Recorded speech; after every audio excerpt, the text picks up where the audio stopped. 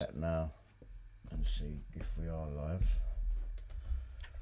I'm just building a joint, so. Yeah, I need to do the same. Do you know what? I always have to have a joint when I'm on the live. Always. I'm literally, yeah. I'm not ready. But we are streaming apparently. We got a live here. When are you coming up on the live? That's strange. Let me just have a look here.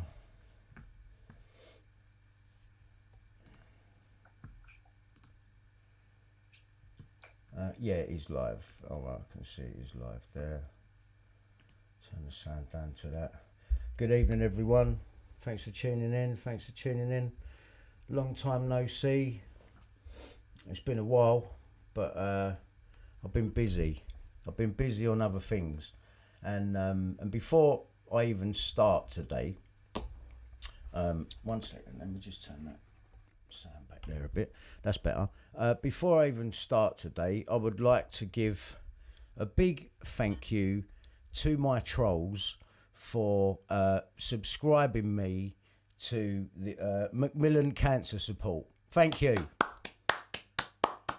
Thanks for that. You fucking sick bastards. That's what you are. You are fucking sick in the fucking head. And I mean, really, like, the amount of, I mean, it's not like I don't know who it is. It's obvious who it is, yeah? And I'm going to smash your face in when I see you, yeah? Just know that, yeah? You're not going to push me, yeah? Like that, yeah? Right? With no comeback, yeah? So if it means me smashing your face in, right, and then I have to get arrested, right, if I decide to go that way, yeah, then that's how the old Bill can get brought into it and investigate everything that you've been doing. Because I swear to God, yeah, you know you are. And when I see you, mate, yeah, it's not going to be good. Yeah, fuck you, you skinny little rake cunt, yeah? You're a fucking prick. And you ain't getting no more fucking promotion, you fucking dickhead. Yeah, that's what I fucking think of you, you fucking knob. And what is it all for anyway? Well, I'm coming to the belief that it's a lot more serious than we're all taking this for. This is about Milly Dowler. That's what this is about. This is about Rupert Murdoch, the news of the world, the phone tapping of a 13-year-old girl, and her murder, the blackmail of the family to become the star witnesses in the Leveson inquiry, and so on and so forth. This tonight, hopefully, I want to uncover a little bit more of the story, the real story, not the one you've been told in the newspaper about Levi Bellfield, because Levi Bellfield is a intel resource, a covert human intelligence resource. And we're going to prove that tonight. And also, timing. The timing that these people do things gives them away. Right? It gives them away every fucking time. And you're going to see that tonight. So, on the line with me, I should have Nikki Cooper. Nikki, you there? Yeah, I'll be out. All right, good stuff. Sounds like we got level on you there. I might need to turn you up a little bit. It's going to affect my mic a little bit, but it's all right. Yep. So give us a little test there, Nick. Hello. That's it. Yeah, no, that's good. That sounds all right. So, like, obviously, me and you were talking when this came up again, and Yeah.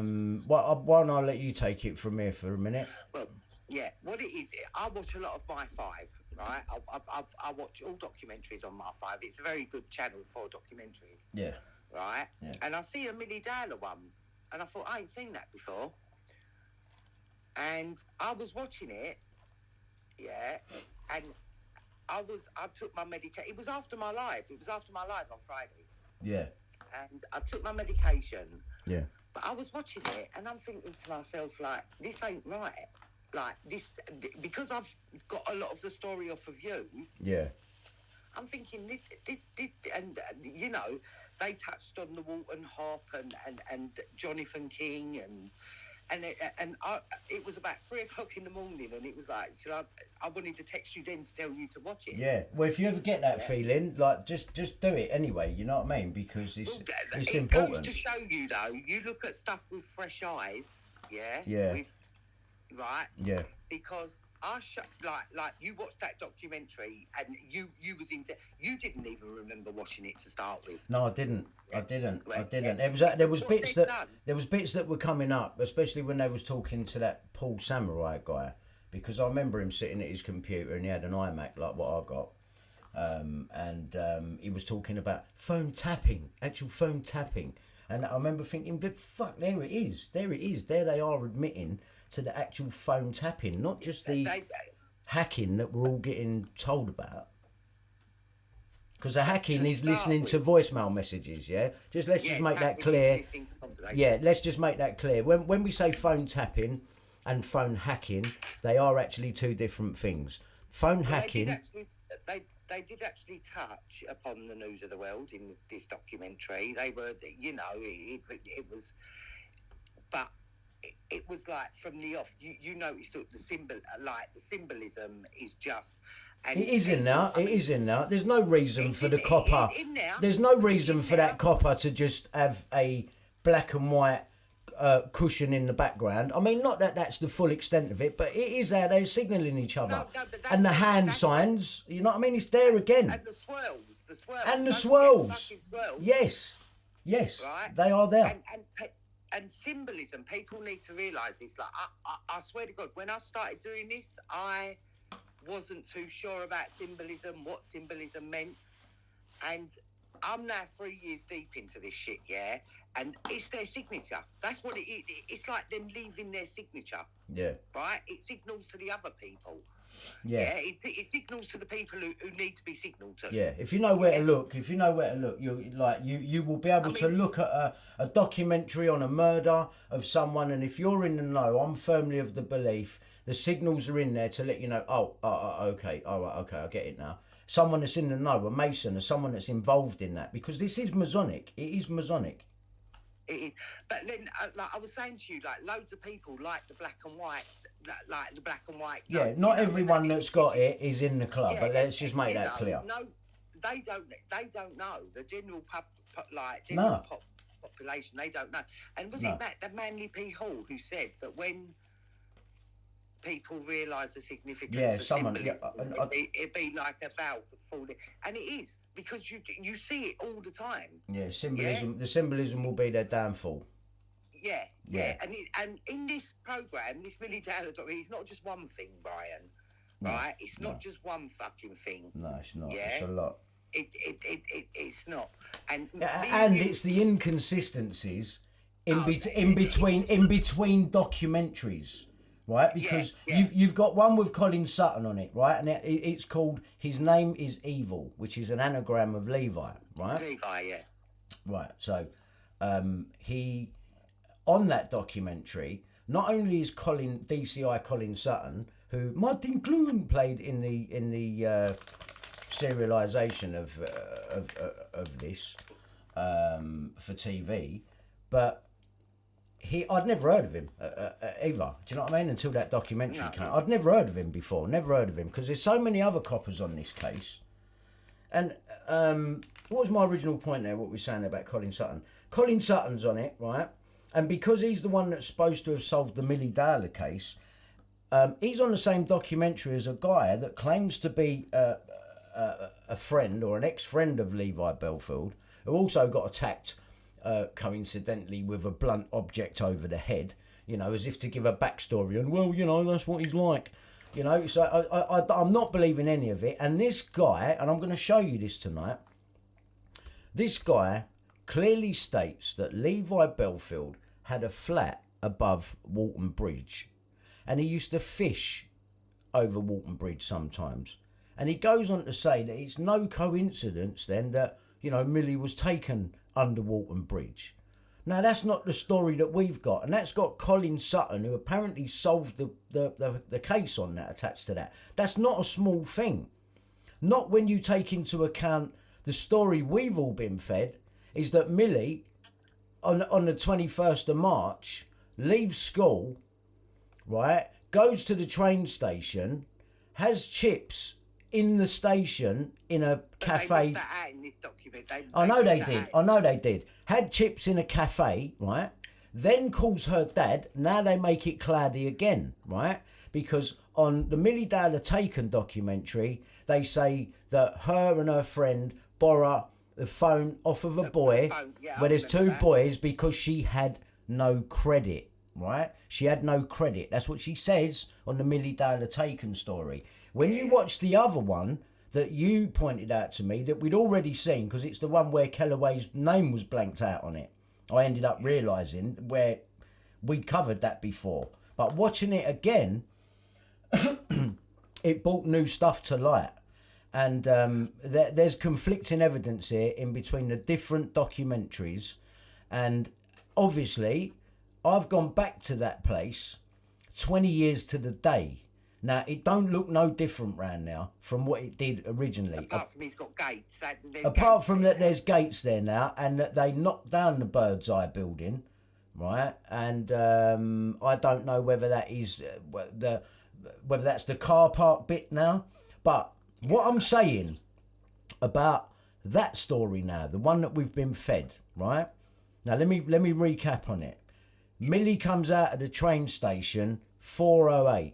Right, but it's a different train. It's a different train station. To and she doesn't usually get off that stop. Right, it's very important to point out. She never gets off this stop. That's not her stop. She gets off. She has only got off at this stop due to a friend and wanting to have a catch up. And they're going to have some chips in the chip bar, which is on the station tracks. You can see from on the Millie Dowler Taken documentary, right? So they say they've gone in now. She's got no credit. We borrow some boy's phone. Well, what about your phone, who she's gone in there with, right? There's no mention of that. So we don't know who this boy is, whose phone she's borrowed, but she calls her dad, right? And that, at that point, is about 3:47 p.m. So it's before she's left the station. She's with her friend, right? And she's called her dad. Now, we know from news articles, which I've got, that the dad was arrested first because they believed he did it, or at least someone called DCI Gibson did, who they got off the case. And he actually believed it so much. Yes. They put him under 24 hours surveillance. Yes. Right? That's not no little thing. And who do you think was doing that? Who do you think Surrey police would have got to do that? News of the World. Yes. News of the World. And Greg Miskill, the news editor from the News of the World, who's now dead, who you've all heard the conversation, has admitted that he knew the far end of the fart with how Millie was tapped. I don't understand it either. Well, he knows the far end of the fart of the fucking made up lie, basically, is what I would be putting to him. He knows the far. Of course, he knows the far end of the fart because he knows the fucking lie that he's got to uphold. He's dead now. He's dead now because he's admitted that Millie's been tapped. I don't give a fuck what they say. He's dead after that. But wasn't there at the very beginning? Wasn't there a journalist who told the police? Yeah. What was it? What did they tell the police? I'll have to go back over the news articles, but there was a journalist that came forward on behalf of a victim of Savills. Because don't forget, we're talking about Walton on Thames, and right close by to where all this is going on is you've got Duncroft approved girls' school, where Saville was hanging out. And the Walton Hop. And the Walton Hop is going to become the main part. It was a teen disco. It was the first discotheque in the UK, and it was the Walton Hop started doing that in 1958. And Jimmy Savile used to visit Duncroft, which was like 2 miles down the road. Just down the road, and you've got Cliff Richard living where Millie went to school in Weybridge. Just it's only not far, a few stops down. And you've also got Max Clifford in the area as well. Yeah. That's fact. Yeah. That's fact. And you've also got, if we're going to go there, Levi Bellfield and the Payne family. Sarah Michael Payne. See, this is where I think people are going to get a little bit like, what the fuck? Yeah, well, right? this is true. But me and Brian's been going over these facts like literally 3.5 hours yesterday because there's something about the Milly Dowler case, that the press they just keep on plugging out documentaries about Milly Dowler. There's even been ones on Levi Bellfield. Yeah. There's loads. And they want that case to stay in the public consciousness. That much is clearly because they still keep pushing it. Maybe they want it. Maybe they want it. Maybe they want the truth to come out. Who knows? Maybe someone's going to hold it against Murdoch before he dies. Who knows? Who knows? I hope so, because like the bottom line is when you've looked over all the evidence that you've got, all newspaper clippings, everything. Yeah. A picture's started to form. Yeah, man. A picture's definitely starting to form. Yeah, I'll say it even me, the case means much more to you than me, but it means so much to me now because for me, there's 2 murdered children, and that's not. And I'm not. We haven't got no proof that there was any link with Ian Huntley, I do believe that there was. I believe. Well, I'll tell you what. I'll just shorten that one for you on the same thing. I believe all of these paedophilic families, including the Paynes, including the McCanns. I'm sorry, it has to be said. All of these paedophilic families, from Billy Joe Jenkins' father to Bob Dowler, to all of these people, they will all be Masons, and they are all sitting there, but with their hands doing the pyramids on mainstream TV, whether it's talking to David Cameron or Trevor McDonald, right? There's checkerboard there, there's swirls, there is symbolism going on now, which is knowledge for the people in the know on the inside. And this is how they mask it. It's true. I mean, the FBI didn't show us the symbols that paedophiles use, for a joke. They're real, them swirls and that. Camilla Batman Jelly, without going off the subject, it's there. It is there. But with the Sarah Payne, right? Yeah. This is what's very confusing, right? We found out, right, newspaper articles again, that Michael Payne was a neighbour of Levi Bellfield. Yeah. That's in the mainstream. I'm going to bring all these things up, actually. Let me start bringing these things up on the other screen. I'm going to do that in the background. Yeah. Then, what was I just about to say? Sarah and Michael Payne, you was talking about. Right, and then they said, they didn't give the exact date, they said he was friends and drinking partners with Levi Bellfield. Neighbour and drinking partner. Right, neighbour and drinking partner. This is not us thingy, this is in mainstream media. Not us making this up or pulling it out from. I'm going to show you. We'll show it to you. We will show it to you. These are facts. Yeah, these are actual facts, and they said that he was in the height of his killing career. In the height of it as well. Yeah, that they were drinking partners. So you can narrow that down to Milly Dowler 2002, between 2002 2004. Yeah. And also, you found a newspaper clipping that said Levi Bellfield had a stack of Sarah Payne newspaper clippings. Yeah. Right. I mean, do I believe? I know it's relevant. I mean, I don't believe it though. I think that's a convenient plant because. It doesn't matter whether it's a plant or not. No, they've gone mainstream with that. Yeah. They've gone mainstream with that as facts. Yeah. So this is what they want the public to like. But I believe it's a lie. Yeah. But now, with over all this time, we have come to the conclusion. I believe that Levi Bellfield was involved, right, from day one. I believed he was a child procurer. Oh right, yeah, I think. Well, he's got shipping companies, isn't he? You forgot about that bit. Yeah. We'll get to that though. We'll get to that. And I don't understand if he was on the radar from then. Yeah. Right, why wasn't Bellfield questioned in connection with the disappearance of Sarah Payne? There you go. If it's well known that they were drinking partners and neighbours, I'd like to know, where were they neighbours? Was that Walton Bridge? Yeah, this is what I'm saying. Like, there are, and the more you've gone into the case, like, and even me, the more you look into it, it's been bothering me for like 2 days, literally. Yeah, me and all. But I ain't been the same since I looked at it. No, I ain't been the same since. It's fucking bothering me, Nick. This is bothering me that we are the only ones that can see it, and fucking we are showing you what is going on here. This is why they cover things up. This is what it is for.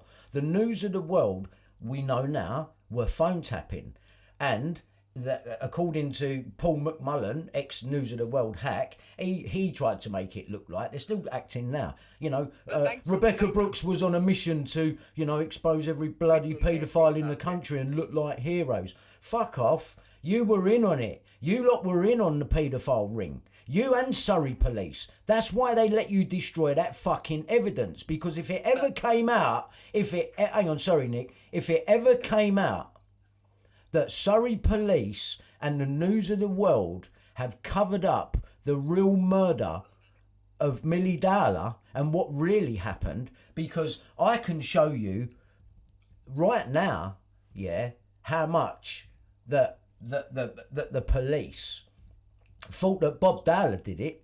So what fucking changed?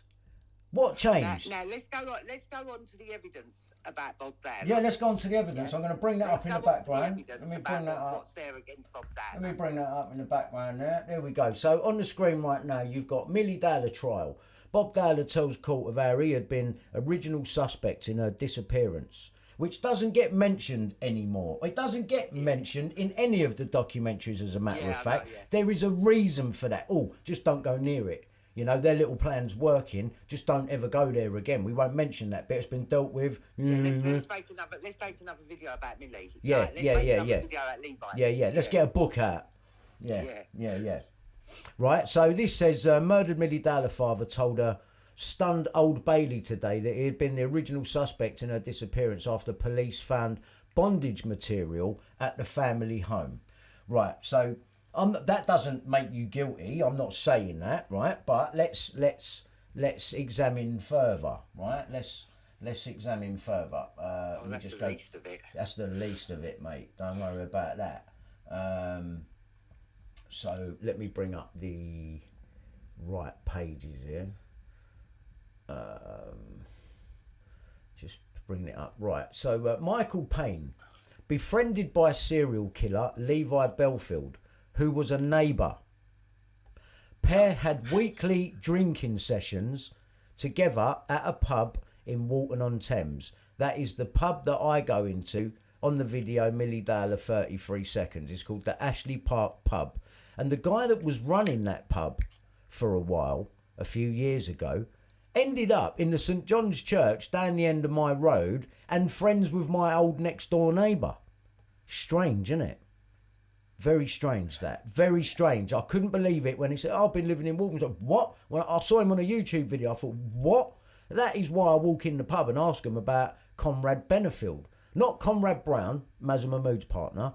Comrade Bellfield, who is some local councillor in Surrey, in that pub. And I went in there and asked for him and if he would have known anything about Michael Payne and Levi Bellfield drinking in there together. Right, which they was. Father said to be devastated. They're referring to Michael Payne here now, who's now dead, by the way, of natural causes. Father said to be devastated when police taped off Bellfield's flat. Bellfield even boasted in prison that he was friends with the Paynes. Mr. Payne's brother, Keith, 53, said it's sick what he did. The 45-year-old died last week after struggling with alcoholism. There's a brilliant one. Blame it on that. It's brilliant. It's brilliant. Daughter Sarah was 8 when she was abducted and murdered in 2000. Now, if you remember the Sarah Payne case, which I know most of you will, little 8-year-old Sarah Payne was killed, raped and killed by someone that they called Roy Whiting. Now, the officer who was in charge of the case, who found Roy Whiting, or has constructed this story again, because Roy Whiting will be another police intelligence covert human resource. I guarantee it. along with, in other words, a police informant. Grass. Yeah, police informant. Yeah, that's what they are, police informant. So you got Levi Bellfield, police informant, 100%. I believe Michael Payne would have been, and people like that they've used to blame these stories on, like Roy Whiting. Now, the officer in charge of the case that finds Roy Whiting, his name is Jeremy Payne. And also, there was Payne's involved with Maddie McCann as well. Yep, there was two of them at the dinner table. That's right. That's just that's. It doesn't matter if they change the spelling of the way that they're P-A-Y-N-E, P-A-I-N-E. Doesn't matter. P-A-Y-N-E and David Payne. I've seen them all the other way round, Nick. I've seen all of these different Paynes with their names spelt the other way as well. All of them. There's definitely something dodgy about the name Payne, right? And the fact that Levi Bellfield befriended Michael Payne, right? Yeah. Like you said, where were they neighbours? Yeah, where were they neighbours? Where were they? Michael Payne, it says here, Michael Payne befriended by serial killer Levi Bellfield, who was a neighbour. Now, where was you a neighbour? Did the Paynes live in Collingwood Place, whatever the fuck it was called? Did they live there? Because it is nuts. It's like what, and you know they are photographed. That when Michael Payne's photograph of his daughter in the background when they're sitting, it does say they're photographed in their home in Walton. It does. And like, to be quite honest with you, one thing that we are both agreeing on, this is about child prostitution. This is about fucking child trafficking, child abuse, sleeping with underage. Well, I know some people don't like the term child prostitution because children. I know what people are going to say, right? And listen, just get over it, right? Because that is what they're doing to these children. They are prostituting them. Whether they can be, you can put whatever fucking spin on it you like, yeah. But that's what's being done to them. Are they being sold and rented out to higher ups? Well, they're being prostituted then, aren't they? Don't matter if they're 18 or not to these fucking people. Going back to Jonathan King. Well, this is where now I stuff that I'd overlooked, right? So I'm going to find that. I mean, look, if you ever doubt these stories now, just on a quick one, Baby P. We was talking about the evidence against Milly Dowler, Bob Dowler. Right. So here's a couple of pictures of Bob Dowler. Here's Bob Dowler on Crime Watch. First shot, straight over to him. Look what he's doing with his hands. Now, you may well say, well, I've sit with my hands like that sometimes. Yeah, not on the first shot when you come on TV, right? That there is signalling, right? I don't care whether you believe me or not. That is what they are fucking doing. That is what they are fucking doing, right? And I'm going to show you more of it. Here he is with David Cameron. This is a smaller picture. I've got a more blown up version of this one, right? Hang on. I've just come off the thing now. I've got a more blown up version of this picture, but I want you to see, why is it every picture he's doing this with his hands and she's sitting there with black and white fucking duality stripes on, right? Look at his hands. He's doing what Andrew Ash does. If you want more confirmation of it, he's doing exactly what Billy Joe Jenkins' dad, Sean Jenkins, was doing. Why are they all doing it? Because I believe, my view, my opinion, see all these families? They're all a paedophile network. Yeah, they're all multi-generational. Right, multi-generational little paedophile network with Masonic, paedophile network. Masonic heads of each family there, just like him, yeah. Right, just like him there. It'd be no different. He'd be a Mason. You think he don't go to the lodge? Do you know who else goes to the lodge in Surrey? Only half of the fucking intelligence services. Sir Mark Rowley. He turned his back on phone hacking in 2005 and got promoted for it. Right? You forget these things. Now, these people are signalling. Why is David Cameron talking to them but he won't talk to me? Why don't no one want to talk to me knowing I've got evidence that could help them if they were real? No, they don't want my evidence because your story ain't fucking real. That's what the problem is. Your story's not real. And they have been blackmailed by Murdoch. They have been blackmailed, I believe, by Murdoch to be the star witnesses in the Leveson inquiry, right, which is the £1 million fraud court case that I was talking about. That everyone needs to come back to court because I've got Robert Kellaway's police witness statement. I'm going to show it to you all again, right? I emailed him yesterday. He won't like it. Yeah, he won't fucking like that email. I guarantee it. Yeah, it's got the International Criminal Court on it. He's not gonna fucking like it.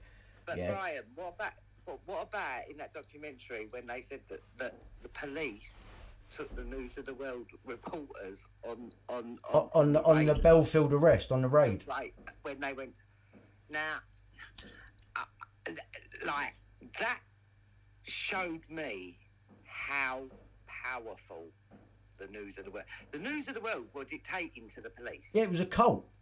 The News of the World was a cult. The News of the World was a cult, Nick. Basically, the police said that they wanted to go and nick Levi Bellfield on the Monday, yeah, but the News of the World was going to run with the story on the Sunday, so it would have been tipping him off. Yeah, it would have. Yeah, they would have basically ruined the operation. Now, why would you want to do that anyway? Right, yeah, exactly. And why did the police allow them to do that? Should have arrested them for that. Hampering a case. They had, because the fact that they was tapping a 13-year-old girl's phone, yeah, and I believe, yeah, they were tapping her phone. And we know that to be fact. Of course they was. Right, now, this is where it's going to get interesting, because that same prostitution ring, I believe, is going to be this one. And we're going to work backwards from there. Like this, if today's broadcast don't blow your mind, look, there's David Cameron. Look, there he is, right? There's Cameron. Look at the dad's hands, right? So he's held it like that for a few pictures, right? That is not just, oh, he's got his hands like that. You're going to keep saying that for them all. Are you really going to keep saying that for them all? Right, now, let me just show you, right. Well, I keep talking about I want to just touch on this really quickly. I'm going to move on. I just want to show you this, right? Because you need to see this. The people need to know that this is out of the mainstream by Mike Sullivan, a crime news editor, and this is what the police know of Bellfield. But all along, the maniac, who still proudly signs his letters Fat Gypsy Boy, was registered with Met Cops in Ealing, West London, as a covert human intelligence source. I'll say it again. He was registered with Met Cops, Levi Bellfield, in Ealing. That's where Dr. Jack Chuddy is. That's a coincidence. West London, as a covert human intelligence source.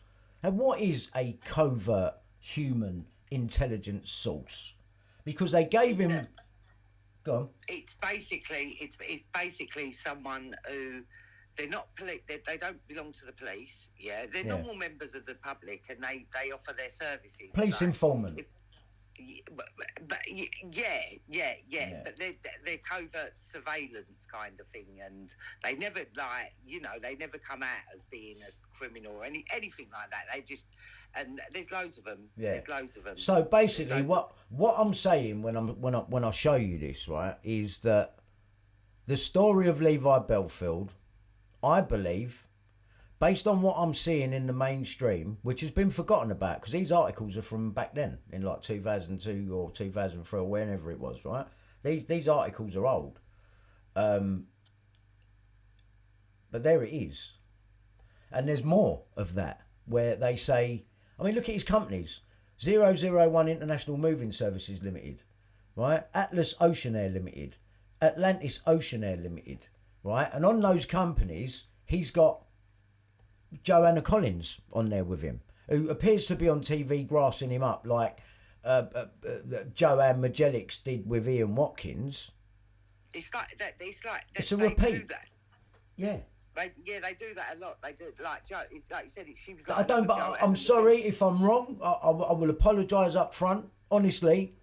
But I'm sorry, I don't believe none of them. I think they're all crisis actors, intelligence, fucking covert, fucking human resource, whatever the fuck you want to call them.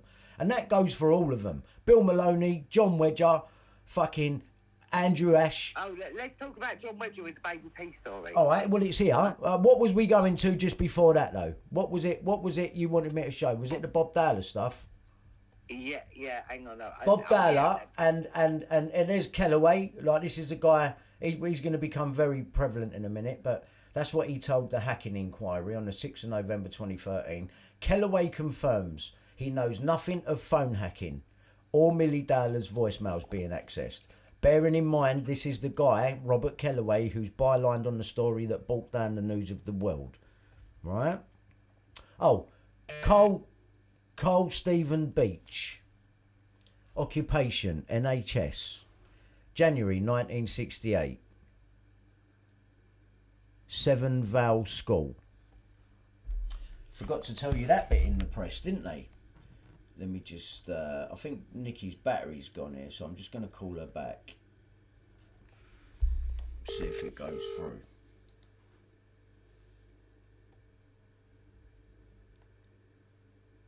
Unavailable. Right, I think her battery's died, so... here we go. Hold on, Nick.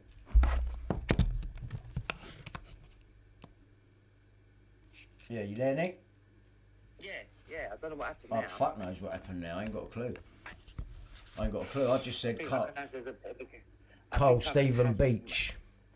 I was just flicking through. I'll come back to that anyway. But there's a company, Seven Val School.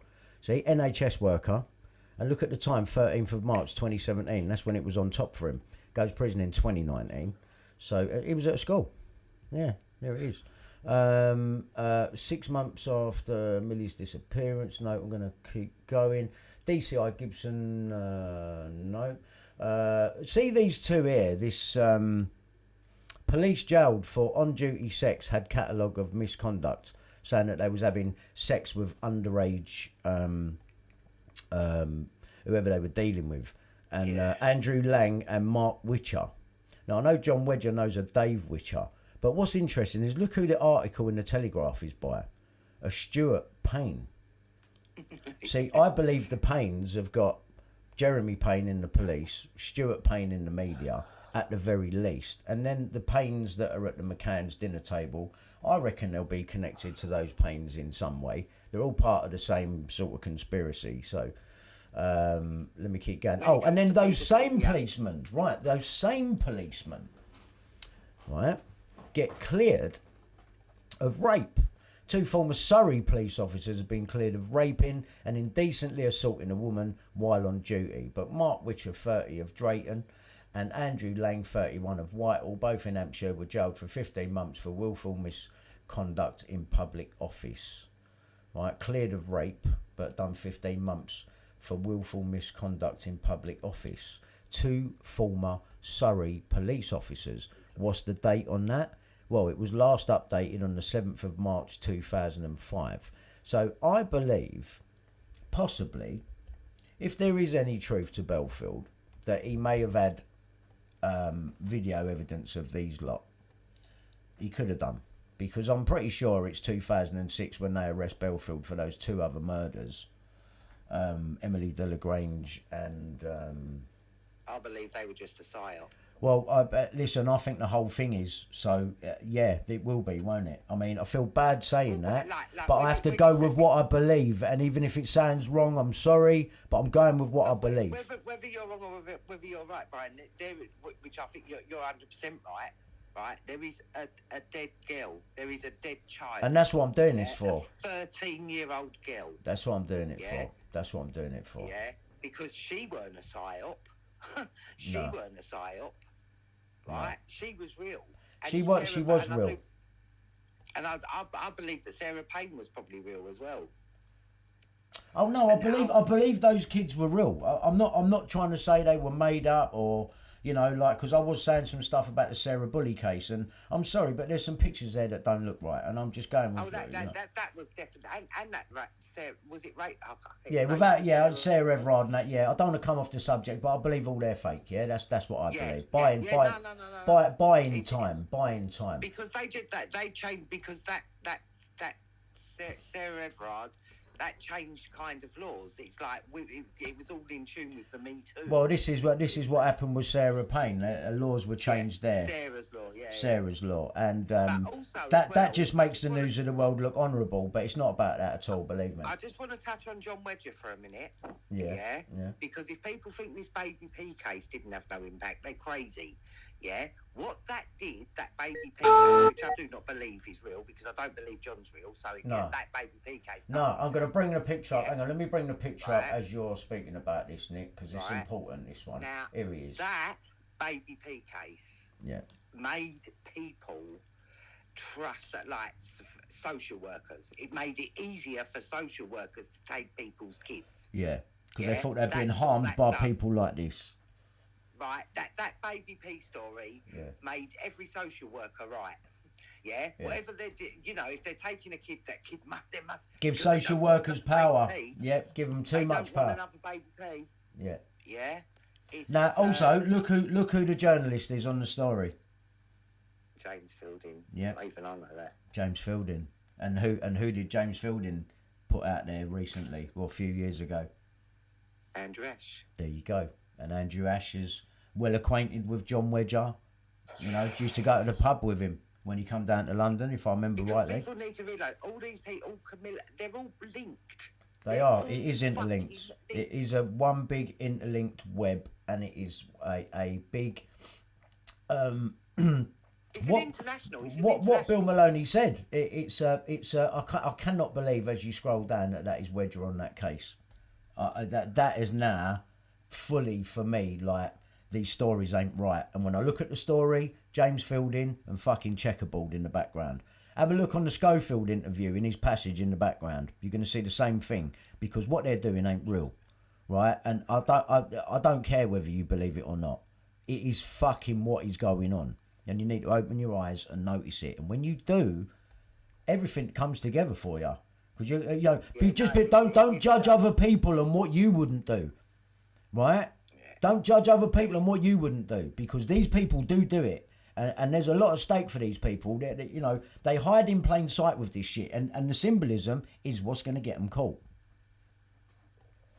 The swell's done me, man. It's like, for fuck's sake. On that documentary. Well, we're going to show... Yeah. Let's show some examples of stuff. So let's stay on the subjects here. The bit we really want to get into is where Jonathan King comes into this. Because I believe... Jonathan King has got something to do with this Milly Dowler story. And I'm going to tell you why I believe that. Here is just some clippings of what I believe. Must mean that Bob Dowler knows Jonathan King. That goes without saying. So convinced were police that Bob Dowler had killed his daughter that they were blind to the possibility of other suspects. Instead of hunting the real murderer, there you go, they've just fobbed it off like he could never have had nothing to do with it. This is how they do it. Just that one sentence there has swayed you right off of, oh, it ain't him then, right? You know that happens in your brain when they do that. Realise it. I'll say it again. So convinced were the police that Bob Dowler had killed his daughter that they were blind to the possibility of other suspects. Well, and it was actually a DCI, which is a Detective Chief Inspector. Yeah, Gibson. Yeah, and and this plays out. They done the same with the Maddie McCann case. Took off the real detective. They done the same in Belgium. That's why the Belgians went fucking mad about them two. Yeah, there's blunders. They get the person off the case, put someone else on it. It's a tactic. It's a way of. It's like a tried and tested. It's like out of the fucking rule book 101. Yeah. It's like do that first. You've done that first, haven't you? Yeah. I get you on that. Yeah. And then they say instead of hunting the real murderer, Levi Bellfield. They bugged. Now that is tapping, bugging, not hacking, bugging. IT consultant. Oh, he must know Puddick as well then. Mr. Dowler during the crucial early stages of the bungled inquiry. Right, so just from that sentence there, the police were blind to the possibilities of other suspects. Instead of hunting the real murderer, and then it was a bungled inquiry. Just those 3 lines there steer you off of Bob Dowler. And then Bob Dowler's never spoken about in that way again. If you was accused first and you was innocent, speak about it. It doesn't matter. It's part of the storyline. Why are you leaving that bit out? Well, we're going to show you why. Right. Listen, my mate's ringing me. You know the one with the thing. Let me just answer the call. Yeah, go on, call me back. Yeah, go on, call me back. Right, so I'll carry on. recording and tracking devices were placed in his home and car. This is Bob Dowler that they're talking about. While a surveillance team was on standby 24 hours a day to clock his every move in the belief that he would lead officers to his daughter's body.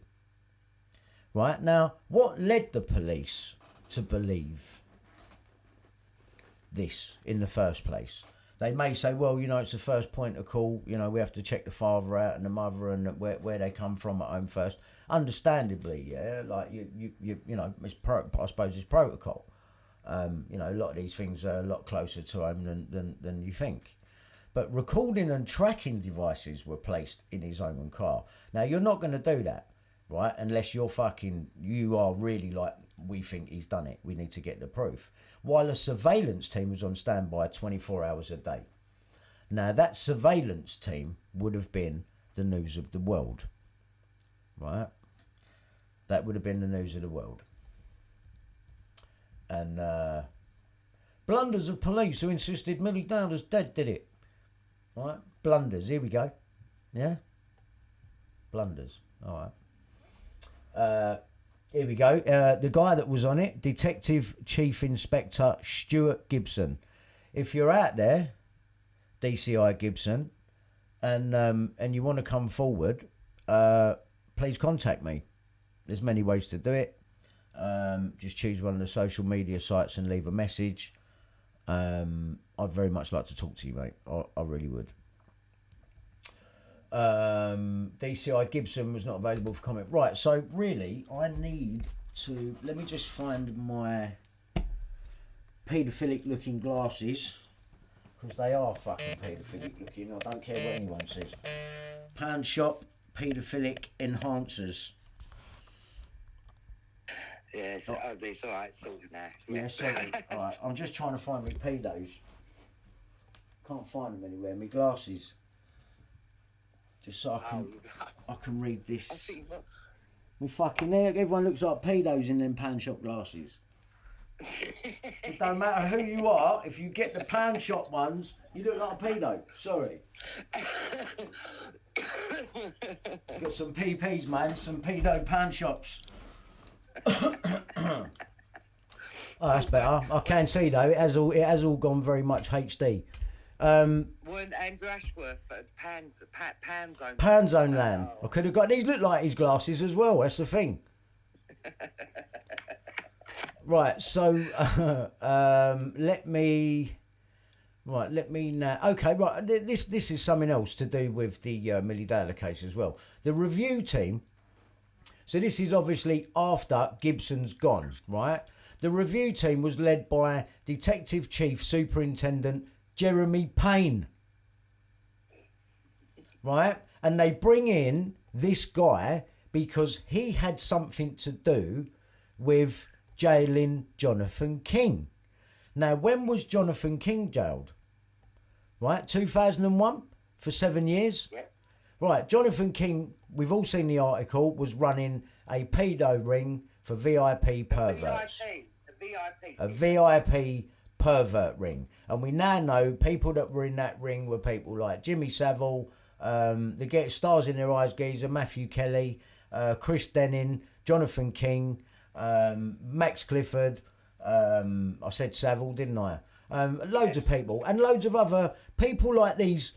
You know, I'm not saying these people exactly because I'm not accusing anyone. Bishop Ball, he would have been fucking up in it as well. Yeah, more than likely, whoever was famous basically and of power and like little boys and little girls. I suppose it was both, right? So what I'm saying, it does seem to be a lot of little boys.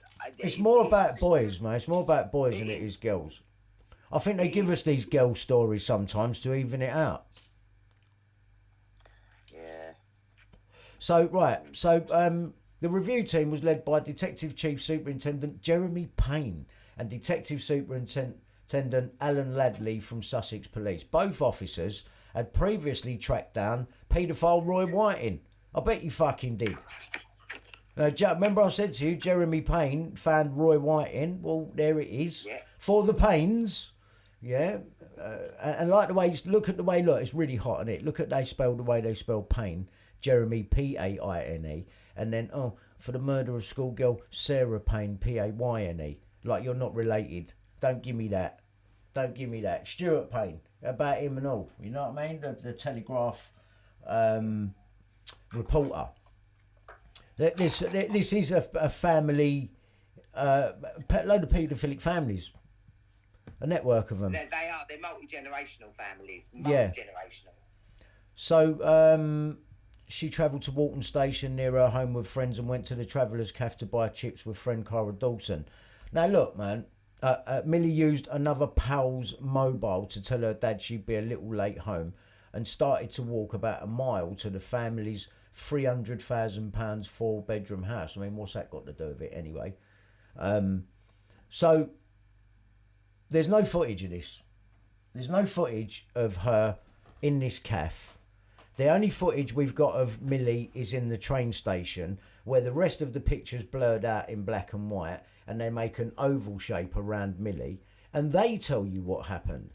But if Surrey police are what we all know them to be, then they would have took the footage from the train station, not leaving any copies there for them. They'd have took everything and all the local CCTV footage, and Millie ain't showing up on none of it.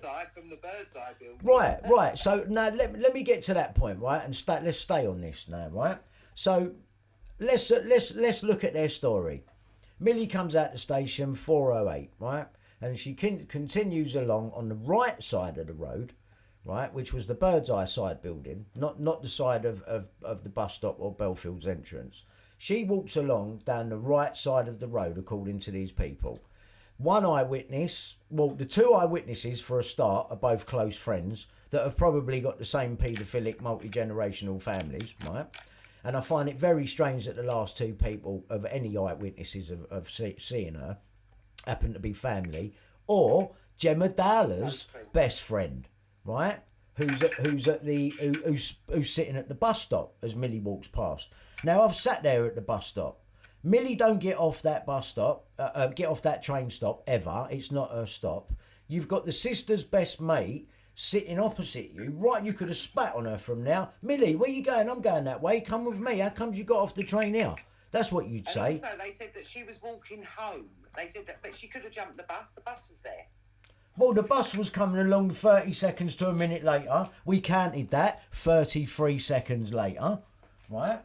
So, she, like, now check this out. This is why it's impossible. Right? Let me tell you. Millie's walking down the right side of the road. The drivers who are driving are on the left side. Now, are you telling me that Millie's walked past Gemma Dowler's friend at the bus stop?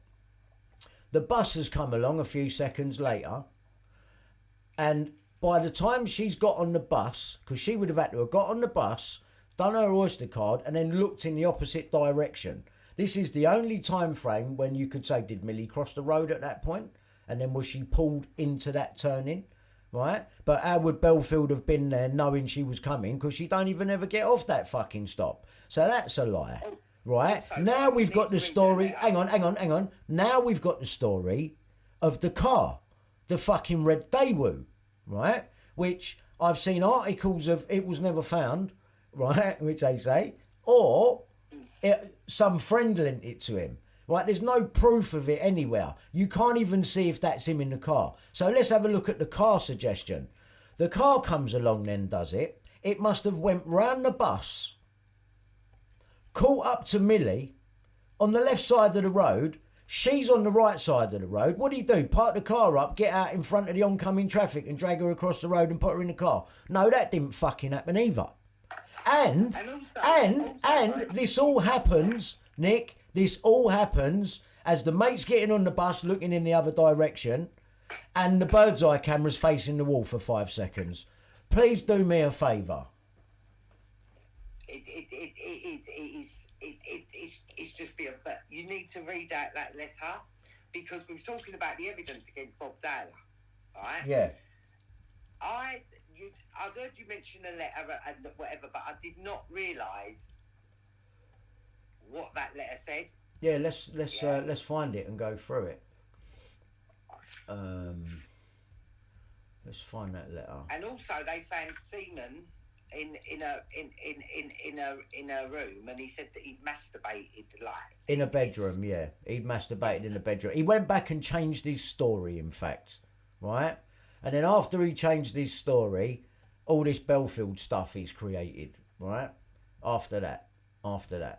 So and there was something to do with the timing here as well. Levi Bellfield guilty of Milly Dowler murder. Look at the date.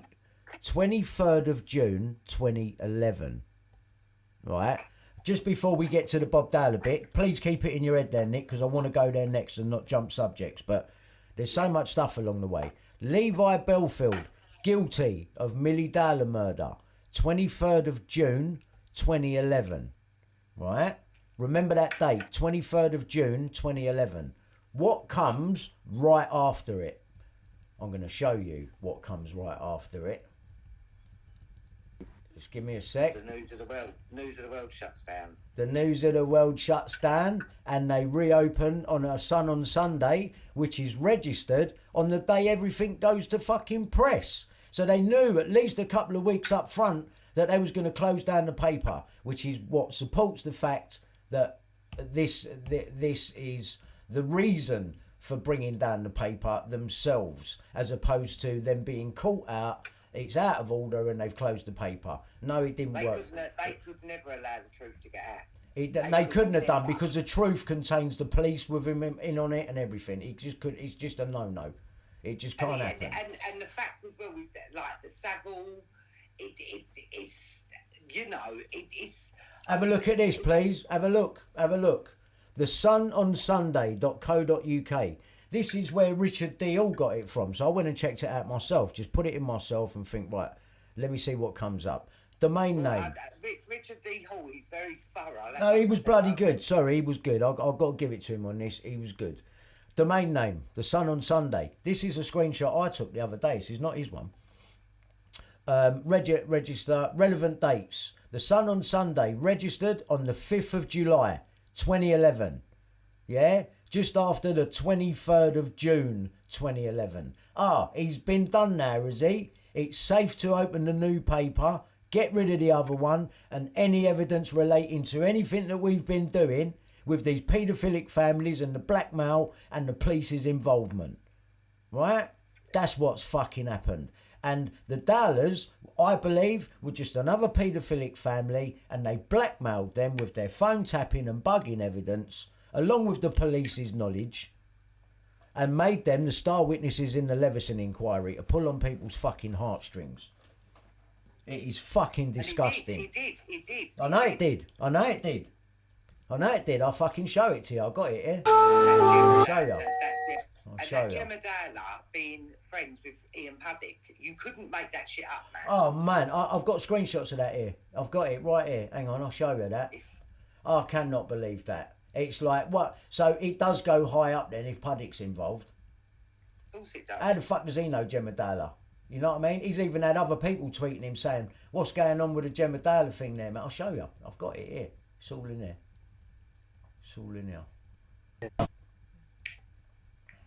You. Later. Right, and Robert Kellaway, just while I'm on it, see that bit up there? This is a transcript of him ringing my ex-wife, right? This is during the Milly Dowler time, right? Same time period, 2002, March, April 2002. Right, look at the top of it. That's Robert Kellaway talking to my missus at the time, who's living at her parents in Surrey, 7 miles from the Dowlers. And these parents are on my hacking evidence as well, right? They are. So, Kellaway says to my missus, I'm not far away. Wouldn't mind coming to see you, actually, just to, I don't know, if you'd have any official reaction or anything, or whether you'd give us a photograph. Natasha talks to someone in the background. Sorry, I'm just telling my parents at the moment. So how do you know that he's trying to set me up? That's what Kellaway's going to her with. It's a long story, but basically we've been undercover and he's been asking us to do it to you. What the fuck are you on about? I've never met Robert Kellaway in my fucking life. Natasha, that's evil. Bearing in mind there's an injunction against me right now as well. So this geezer's jumping in the middle like some little weasel trying to create something, right? Which he did. They put me in prison.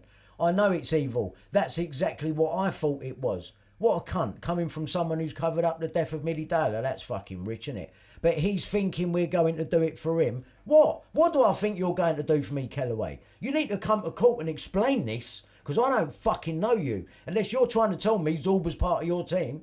The bloke you paid 15 grand to set me up, and you called him a hitman, right? So this bloke, this is the same bloke, by the way, who I showed you a minute ago, saying, I know nothing of phone hacking. All Milly Dowler's voicemails being accessed. Well, listen, this is what he says next. I know it's evil. That's exactly what I thought it was. But he's thinking we're going to do it for him. And all of the time we're, to be honest, we're tape recording him. And we're going to the police with it. Yeah? Yeah? That's Robert Kellaway, who don't know nothing about phone hacking. And then in a minute, we'll examine his police witness statement. And you will see that Conrad Brown, Mazza Mahmood's partner, gave Robert Kellaway 5 fucking mini discs of recordings of me, illegal recordings of me, phone tapping and phone hacking combined, all of it, 5. And then they got an extra one. They got a micro cassette. That's what Richard Mallett was telling me about. Oh, they've forgotten about the micro cassette. Really? What about all the rest of it? Yeah, and then the recording in the car. So they got fucking loads. There's loads of it. So and on the police witness statement, on Conrad's and Kellaway's, Kellaway receives 5 fucking mini discs of illegal, covert, clandestine recordings. Right? So how does he not know anything about phone hacking? And let's face it, look at the top line. I'm not far away. Well, if you're not far away, Kellaway, that means you're near Natasha at that time, and she's in Surrey, 7 miles from the Dowlers. So where are you? Where are you, Kellaway? You're fucking tapping Milly Dowler with Conrad Brown and the fake sheikh Mazza Mahmood. And that was never supposed to come out because you knew all about it. And they're protecting you because when it comes down to it, you have covered up the murder of that girl. By going along with Murdoch's lie to bring down his fucking paper. You are fucking scum, mate. You are fucking scum. But they've been involved in a lot of the child murders and covering up for fucking scum cunt. But the more you look at the case, it just falls apart. It just actually falls apart. And I know I might be but we've got to go to the reason as why you was hacked, Brian. Yeah, let's. All right, okay. This is it here. So I'll come back to. Yeah, you know what it is. It's not nice. Right, so here we go. Jonathan King, ran child sex ring for stars. Now listen, it was like a VIP club for perverts. Now, first of all, Jonathan King was my ex-manager, Tom Watkins, who managed the E17. This was his best mate, and he only lived round the corner in Bayswater. Tom Watkins was in Maida Vale, he's round the corner in Bayswater. Now, check this out. This is what's gone on here. King ran child sex ring for stars. Now, have a look at the News of the World Investigates. Who's the journalist on it? Mazza Mahmood, the fake sheikh. Now, we're only seeing Ben Proctor there on the story with him, right? Now, Ben Proctor and Mazza Mahmood have both worked with Christine Joanna Hart, the first woman to ask me about the Red Rooms. Remember her? Pretending to be my friend and turned out to be Daniela's friend. Right, well, she's worked with both of these two here. She's given me a load of stories on Ben Proctor and Mazza Mahmood. I've got recordings of them. I will play them at a later date. But the important thing is if Mazza Mahmood's on this story, so is Conrad Brown. And this story is 2001. So what I'm telling you is this here. How old was you in 2001? I don't know, but I want to, Nick, I don't want to come off of it, yeah? I don't want to come off the subject here, right? Yeah? Child sex beast Jonathan King ran a VIP club for star perverts. The News of the World can reveal today. Members included a peer of the realm, a famous family show TV presenter, a household name chart idol, and a player in a huge pop band. King's case is the first in a string of trials of high-profile music industry figures, club regulars, passed around underage boys for horrific abuse. Police have already compiled a 700-page dossier seen by our investigators. So seen by Mazen Mahmood. He knows who they are. Why ain't you ever said who they are? An officer working on Operation Arundel. This is the operation that was set up specifically for this. Set up by the Surrey Force to investigate the ring. Said you'd be amazed at their identities. They've made their names for being squeaky clean. Right, so what I'm saying to you is now, this is going to be key as to what the fuck is going on here, because I think somehow Jonathan King has got something to do with the Millie Dowler story, because Mazen Mahmood is doing this story in 2001. I believe that his investigations into this paedophile ring and Jonathan King took him to Walton-on-Thames in 2002, and it was Millie Dowler. The Walton Hop mainly, wasn't it? Well, let's face it, and I should point out that Jonathan King had he was this place here. This is the Walton Hop, right? And if you have a look on Millie Dowler 33 seconds video that I've done, you'll see her standing outside this place. Now, this place was, I think it was built in 1958, and it was the first discotheque in the UK. And it was there in Walton-on-Thames, and we were standing there 20 years to the day of Millie Dowler's murder that evening talking about this place. Now, Jonathan King used to DJ there, along with ex-BBC radio DJ and convicted paedophile Chris Denning. He was also running a paedophile child VIP ring in Prague as well, yeah? So this is like, it's not just here. It's not just here. International. It's international. It's an international paedophile ring. That is true, right? So this is the Walton Hop, right? And in this place here, you would have had Jimmy Savile, Gary Glitter, Max Clifford. We're talking back from the 60s and 70s, you know, from when it opened, the 58, right? Yeah. You probably Bob Dowler would have probably went here. All of these lot, right? So the investigation has brought them to here because of Jonathan King and his circle. Why has it brought them to Surrey? Right? So they're in Surrey, and we know that to be true because I just showed you Robert Kellaway at this time is in Surrey because he's not far away from my ex-missus and her parents who are on my hacking details. Right? Wonder why they was hacking them and the Dowlers at the same time. Maybe these people know each other. Maybe that's what the shadiness has been from my perspective, where no one seems to want to talk about it. Because there's something wrong here, I'm telling you. So Mazen Mahmood's investigations took him to Walton-on-Thames, and they investigated this place and everything to do with in and around it. And while they're up now, they end up tapping Millie Dowler. Why? Because she's going to be part of a prostitution ring. Right? Now, you think the dad don't know about it? The dad's at the... Why else would they tap a 13-year-old girl? And that's been admitted. It's been admitted by the news editor that done my story and hers at the same fucking time. So there's no getting out of that one. Right? There's no getting out of it.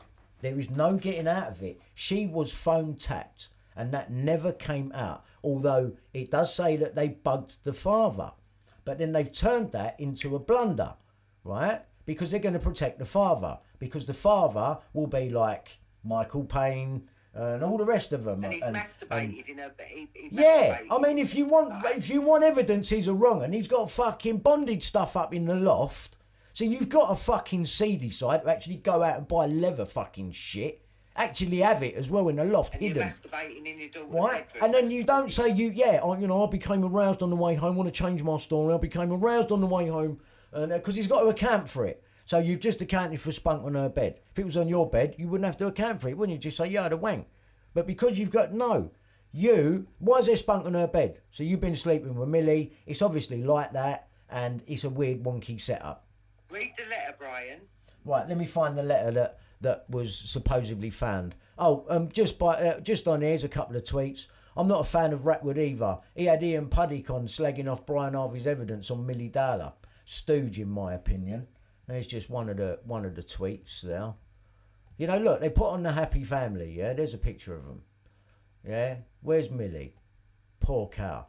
Yeah? And why did she have to die? Because if she's being prostituted, she was obviously going to say something. She had to die. That's what, that she had to die. And I think the father's got something to do with it. And so did the fucking police in the beginning, let's fucking face it. Why did Ian Puddick tell Millie Dowler's sister? Why did Ian Puddick tell Millie Dowler's sister not to speak to Brian Harvey? Got something to hide, have we, Ian? To that, Ian replied, good old Jem. Yeah, do you think that's normal? Right, now let's find a letter. Let's find a letter. That's Gemma's letter, that's not the one. There's the two differences on the story. Robert Kellaway, the original person, the bloke that's hacked me, winding up my wife, who was in Surrey. So he's a liar. He does know about phone hacking and he was in Surrey. So what's the chances of him being the one hacking Millie Dowler, which is why he's bylined on the original story, that brought the paper down? That's what they was going to say, because bringing down the newspaper was planned, right? And all of this fitted it. All they done was they just turned it into, I mean, well, really, was that a scandal? You listen to a couple of voicemail messages, not really a scandal, but they turned it into one. And then they just, you know what I mean? They turned it into one because they needed to close the paper because of the connections. Asking about who the rest of the ring was as well with Jonathan King, right? Why is it just Jonathan fucking King? And why, when I show you the videos in a minute, do they keep blanking out this document with his name on it? You keep seeing this Millie hoax riddle. Watch how many times you see that on the documentary that I'm going to play you later, right? Watch how many times you see that and tell me if you can see his name there by Robert Kellaway. Or tell me if you see the other one where I just showed you it with Sarah Arnold. They redacted it. There was a lot like thingy out, blurred out. They blurred everything out, really. And while I'm on it, David Sherborne, I am accusing you of covering up the truth, and from us finding out the truth about what happened to Millie Dowler, I hold you responsible because you split me and Natasha up. And had you have not done that, I wouldn't have had pages redacted and I'd have been able to see what you got Natasha paid on.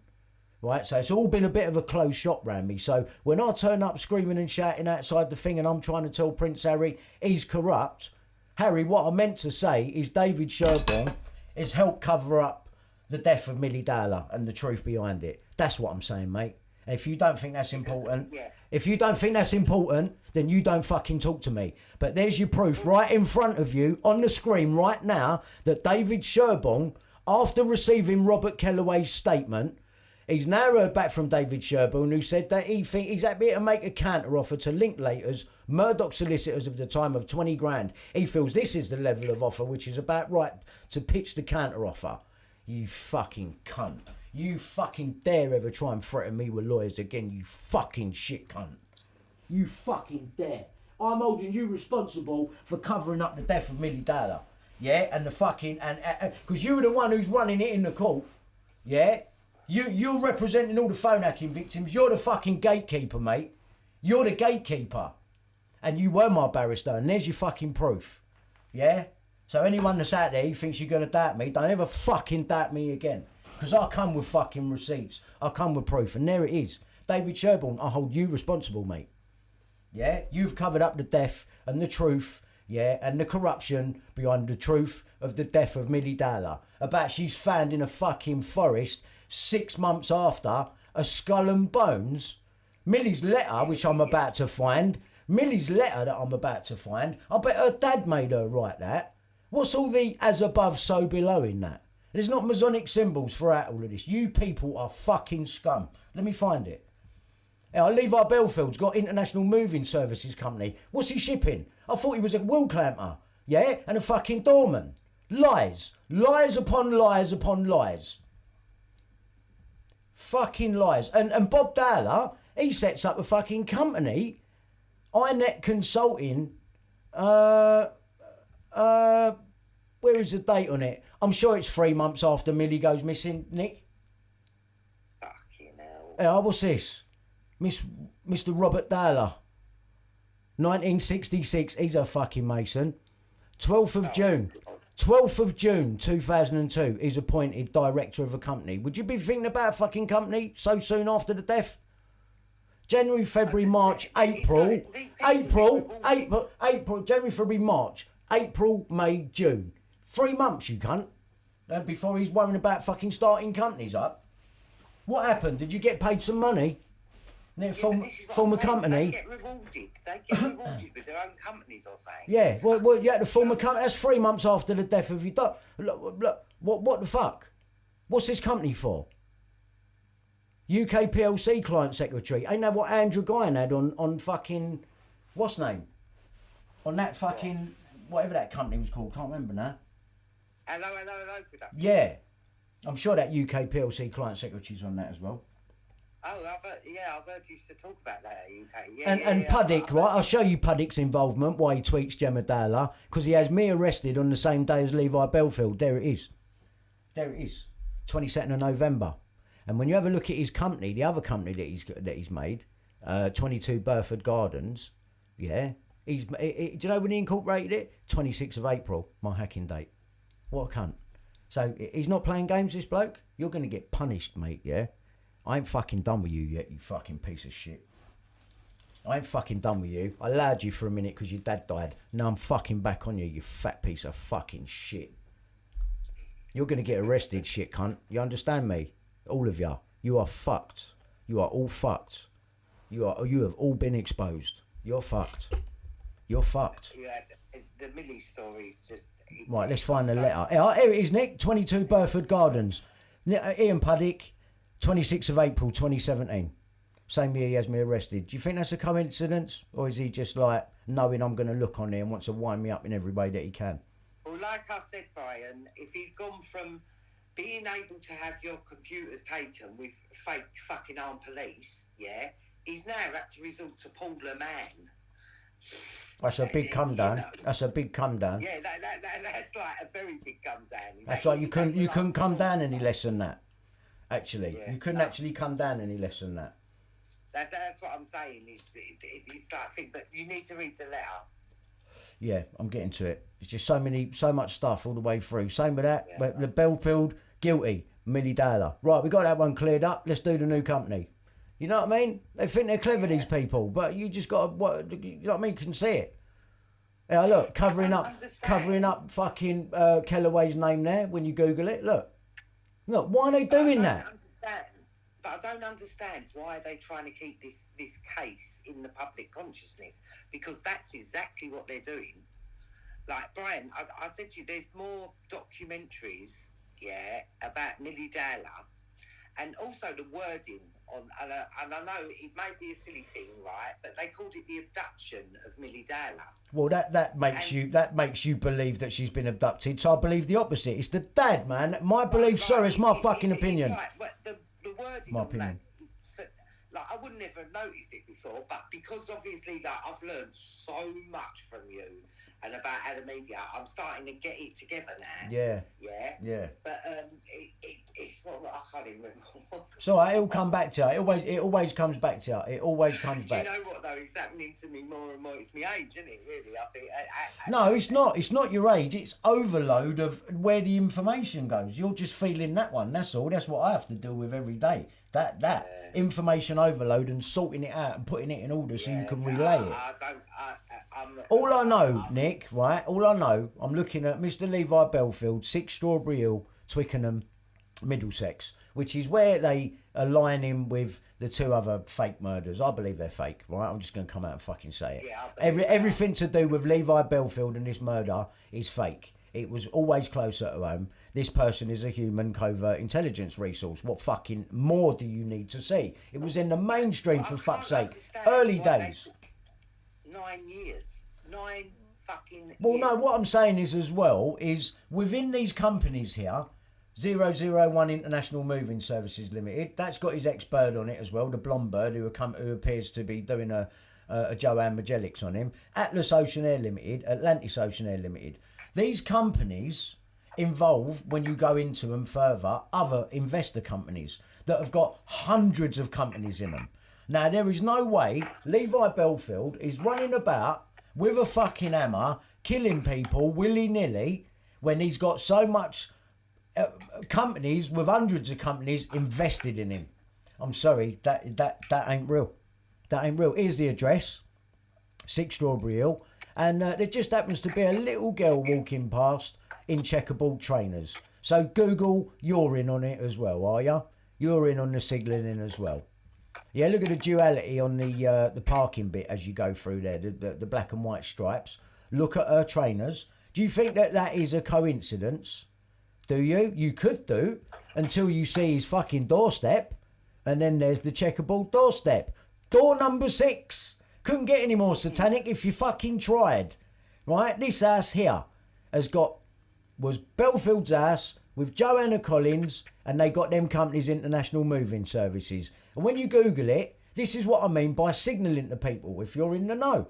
Look at the doorstep, go back, look at the little girl, who's probably about Milly Dowler's age, checkerboard trainers on there, yeah? Right? I'll take you back to the Baby P picture, shall I? Checkerboard background with John Wedger and fucking James Fielding on it. Yeah? There's Comrade Benefield. Look, the Ashley Park pub. Photo January 2022. Right? And then that cunt is in the fucking the church at the end of my road and talking to me next door neighbour.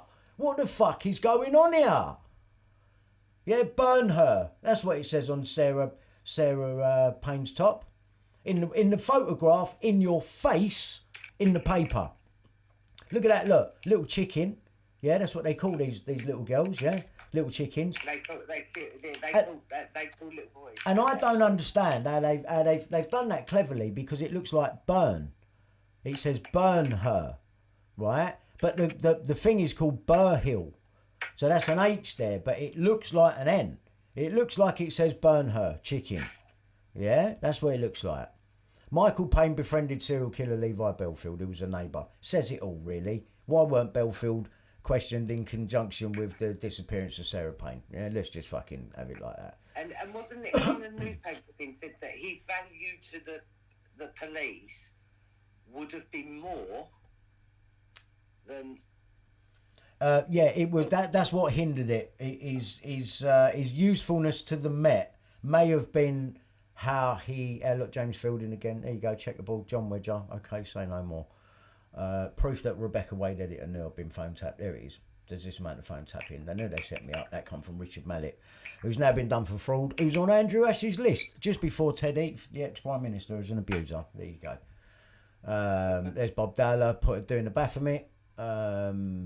This whole bit with the car, unbelievable. Red Daewoo, you can't see him in now. Yeah, there's the number. Turning into Station Road 22 minutes after Millie was last seen. And he's arrested on the 22nd of November. And then I'm arrested on the 22nd of November. When Bellfield returned after 2,200 hours. Look, it's fucking everywhere. And that bit there, to their flat in Walton. He later got up during the night about 3 or 4. Yeah, what's a documentary? They say 3:30. Yeah, there's your 33. Like, I'm sorry, I'm sick of seeing it. Right, it's just everywhere. Even I was saying to you, I see it everywhere. Everywhere. I'll check this. Millie, the police attacked their own inquiry. Chaotic and rudderless. Operation branded embarrassing for the police force. Senior officer is sent back to routine duties. Detective in Jonathan King case takes over. 5 major blunders are highlighted. Jeremy Payne comes on the scene in the Milly Dowler case. I thought it was Colin fucking Sutton that fucking solved it, Nick. Oh, yeah. Yeah? This is what I'm saying. This I was like, I never heard of this fucking bloke. Martin Clune. Like from that documentary, because where I was fucked and I took my medication, I actually thought it was him. Right, check this. This is how it falls apart. Byline by Susie Boniface and Rachel Tinniswood. The officer in charge of the search for missing schoolgirl Milly Dowler has been axed after his team came under fire from an independent police inquiry, the Sunday Mirror can reveal. Detective Chief Inspector Stuart Gibson, responsible for day-to-day running of the hunt for 13-year-old Millie, has returned to routine duties after the inquiry team branded the investigation chaotic and rudderless. Right? This is what they've done. That's it. That's all it's took to turn it around. That's it. We've got Gibson on it. It's all been running all badly and. Did that happen in the Halt de Ligarenne? But what's he done badly? What's he done badly? Arrested Bob Dowler. But it's like this is where the Halt de Ligarenne, that guy that was on the first investigation. Yeah, what's his name? What's his name? Lenny Harper. Yeah, it is Lenny Harper. Yeah, it is Lenny Harper. They removed him. And in Belgium, they remove it. It's like It's their. You're right. It's their fucking first little trick. Their first little move. Their MO. It's their MO. Yeah, man. It's right there in front of you. It's right there in front of you. It's worked for them so many times. So, literally, when you think it's been literally in every child killing it life. This is how they play it, right? This is just none of this is real. This is just how they play it. 5 major blunders could have hampered the 3-month search, say police sources. One said, "This is highly embarrassing for the force. The review team were highly critical and made it clear that urgent and dramatic changes need to be made." DCI Gibson has been replaced by Detective Inspector Brian Marjoran, an expert on paedophiles, who made his name bringing Jonathan King to trial. Hang on, I thought it was Jeremy Payne. Fuck's sake. A close source to the review team says it found that DCI Gibson, lacking leadership and experience for such a complex and high profile. This is just like bullshit again. Inside, what we're going to do, Gibson, we're going to blame you. Don't worry, we'll pay you for it. And it'll be over in 2 months. They also blamed other senior police, Surrey police officers. I'm surprised where it ain't turned up. Yeah, innit? They also blame other senior Surrey police officers for failing to fully support the missing person squad set up specifically to trace the missing teenager. Serious concerns were also raised by the inquiry team led by detectives who tracked down the killer of Sarah Payne. Oh, fuck me. It's like, it's just inside waffle, and that's it. And people don't think no more of it. It's feared that vital evidence could have been lost by the delay. No, you accused the right person first. You had it right. Now you Masonic friends have got to turn it all fucking round because he's probably going, well, I'll fucking tell on everyone then. Do you know what I mean? That come from high up in the police force as well. That come from high up. Mm. But to remove a DCI, right? A DCI don't get to where he gets because they're fucking stupid. Yeah, because that's what they're basically saying. No, they think we're stupid when they twist things, and we think, well, no one ever questions the official thing anyway. But it's like, no, sorry, mate. Yeah. I'm the only one that can solve this because I'm in the middle. I've already proved that Kellaway does know about phone hacking, and therefore he must have known about Milly Dowler because you was in Surrey. Come on, mate. What's the chances? Sorry, you're on that, and you're bylined on it. You know, what's to say you're not lying on the back end? Oh, it was my name was put there as a professional favour. Bollocks, mate. You need protecting because you was there with Mazza and Conrad tapping. And if that ever comes out, that also we got fucking mole care on it and you're all working together. Why are they protecting Kellaway though? Well, that's what I was trying to tell you. Because they definitely are protecting Kellaway. They need his name out of the Milly Dowler case. They don't need his name. Yeah, because do you know why? Do you know why, Nick? Because 12 days later he sets me up. That's why. That's why I'm important to this case, but they're trying to play it like, oh, he's nothing, he's mad, he's on drugs, he just wants money for drugs. No, mate, this is fucking serious. No, I think after this live, Brian, because the thing is like, this is not hearsay. No, it's not. This is not like, you know, this is not us coming up with scenarios, yeah?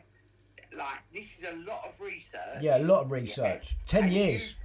You've got so much stuff. Have you found that letter yet? I'm getting to it. It's just like the bits that are coming up that are relevant. People need to hear that letter.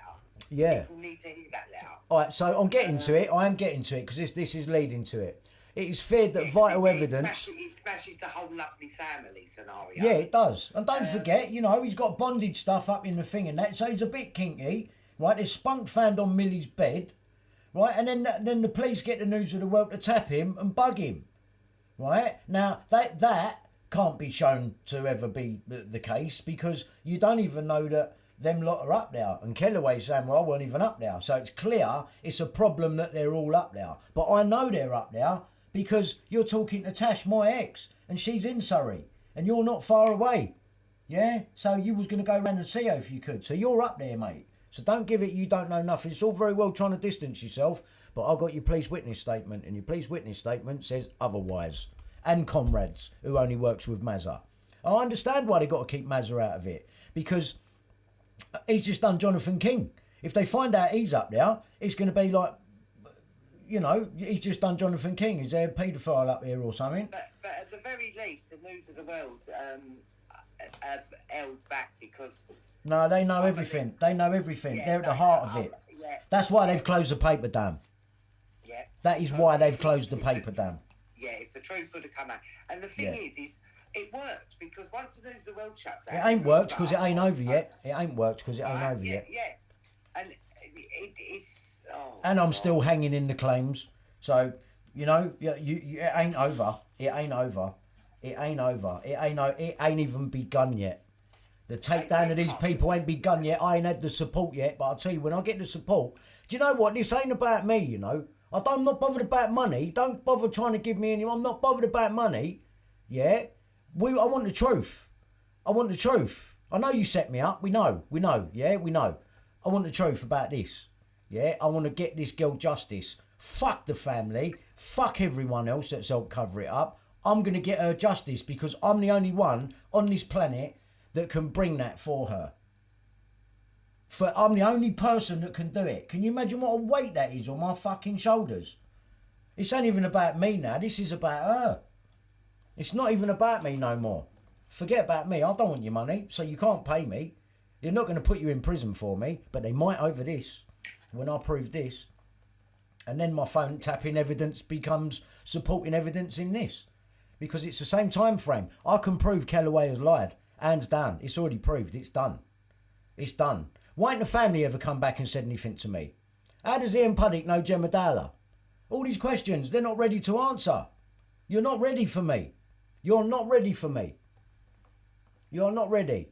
Waiting, so it is feared that vital evidence could have been lost by the delay. This is how they're wording it now. An accusation strongly denied by Surrey Police. The police source said there has been a series of blunders, right, which they blamed on Gibson, which could have hampered the case. So you fucking tell us, yeah? But we don't know if that's true or not, because you're the police and you're liars. I think we can surmise that it's not true. Yeah, yeah, but, you know, people take this official shit, you know what I mean? Yeah. These include taking more than a month to carry out a detailed forensic examination of Millie's clothing. Now, you've left that vague, because if I take that from when you find the body 6 months later... and there's not even any meat on the bones, and it's skull and bones there, and Millie wasn't found with any... That was the exact wording. Yeah. Skull and bone. It was the exact wording. That was the exact wording. Yeah, which is going to carry through in a minute onto her letter. Taking more than a month to carry out a detailed forensic examination of Millie's clothing. Right, that either means... well, there weren't no clothing when her body was found, right? And they couldn't tell you how she died. That's very convenient, right? They must be talking about taking more than a month to carry out detailed forensic examination of Millie's clothing at home for Bob Dowler's sperm. Failing to treat her disappearance from the outset as a potential murder inquiry. Waiting weeks to examine Millie's computer, on which she was believed at one stage to have used internet chat rooms where she may have met an older man. What do you mean she may? Did she or didn't she? About may have. Did she or what didn't she? You do all this vagueness. Delaying forensic searches of Millie's bedroom in her parents' house in Walton on Thames. Surrey and checks of her diary and the garden. Issuing conflicting statements about whether Millie was abducted, had run off with an older man, or had been murdered. Right, this is getting us now closer to the letter. 2 men, one of them already in prison for a different crime, have been arrested over Millie's disappearance, but neither was charged. Both are no longer considered suspects. Who were they? It is routine for such major investigations to be regularly reviewed, but it is believed that some Surrey officers had voiced disquiet early on. Yesterday, a police source close to the review team, who asked not to be named, why? This is highly embarrassing for the force. To have a senior officer replaced 3 months into such an important inquiry is almost unprecedented. DCI Gibson was transferred to the CID unit at Walton on Thames Police Station 2 weeks ago. So they're laying a lot on this DCI Gibson, that all of the arrest of Bob Dowler and all that bit and the surveillance of him. Bullshit, he got it right. He got it right. Yeah. Yeah, he got it right. And it took you years to concoct this Levi Bellfield fucking story. It really, and do you know what, Brian? I am the last person that ever wants to say that. I don't think Levi Bellfield did kill me. I don't, Nick. I don't. I'm not saying he's a fucking innocent person. You know, if he's got anything to do with it. 93 offences with the police for fucking rape or whatever. Yeah, so... That's what they're saying. So they tell us. Yeah, so they tell us. That's just ridiculous. Like, 90, but that's the same sort of thing as well, like with Ian Watkins, when they definitely had intelligence reports on him. Yeah, of course. Yeah. They knew about him. They knew about him as well up front. They always know about him up front. It always comes down to a blunder. Like in a minute, I'll show you one where they knew about Savile. Like there's I mean, they knew 50 fucking years ago, but you know, with the later stuff, like it's ridiculous. Yeah, with the Surrey police. Yeah, I remember that when they interviewed him and that. Yeah. So let me start getting to. See, this is all the number and everything, but I asked you to call back at the time. This is all copyright 2002 Mirror Group Newspapers Limited. So this is all where these screenshots are coming from. By the way, they're all out of the mainstream. An extraordinary anti-terrorist style surveillance operation was launched against Millie Dowler's father in the weeks of her disappearance. 24th of June 2011. Anti-terrorism, yeah. No, an anti-terrorist style. Right, anti-terrorist. And that weren't old Bill. That was the News of the World. That was Mazza, Conrad, and Kellaway, and probably and the NCA, I believe, as well. And probably what's his face? The geezer who's just done him, who's done the story with him, Ben Proctor. He's probably involved as well. Proctor wasn't there? Wasn't there a paedophile called Proctor? Yeah, Harvey Proctor. Yeah. Don't know if there's any link, but it wouldn't fucking surprise me. It's all that wonky world, isn't it? Because let's face it, Nick, the News of the World and Mazza, they know what's really happened to Millie. So yeah, you really know, and you ain't said nothing. Well. You ain't said nothing. Payne. Yeah, all of them. They know about all of them. They were the ones doing the bugging. What was the link with the Merseyside police? What did you say yesterday about? There was something to do with Merseyside police. Right. I'm not going to lie, James Bulger, Liverpool. Well, Merseyside police, I thought Andrew Guyan. Would have been around that time as well. Would have been around that time. Yeah. I found that very strange.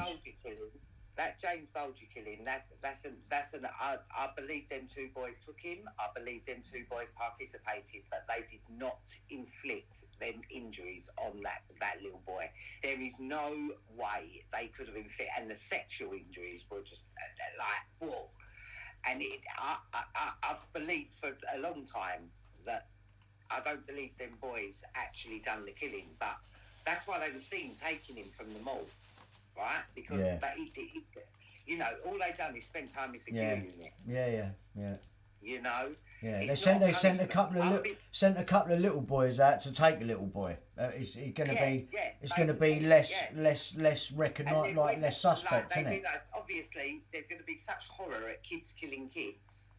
Yeah, but it's better than one of these fucking adults getting the light. Like, you know, and it would have been because that John Venables John Thompson. Hang on. It was Robert, it was a Venables. John Venables. It was a Venables. John Venables. He's come out, cracked on with his paedophilia, got nicked again, got put back in again, got let out again, and it's like that. No one looks deeper than the boys. No. Yeah. I know. No one looks deeper than the boys, right? And I see the way they work now, right? Yeah. The way they, you know. Well, they got to have their methods, haven't they, of not getting caught. Yeah, but I'm beginning to see their methods, and it's like, whoa. Yeah, getting a couple of little boys to take a little boy, that looks less suspect than that. And then, you know, the real culprit behind it all's got away with it, hasn't he? Well, but I don't believe it was one culprit. I think an adult has sent them to go and do that. Oh, definitely. Yeah. Definitely. So who's that then? But in the documentary, they said the police realised that he was very about his mum. He didn't want to disappoint his mum, right? And like, they said to the mum, can you talk to him, yeah, to see if you can make it... And they said that his mum was talking to him, but she was talking to him in a place where there wasn't no microphones on her. Like, obviously, it's just a mum talking to his... And he come back in after that and he said, I killed him. Could be the parents. And could be the parents then, yeah. What is wrong with the police?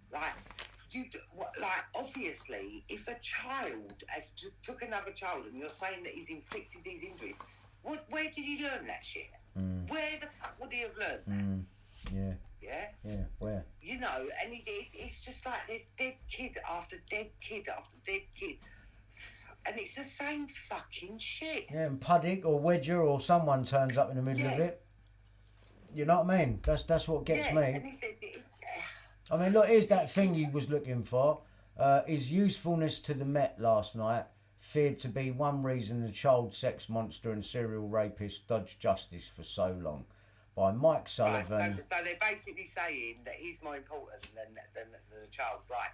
That's what that says to me. That's basically what they're saying. Well, that's what that is. That is what that says. That is exactly what that line says. And our chief is a child's life. That's crazy. Yeah, they protect him over it. But that's if, you know, look, because they're already calling him the cage killer of 13-year-old Milly Dowler, and that's wrong, because it's not. But he's a serial rapist as well. They said that they've had a load of, you know, this all fits in with the back. We know that, look, you know they love a backstory, these people. They love a backstory. I'm not believing Joanna Collins' backstory. I'm not believing none of it. I'm looking at her, and when she's talking, on every appearance she's done in film, I'm like, this is fake. This is intelligence. This is intelligence. Yeah. This is intelligence. Why ain't no one talking about International Moving Services Limited on the company? You ain't mentioned that I was on companies with him and blah, blah. Nothing.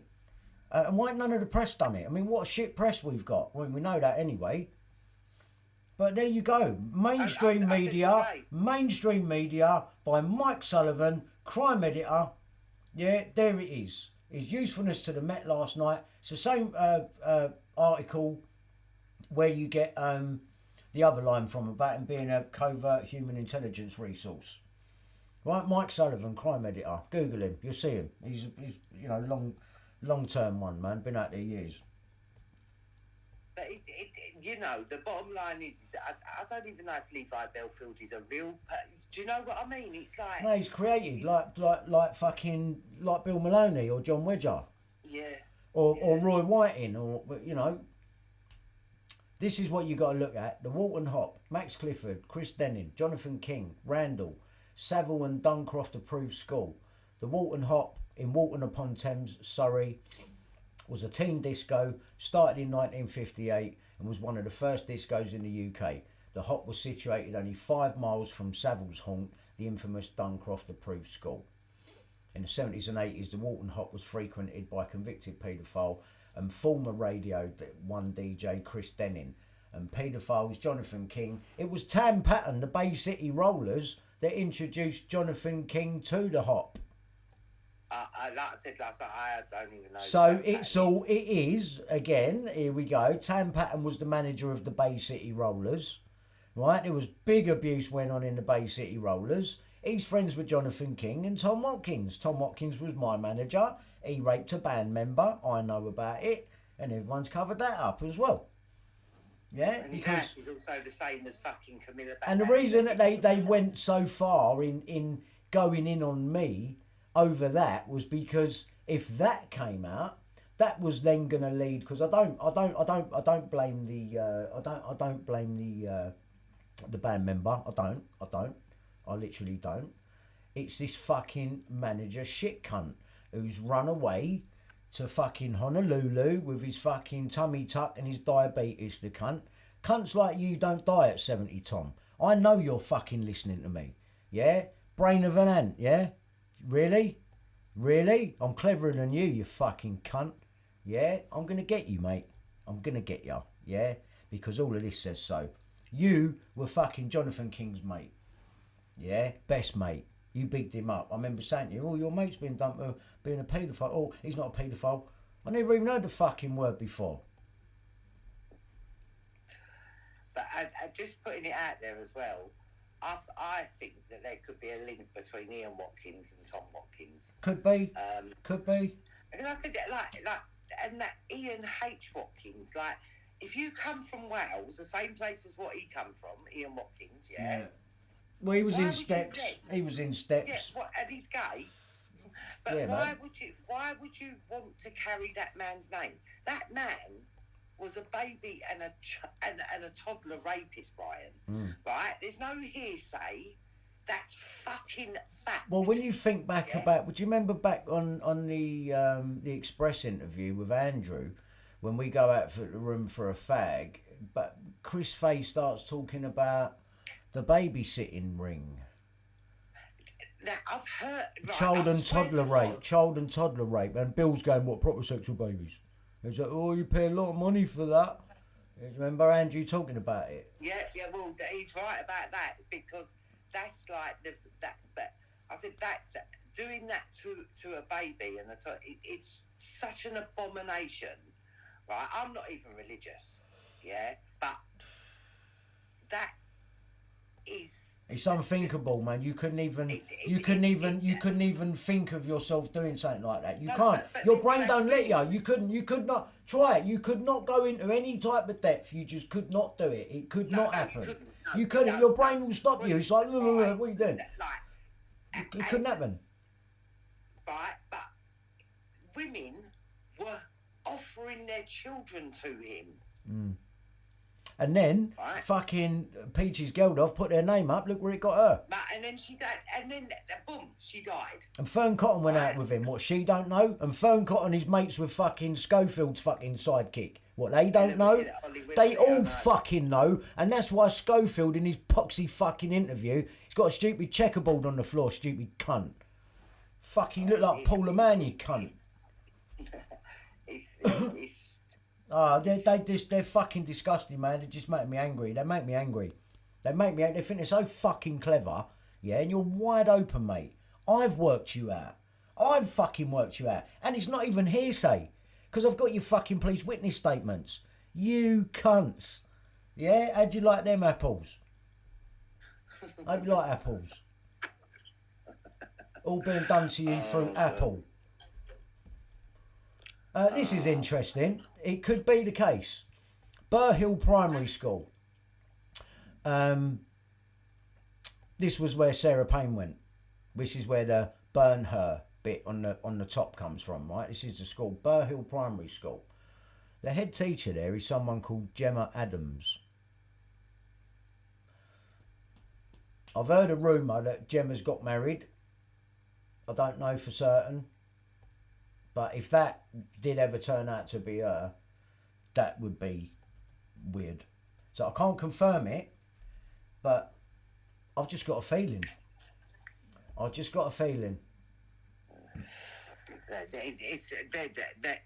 the link between them two cases is just like it's beyond, like, what was it? How many coincidences before saying becomes a certainty?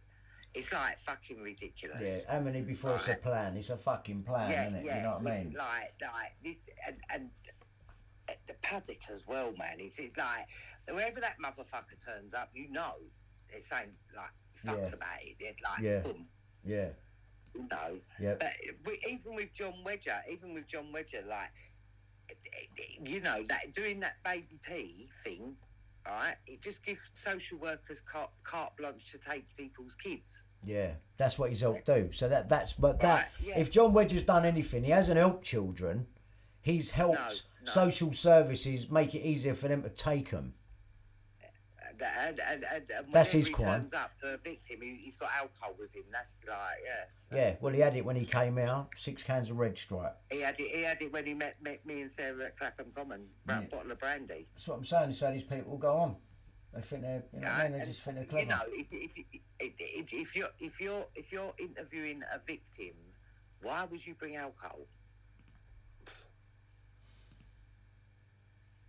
You know, and it's oh God, these people, man, they're just. I can't understand that this Robert Kellaway, the journalist, he's now I've looked on Company's House, and he's got a company, and it's called Musicus CIC, and the registered address to this company is 83 Ravenshaw Street, London. The people that are on it with him are there's a Ghislaine, fucking hell, there's a Ghislaine Florence Halpenny, Robert Kellaway, a Gavin Middleton, and a Thomas Halpenny, and a Sarah Lucy Pascal, and a Paul Williamson. Occupation: local government officer. What's her occupation? None. Thomas Halpenny, musician and educator. Gavin Middleton, none. Robert Kellaway, journalist.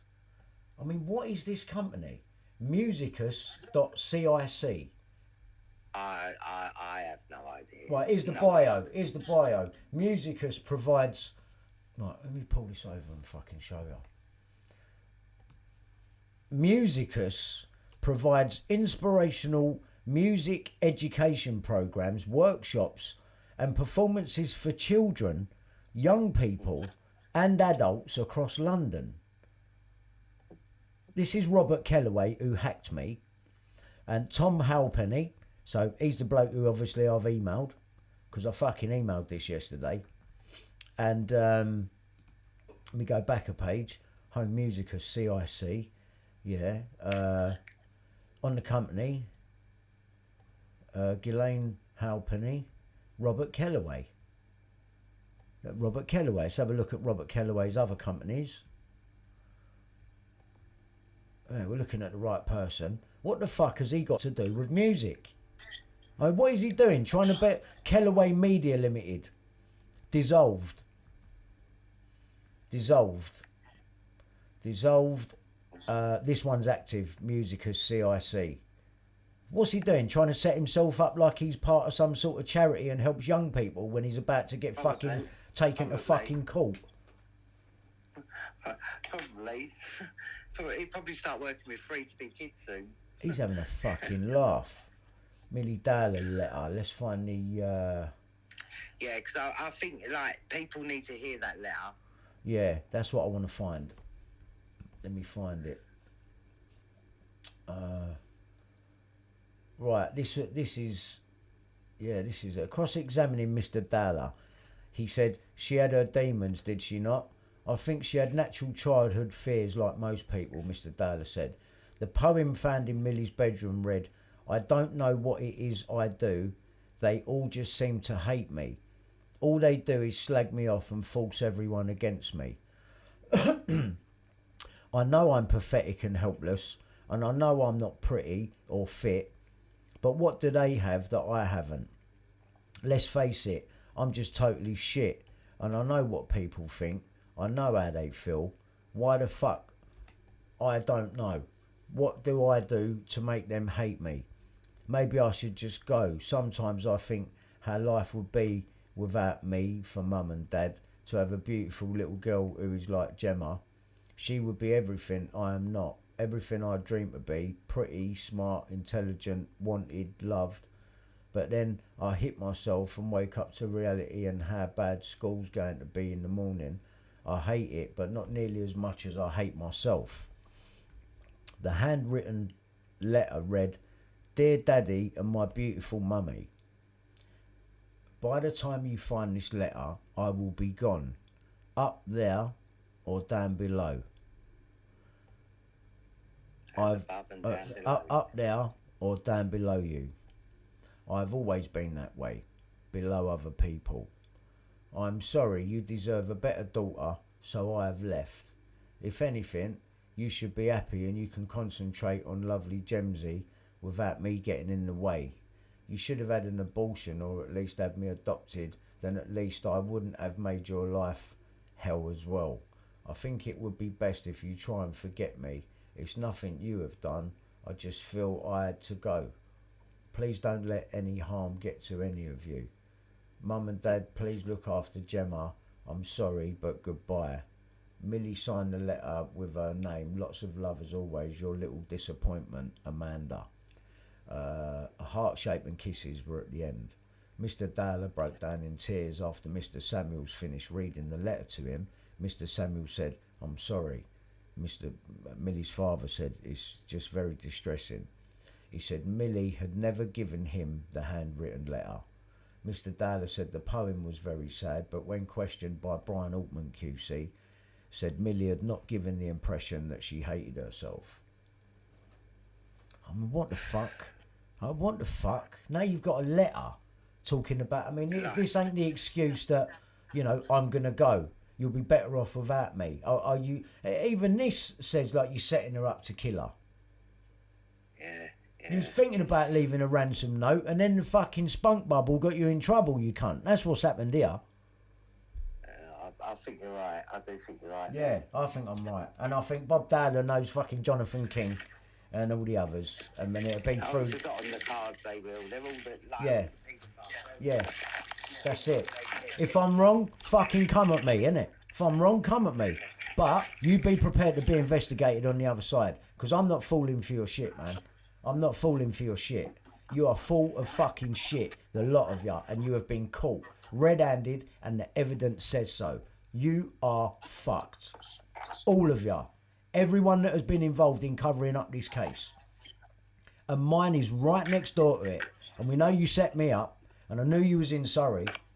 Yeah, it just took a while to work it out. What were you doing in Surrey? Milly Dowler. And Greg Miskill, your news editor, that fucking sent you there, told me. She was being tapped. Why would you tap a 13-year-old schoolgirl? You know, Paul McMullen said, you know, Rebecca Brooks was very much about trying to, you know, bring down every paedophile in the bloody country. You know, he says that like it's, you know, like that's what she was like. Fuck off. You're one of them, bitch. She must have forgot about the rest of Jonathan King's... You're as bad as them, bitch. You're as bad as them, you fucking ginger bitch. You're one of them. Yeah? You're fucking one of them. She was friends with Sarah Payne, didn't she? Well, she did. Best friends. She got her an OBE. And what did the husband get? Dead. What did Bellfield get? Prison. Or at least from our perspective. What did Max Clifford get? Dead. Both Michael Payne and Max Clifford, dead of natural causes. Really? Really? I bet Michael Payne went to see Max Clifford. That's probably what got them both fucking killed. Yeah, you're right.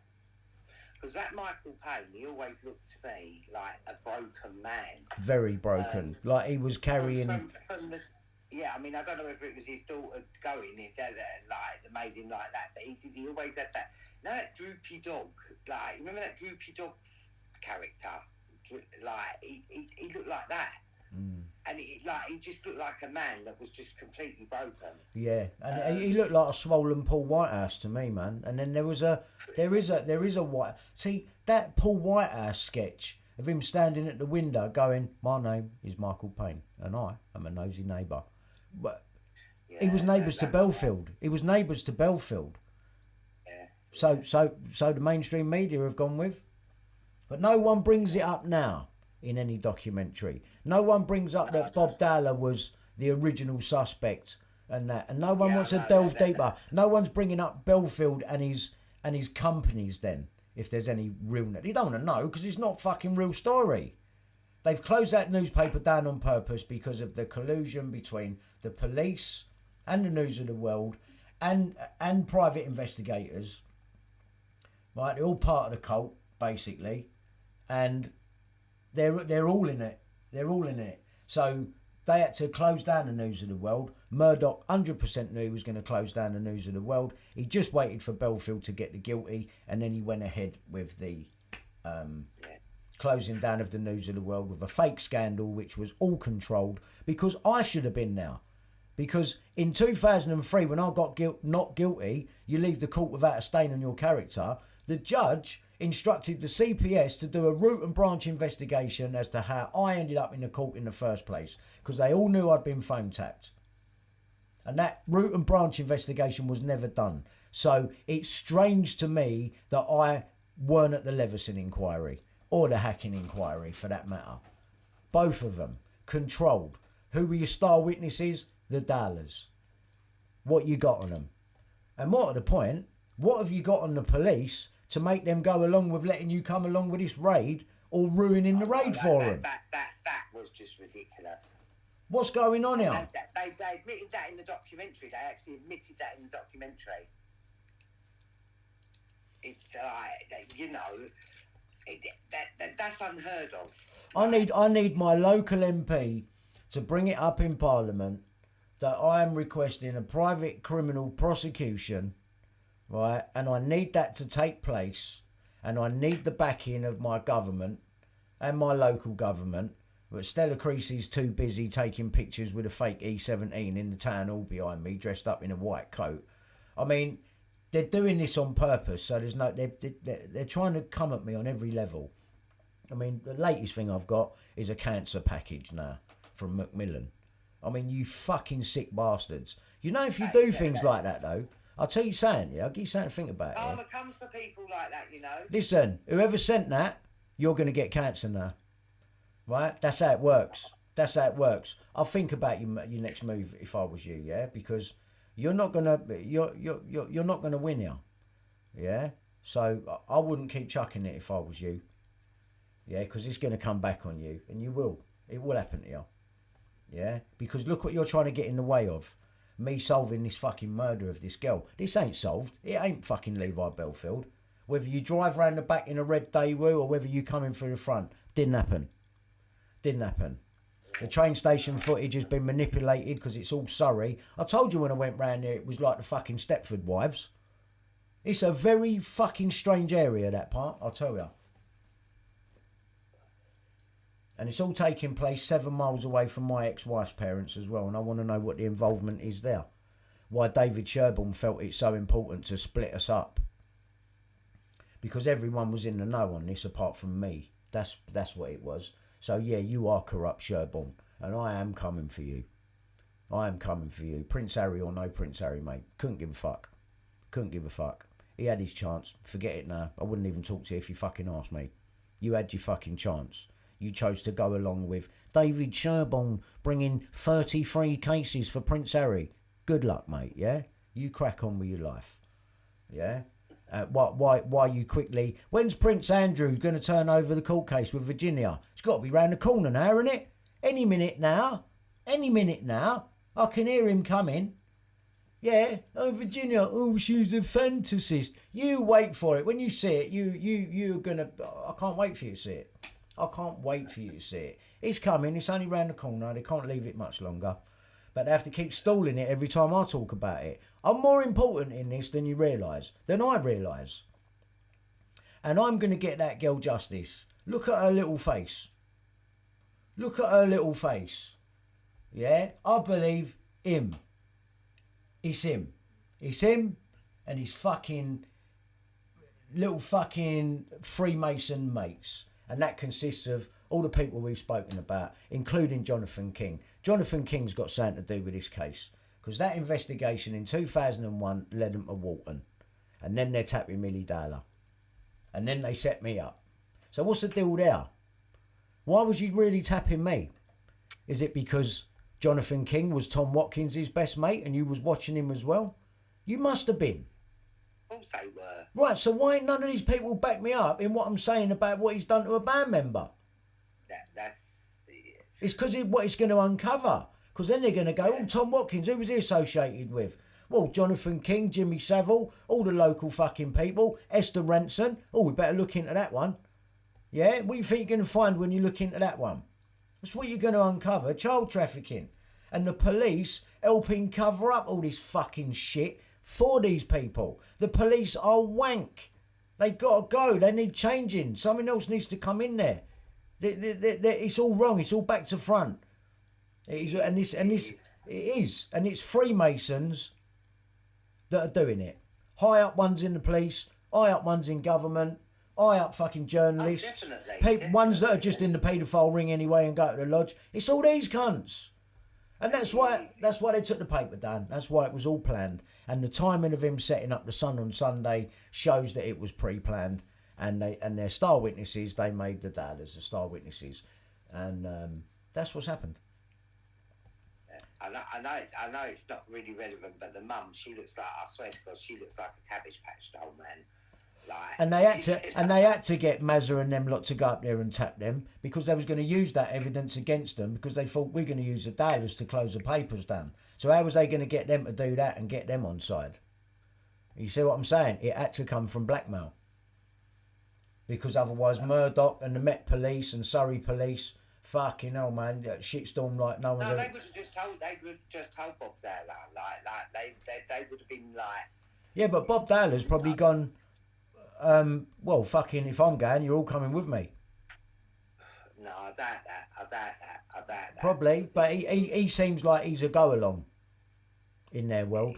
Yeah, he doesn't seem to be... He's just a patsy, isn't he? He just tries to play the cool, calm, relaxed, I'm doing my best type stuff, yeah? And I'm not fucking falling for it. There was spunk on Millie's bed. It was yours. You changed your fucking story, you lying cunt. Fuck off. I'm sorry. I might not be a part of your family or know your family. You don't know me. I know what I fucking see, mate. And I do know something because Kellaway's lied and you don't even want the fucking evidence. That tells me everything, Bob Dowler. That tells me everything I need to know about you, mate. Spunk on her bed. Yeah? Start telling the fucking truth. You are liars. You are fucking liars. And I've proved it.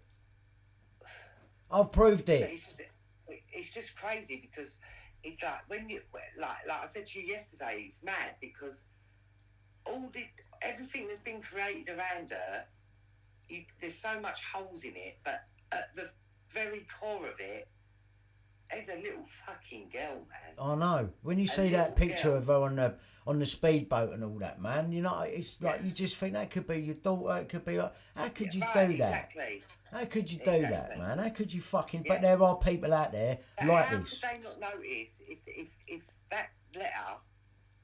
And I've heard it again, and I'm beginning to... No, I do believe that she did write it. It was definitely child writing. That like... Well, yeah, no, but you know, you got to make it authentic. He didn't sit there and write it, but I bet he made her write it. Yeah. I bet he made her write it.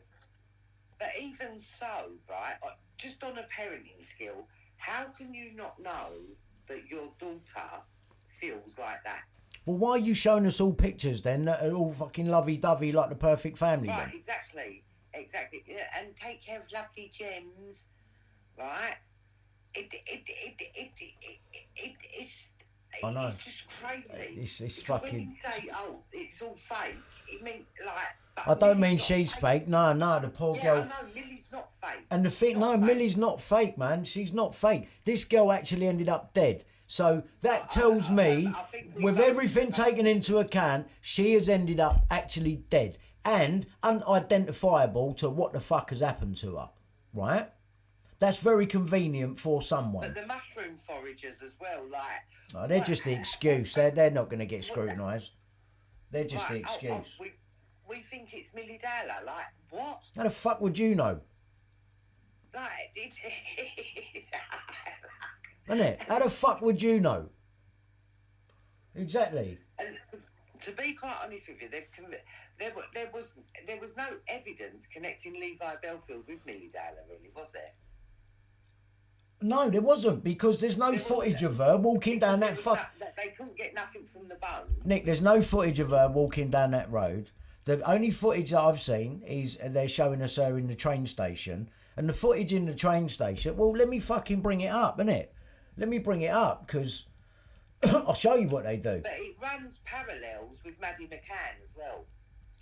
Well, the Payne side of it, I'm sure there's a link within the Paynes. But I also believe that Maddie McCann was killed before they said that she was, right? And they hurriedly got a story together. And I think Millie was killed before they said that she was. I've got the... Yeah. Oh, 100%. Like, it didn't happen that day. It must have happened 2 days before. So that's given them just enough time. I watched Richard D. Hall's coverage on Madeleine McCann, and he was absolutely... Yeah, no, he was good on that, but I want to stick on Millie, man. I want to stick on Millie. Yeah. I want to stick on Millie. There are parallels. Yeah. Oh, no, there definitely are. There definitely are. So I got hold of Robert Kellaway last night at that company that we've just had a look at, that Musicus. and that Tom at musicus.com, it's up there. And then you can see the news desk at the International Criminal Court, and another guy there at the International Criminal Court, and two others. I think I copied you in on that, didn't I? So I've sent Robert Kellaway this message. In Surrey, was you, Robert? Or should I say Sarah Arnold? Yes. With Conrad Brown and Mazza Mahmood tapping 13-year-old Millie? Yes. Because you knew she was being abused by the father, a Mason, and other high-ups? Yes. Did you say to my ex-wife that you wasn't far away when you wanted to talk to her? Yes. Did she live in Surrey at the time, 7 miles away from the Dowlers? Yes. Were you tapping my ex-wife's family because they know the Dowlers? Yes. Did you transcribe all of your illegal recordings of me on the 2nd of the 5th 02, the same time Mulcair was doing my mobile voicemail? Yes. Are you in a lot of trouble when I bring my private criminal prosecution? Yes. Were the Dowlers blackmailed into becoming the star witnesses in the Leveson inquiry with the threat of exposing the dad? Yes. Was it done with your help, along with Mazza, Conrad and Rebecca Wade? Yes. Now known as Rebecca Brooks. Have you lied to the hacking inquiry? Yes. Did Murdoch need a reason to bring down his own paper? Yes. Was it all planned? Yes. Was Bellfield a covert human intelligence source? Yes. You are finished, you and your boss. P.S. I've contacted the International Criminal Court. You're not getting away with this. And I've had an automatic response from Fadi El Abdallah already. So, have that. Fadi El Abdallah. Yeah. All right. And then on this, I've put I've put loads. I've put what I've shown you today. The who is domain name register for the Sun on Sunday. Everything. Like most of the stuff that we've covered today in screenshot form. So I think we've covered it really well, actually. Yeah. This is 13-year-old Can you see the comments? Anyone commenting? I can't at the minute because I've got articles up on the internet, and on the other side here I've got taken the Milly Dowler documentary. What I should have done was spoke to you through my computer, because I'm talking to you on my phone, and spoke to you, and then I could look at the comments on my phone. Yeah, I mean, we will look at the comments, but I'd rather carry on at the minute. Right, Yeah. I've got an image up now, right, of Weybridge Station at 3:24 p.m. Now this is what they do, yeah. So they blanked out all the rest of them. All right, they're kids. I get it. I get that. That it's but it's a public train station. It's CCTV footage, and you are showing us Millie. But it's very convenient that the rest of it's all black and white and blocked out like that. Because couldn't this have been any day of the week? Same uniform every day, done up the same every day. Everyone else is pretty much as well the same. You know, probably leave for school looking the same. Yeah. So they've looked at this and thought, right, we can pick our day here. What we'll do when we go to TV with it is exactly this. And that's exactly what they've done on every documentary. They do this. So this could be any day. This could have been 2 days prior. I don't believe this is that day, is basically what I'm saying. And then, this is the last sighting of her there. I mean, that can even be faked. It's possible. It's not impossible. It can be faked. The friend here giving the explanation, don't believe her, crisis actor, no emotion in this person. They all seem like the person that they'd send along from Smash Hits to make sure the photo shoot goes well with them. Yeah? And they'll talk a certain way, all industry, happy-go-lucky, nothing's a problem. That's what I'm seeing all over this bird's face here. She's not real. I don't believe in her.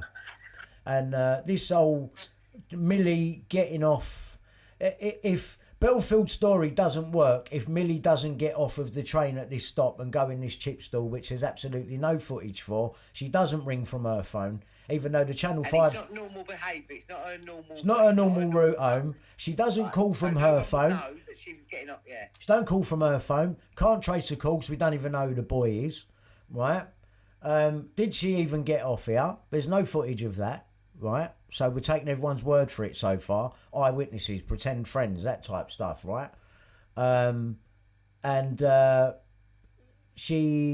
If she don't get off at this stop and have a reason to, which is the chip shop and the catch up with a friend, which I'm saying didn't happen. Let's face it. Didn't happen. Let's face it. The two boys in the chip shop, like, if they knew Millie was coming, they could have got pulled in for questioning. Yeah. Did you know Levi Bellfield? Did you inform him that Millie was coming up the road or was about to? You know, she used your phone. What did she say?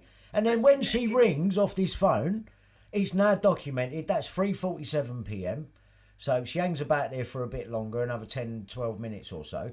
But Bob's just had a wank in a bedroom. In a bedroom. Right? That's how the sequence of events goes. She's in a chip stall having chips, but she's going to be home for tea, which is a mile up the road from the station. So she's just stuffing her face. She leaves at 4:08. Really? She should have been back by 4:20. She don't ever walk up that road because there ain't no footage to prove it. There's no eyewitnesses apart from Gemma's best friend, who later on, they say, you know, someone who Millie vaguely knew. Well, hang on a minute, she don't ever get off this stop. You're sleeping in with your sister lately, according to your sister, on Milly Dowler taken. Right? Why's that? Because the dad keep wanting to come in and creep in? It's spunk on your bed. How's that get there? How did that get there? Millie was maybe going to tell someone. And they had to get rid of her. And they used Levi Bellfield, their human covert intelligence resource. This is what they've done. Just like Roy Whiting and all the others. This is what they've done. And the police know, and the news of the world know, and they are all up for covering up these murders. There's your problem. There's your problem. There's your problem. It's easier to just say, Brian wants money for drugs, slag him off, don't talk to him. It's much easier. But you're going to have to do this the hard way. Because I'm bringing it to you the hard way. I'm coming to you with facts, mate. I ain't got no time for fucking hearsay. This is what the fucking story is. And if you think I'm wrong, then take me a call. Take me a call. And I'll bring what I've got and you bring what you got. Yeah? Let's do that. Let's do this, man. Let's do this. That girl is going to get justice. These people are liars. They can be beaten. Murdoch's going to die anyway soon. How long do you think he's going to last? So everyone's going to turn on each other afterwards anyway. And this is going to come out anyway. Do you think it'd be like a Robert Maxwell type turnout? Everything comes out like after they... It's got to be, isn't it? Well, that's what they've done. Everything it with everyone else. You know, I think they'll follow suit. It's going to be his wishes, isn't it? He's going to want to go out that way, protected. Don't want to go out like a paedophile at the last minute, do you? And a cover up of paedophilia and blackmailing with it and all that. You're disgusting. You're fucking disgusting. I agree with that. You're disgusting. I'm glad it's me that's going to do it to you. Because I am going to do it to you. I am going to do you. Yeah, you can send who you fucking want to my house. It don't change the facts and it doesn't change what people now know. The story of what's gone on. And yes, Jonathan King is a part of it. And Bob Dowler will know him.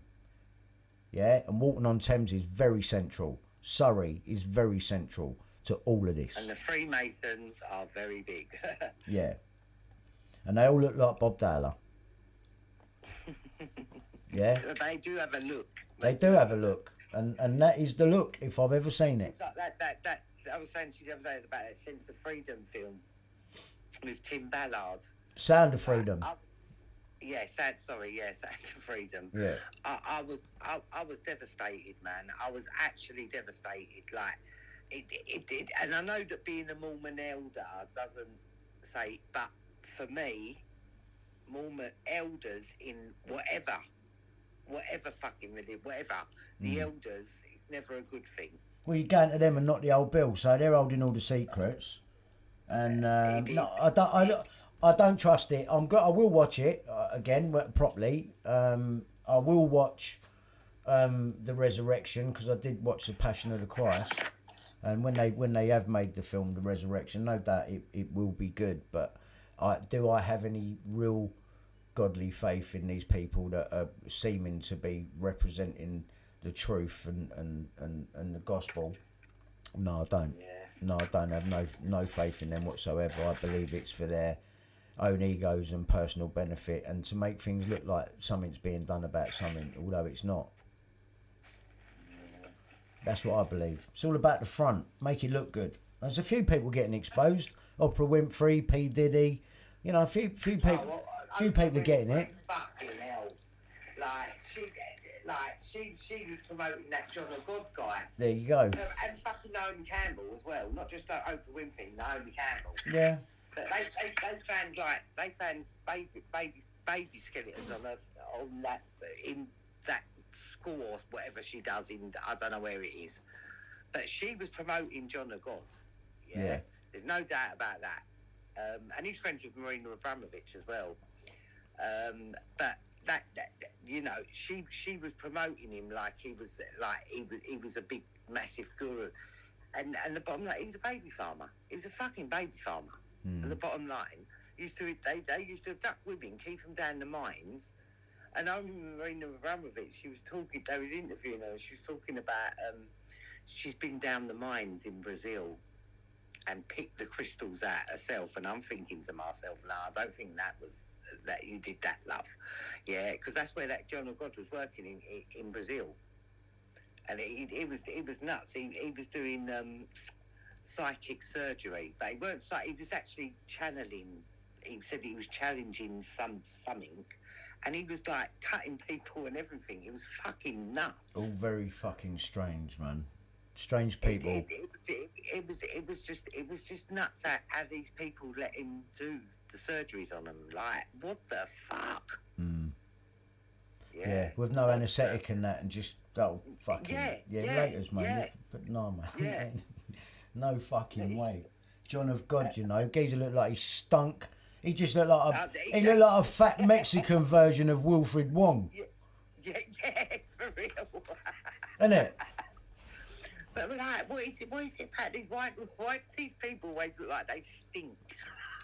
Because they probably do. Yeah. I mean, even Leon Britton, you know, you see the sweat armpits in his armpits and shit. And the other one as well, fucking Cyril Smith, he looked like he liked a good sweat up. You know what I mean? All that pressure on your heart, like a fucking human light bulb shape, wasn't he? Fucking hell.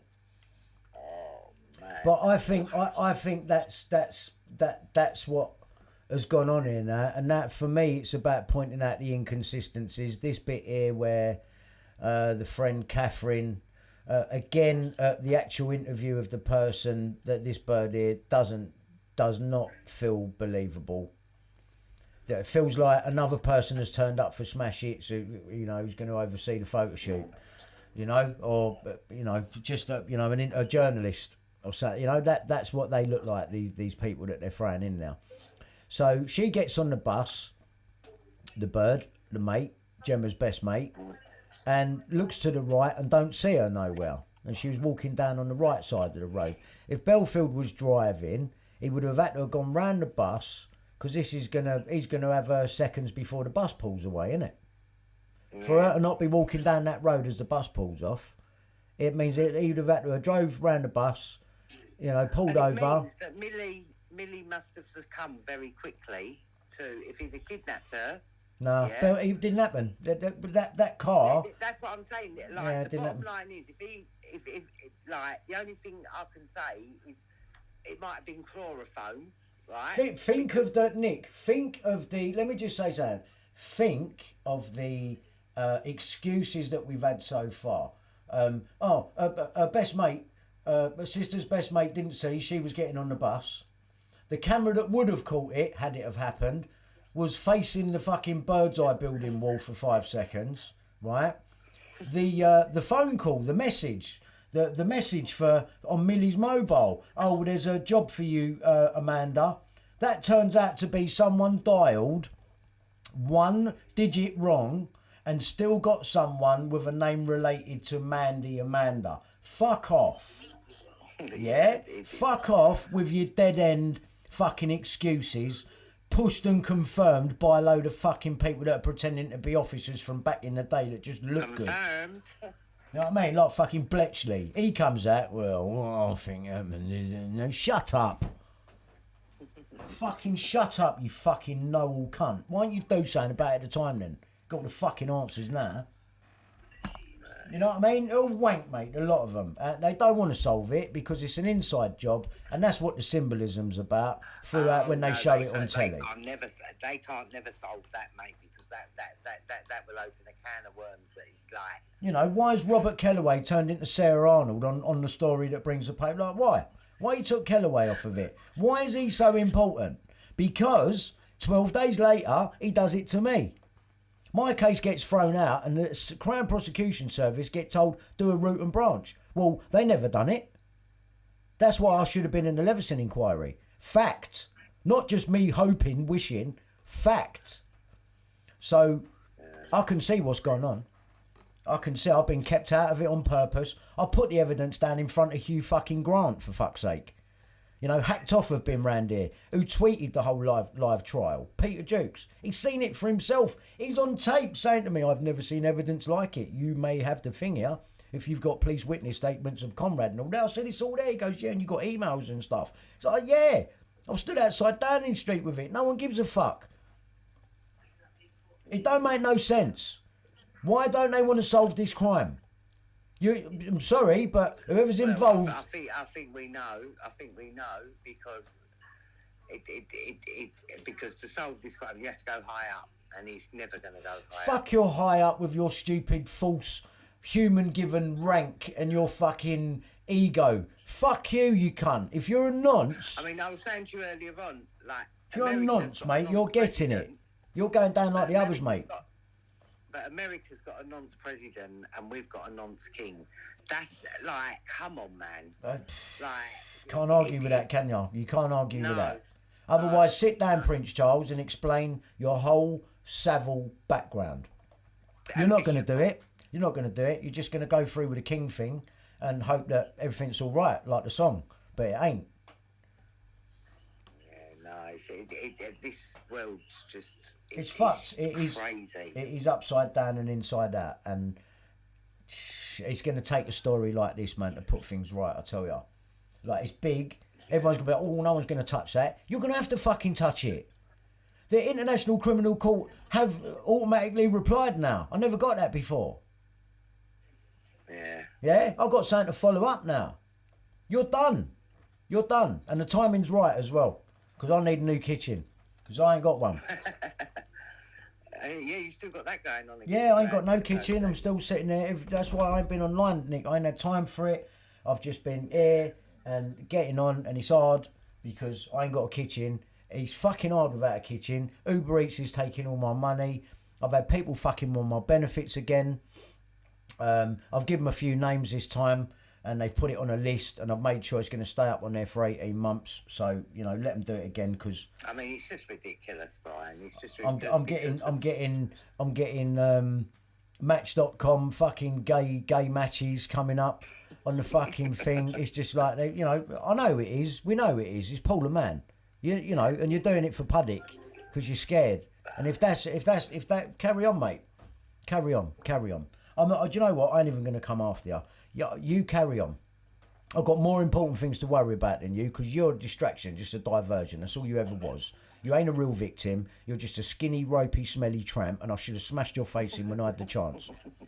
Yeah, that's all you are. And you're not doing anything for no greater good. You didn't want to put your boat race on fucking camera until I come down and made you fucking go on camera because you had no fucking choice. Yeah, and then you claim to be a victim who's looking for justice, happy to put everyone else's face on display, but you don't want your own on now. Are you having a fucking laugh, you cunt?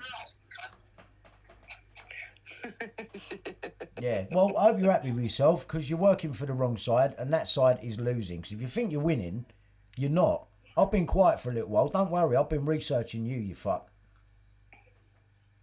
Yeah. Fucking hell. Certain people are not worth it because there's a bigger picture going on here, and I'm going to get justice for Milly Dowler. Fuck my money. Don't ever bother try and pay me, you cunts, yeah? I don't want your money. I don't want to end up like you, yeah? No, I don't want to be like you. I've got everything on there. Just need my kitchen and a bit of carpet, and I'm going to sue the house in and get that, right? So you can fuck off. Don't need you for nothing, yeah? Don't need your approval. Don't need you for nothing. I'm going to fucking destroy you, Rupert Murdoch. And the CPS, and the Met Police, and Scotland Yard for covering it up and liaising with Mallets who's now been done for fraud. David Sherborne, Prince Harry's fucking barrister. My barrister don't want to tell me. You lot don't want to tell me. I'm sick of this fucking treatment. I've got you all bank of rights. You better start acting right, because a lot of you are now going to start dropping. I'm going back to Downing Street. I'm going to put a dossier together, and I'm going to fuck you. I'm going to fuck you, you fucking evil, dirty bastard child murdering cunts. I'm going to fuck you for all them little kids you've killed. Yeah, I'm their justice. I'm coming, mate. And you can go, oh, yeah, he thinks he's going to... Yeah, well, when I come with fucking Robert Kellaway's police witness statement and comrades, we'll fucking see, won't we? And Greg Miskell's admission on tape of tapping Milly Dowler, yeah, and having the same team on them that was on me. So don't give me your fucking shit, mate. You ain't winning nothing. I don't even think I need a lawyer for this one. Bring it to me any way you want. We're going to war. Yeah? Before I leave this earth, we are going to war. Believe me, we're going to war. We're going to war. We're going to fucking war. You fucking evil cunts. How much longer is everyone going to sit back and let you fucking get away with it? I'm the only person that can do something for that girl, and I'm going to do it. And if I'm wrong, which I know I'm not, but if I was wrong, I'm doing it for the right reasons. I don't want your money. I don't want your fame. I don't want your praise. I'm just going to fucking destroy you all, because I can. With my evidence that you've held back, and that has been for a reason, and you fucking know it. You're fucked. You're all fucked. You're all fucked. Oh, well. I think that's it, really, Nick, don't you? I think that's it. Yeah, and I'm knackered. I need to start bed. Yeah, it drains you getting all the information out, but it's been worth it. It's been worth it. It's covered it well. Yeah, it's been worth it. All right, everyone. Well, there will be a part 2 to this, in which I'm going to take you through these documentaries, and I want to show you the inconsistencies. I may even just show you one before I go, because I think it's worth putting it on this video, because it's something I keep going on about, and it is a so-called best friend of Levi Bellfield, and he said that Levi Bellfield lived above Walton Bridge in a flat, and Millie was taken there. And actually, you've got Colin Sutton on that same documentary, which I can't work out how that's happened when she's supposed to be taken on Station Avenue. Make your fucking minds up. Make your minds up. All right, Nick, I'll get on and play a little bit of this video and that. Right, you might as well sit back and watch it. And all right, then I'll speak to you a bit later. All right, Nick. All right, nice one. All right, speak to you later, babe. See you, Bye. Nick. Bye. All right, that was Nicky Cooper. Always an interesting chat, isn't it? When she comes on, you must admit that. That's it. The sound's gone back to normal now, because we've got 2 mics on there going down a mono channel. So yeah, I think we've covered a lot tonight. We've covered a lot of, you know, how this all comes about, how I believe this has started. I believe Milly Dowler is connected to the Jonathan King VIP paedophile ring, because it was Mazen Mahmood that done him in 2001. It makes sense in 2002. They're still following up the paedophile case, and their phone tapping and their hacking and their investigations has definitely led them to Walton-on-Thames. And Jonathan King in particular, because they've just done him. So they're now looking at the bigger circle, and it's took them to Walton. And they're tapping Millie.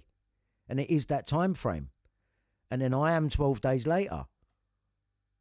And I believe that's because of Jonathan King and his connection to my ex-manager, Tom Watkins. I fully believe that. That would put me on the radar. So I can understand. I can understand in that respect. But then they've done nothing about any of it. All they've done is cover up and protect people like Watkins. Put him out there like he's some pop fucking presario guru. He's a cunt. He's a rapist. Yeah, he is. He fucking drugs and rapes them, the cunt. He does. That's how he gets it going. Right? He's a cunt. And he's Jonathan King's mate. So you're telling me he's not in his fucking ring? Of course he is, along with all the others that we've mentioned.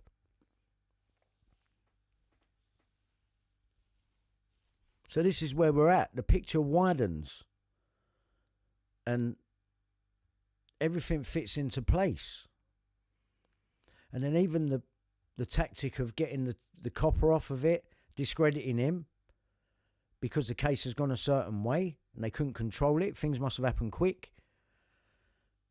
But then I don't believe that either, because the police must have been in on getting the train station footage. If they are in on the bigger picture, they would have had it planned. So it rolled out to make it on that day. Things didn't happen on that day, 21st of April. It's happened before then. I'm sure of it. And if you ask me the question outright, do I believe Levi Bellfield killed her? I don't.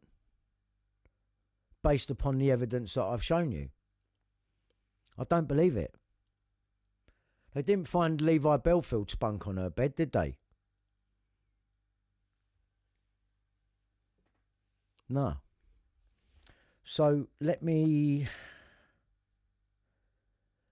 find what I want to play you. I might as well stay on for a bit. I'm on. You know, I want to big up Richard D. Hall. I know that Mariana fucking Spring, who gave a platform to John Wedger on the BBC, went in and tried to do Richard D. Hall while he was just sat there selling his DVDs or whatever. I mean, I don't know whether he's in on the bigger plan or not. I don't know, right?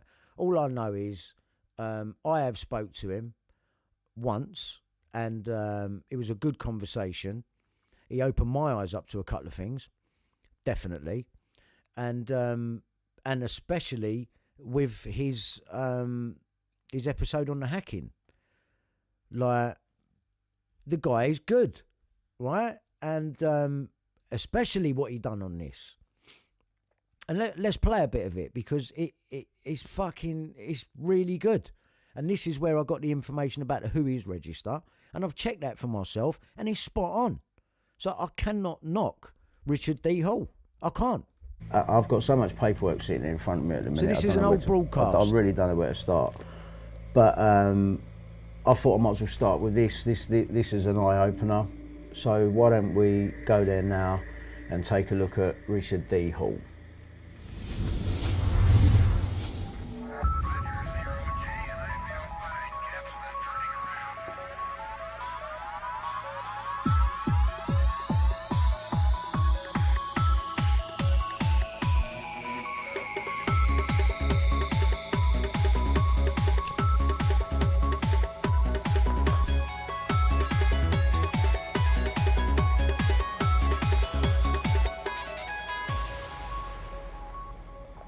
Welcome to Rich Planet TV. I'm Richard D. Hall.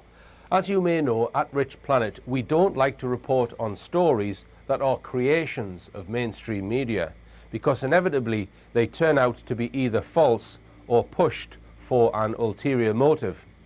One mainstream story that has featured heavily over the last 7 years is the so-called phone hacking scandal. Let's correct that straight off and give it its proper name, the phone hacking psyop.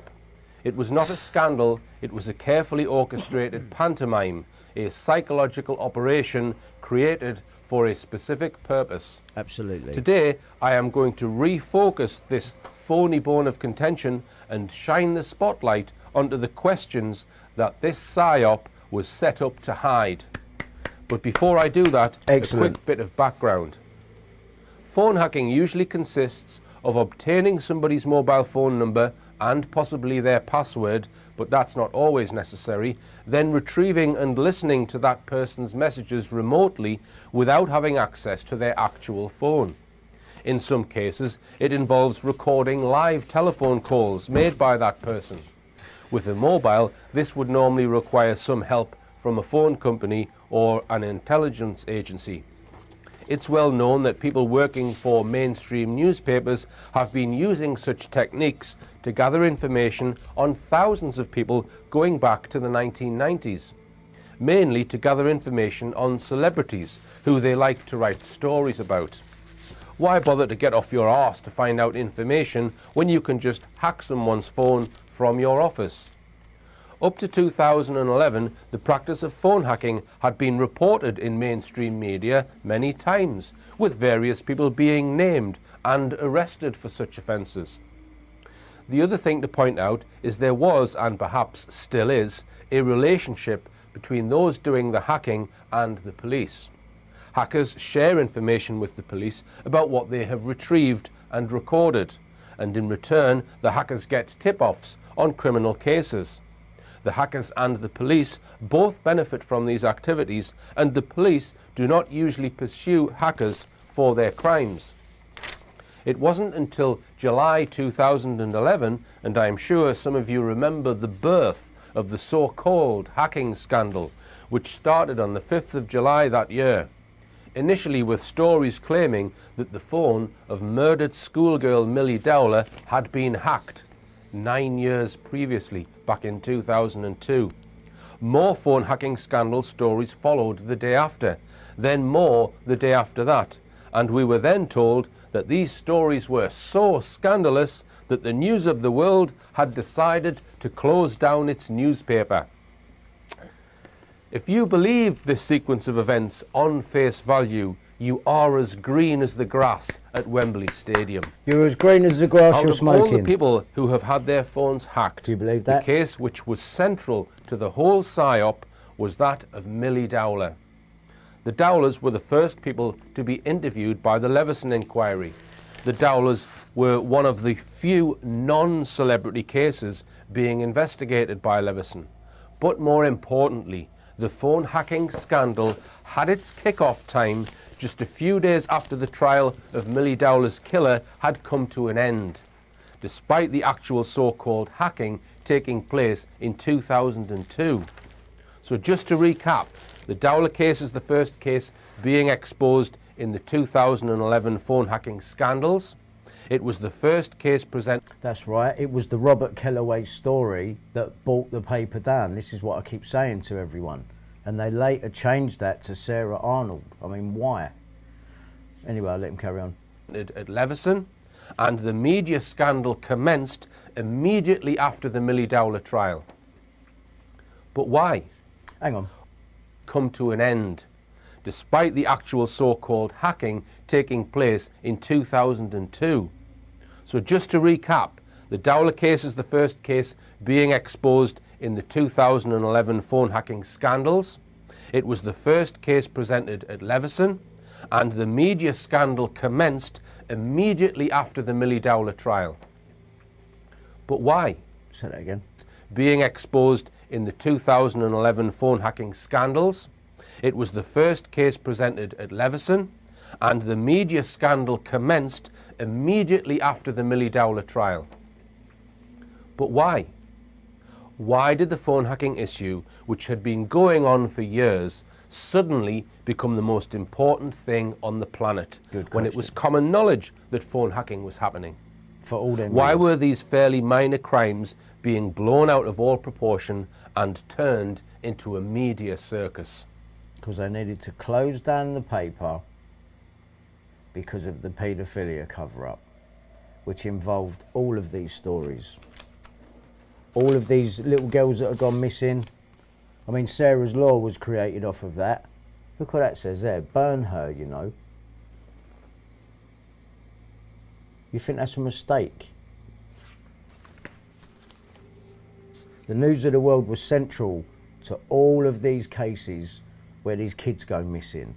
Sarah's Law gets set up off of the back of, is it by 2011 it's set up? Because it's refused, first of all, MPs refuse it, but it's Rebecca Brooks who looks like she's fighting with the mother. The mother's born 1969, just like Puddick, just like Tom Watkins, just like all these other fucking Satanists. I'll let him carry on. I think the answer lies in the detail of the case of Milly Dowler. Thank you. Which is why I've been snubbed so much for having evidence on Robert Kellaway, who brought down the newspaper with his story on Millie, who was colluding with the police, and there it is. And the Dowlers don't want my information, especially when Kellaway's transcribing his calls at the same time Glenn Mulcair's doing the mobile. But this is phone tapping. Look, that's a live conversation. It's phone tapping. And you've heard it admitted that they were phone tapping from the editor, from the guy who was on the guy in the background on the TV, Milly Dowler analysis. Like, you've heard it. So look at this now, the portrayal of the perfect happy family. This is what the media do. The phone hacking so-called scandal was a psyop, and the purpose of this psyop, in my opinion now, is directly connected to the Millie Dowler case. Right, and why? Because this Levi Bellfield story has been concocted. It clearly has, because Levi Bellfield was not running around killing loads of women with a hammer. 30 attacks. When he's got international moving services going. 6 Strawberry Hill. You know, we had a look at that address and look what we found. And that is not a coincidence. And the News of the World were phone tapping. So they know everything. They know everything. They know everything, and have even come up with their own plan to set things in place. They sat back, these kids have been killed, they've been in on it. The News of the World have been in on it. And this is why you need a psyop to close the newspaper down. And you use a family that you're going to be able to control. But you're sitting there doing all of that on Crime Watch. What the fuck? I wondered why Andrew Ash was sitting there doing all of that when he mentions the police. The police, no! And he's doing that. Like, I ascertained in 2011 that this so-called scandal was a psyop, and at that time, 2011, I thought it was a smokescreen for 7/7. Here is a clip of me talking in 2011. This is brilliant. So let's look at the timing of these events, okay? Here's the headlines from the 5th of July. So some of the papers have started on the phone hacking, where they call it a scandal, listening to people's telephone messages. That's what it is. Listening to messages that people have left, okay. So they start the ball rolling on the 5th of July, 2011. Now, we've got the Independent, News of the World hacked Millie Dowler's phone. By the way, all of the newspapers that he's showing you here, all of these people are in on it. So it's not just the News of the World, because these people are coordinating what they're doing. They're all in on it. We've got the Guardian, News of the World hacked Millie Dowler's phone, and I think there's one other. So there's 3 papers there, and it's specifically the Millie Dowler case. Okay, so it's in the media, but it's not blown up quite yet. The following day, on the 6th of July, oh, we now find that the media have hacked. Is it Jessica and Holly, the Soham girls that were murdered? Right, there you go. There's the next one, the Soham murders. Right, another 2 dead girls. Autopsy. Problem with the autopsy as well there as well, I think. Hack. I'm going to double check that. Their parents' phones, and this is now in the Express. It's in the So they hacked their parents' phones. Mail. We've got it in the Mirror. The majority of the papers have all got this. Why the News of the World going around hacking all the parents of dead kids? And then we find on the 7th, when the story was at its height, it's in all the papers. Oh, and now we've got Madeleine McCann. There's your next one. And don't forget, the Madeleine McCann tie-in is Jerry McCann, who is running Hacked Off, which is about all of the phone hacking and holding the press accountable. Well, they haven't been held accountable yet, not so far. And the other thing to look out for is that we had the same barrister, or would have done in court, David Sherborne. He's the McCann's barrister, and he's the guy that come round here in the beginning and split me and my ex-wife up when putting in the phone hacking claims. It was him that came here. He literally came here. This guy's on like 20 grand a day. David Sherborne. He represents the McCanns. I sat there and told him that I'm investigating paedophilia. No, so we've got Millie Dowler, then the Soham, then Madeleine McCann, their parents. To me, this is just trying to pull at people's heartstrings, these 100%. stories. They may be true. They're trying to make themselves look like the heroes in all of this, when really they're covering up what they really know and Solicitor, fuck knows. Yeah, they're helping it. But Felicitating, is it? I believe that they've been placed in the media at this time for a very specific purpose. And then, on the 8th, this is when the story broke that the News of the World had decided it was going to close because of this so-called scandal. Because of this scandal. That's what they're saying, that's what they're standing by. We've got here, Murdoch sacrifices his toxic tabloid to save the empire. Right, so they're making it like they've come up with this idea on the 8th to get rid of the newspaper, right? That's how it's being played out. Shut in shame, the Daily Express. So this was the first time... The Express? Are they having a laugh? The Daily Express is what put out, well, the Sunday Express, what put out the Andrew Ash story. Journalist James Fielding, if you want to call him that, done the story. He also done the Baby P story with John Widger, with a checkerboard in the background. In newspapers, they'd reported that they were going to close the News of the World. Now, in a story in the Telegraph, this broke late on the 7th, okay, and it says that the News of the World, how soon before the sun on Sunday rises. So they were talking about there's going to be a replacement newspaper called The Sun on Sunday. So they knew. And this was in our media late, as I say, late on the 7th. So obviously, if you're setting up a new newspaper, you need to buy an internet domain name. Yep. You need the domain name for that newspaper. Yep. thesunonsunday.com, Yep. thesunonsunday.co.uk. Yep.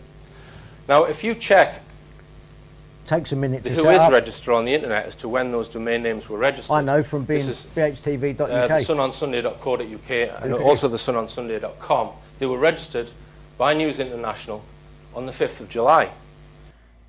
On the 5th.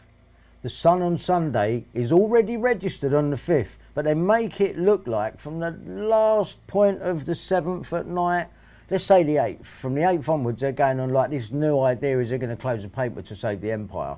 They already knew. They knew on the 5th. So Murdoch has closed his newspaper on purpose and used the excuse of phone hacking, kicking it off with the Dowlers in 2011 when they've been phone tapping since forever. We know that they was phone tapping at the time of Milly Dowler and myself and at the time of Sarah Payne's murder. Right, we know they was. Why has it taken this long to come out? Why are they hacking all of the phones, if not supplying the parents of dead children phones? Why are they doing that? Why are the News of the World the common denominator in every fucking story here? And I think they came unstuck because they chose to set me up at a time when they was acting so fucking lawlessly, and now it's come back to stab them in the back because there's no way. See, the problem is with the Millie Dowler story, few things that they've missed out. Number one, Bellfield had all them companies, right? He had all them companies. He ain't going around being a liability like that when he's involved with companies, with investors that have got 300 other companies running. No fucking way, this is a story. And we know the police don't tell the truth, and we know that they're in with the media and the newspapers. And we know that people are being injected into the phone hacking stories around the same time as Millie Dowler. Phonecast Limited, that's worked with Buckingham Palace, yeah. Ian Puddick, Phonecast Limited, incorporated on the 14th of November 2002. So you was being phone tapped as well, was you, Ian? Yeah, with your bleeding heart in the background of your Paul Page interview. Yeah, and it was Phonecast Limited that was working for the Queen. Yeah, it was Phonecast. We checked it all out and we now know Puddick did work for the Queen. And that company was created on the 14th of May 2002. Phonecast Limited, Ian Puddick. So my phone's being done by Glenn Mulcair, right? on the 2nd of the 5th 02, being told to do me by Neville. So Neville Felbeck is instructing Glenn Mulcair to do my phone. And it's Greg Miskill that's told Neville, and it is Rebecca Brooks that has told Greg, because Rebecca Brooks had the Special Investigations Unit set up and all of them people were in it. So Greg Miskill saying there was no link to Mazza, and there was. You was the fucking link. You was the link. You're in the same group as all of these people, and even in that group you've changed Robert Kellaway to Sarah Arnold, and Robert Kellaway is bylined on the story that you've used to take down that newspaper. And then I've got Robert Kellaway colluding with the police days after this Milly Dowler thing. And Kellaway, that's Kellaway, giving the police, DCI Simon Werritt, phone tapping evidence on me, and the fucking police have requested it.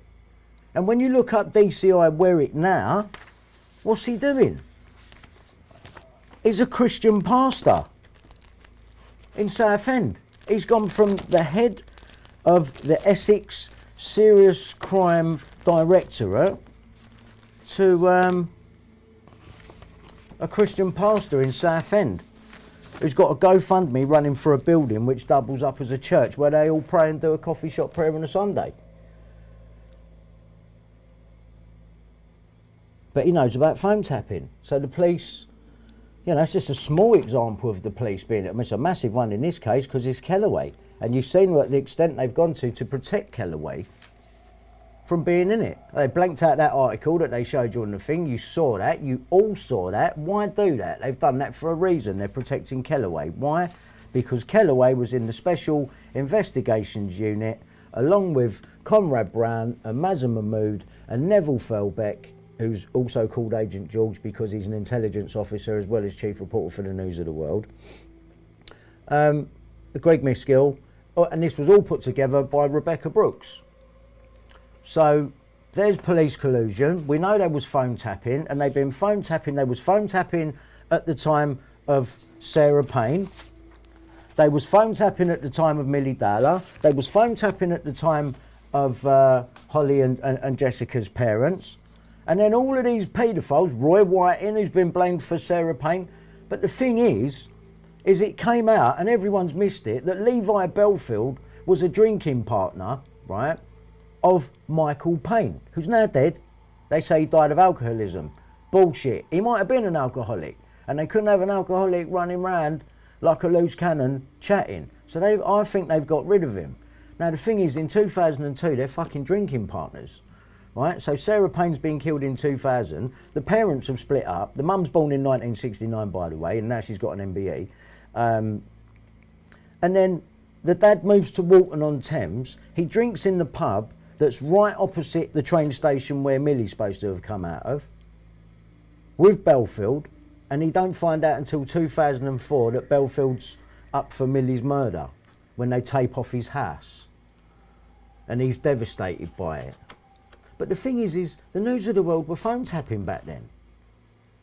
So we know that they knew. I mean, how comes Bellfield wasn't part of Sarah Payne's investigation? Or vice versa?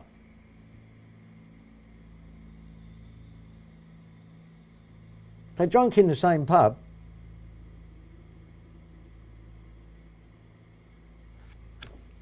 I just think that's important. So this is like really before this story had got going in the mainstream media, and I would suggest that if it's registered on the 5th of July, the decision to buy those domain names and launch that replacement newspaper has been made before the 5th of July. Of course it before the phone hacking story was even in the media. It's like before I went forward on bhtv.uk. It took me ages to set it up. It wasn't a 5-minute thing, and then you have to wait for them to come back to it, and then you have to send them a confirmation email. There's a process. So it's bullshit. They took down the newspaper for a reason, and what I'm telling you is why it's come down. And obviously they don't want to get found out. I mean, Andrew Ash, in them fake fucking interviews that were done for me, right, he even mentions Brooks. right? He even mentions Rebecca Brooks. Do you know what? I'm going to see if I can find it while I'm on the subject. This is how far they went for me to get something wrong with Brooks. Yeah? They've even gone that far. Right, hold on, because there's a very important document there that you need to see. Right, and give me 1 second here.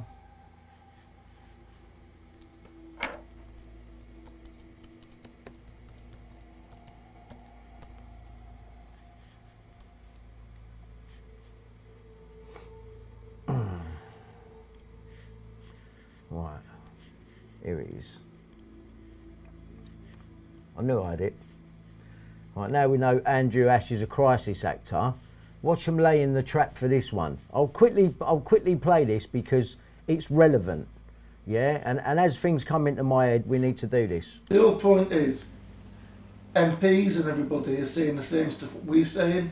The MPs and stuff are now, an MP says, is openly said, because I've come across it on Facebook, and not Facebook, on YouTube and stuff, and I saw it, I said, he said that and he's done that, and I sent it to Chris, and Chris says, yeah, I know about that, because I've seen it before. He says, but the media didn't go, none of the media, this is when the MPs say that it's going on, the media's don't pick up on it. Yeah. Well, no, obviously, a lot of government, they run the show like that. Honestly, I would have thought that goes without saying.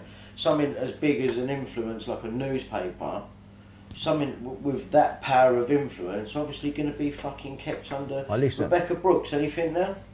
Brooks. Ginger Bird from News of the World, who I'm about to get.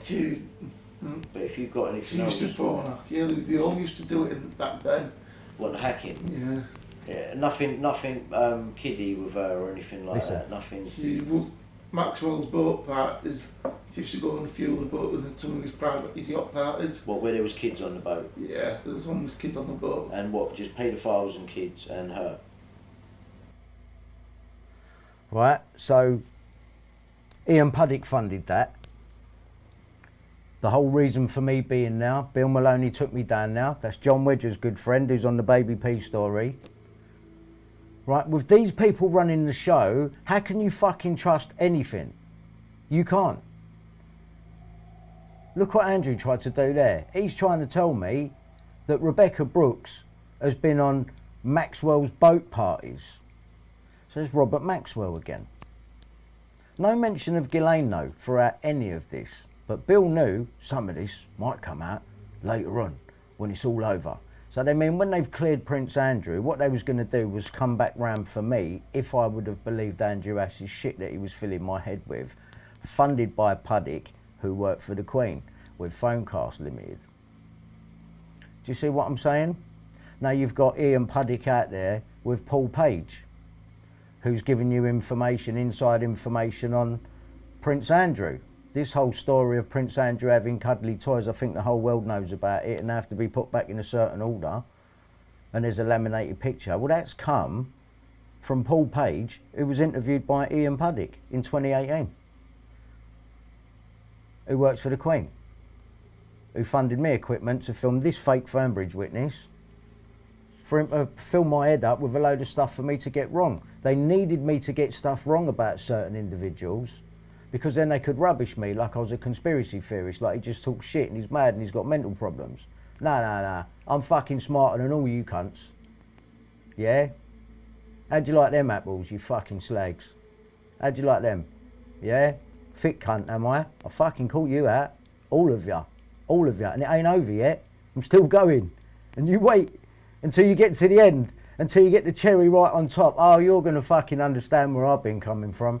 You hold it down as much as you want. Say what you want about me. Yeah? But you've been done. And it goes right to the top. Does. Right to the Queen. Right to David Cameron. Right to the fucking top. As usual. Ex-Prime Ministers. Of course it does. And when you brought me into it, because you thought you could entrap me and fuck me over, well, you fucked yourselves. Because I've done you all. And I can see what all the connections are and where you've been lying. And how you've been blackmailing these families. Some of them involved, using their dead kids to push your agendas, your stories, make yourselves look like heroes. Yeah, you've been caught. Fucking bank of rights. And no one can argue with it. And I know you're upset, because it's me. But that'll fucking teach you, innit?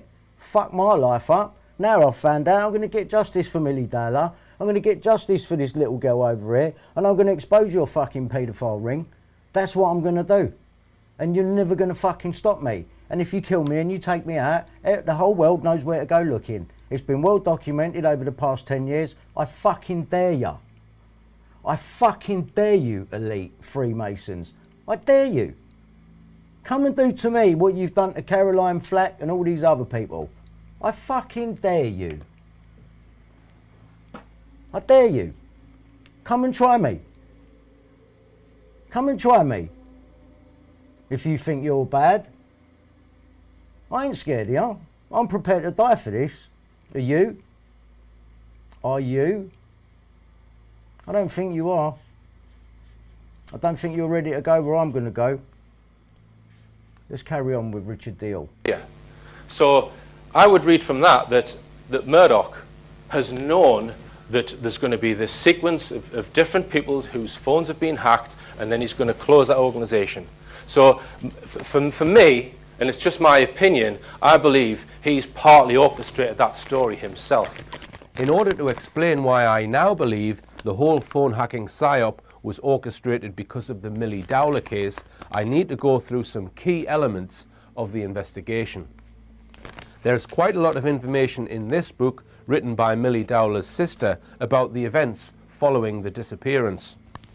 There are also a few elements. This girl cannot stop smiling when she's talking about her sister being killed. I'm sorry, there's nerves, I get that. And then there's that, and I don't know what that was. And Puddick tweeting her, watch out for Brian Harvey, he's trying to make a name off your dead sister.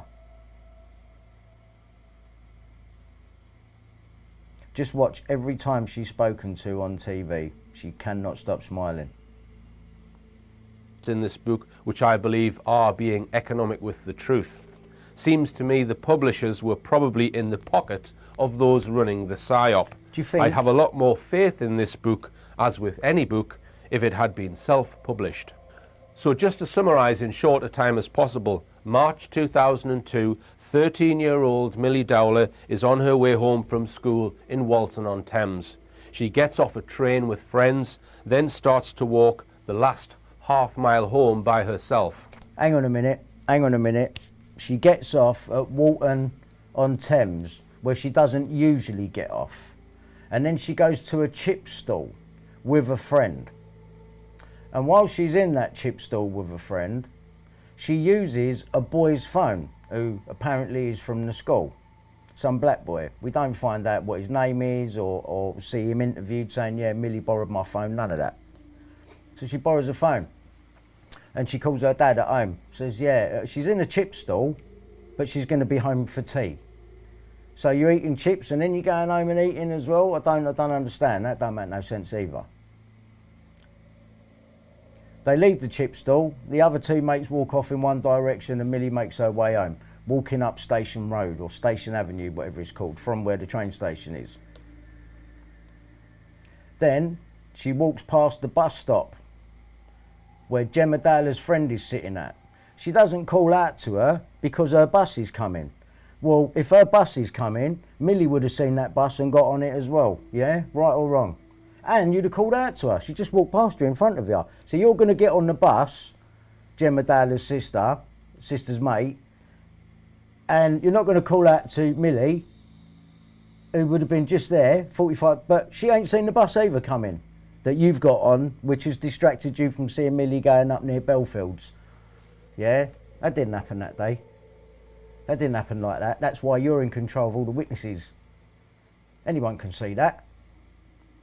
Anyone can see that. I guarantee you, if I go to that bus stop and I walk to the left for 45 seconds, I bet you any money it lines up with me being in line with that hole in the bush where Bellfield lived.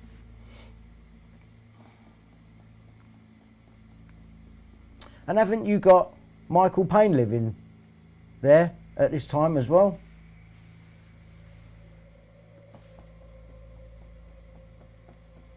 Was he involved in it? a drinking partner of Bellfield's, wasn't he, at this time?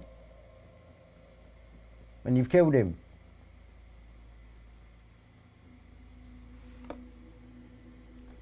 She does not return home and is not seen again until her remains are discovered 6 months later in Minley Woods, 20 miles west from where she was last seen.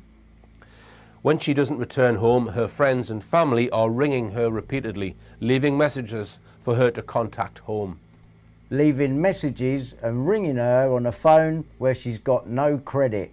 How is she supposed to pick up them messages when she's already rung the dad, fresh after he's just had a wank in a bedroom?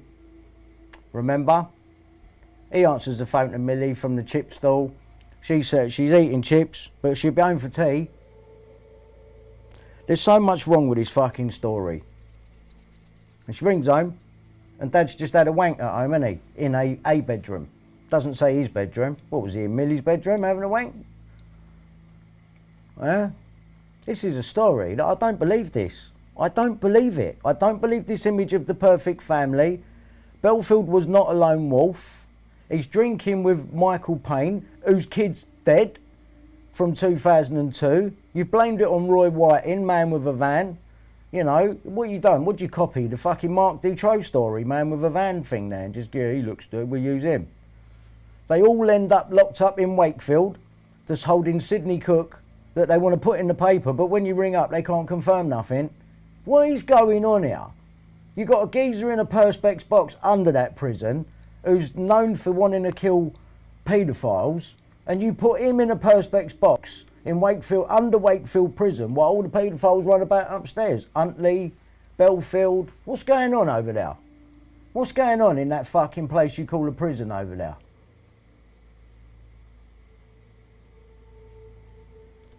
By the following day, her phone's mailbox is full, so it is no longer possible to leave messages.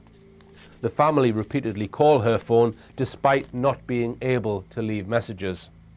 Then,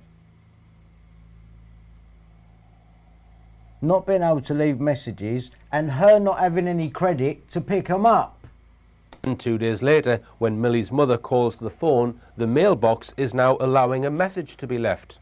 The mother thinks this could does not return home and is not seen again until her remains are discovered 6 months later in Minley Woods, 20 miles west from where she was last seen. Right, and the body was naked, it wasn't buried, and the autopsy didn't show the cause of death. Remember that. When she doesn't return home, her friends and family are ringing her repeatedly, leaving messages for her to contact home. With no credit. By the following day, her phone's mailbox is full, so it is no longer possible to leave messages. Right, they need to leave the messages to show that they're trying to get hold of her. But Bob knew after having a wank that Millie didn't have any credit. So why are you doing that? But it makes the story look good. I've been trying to get hold of her, You're involved in her death. My opinion, my view. Family repeatedly call her phone despite not being able to leave messages. Or having any credit. Then 2 days later, when Millie's mother calls the phone, the mailbox is now allowing a message to be left. The mother thinks this could mean that Millie is alive, because the messages must have been retrieved. It does not dawn on the mother that somebody else other than Millie could have access to the messages, and the Dowlers don't consider this possibility for another 9 years. Oh, I bet they don't. Having researched this, it is my belief that nobody deleted any messages. I believe the News of the World obtained Millie Dowler's phone number, listened to and recorded and transcribed all the messages. That is what they do. Now, let's go back to Glenn Mulcair. What does he say about getting the number?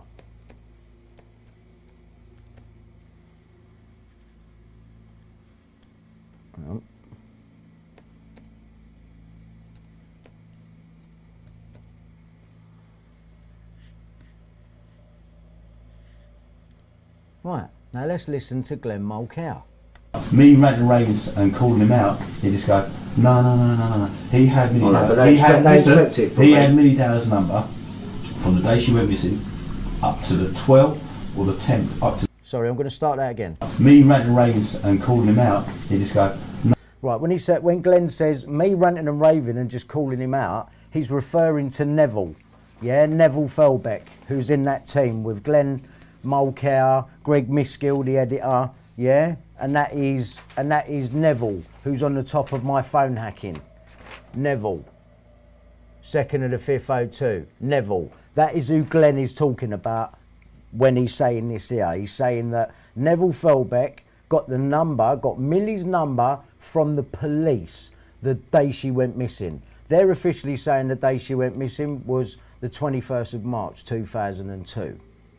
And what Glenn is explaining to me here is that he's trying to tell me like it's a secret. He's going, yeah, that Felbeck told Glenn, look, yeah, I just got the number from the police, right? And that Felbeck had that number for a couple of weeks before he even give it to Glenn. This is going to be a lie as well.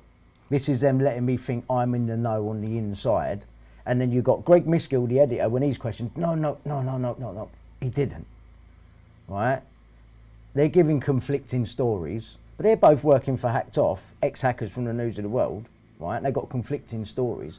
That's meant to cause the confusion because they know exactly what happened. And it didn't happen on these dates that they're saying. It didn't. It fucking didn't, which is why they've got to have all the controlled witnesses. The last person to see Millie alive is Gemma's mate. Gemma's being fucking messaged by Puddick. Right? No. He had Millie Dowler's number from the day she went missing up to the 12th or the 10th, up to the 10th until he instructed me. What did he do? What did he do in them days? 2.5 weeks before he gave me a number. What did he do? 2.5 weeks before Felbeck gives Glenn Mulcair the number. What did he do? This is what I'm saying. He's a registered police informant. Right, he's saying that Neville Felbeck's a registered police informant, Agent George. Right, Agent George. Alright. Is that what we called him, yeah? Alright, listen. Right, he had the number. So what do you reckon he would have done? If he's had a number, he's gone out and pop it himself and they trophy Felbeck. Right, he's gone and had a pop at it himself for the couple of weeks, continuing from getting it from the police the day she goes missing. Let's suppose that she did go missing, right, on the 21st of March. Bob's reported her missing at 7 p.m. By 9 p.m, Surrey police are on the phone to Felbeck, giving him the number. Let's say that scenario was real. Felbeck's got the number. All of the stuff concerning if there was voicemail messages looking like they've been listened to so that you could leave another one, then Felbeck's totally got to do with that. And Rebecca Brooks and Greg said he knows the ins and outs of a part of the Millie story. He does, because he helped create it.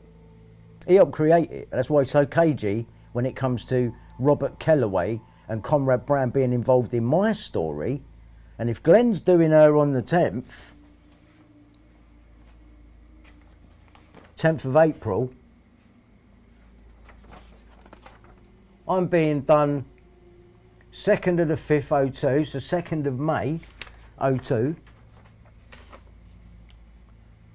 and the 26th of April. So if we go from the 10th or the 12th, let's go from the 12th, what he says. From the 12th, I'm done 2 weeks later. I'm done 2 weeks later.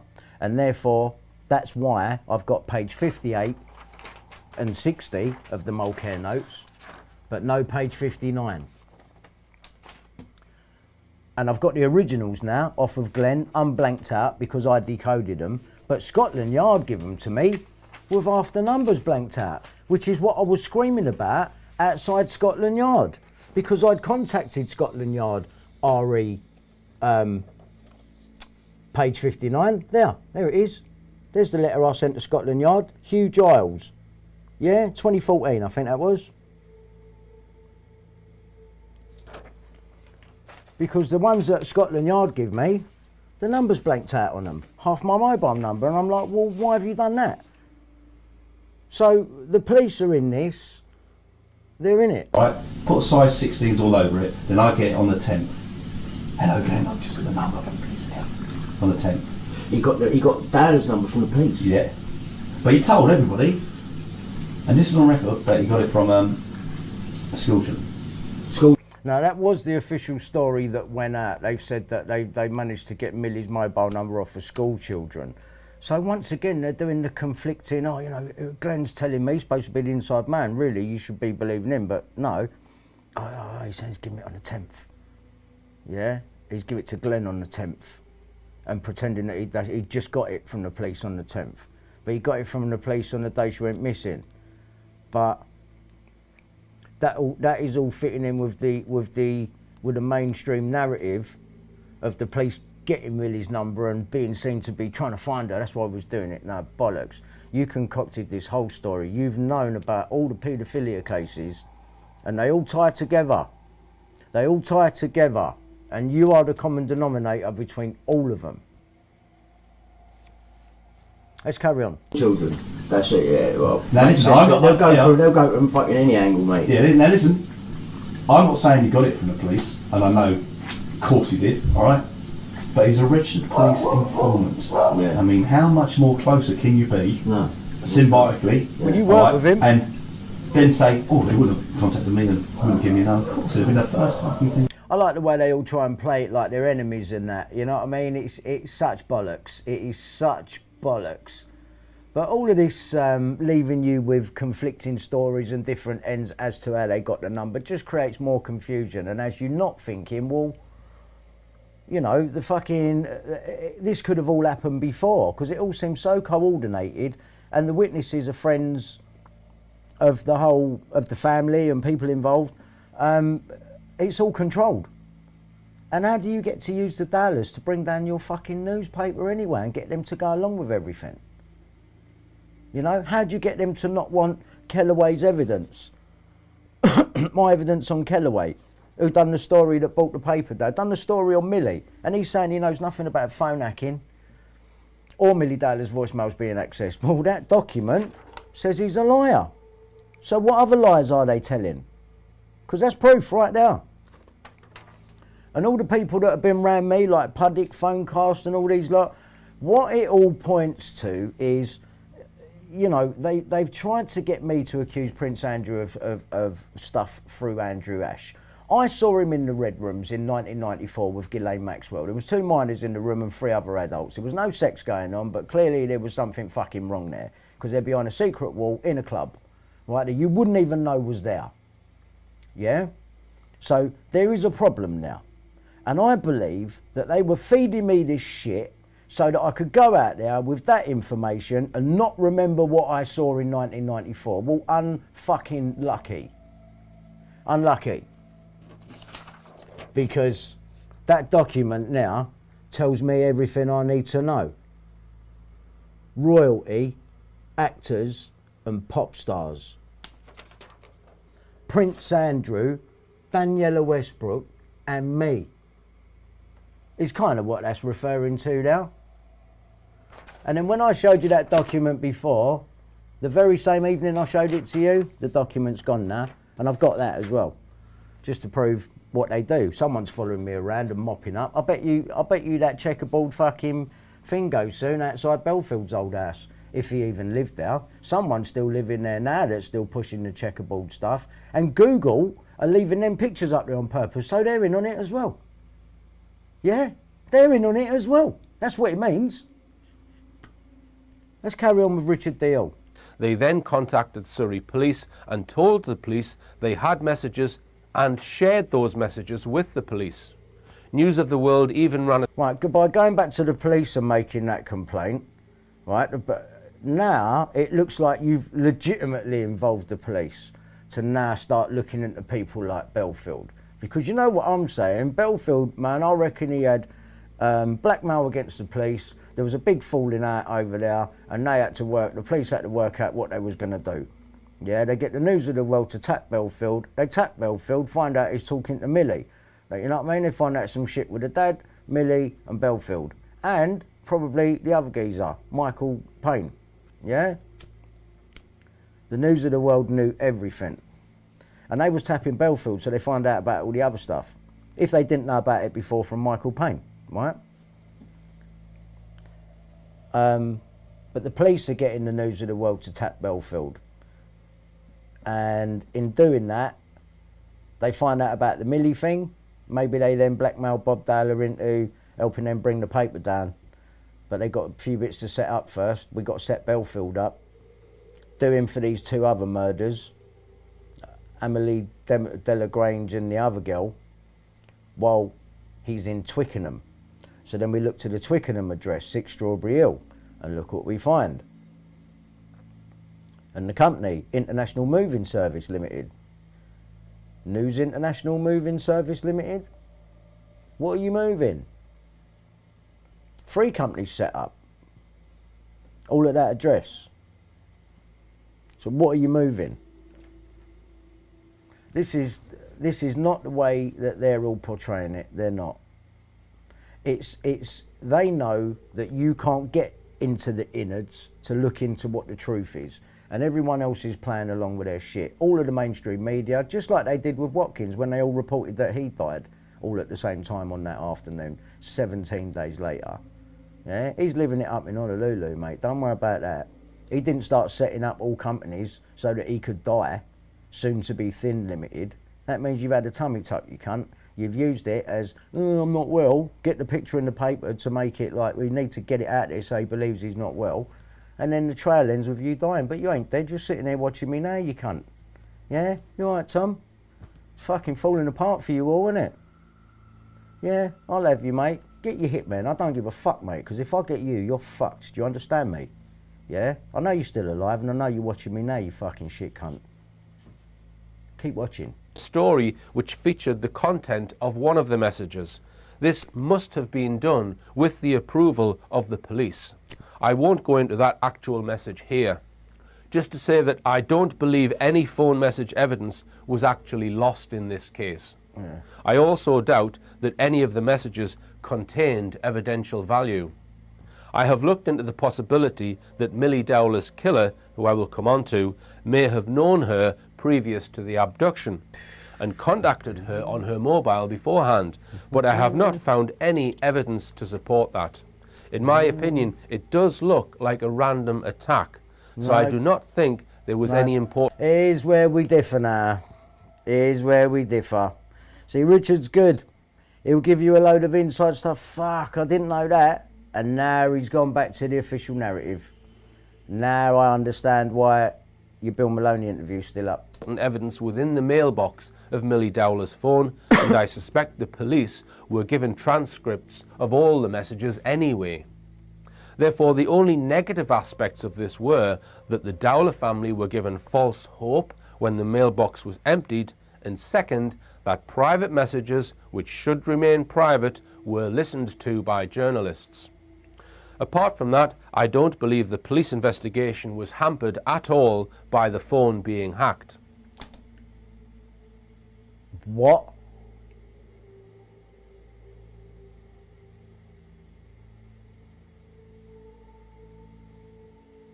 So now you can see that the phone hacking so-called scandal, this being the jewel in the crown of the hacking cases, was being blown up out of all proportion. Well, that's back to truth again, yeah? He's doing a bit of an Andrew Pad, isn't he? You're a cunt. I really like your work. You're a cunt. I like you. But it was being blown up for a reason. The person who 9 years later... It wasn't a random attack. And he wasn't out there doing it to 30 other girls.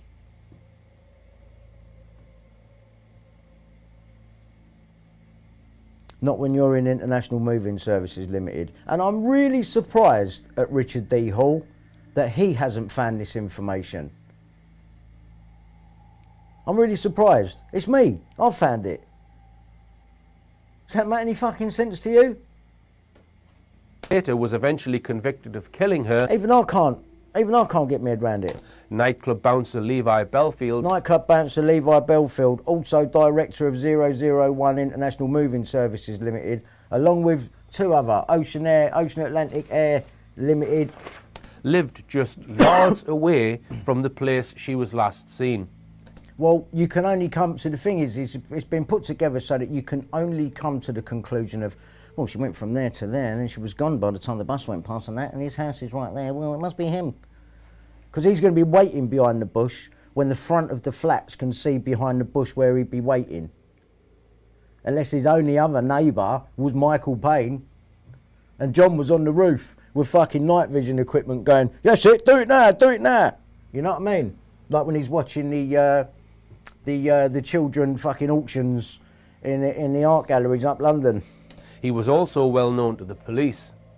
In the 2 years before she I was bet he was. He was well known. Of course he fucking was. You was working with him, you cunt. taken, Bellfield was reported to the police 93 times for alleged indecent assaults, obscene... Oh, whatever. And you give him an 8-year wide berth. Like, this the whole thing stinks of shit. ...in phone calls and physical assaults. His partner, who he was living with, had 4 months earlier come out of a woman's refuge. Hold on a minute. He's with Emma Mills at the time, but he's got a company with the other bird. What's going on? Why have you got a company with Joanna Sasha Collins at this time when you're with her?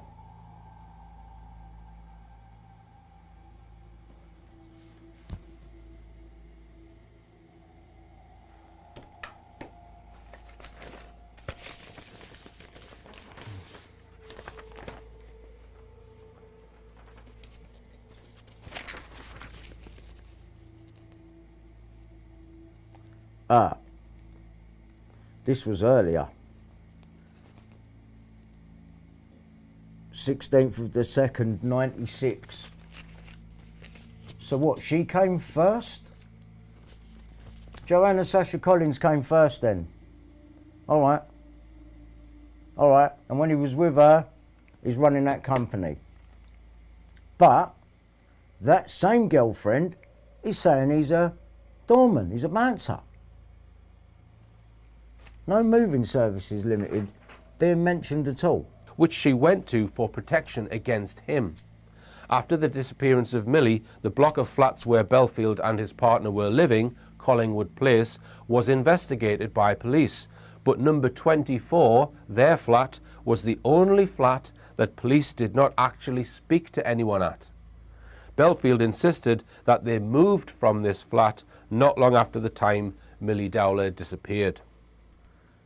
Well, where is he drinking partners with Michael Payne in the pub then?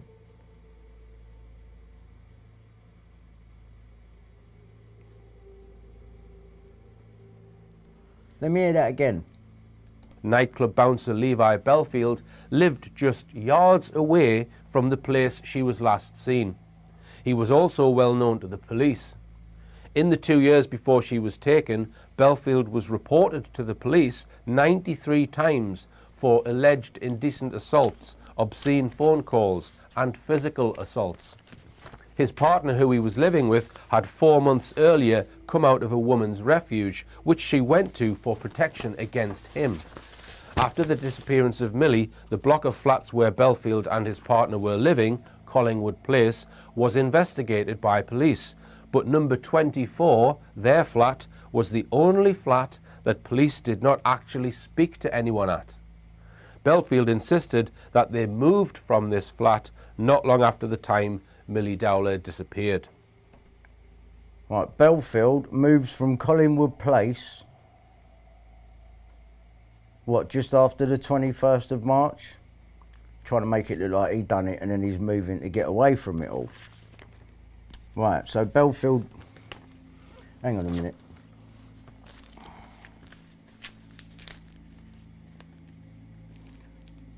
So Bellfield moves around the 21st of March 2002 from Collingwood Place. It is thought that Mr. Payne only found out the truth about his drinking partner, Levi Bellfield, when police taped off Bellfield's flat and arrested him in 2004, leaving him devastated that the man he befriended was a killer.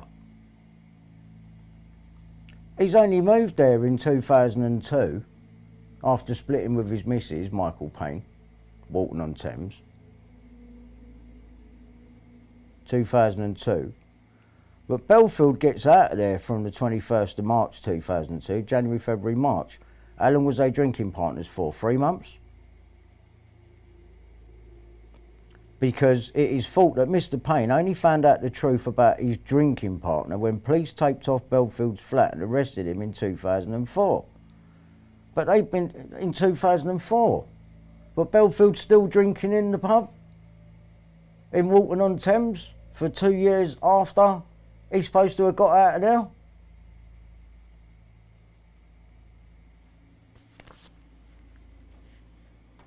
It seems to me from reading Dowler's book that the police in their investigation were pursuing only two main lines of inquiry. The first was that she had willingly ran away from home, possibly with a boyfriend. Second was that Millie Dowler's father had... No.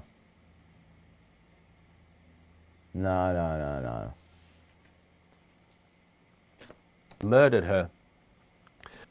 Yeah, I think you might have it right there. The book is extremely critical of the police investigation for not pursuing the correct line of inquiry, which was that she had been abducted. All fits nicely after though, doesn't it? You know what I mean? Afterwards in the book, in my books, I talk about how the police should have investigated Bellfield instead of accusing my dad. Against her will. Hence the Dowlers seem to think the reason... There's a bit of black and white going on there. What's she got on her top? Right, well you can see her jacket. It's checkerboard, but it's small.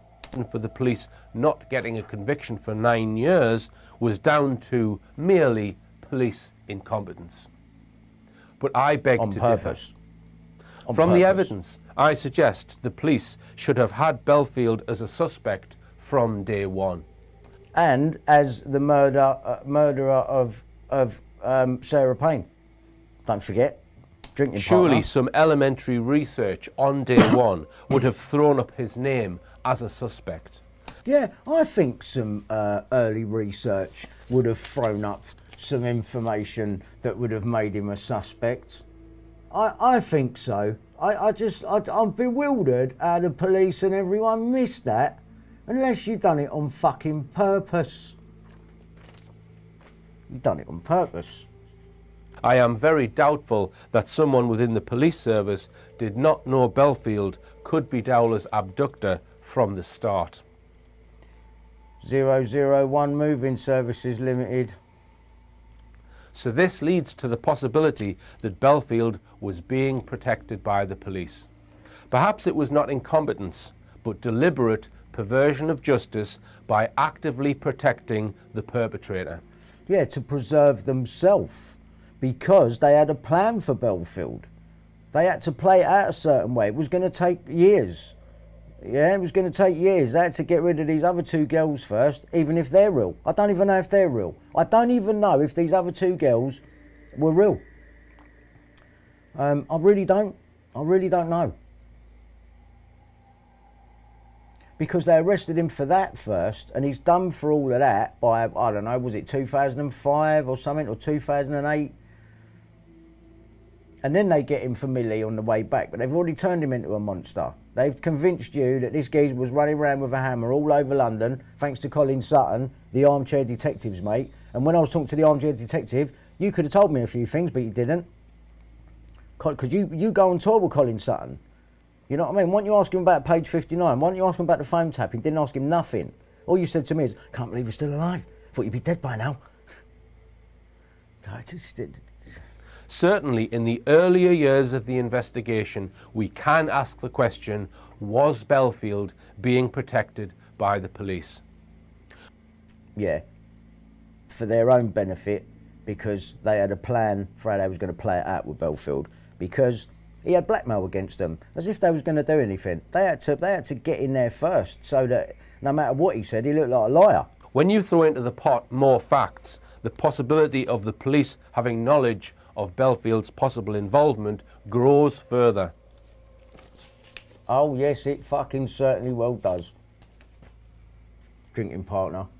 Starting with the fact that Bellfield was a police informer. What, like Neville? Me ranting Reagan and calling him out, he just go, no. He had Milly Dowler's number from the day she went missing up to the 12th or the 10th, up to the 10th until he instructed me. What did he do? Felbeck? What did he do in them days? 2.5 weeks before he gave me a number. What did he do? He was a registered police informant, right, Agent George, all right? There it is then.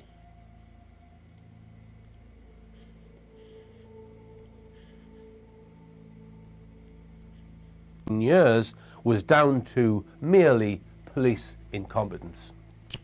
But I beg to differ. From the evidence, I suggest the police should have had Bellfield as a suspect from day one. Surely some elementary research on day one would have thrown up his name as a suspect. I am very doubtful that someone within the police service did not know Bellfield could be Dowler's abductor from the start. So this leads to the possibility that Bellfield was being protected by the police. Perhaps it was not incompetence, but deliberate perversion of justice by actively protecting the perpetrator. That's why Greg Miskill, the news editor, I know the far end of a fart with how Millie was before, during and after she was tapped. Before. Yeah. You would know the goings on before. Because you was working with Neville Felbeck, who's a police informant. Just like Bellfield was a police informant. So from one informant to another, that are both informants for Surrey Police, and they're both involved in the story. With Rebecca Brooks overseeing it all. Yet she's going to deny everything and say, I only found out 2 weeks ago in 2011. Bullshit, did ya? Bullshit, did ya? You did not, woman. I'll tell you why. Because I've got this document here. Hold on. I'm going to have to fucking screenshot it because it don't want to come up. Oh, wait till you see this.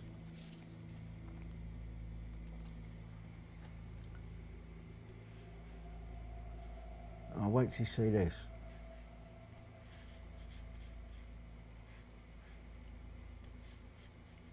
You remember me asking the news editor? So I said, so Brooks called it all on, yeah? And he was like, no.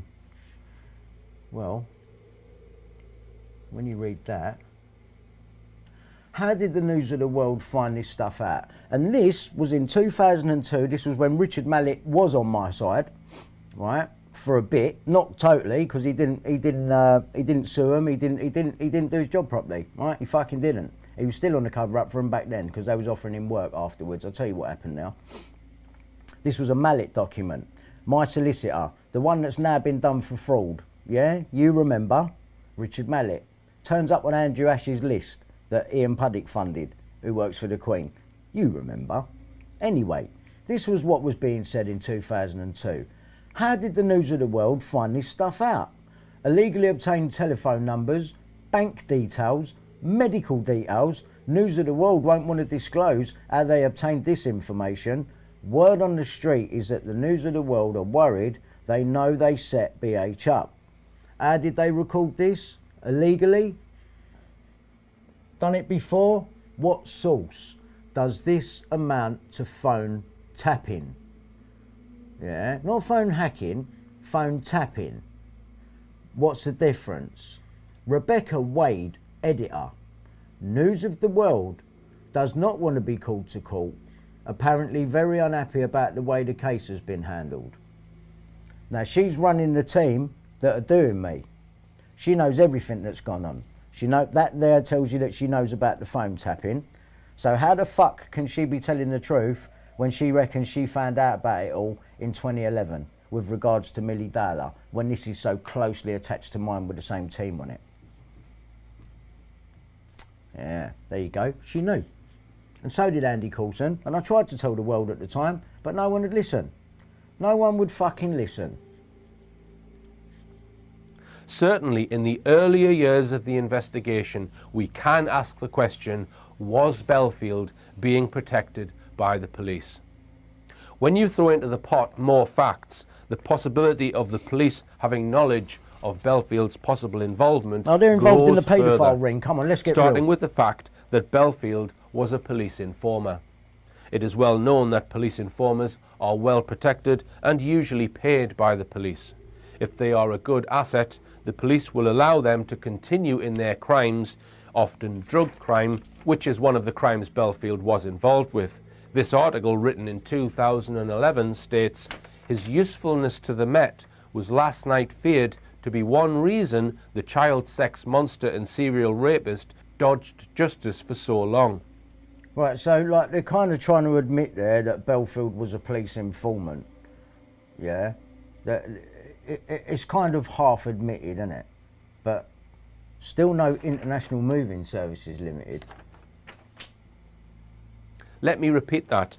His usefulness to the Met was last night feared to be one reason the child sex monster and serial rapist dodged justice for so long. What was his usefulness to the Met?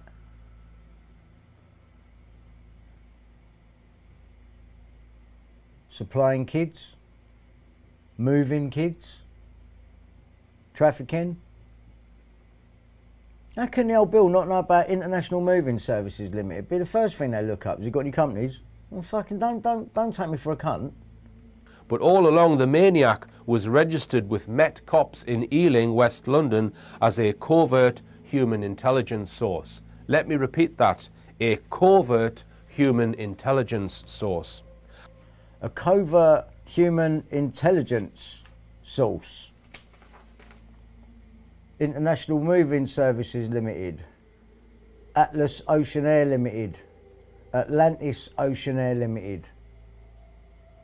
The last one, he resigned in '99. That's when Brown's nightclub gets turned over. They say it's a drugs bust, but it fucking ain't. But I guarantee you it involves this bloke, because that company's global as well. Add into the mix that Bellfield was also known to offer men that he knew access to have sex with underage girls. Right.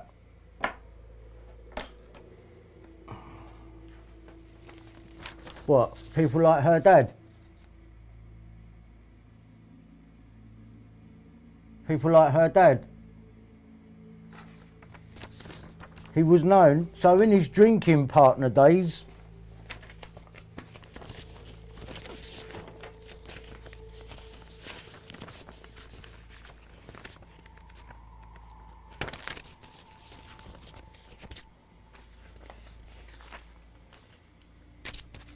hold on a minute. In his drinking partner days, at the Ashley Park pub opposite Walton-on-Thames train station, when he's supposed to have moved, but he's still drinking with Michael Payne up until 2004. And the Ashley Park, age 33 years. My God. My fucking good God. Revealed, Milly Dowler's killer tormented grieving father of Sarah Payne after befriending him at their local pub at the height of his killing spree. What is going on here? Let me hear that again, what he said.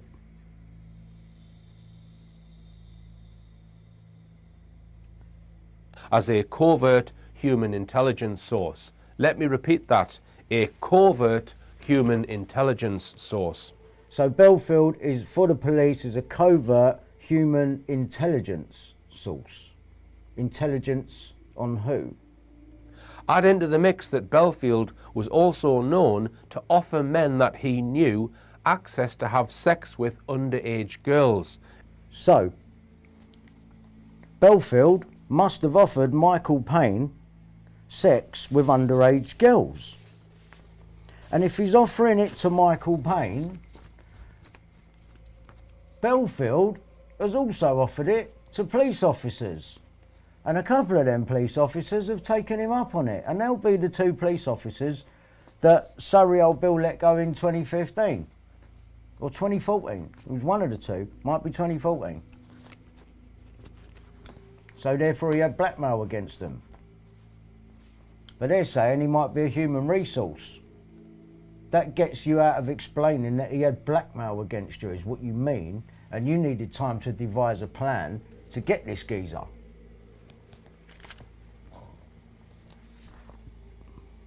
But he's known, Bellfield's known for offering people that he knew sex with underage girls. Well, you've just said that he knows police. Either way, he's a police informant, he knows police. So I'm right. There was police having sex, and that's what the cover-up's all been about. They got their mates at the News of the World to tap everyone because they had to show reason for it, and they couldn't. Not until later when he became a suspect.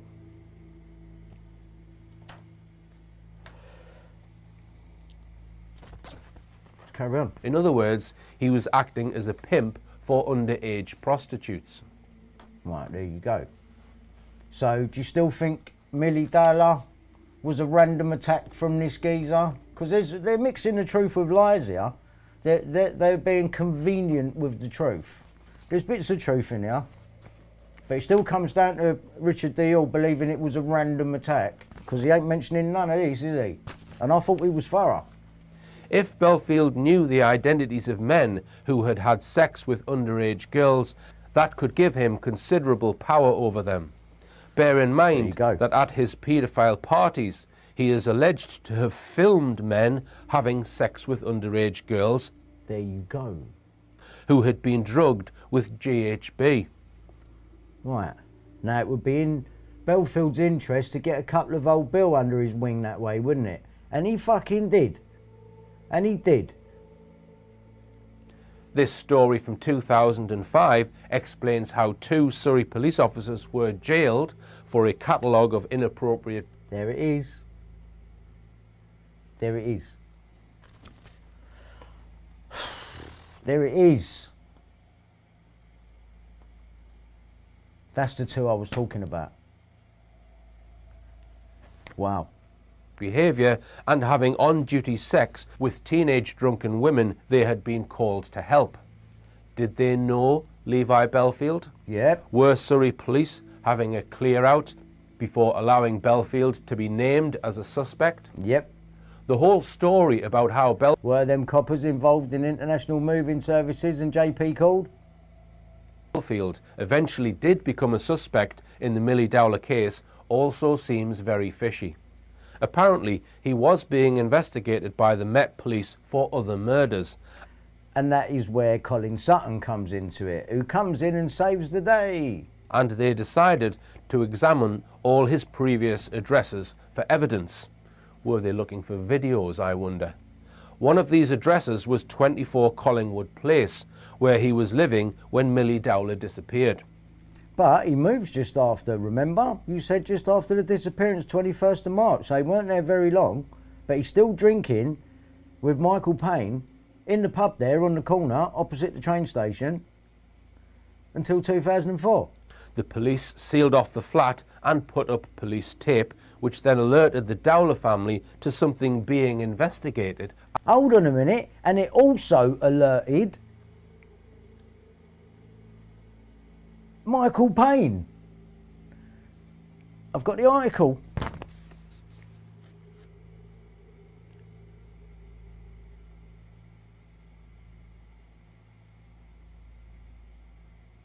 It's one of these.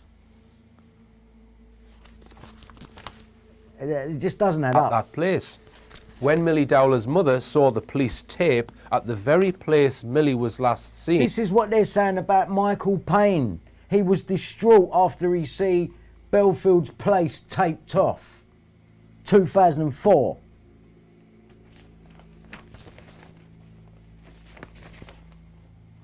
It is thought that Mr. Payne only found out the truth about his drinking partner when police taped off Bellfield's flat and arrested him in 2004.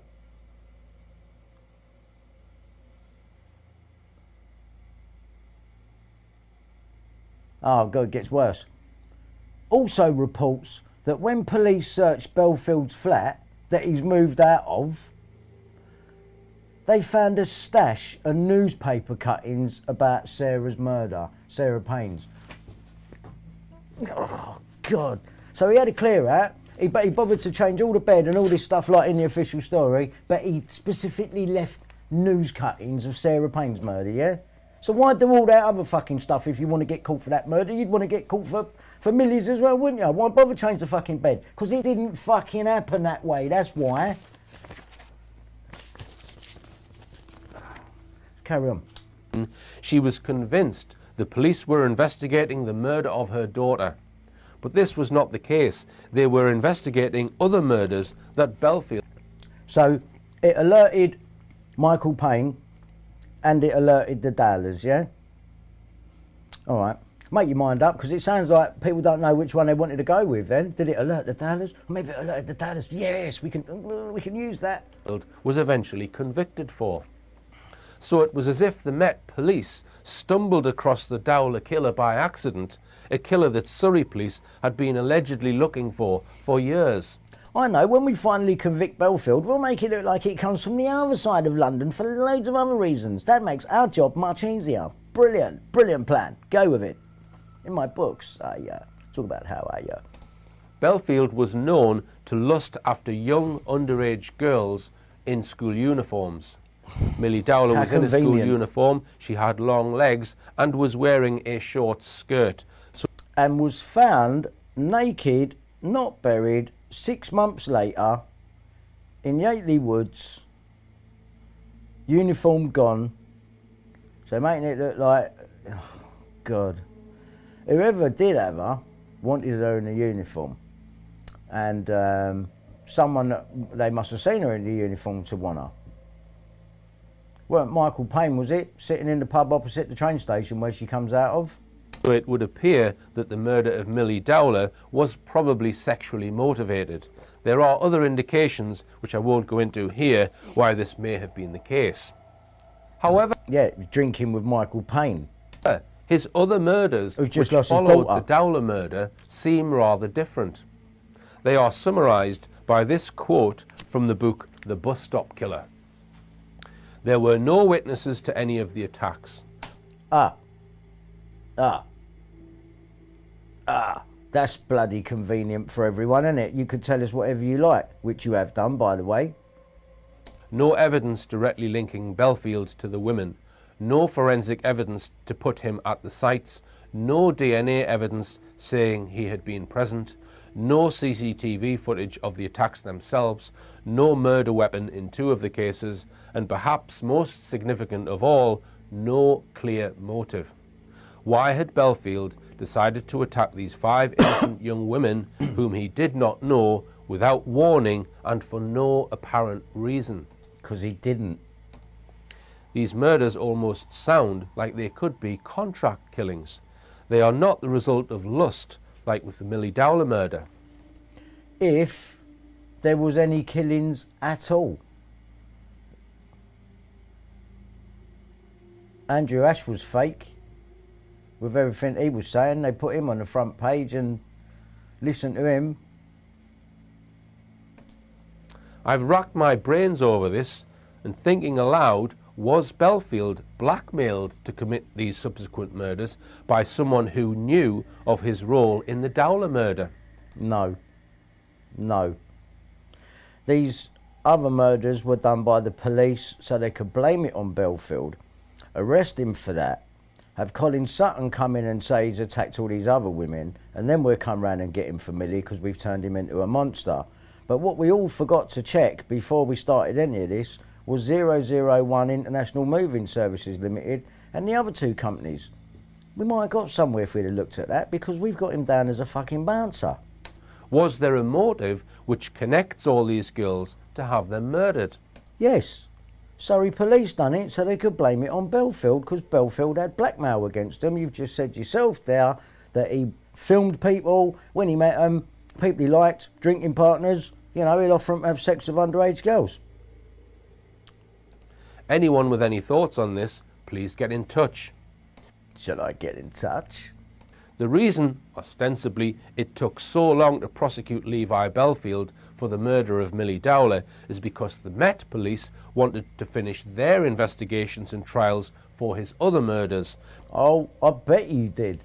And how convenient that is for you. before they would let Surrey police start their interrogation of Levi Bellfield. So it was kind of a we found him first scenario, despite No, it wasn't. the fact Millie Dowler's murder occurred first. Would it not have been more logical to try him in the order that the murders occurred? Eventually, Bellfield's Dowler And also add in Michael Payne's daughter. No? trial was due to start in early 2011, and just as preparations were being made to start the trial, remember, at this point, the family have no idea anyone has hacked Millie Dowler's phone. The family are invited to a meeting to be given some disclosures about Millie's phone being hacked. Bear in mind, this meeting is not with officers who are involved in their case. It is officers from London who are running Operation Wheating, the investigation into phone hacking.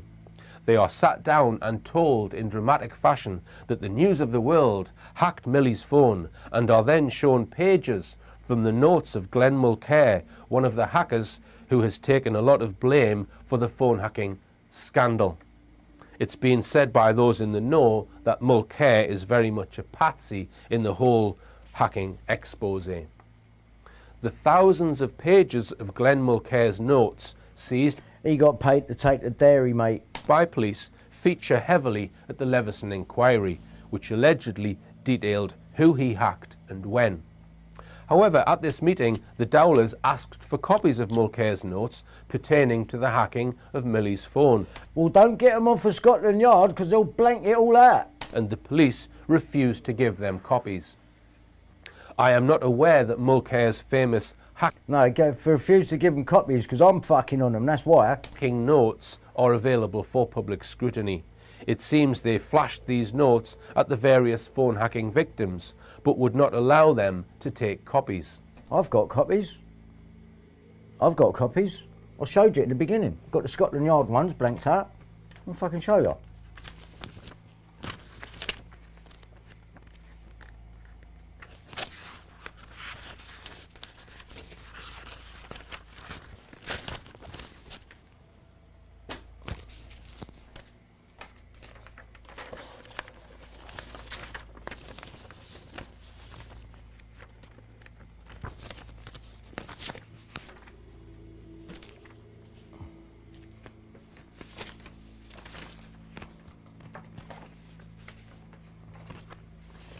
Right, so that was me asking them for page 59. These are the ones that I get from Glenn Mulcair. See, there's no blanking out on that. I'll show you, for example, that top number. Yeah, and then down there, you see there's no blanking out. Look at the top number. Right, it's all there. But that's only after I decoded it. So obviously, there's no point in hiding it anymore. Which was another giveaway, really. They give it to me after I found it. But Richard Maddock, my solicitor, had it all along anyway. He had the number all along. But I will show you the ones that I get from Scotland Yard. They definitely didn't want me to have any information. So I know they're hiding more notes, and I intend to get them. And I will get them. I'll get them eventually. But it's all got to be exposed first, because otherwise no one's going to make any moves. Once it's gone past that point and it's too late, then, you know, like with Mulcair giving me them 2 notes unblanked, well, they wouldn't have done that 2 years prior until I'd worked them out. Let me just keep looking there, because I've got them. I had them a second ago, so I don't know where I put them. The, what's the name ones from the police? Where are they? Where are you? I've just got so much paperwork. But it's good, man, so I know every single bit of it. Every single piece of this. Let me just find it, because it's important that you see these things, you know what I mean? It is important that you see these things. Right, that's the Mulcair notes unblanked. Where's the blanked ones? Where are they? There they are. Got them here somewhere. They might be in the binder. It's important though, so You know, we'll take the time to do it. Oh, here we go. Right. So, and this is what I keep saying. So here's the notes from the police. This is exactly how I got them, like that, through Mallets, who's been done for fraud, yeah? And it comes like that, and it tells me the pages that I've got there, right? That's what I've got. Right, and it's page 58 and page 60. Right, now look at the difference on the ones from the police. Look at the top number. That's from the police. That's from Mulcair. That's from the police. That's from Mulcair. Geezer on the screen now on the left. The recording you heard earlier. Was him. Who was part of Greg Miskill's team.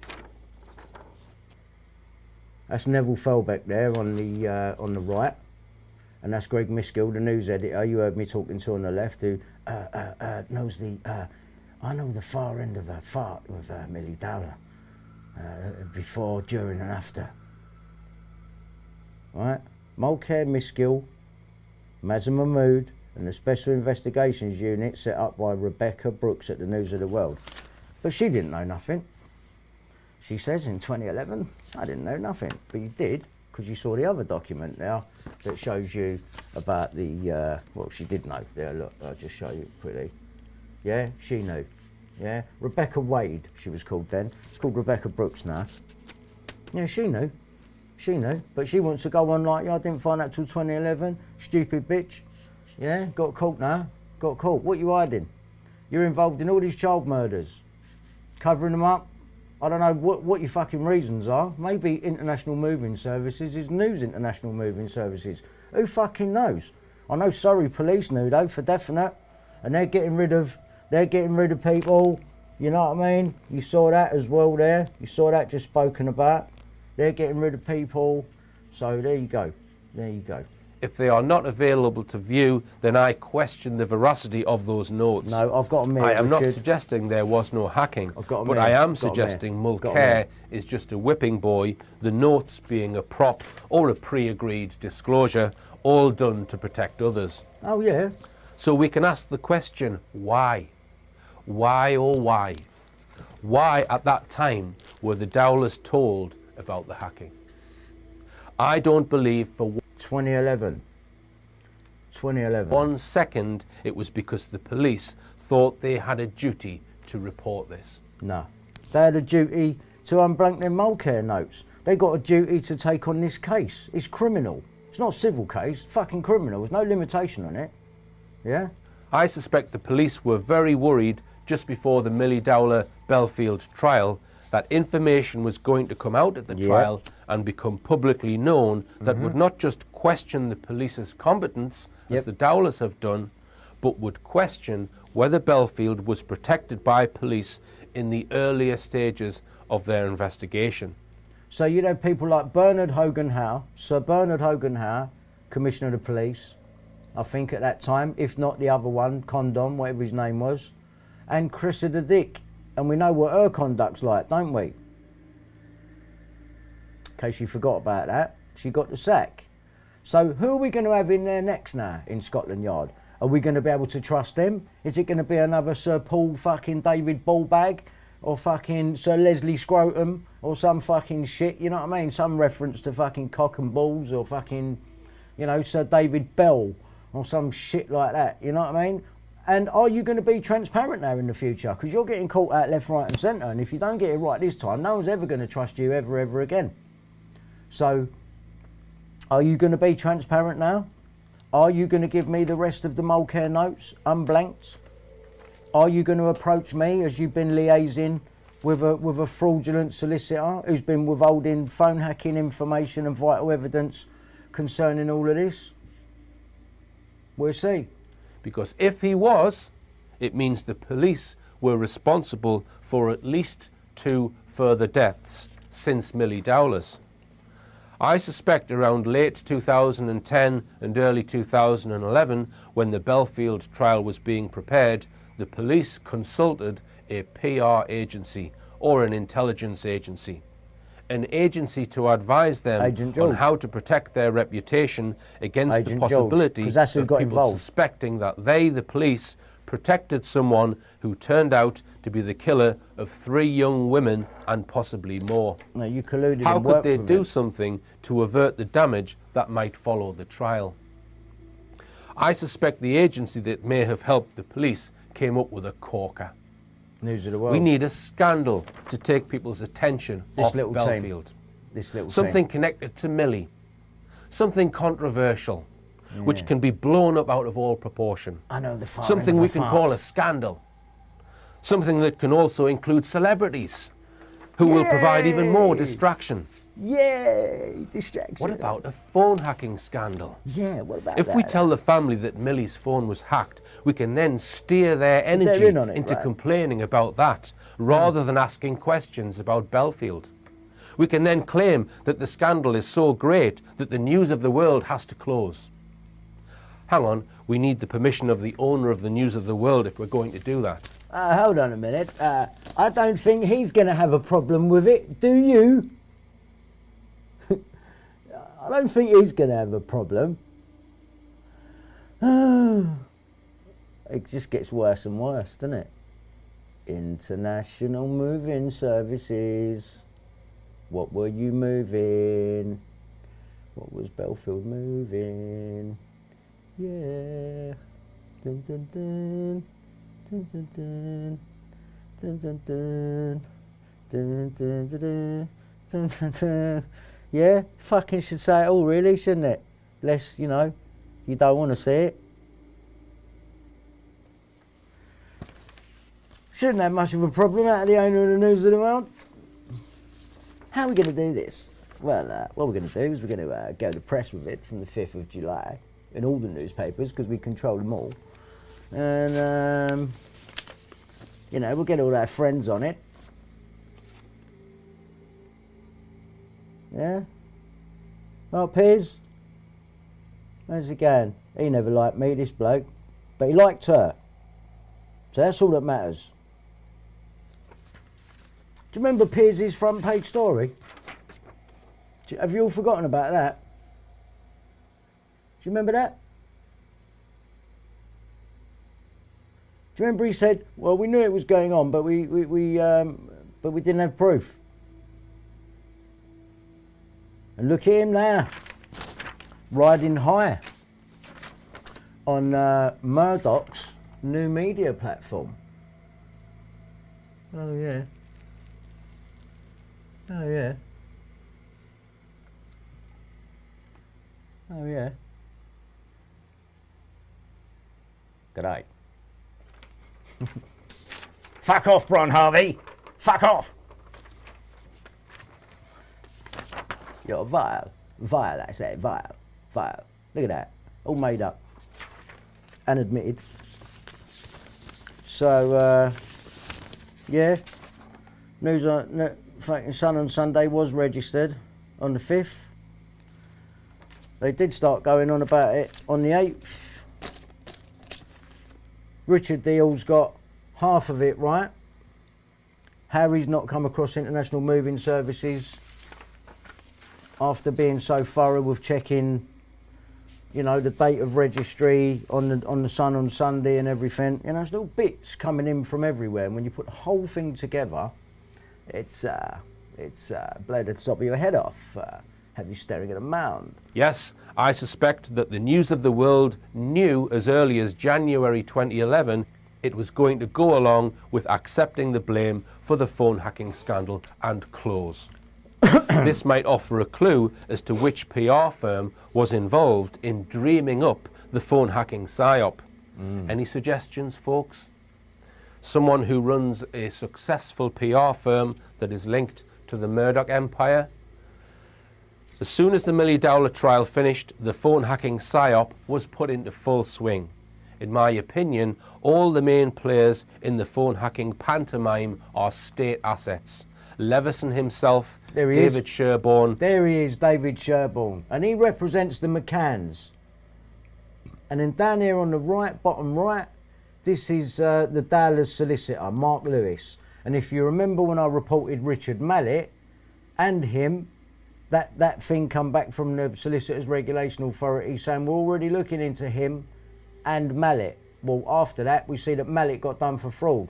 I ain't heard nothing on this geezer yet. But he's very key to it all, so nothing was going to happen to him. Robert J, MP Tom Watson, David Cameron, and I suspect the Dowler's own solicitor, Mark Lewis. Right, so, and also Tom, what's his face there? He wanted to talk to me, bottom left. He wanted to talk to me, but he never did after that. After I seen him when I went to see Simon Danchuk in the Portcullis house, it's well documented. Tom Watson was there, and I told him about all the hacking and also about the rape of the band member. And he said, I want to talk to you. Got it recorded somewhere. I ain't got it here though, but I've got it. Top middle, David Sherborne. He is counsel for all the phone hacking victims. And he's also the barrister for the McCanns. Is also a state asset who managed. And David Cameron's good friends with the Gingerbird, Rebecca Brooks, Rebecca Wade, who did know about phone hacking in 2002. Don't care if he was in Dubai. To get the Dowlers private meetings with the Prime Minister David Cameron, then with Rupert Murdoch, with Hugh Grant, Nick Clegg, etc. Hugh Grant, right, hacked off. He's in with some dodgy people and all. Etc. etc. Note that the reason why the Dowlers were given access to the Prime Minister is because she's friends with him, fucking Ginger. And Rupert Murdoch was not because of their immense distrust and dismay at the police. She ain't got a black and white top on there, is she, in the middle? Investigation into their daughter's murder. It was. What's he doing with his hands? He ain't doing it again for a photo. He's not. He's not signalling again for a photo.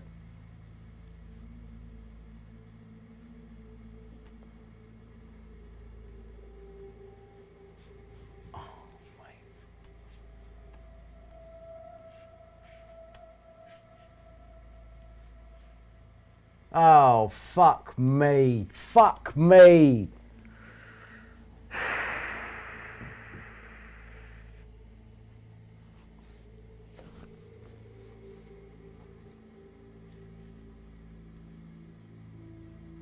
Oh, man. Fucking hell.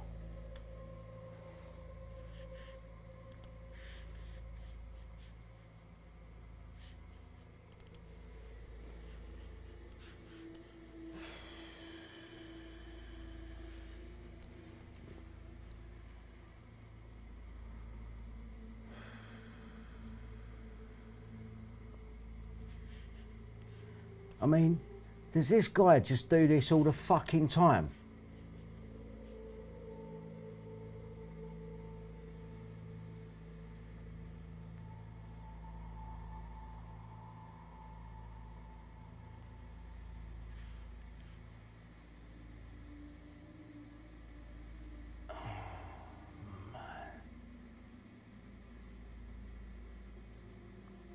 Put all the sixes in the number and that as well. 63399, 3 sixes there. Alright, I'm sorry. Call it coincidence if you want. It fucking ain't. And I'm fed up with people keep calling it a coincidence or a conspiracy theory. Oh, I can't fucking believe that, man. I can't fucking believe it. Again, there it is. Black and white, fucking pyramids.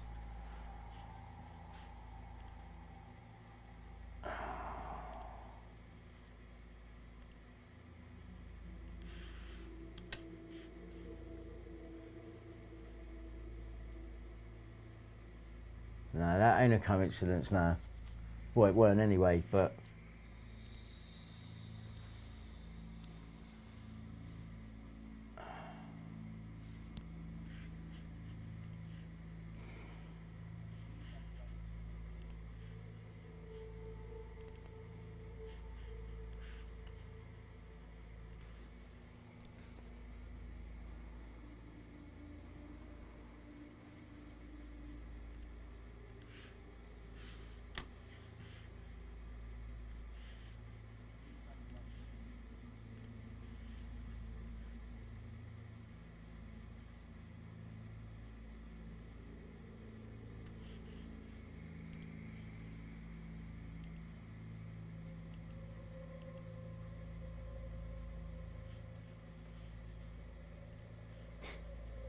The 3 psyops. Fucking hell. Fucking hell.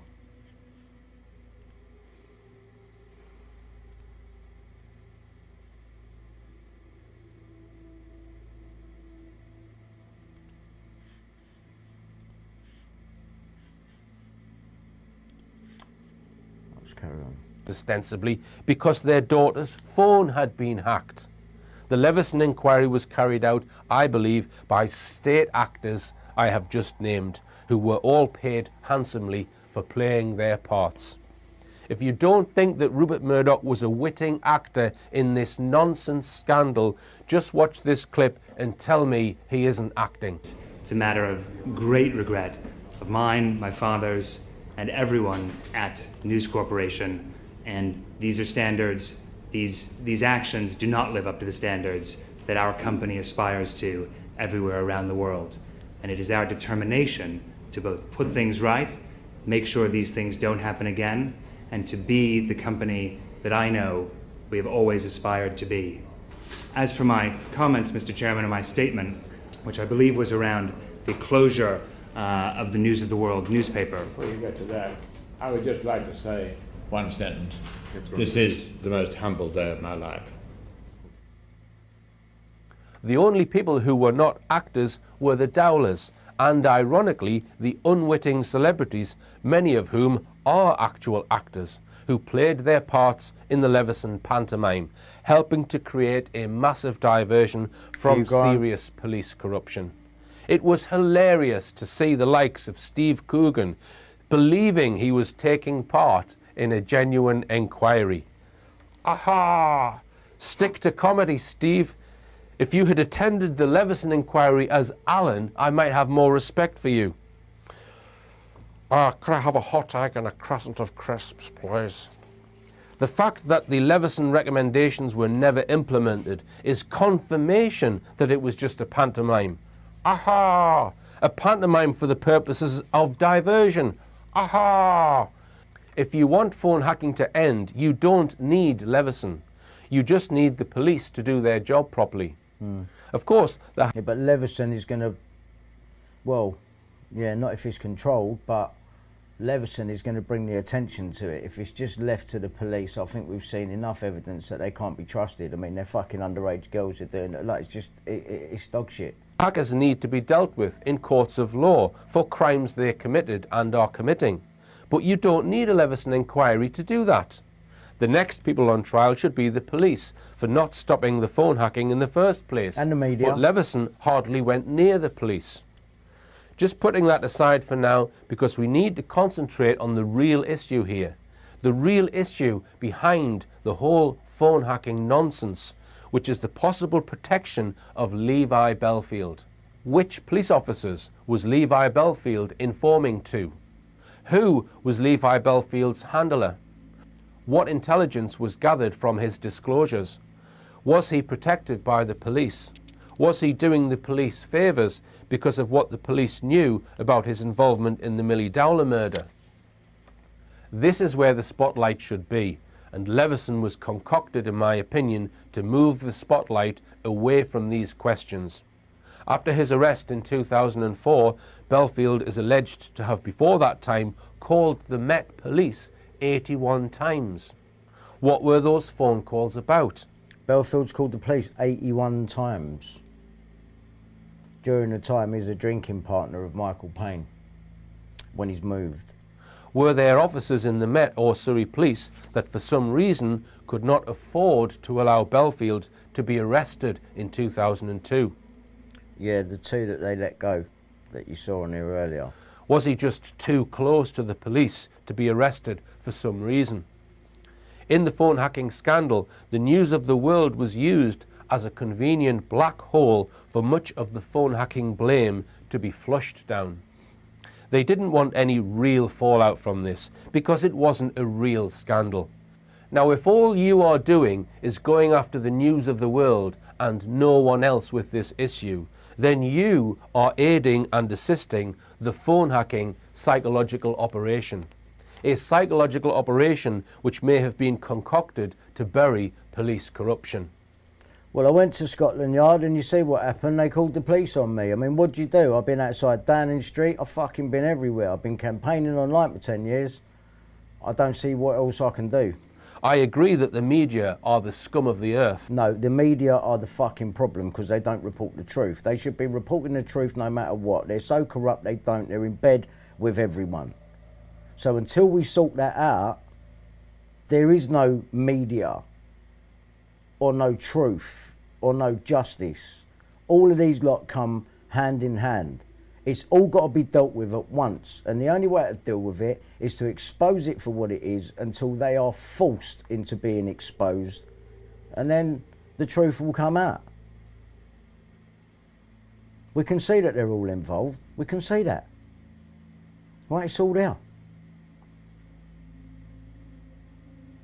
What they're conveniently leaving out. There was phone tapping going on. The News of the World are in with all of the, or tapping the parents of all of the people that have supposedly killed these kids. Got international moving services, Levi Bellfield. No one's mentioning fuck all about it, never have done. So as far as everyone's concerned, he's a bouncer and a lone wolf. He's drinking partners with Michael Payne, who's just lost his kid in 2000. But Bellfield's supposed to have moved on the 21st of March, 2002, or around that time, because of the disappearance of Millie. It's bullshit. It's bullshit. He's left pictures behind, but he's cleared the flat and destroyed the bedding, but he's left pictures behind of Sarah Payne. Why would you do all of that if he's going to lock yourself up, make yourself look like you're attached to Sarah Payne? He's drinking with the dad. You know, Bellfield offers underage sex to anyone he's in with, so police, Michael Payne, anyone. He's got a company called International Moving Services. The people he's in the company with that with, is he offering them sex with underage kids, or is that what International Moving Services and Ocean Air Limited are all based upon? Let's just finish this.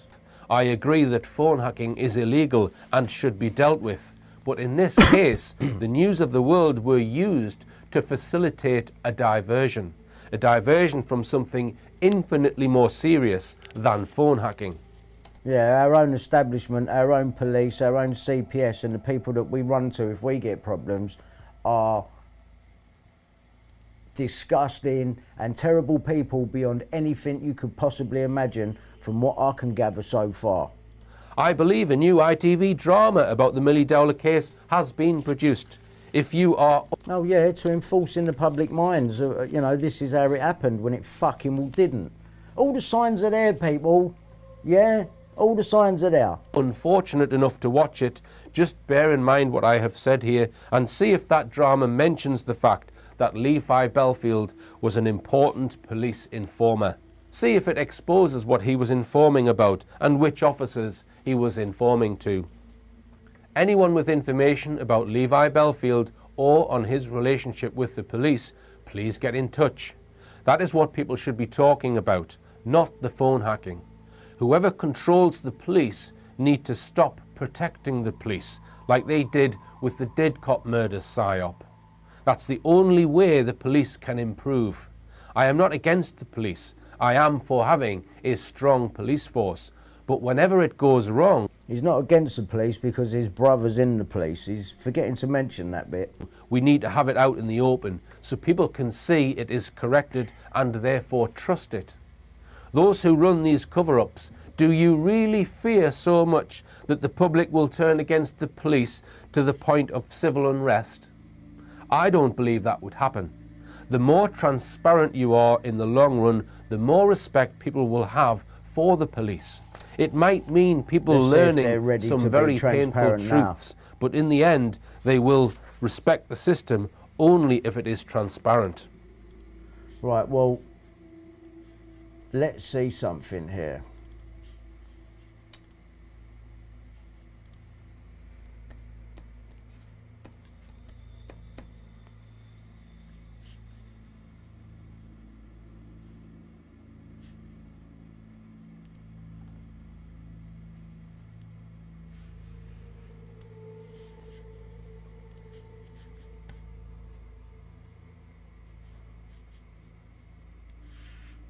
I need to talk to the commissioner. What was she about to do for you? Well, she's the one in control of it all. Yeah, okay, so she's in charge of the Metropolitan Police Service, yeah? Yeah. There's 30,000 of us. Well, then, I'll go and nick someone then. Let's just do this on a normal basis. I'm reporting the crime. There you go and nick them. Okay, right. So what's the? Can we do it that way? Happened? Well, I mean, yeah. I've told you what's happened. It's pointless. Look, I'm not going to keep explaining myself to people that ain't going to. Anyone. So like, this is like corporation. Mate, the evidence is there. Just go and get me someone that knows about the case and we can sort this out because you don't need to know. Of course I've reported it. I've been doing this for 6 years, mate. I've been in the claims. I'm in the fucking phone hacking claims, getting fucking bossed about because I ain't got a solicitor. So who's the officer in the case that's dealing with you? There ain't no officer in the case. It's come from the solicitor that won my case in 2003 against the News of the World, and I found out he's been working for them and Duncan Larkham from the News of the World. Right now, listen, they cut these notes. Oh, fuck, man, I can't do this no more, mate. Sorry, this is really annoying me because there's nothing you can do about it, and there's nothing you can do about it. So I'm going to hang about it. But there's nothing anyone here right this second. It's Scotland Yard, mate.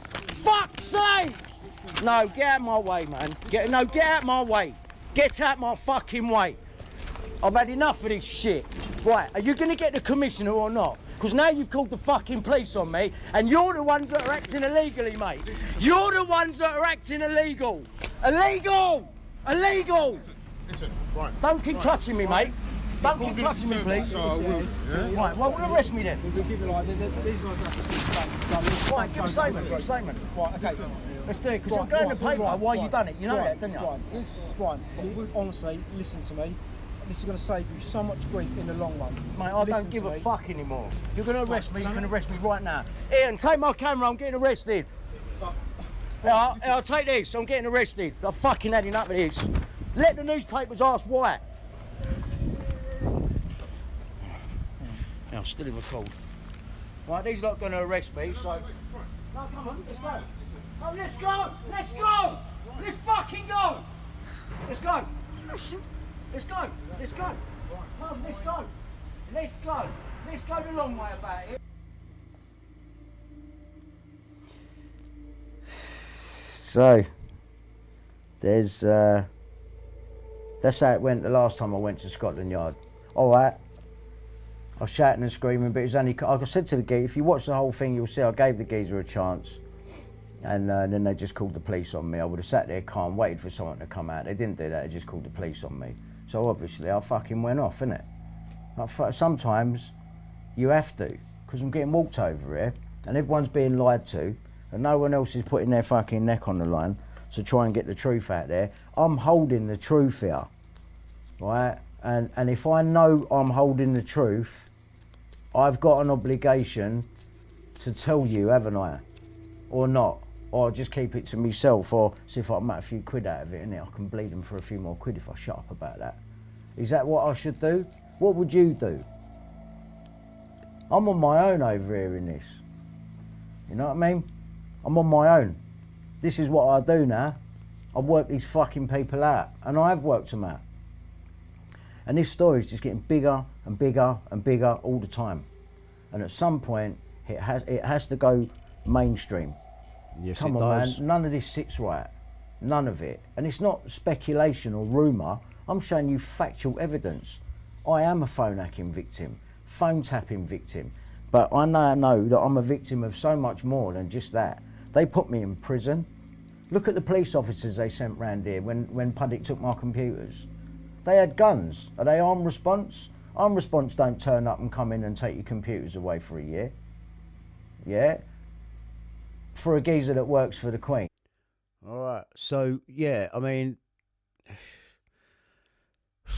yeah. I mean, other thing to look out for... That was quite long to sit through, so thank you for listening to that. But I think you needed to because... Like I say, with Richard D. Hall, he's either naive to these bits, which I find strange because he's quite thorough. But when it comes to the times and dates of the hacking scandal actually breaking, which newspapers it went in, the WHOIS registration information for the domain name website, thesunonsunday.co.uk, all of that information was correct. But then he is very... I don't know, he's done well. He's definitely opened my eyes up to a few things. But with him, it's still leading back into Bellfield. Now, I mean, he's not stupid, Richard D. Hall. So, judging by the things that he's pointed out, the police, the covert intelligence, human resource, police informant, you didn't know that. I mean, some of the people on here do, because you've heard it before. But the mainstream have never had their focus, their attention focused on that, because that's quite a big deal. Because you got all this bullshit coming out, which is the bus stop killer. I mean, what do you mean the bus stop killer? Millie didn't get killed at a bus stop. You know, it's a load of shit like that comes into these mainstream documentaries that are steering the narrative, and I believe it's gone so far off. I don't believe this Levi Bellfield story. I really don't. I think it's taken them years to come up with it. I do believe Levi Bellfield was a police intelligence resource. I do believe. I believe that. I believe that. And I believe that, yeah, maybe there was some kind of falling out with the people, his handler or the officers that he was reporting back to. About what? I don't know. What would that even be about? What would he be reporting back on an informative level? What's that about anyway? Judging by, what's in the mainstream, he would offer sex to other people that he befriended with underage girls. So there was obviously a paedophile ring element to this, because nothing else warrants all of this cover-up. And because it's been covered up so much, it's obviously an important issue that they need to fix. So I would suggest that Bellfield probably did run a paedophile ring, and some of these officers, high up people, all sorts of people, probably have taken him up on that offer, and he's probably filmed it, and at some point later on, got above his station and fell out with people, and now he's a danger to them because he's not the informer that they took on. So I'm just trying to picture a scenario here, because there's something's real. It could be more than that. It could be much more than that. It could be that, well, yeah, he's fallen out with the ring, basically, the old Bill. And then I suppose if he knows Bob Dowler, if this is correct, if I'm wrong, I'm sorry, right? And I will always say that. But I've got to go by the information that ain't getting taken on by the authorities of mine.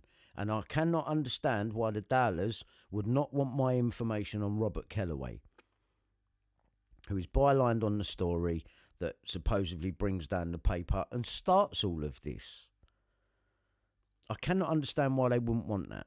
And I cannot understand how Ian Puddick knows Gemma Dowler to message her on a level like that. Because originally what he sent to her was, Gemma, I'm just letting you know that Brian Harvey is trying to make money off your dead sister. I mean, how does he step out of the blue and do that? No, what that tells me is because Ian Puddick did work for as far up as the Queen at Buckingham Palace, which he loves to show off about, which is his downfall, by the way. But good, I'm glad he's like that, because he's given me all the information that I need. And, I believe he was running the operation to get me to say stuff about Prince Andrew through Andrew Ash, because we have established that Ian Puddick has interviewed Andrew Ash himself. Yeah, it's not denied. And it was before I met him. And it was in Bill Maloney's flat. And I described the shot that Bill had done, and both Ian and Andrew were facing in the same direction. I'm like, you're going to have to flip one of them images to make it, the one without the clock behind it. Well, the clock would come out backwards, yeah? I remember telling him that. And when I put that to Andrew, he went, "Oh, that's true, yeah." And he didn't even resist on that one. "Oh, that's true, yeah." That's quite good, wasn't it? So Puddick working for the Queen, right? So if he works for the Queen with very lucky, he got 2 jobs. I run a leak detection company. We have engineers out on the road with special equipment to detect leaks on things. Well, what he's talking about is people like me. This is what all the online harassment, the nickings, the abusive emails from dating agencies and anything that they can throw at me. I mean, if this is what they've come to, you're fucking losing, mate. It's not good. And I have contacted the International Criminal Court, so it's a matter of time before I start laying into them if they don't pay attention to this evidence, because I'm fed up. This is the 3rd email I've sent to them. But I know things get lost. They must get a lot of emails all the time, so I'm gonna stay cool. You know what I mean? Because it's it's very possible that it's been overlooked. I don't know how, but let's go with that. But I have had an automatic response back from one of them, so I will chase that up. And everything I'm saying is the truth. I back it up with evidence, and I'm right basically. And I've got all their police witness statements. I can prove Kellaway was lying, hands down. And I don't see what defence they've got for any of it. I know this is much deeper than what they've put out on the surface, and I do believe the paper was taken down on purpose. I think the Whois registry absolutely proves that. The level of this that I hadn't gone deep enough on, I couldn't quite work out why Bill Maloney kept bringing up Jonathan King all the time. I mean, he was my manager's best mate. I say was, probably still is.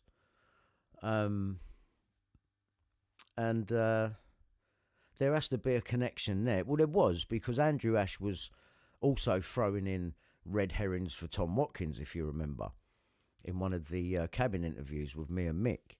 So I can assume he was helping Tom, which is why help a guy that's going to die? That's rubbish. He's in Honolulu or thereabouts. He's definitely not dead. Don't believe that. So he's throwing red herrings in there for him. You're throwing red herrings in there for, everyone you mentioned, really. Sidney Cook, Prince Andrew, Jimmy Savile's being conveniently used a lot because he's not about to, answer things himself. These people, and then Bill Maloney gives it away when he says, some of this might come out later on when it's all over. When what's all over? Because I do believe that a lot of this VIP paedophile ring, Westminster VIP paedophile ring, has been born another psyop and to cover up a real events of stuff.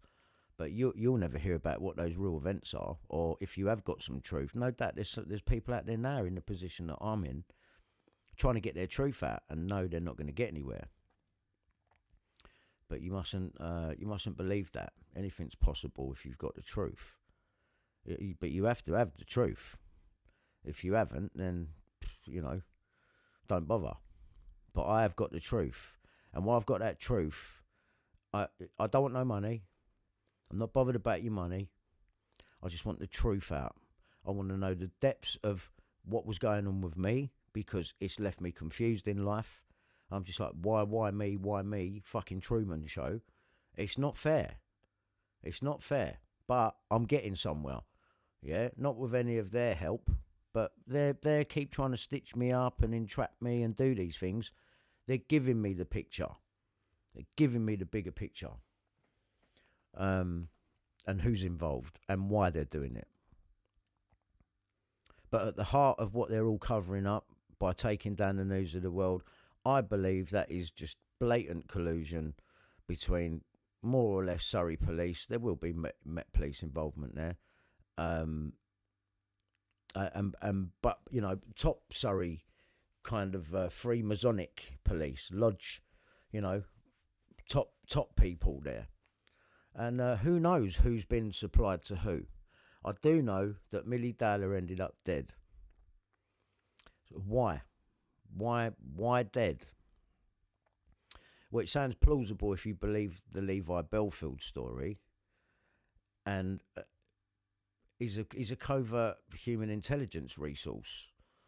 I just doesn't make any sense. None of it makes any sense. Unless he had blackmail on him, and it could have been to do with Millie. Bellfield could have been being tapped. Maybe that's other stuff that the News of the World are hiding that I haven't really thought about too deeply. If there is any truth to the Bellfield story, best believe the News of the World would have been tapping him. They would have known about everything, especially if there was real connection between Millie and Bellfield. I just don't believe that there is. I just don't believe any of it. I don't. And to the lengths that they've gone to cover it up and not let the truth just slide out, Kellaway get put on the spot for lying, and we go deeper into it. No, it's just all being held back. I know there's something wrong, right? It's as simple as that. There's a problem. There's something wrong. And I think we're finally, stepping in the right direction to finding out what that is. So I'm just going to go through some files here. Here's the, the moved on perfect family and that. And, look, man, I want to be wrong, innit? I could take the caning if I'm wrong. And I would apologise if I was wrong. But I know I'm not wrong. I'm sorry. Not with Puddick contacting Gemma Dowler and you put it all together. No, there's a fucking problem. Yeah, there's a problem. So I'm not believing this happy family image. Right? Now, it all starts with Jonathan King. With the 2001, that actually happened. Maz Mahmood did do that sting. It means Comrade Brown was there. Comrade Brown was on my case 12 days after Millie's, right? So Comrade comes along with Mazza, the fake sheikh, right? They only work together. That's how it is. So I'm going to take it as Comrade was in on that Jonathan King sting. Of course he was. Right, but they've just put Mazza's name and Ben Proctor, who's obviously worked on maybe wording it and putting a story together. So Mazza Mahmood has done a sting on Jonathan King, found out about this VIP club for perverts, which basically is just rewording pedophile ring. It's not denied. He was running a ring. We don't get to find out who these people are. They just allude to, a famous TV host. Well, we know who is that? Is that Barrymore? Is it Matthew Kelly? But who is it? Is it both? We know Matthew Kelly is attached to the Walton Hop, and that is what has brought the investigation here. The Jonathan King investigation, Operation Arundel, has brought the News of the World here. Now, I don't believe it's brought the News of the World to Walton-on-Thames behind the police's back. I believe if there's any truth to the Bellfield story, right, because that being that Bellfield having blackmail, i.e. videos of police officers from Surrey, maybe the two they let go and brought back after, maybe them, and others, and higher-ups. And then the fact that they've come to Walton and Jonathan King is linked to the Walton Hop and so many others, Max Clifford, Jimmy Savile, we've gone through it loads of times. But Jonathan King, and don't forget he's my manager's best mate as well. Right, this is why I'm such a danger, because of the situation within my own band. Me finding out this is not what they want, believe me, and spending 10 years putting it together. Because it has to be accurate and right, and I'm going with facts, what they've put out in the public domain. So Mazza Mahmood's investigation from 2001 brought him to Walton-on-Thames in 2002. What are they doing now? Who are they investigating? And the police obviously there's a relationship there between Mazza and the police, and Ben Proctor and the police, because on the Jonathan King story in 2001, it says that the police have let the investigators, the journalists, see the 700-page dossier. Remember? And it was Surrey police. So, I doubt very much that Mazza is up there without the police's knowledge. So, the police are either tapping Bellfield, right, which clearly from the mainstream articles from that time, the police were hell-bent on it being Bob Dowler, which is what they got rid of DCI Gibson for. Okay, so they suspected Bob Dowler, and he had to change his story, which is never a good look. It's never a good look. I've got one of the police change their story a year later in my case with this whole News of the World sting operation. Can't remember his name. Jason Ronald Childs. Yeah, he's amended his statement, and what he's amended is very, very, very detrimental to the case. Right, so they do this, and so basically what I'm saying is the News of the World are there, 2002, right after 2001, Jonathan King. There's no coincidence in them being in Walton and Jonathan King being attached to that place. We already know Jonathan King's running a VIP paedophile ring, so I'm going to take it as this is the next step. You found out about the ring and you've gone to Walton to find out about it. Now, in reality, what is to stop, I know you don't want to believe it, the Dowlers from being involved in that ring and Millie? What is so unbelievable about that at this point? Honestly, considering who's about, the amount of people that got involved, them being the head witnesses on the Leveson inquiry, think about it. Seriously.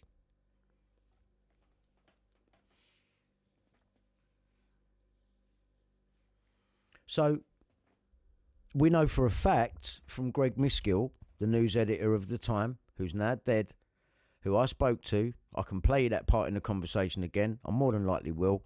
It's going to be a long night, so buckle up, because tonight's the night we're going to just destroy these people. There's too much evidence. I want to put it all on one video. I'm recording this anyway, and I shall have that, and that is documentation. And this video is part of my evidence. It is going to become part of my evidence because there's more known today, I believe, than ever. In as far as linking this case together now, who's involved, what for, why. We know the News of the World was closed down on purpose. Why? We believe, in short, collusion between high up Old Bill and the News of the World and private investigators and all of those people collectively having knowledge on not just what's really happened to Millie, right? Not by, I believe, via Bellfield. Don't believe that. I seriously don't believe that. But others as well.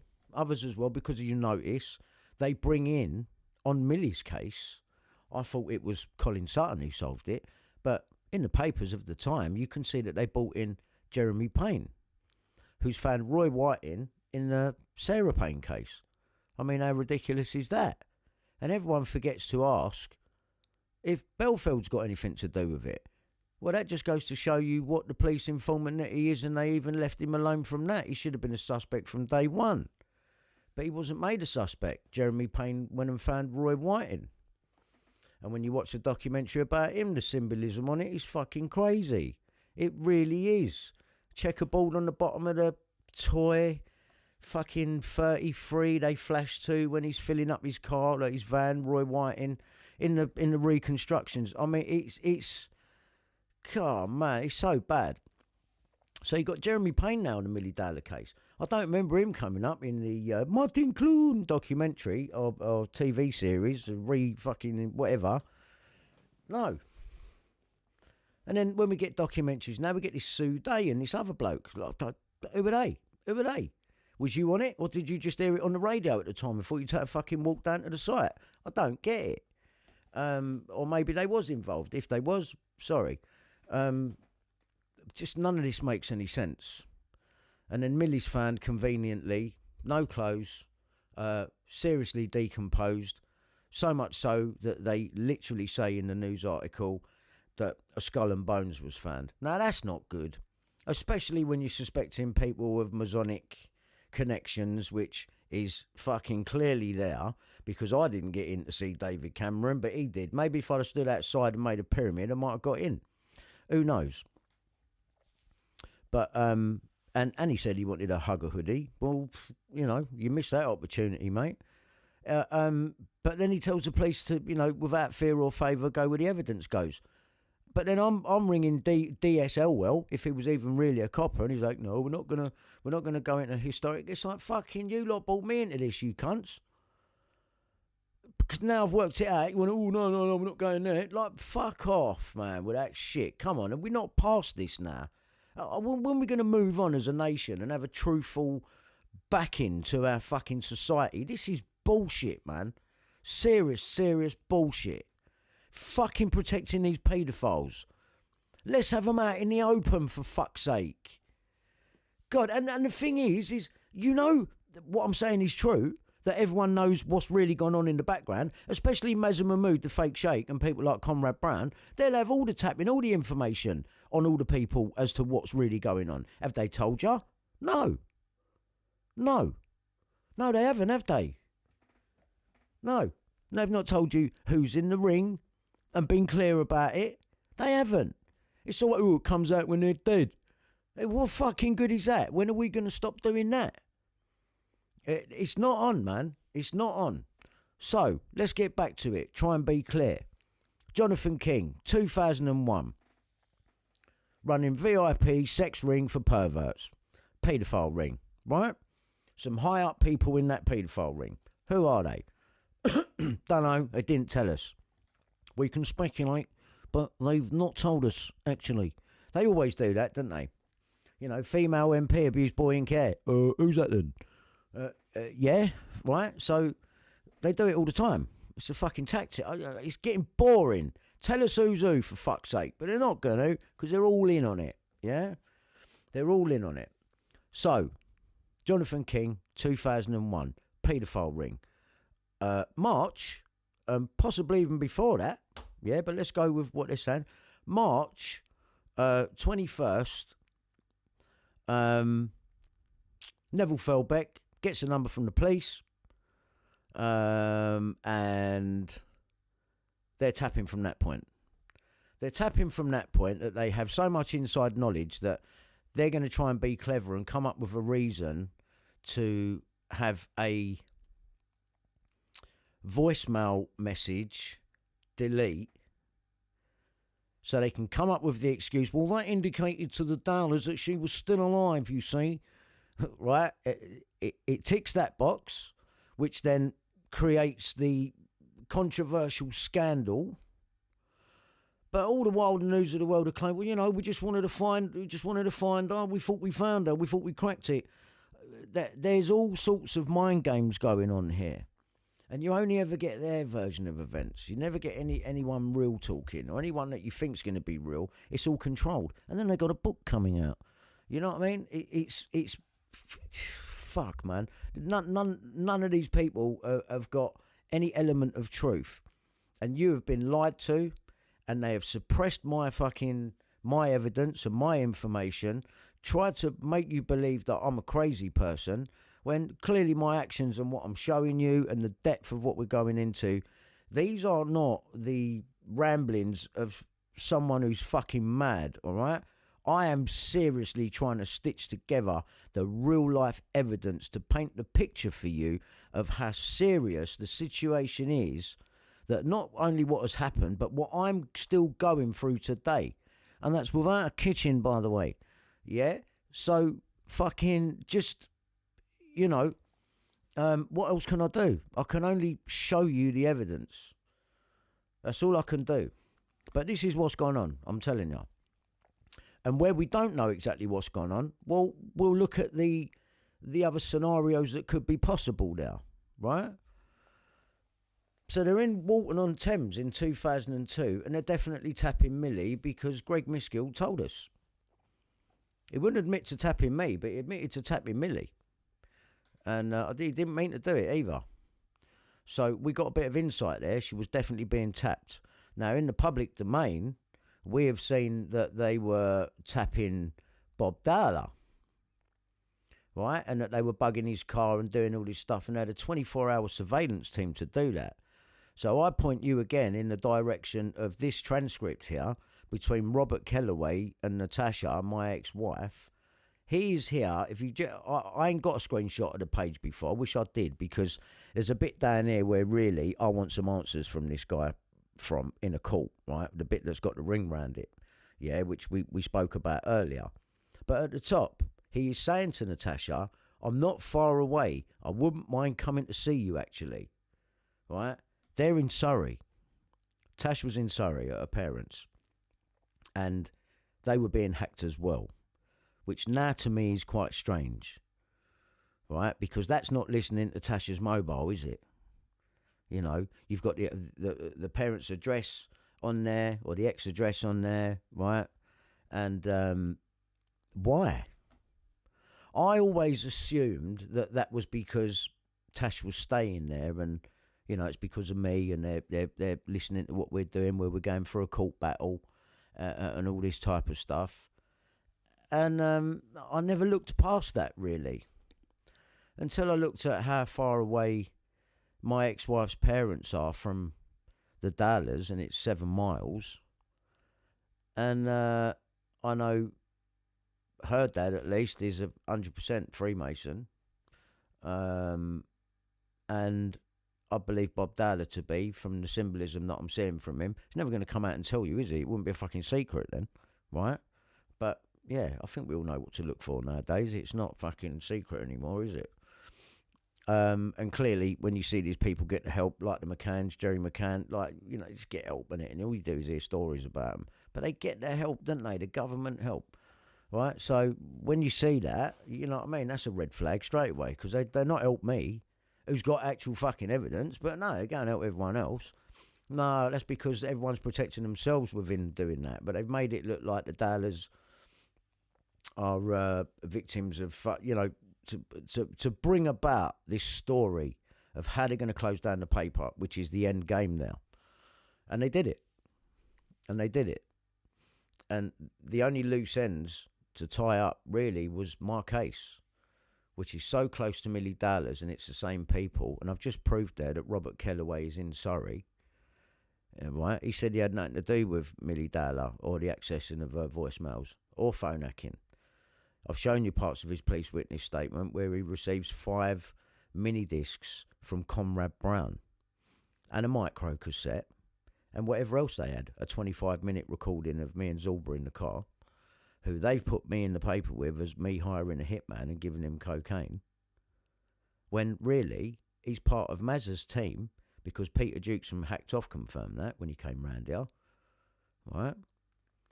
And they paid this guy 15 grand, and he didn't come to court, and there's no cocaine, and there's no fingerprints, right?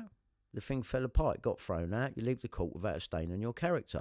And the judge on that in 2003, with Richard Mallett as my lawyer, said you leave the court without a stain on your character, and let this be a salutary lesson to the proprietor of that newspaper.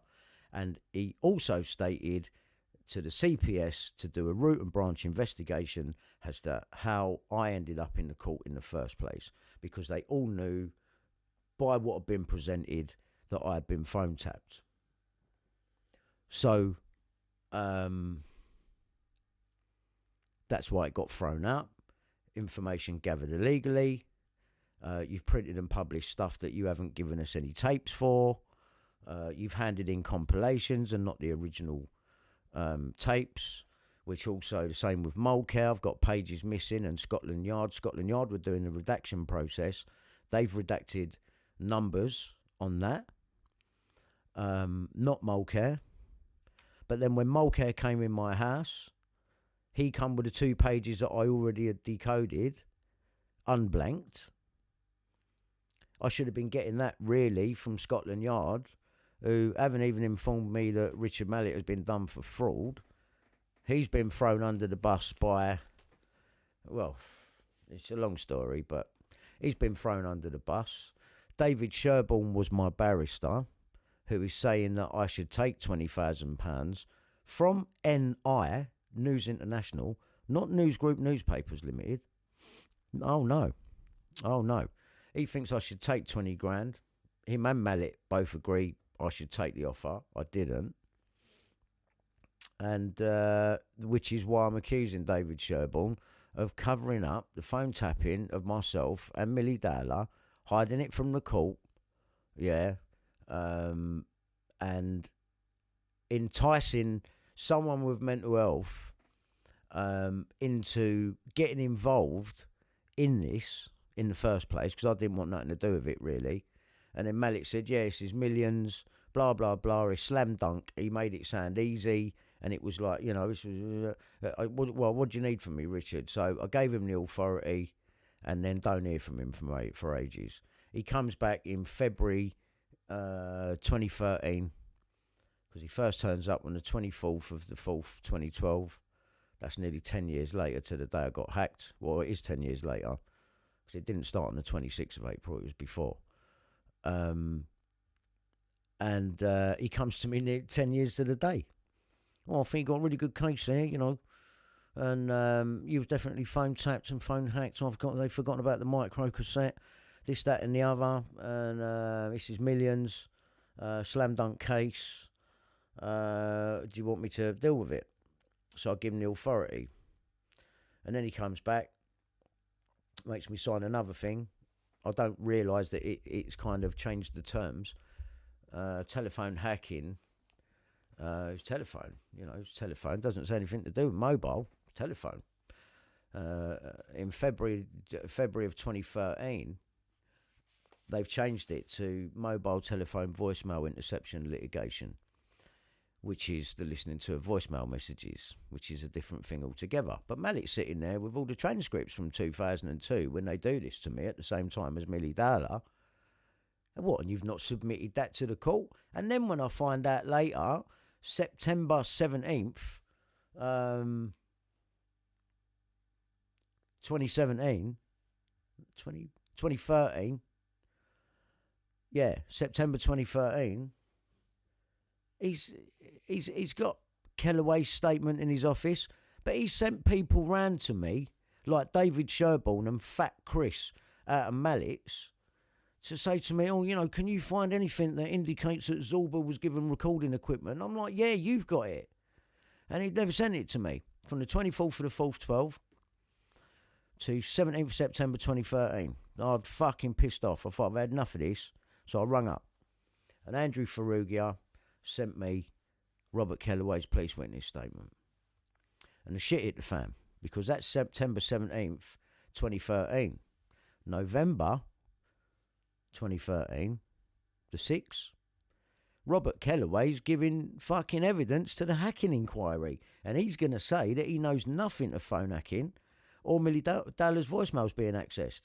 Well, that's not what all this says here. What, we're recording him and going to the police with it, and the police take it. They're requesting it, in fact. You've seen the email to D.S. Werritt, who's now hiding as a Christian pastor on a Sunday in a coffee shop, fucking baptising people by VR. Like, what's going on there? This bloke used to be the head of the Serious Crime Directorate for fucking Essex. What's happened? Yeah, he's run away since I've fucking appeared. That's what's happened. So I'm going to go to the top and I'm going to go down here. There's the email sent by Andrew Ferrugia. Like, I've copied this and forwarded it. Look, who did I forward it to? Bill at Pine Mash Films. All right, that's how it goes back to Puddick. And then what do they do next? By January 2014, I'm filming fucking Andrew Ash. And he's giving me the scoop of a lifetime. With Prince Andrew in it. Yeah. Right, so... And Bill Maloney, on the death threat tape. What did he say? Oh, we got the hit list from a barrister. Well, what barrister would you be talking to? Because I said to you, do I know him? And he went, possibly. Possibly. What, is it David Sherborne? Wouldn't surprise me. So, there you go. Why did Ian Puddick tell Milly Dowler's sister not to speak to Brian Harvey? Right, so it starts with this. King ran child sex ring with stars. Mazen Mahmood. Right. Not far away. Sorry. Right. That's me breaking it down there. Now, let's have a look here and see. What's this? Richard Deal. Right, of individual journalists. And of course, that is why they are here to give evidence to you. So, what I'm about to say very briefly, may I say that I am not including in this the Dowler family or the McCann family in any sense.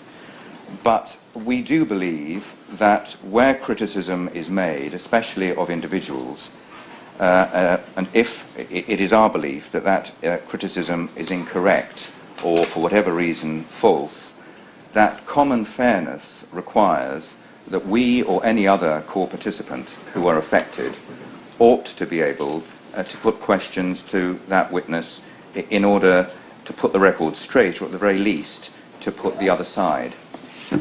So that everybody understands, however, the procedure that the inquiry is following, and so far as these witnesses are concerned, it is, and this is the procedure that the inquiry has required, we should put questions to inquiry counsel, Mr. J, who will then, at his discretion, put those questions, if he thinks they're appropriate, to the witness on our behalf.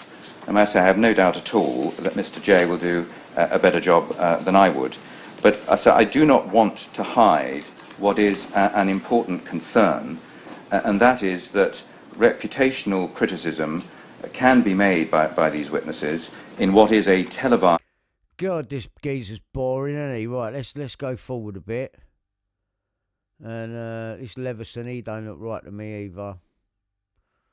And here we go. I wonder what some body language experts would have to say about this video. Let's just open that out a bit. Right, so.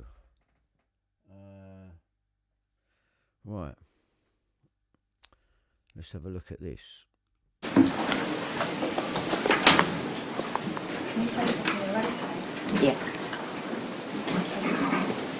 I swear by Almighty God that the evidence I shall give shall be the truth, the whole truth, and nothing but the truth. I swear by Almighty God that the evidence I shall give shall be the truth, the whole truth, and nothing but the truth. Please sit down. If at any stage you need a break, don't hesitate to say so. Before we start, can I thank you both for being prepared to come to the inquiry. You've done so voluntarily, and I'm very conscious that it's a strain. I can only sympathise to both of you for the appalling losses that you've suffered, and the traumas that you've undergone over many years. So I'm very appreciative to both of you for being prepared to expose yourself further to assist me in the work that I've got to do. So thank you very much. Thank you. Thank you. And you are respectively Sally and Bob Dowler. I'm not going to ask you to provide your home address. You've provided a professional address. Can I ask you, though, please, to confirm the witness statement, which has been signed on the 3rd of November. There's a statement of truth at the end of that statement. Do you confirm the truth of that statement? Yes. Yes. Mr. Sherborne has got just one or two questions for you, and then I will ask some further questions. With your permission, can I just ask a few introductory questions? Good morning, Mr. and Mrs. Dowler. Morning. I appreciate you may be a little nervous. I know your experience last time you gave evidence was a difficult one. So I'm not going to ask you detailed questions about your statement. Mr. J will do that in a minute. But can I begin by asking you, we all know that it was the revelation publicly in July of this year that Millie's phone had been hacked into by people acting on behalf of the News of the World, which led to the setting up of this inquiry. Can I ask you how you feel? Oh my God! You know, like when you fast forward through something and you forget who's involved in this. How can this man be ignoring or trying to get me to take this man here £20,000 for information he should have had and been put into the Dowlers about Kellaway? He knows about all of it. So when I say this geezer's covering it up, I'm right. And it was a strategic plan and a move on his part to settle with Natasha and redact pages from me with the help of Scotland Yard and Mallet, who then gets later done for fraud. And then this guy takes himself off the record without informing me after saying I should take £20,000 from News International because of Robert Kellaway's police witness statement that got sent to me by Andrew Ferrugia from Mallet's, The Apprentice, by mistake, because Mallet weren't in the office on September the 17th. And Andrew sent it. And Andrew hadn't been instructed not to send it. Everyone's on a need-to-know basis, clearly. Right? And this geezer here, who's represented Prince Harry recently, thinks he can get away with this. This is someone I'm going to be holding responsible for the cover-up of all of this. Because he wanted, and you can't argue it because you've tried to get me to take £20,000. You were liaising with Mallet's. Mallet's was holding the phone number, all the transcripts, the micro cassette, everything. So what went wrong? Well, you turn around and say, initially, I should take £5,000. You're just trying to take the piss out of me. So there you go. Here he is, the man himself, interviewing the Dowlers. He could have been going in here, armed up, with stuff about Kellaway, Conrad Brown, Mazza. What were they up to? Where did the evidence lead? Well, it's led me here. It should have led him here as well, really, shouldn't it? Everything I'm saying, he should be saying, really. But no, he thinks I should take £20,000. And then, that's why I was outside the court shouting. I weren't there abusing Prince Harry. I was there trying to inform Prince Harry about him and get to him at the same time, let him know I'm onto you, mate. Yeah? And I'm not letting go, ever. I'm not letting go. I've got you. I've got you. Go on, try and have this one taken down as well. It's going up on BitChute anyway, mate. Don't worry about it. They all get recorded. All the broadcasts get recorded. Yeah? So do what you want. It's going up on BitChute. I'll point people to that. And soon I'll have bhtv.uk up and running. And you won't be able to take that one down. I've got to do that because otherwise you'll keep trying to take me down all the time. And this is all of the torture, you know, the cancer package that I got sent just recently. Thanks for that. You know, you sick bastards. This is what you go through when you've got the truth. Whereas if they just gave me a mainstream platform and let me explain myself, everyone would agree with me. You can all see it on here, can't you? You can all see it on here. If you can see it on here, hit the like, please, so I can see how many people that I've got on side. Because and I'm not really looking at the comments, but hit the like. I won't look now. I'll look afterwards. But it only takes you a second. Just hit the like and let's get this thing circulating, yeah? Because what I'm telling you is serious shit here. And this guy has helped cover it up. And then, when he has it put on him, he tries to use Mark Thompson to threaten me and tell me not to talk about it no more. A bloke who was acting agent solicitor for the other side during my cut. Like, no, mate, yeah? You've just incriminated yourself. Fucking... Oh, man, like, it's bad. It's bad. And now... I forgot this guy interviewed the Dowlers. I cannot believe it. Why is he not showing them Robert Kellaway's police witness statement and proving that Kellaway did have something to do with the story. Even if we go with the official narrative, yeah, of the paper got brought down because they hacked a schoolgirl's phone. All right, it was Robert Kellaway on the story. But you've let him put out there he had nothing to do with it and it's a production error. When clearly, I'm showing you Robert Kellaway was in Surrey at that time, 7 miles away from my ex-wife, because he was going to go around there and talk to her and get a picture. Yeah, so explain that to me. So he was in Surrey, so he's lying. And did he know about phone hacking? Well, yeah. Conrad Brown give him all them cassettes of me. So there's your phone hacking. There you go. Both boxes ticked. He's a liar. He should be questioned. They should all be questioned. My private criminal prosecution should be going through. And this bloke, if he had any truth about him, should be doing it and putting it through. But I'm not. I'm getting ignored. And then you want to try and bully me with a lawyer. Do it again. Fucking do it again, yeah? Because I don't give a fuck. I'll turn up at all your fucking offices, right? On a rage. Like, you don't do it again to me, right? And see what happens, yeah? Do it to me again, and I will turn up, yeah? And I'll fucking tell you about yourself, yeah? And you won't like it. I ain't going to touch her. I'll fucking tell you about yourself. I'll make you cry, you cunt. I'll make you fucking cry. You don't get to do that to me. And fuck me, forget me. Think about that schoolgirl that's dead. Skull and bones got found. Yeah?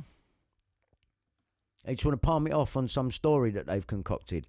Sorry, I'm not having it. Because my evidence leads me to think you're all lying. And I think I can prove it. So, yeah, this geezer's interviewing the Dowlers. Can you believe it? Feel about that? I'll answer this one. I think the gravity of what had happened needs to be investigated. I think there's a much bigger picture, obviously, but I think that given that we learnt about those hacking revelations just before the trial of the murder of our daughter, it was extremely important that we understood and people understand exactly what went on in terms of these practices to uncover this information from that hacking situation. And prior to you discovering about Millie's phone, did you read stories about other people, including well-known people, whose phones had also been hacked into? Yes, we'd obviously been aware of the Sienna Miller situation and also Gordon Taylor. So certainly followed that in the media and were very much aware that... I mean, that's a fucking joke, isn't it? David Sherborne should have been telling them about me. Can you believe that? Honestly, I got Kellaway's statement. He's lied. They've all let him get away with it. So what can David Sherborne tell me? Because when it comes down to it, and if me and you end up in court, mate, yeah, I'm pulling this out, and you're going to look a cunt. You are going to look a cunt. You are going to look a fucking top cunt, mate. I'm telling you now. Certainly from a celebrity awareness viewpoint, that was going to be an issue. But of course, not realising until we were informed about hacking in our situation that it spread much wider than just celebrity. And how did you feel about the fact that there were other people whose phones had also been hacked? What impact, if anything, did that have on your case? Well, fundamentally, everybody is entitled to a degree of privacy in their private life. And it's a deep concern that, our private life became public, but I think also... Yeah, I bet it was, when they found your spunk on a bed. That other people who are in the public eye, their private life became public as well. We know that in time you instructed Mark Lewis, the solicitor. Can you just explain how you came to instruct Mr. Lewis? See, I even sent all my evidence to Mark Lewis, and he didn't do anything. So why hasn't Mark Lewis told the Dowlers? He's up for investigation with Richard Mallet at the same time. I told Mark Lewis that I got these files out of Mallet and I want you to have a look. He took the weekend, he come back on the Monday and said no.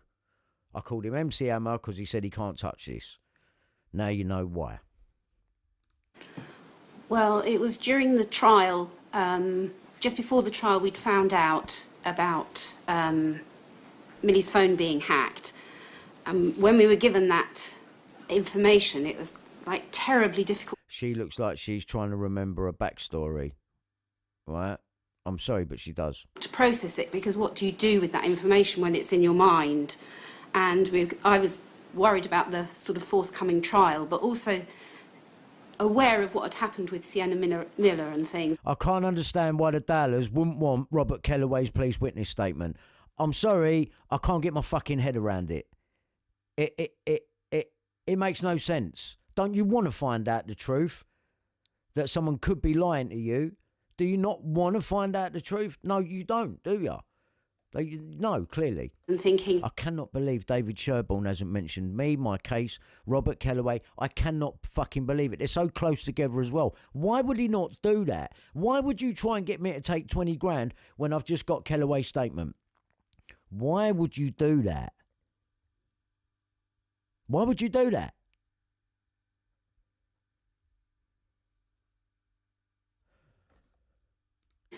we ought to get some representation. But I was frightened of doing that because we didn't have any money for that. So I didn't quite know how we were going to do that. Then I found Mark Lewis on the internet and left a message on his phone, and he phoned straight back and said, please come and see me. And what was your aim? What was your objective in going to see Mr. Lewis? Yeah. I think very much just to be in a position to respond to what would possibly become quite a public situation. How would we deal with that? Try 3 million quid. You just heard the mum there say, you know, we didn't have money for that. But it's reported that they live in a nice house, for a value at that time in 2002, £300,000, 4-bedroom house, I think it said, or 3-bedroom house in Surrey. You know, but ain't got money for a lawyer. I have now. Because house looks nice in the background in that recent family photo. We've been given that information, but no advice as to what to do with it. But recognising, of course, that I suppose, to use words, quite powerful, quite dynamite information to suddenly be aware of, and realising, as has come to pass, that when made public, suddenly everybody got very, very, very excited and very, yes, motivated about the whole situation. So, can I ask you just to... Hang on a minute. Didn't we say this geezer, Robert Dowler, formed an IT consultant company 3 months after she went missing? Don't forget that. Question about your legal representation. Is that what the money got paid into from the compensation? Was a company formed to pay it into? It's 3 months after she goes missing. Did you have the money to pay for legal advice? No, we didn't. A lot of highlight on the fact that there's a lack of money here. It's quite strange. Shouldn't be about this, should it, really? And so how were you able to pursue a complaint against News International? Well, when we went to see Mark, which I have to say it was a really remember your story. Difficult thing to do because it was during the trial, and it was like, we've got to do this, Bob, because we need someone to represent us, and literally dragged ourselves along to that meeting. And he said, you don't need to worry about the money, Sally. I will represent you, come what may. And then, actually, with regard... Oh, what a good man. Oh, what a good man. Yeah, he's so good that he's under investigation from the Solicitors Regulation Authority. That's what I got him writing. That's what I got. We were able to use the CFA agreement. Otherwise, we wouldn't have been able to proceed. And can I finally ask you this? We know that the News of the World settled your claim in July of this year. And you heard my opening submissions, and you heard the opening submissions of the other media representatives. What, if anything, would you like to say to News International now? Well, I think given the gravity of what became public domain knowledge about what had happened about our phone hacking situation and the circumstances under which it took place, one would sincerely hope that News International and other media organisations would sincerely look very carefully at how they procure, how they obtain information about stories, because obviously the ramifications are far greater than just an obvious story in the press. And I think, as our daughter Gemma said to Mr. Murdoch when we met him, use this as an opportunity to put things right in future and to have some decent standards and adhere to them. Thank you very much. If you just wait there, Mr. J will have some further questions. It's obviously fitting that you should be the inquiry's first witnesses. I'm going to ask you, first of all, to deal with paragraph 7 of your witness statement, please. And this is the private walk which occurred in May of 2002. Do you follow me? Yes. Can I ask you, please, to tell us about that in your own words? You say it wasn't a formally organised walk. No. What was its purpose, please? Well, it was 7 weeks after Millie had gone missing, so a lot of the sort of initial media hype had died down a little bit. And it was a Thursday, and that was the day that she'd gone missing. Yes. And it was quite a sunny afternoon, and she would have come home about 4 o'clock. And I remember calling Bob and thinking, actually, he'd gone up to London on that day, into the office. And I said to him, why don't you come back to Walton, and then I'll meet you there and we'll do that walk back, because so many questions are just buzzing around in your head. Why didn't anyone see her, etc., etc. And it was a very last...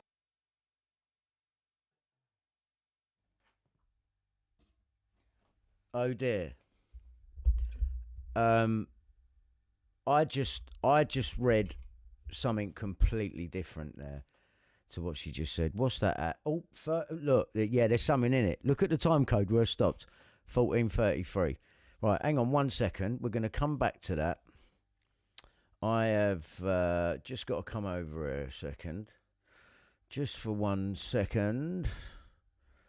And let us just do a couple of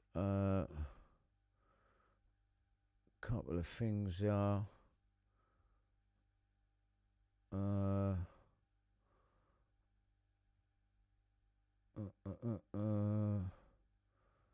Who we got?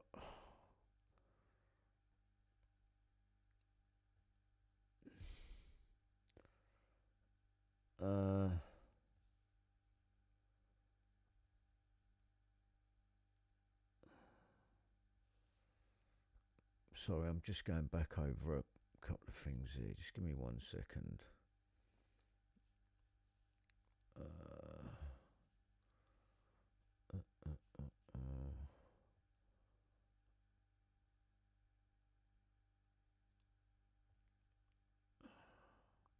All right, I've got no time for that. So, yeah, let's come back to this. minute arrangement, so it was... There was something else, that's right. Let's just go back here. I read something else from what she said. There. Let me hear it again. Of the sort of initial media hype had died down a little bit, and it was a Thursday, and that was the day that she'd gone missing. Yes. And it was quite a sunny afternoon, and she would have come home about 4 o'clock. And I remember calling Bob and thinking, actually, he'd gone up to London on that day. Right. There's my first hotspot there. He'd gone up to London on that day. Perfect excuse for an alibi. He weren't about. He was in London, and if anything happened, Bob weren't about. I'm sorry, but that's what I read from it. If I'm wrong, sorry. But there you go. That's what I'm reading from that. I don't know what you're reading, if you agree with that, but that's what I'm reading because I'm looking at this whole thing with different eyes. Into the office, and I said to him, why don't you come back to Walton? So he's got connections to London, Bob, yeah. IT consultant. This gets set up 3 months after Millie's disappearance. So is this around this time? Is he in London after setting up an IT consultancy? Who are you working with? Puddick? Who knows? I mean, Puddick did message Gemma Dowler. And then I'll meet you there and we'll do that walk back, because so many questions are just buzzing around in your head. Why didn't anyone see her, etc., etc. And it was a very last-minute arrangement, so it was maybe an hour or two before that I phoned Bob and said, look, I want to do this. I'm going to meet you at the station and we'll walk back together. Yes. Previously, there had been a lot of press and things at the station, but now it had calmed down a bit, and when we actually got there, there was no one there. It was empty. Yes. So simply one of the police officers that I was working with, was one of our FLOs, dropped me up the station. I met Bob, and then we just basically quietly retraced her steps, and no one was really around, so it was very much like the day she'd actually gone missing.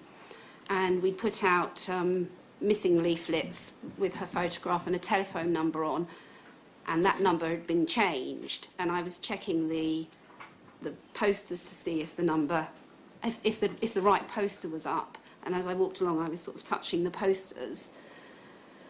And we walked back to our house, which is maybe 3/4 of a mile or something like that. And that was on the Thursday. And then on the Sunday, that photograph appeared in the News of the World. And I can remember seeing it, and I was really cross because we didn't see anyone. They'd obviously taken the picture with some sort of telephoto lens. How on earth did they know? We were doing that walk on that day, and it just felt like such an intrusion into a really, really private grief moment, really. This has been really well thought out, man. Yes. But there's holes in it. And so it goes without saying, you were completely unaware at the time that people were watching you, as it were. Yes, absolutely. Well, This helps enforce the... I need to be a little bit louder here, I think. I'm a little bit quiet there. 1 2 1 2. Check. 1 2. Yeah, what this does is enforce the the being hacked and the being watched and the paranoia that the family felt, which is going to all add up with the outrage of hacking Millie and all the rest of it. So this is the build up, and I think this guy is supposed to look like he's against them. He's on the other side, but being respectful, because I'm pretty sure David Sherborne is representing. That's even worse. He's represented the Dowlers in this, and he's got his questions out of the way first. Oh. Right, let's carry on. we have the article. I'm not going to ask that it be put on the screen, but as you know, it's exhibited to your witness statement.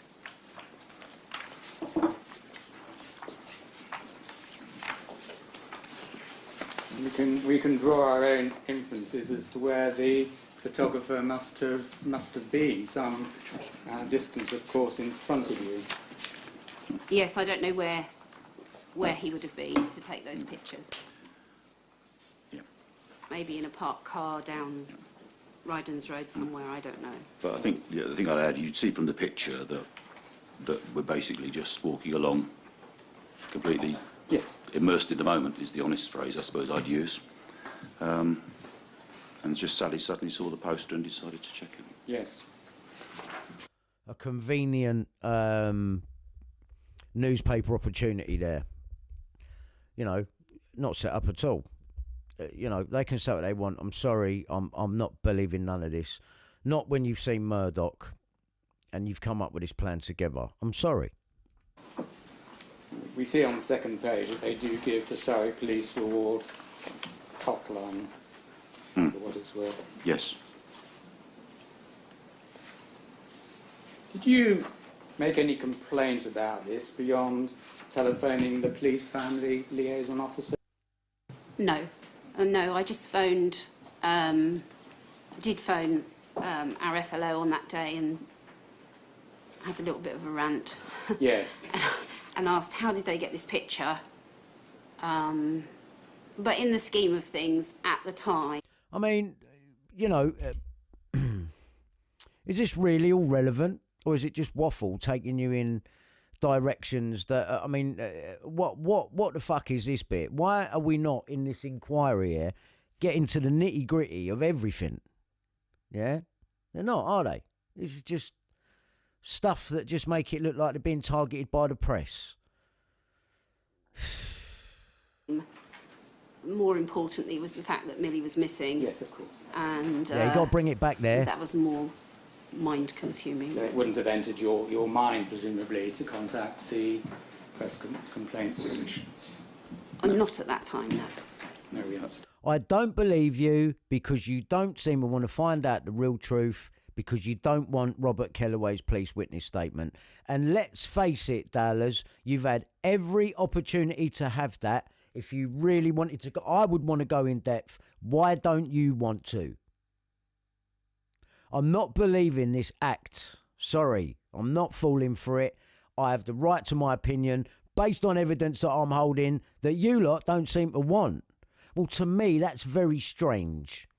It's like you want a nice controlled environment that you've all pre-discussed and you follow it through. You don't want no bumps coming through this. But I'm sorry, mate. I was hacked, next by the people that done it to Millie. And it's so close together that I'm sorry, you don't get to ignore it. You don't get to ignore it. And we'd agreed that we would do all our press communication through the Surrey Police Press Office, for obvious reasons anyway. Okay, thank you. Now, in paragraph 10 of your statement, you maybe Mr. Dowler. What, through the police officers that then took off the case and bungled the inquiry? Why hasn't that gone it up? Let's see if they go into that. Let's see.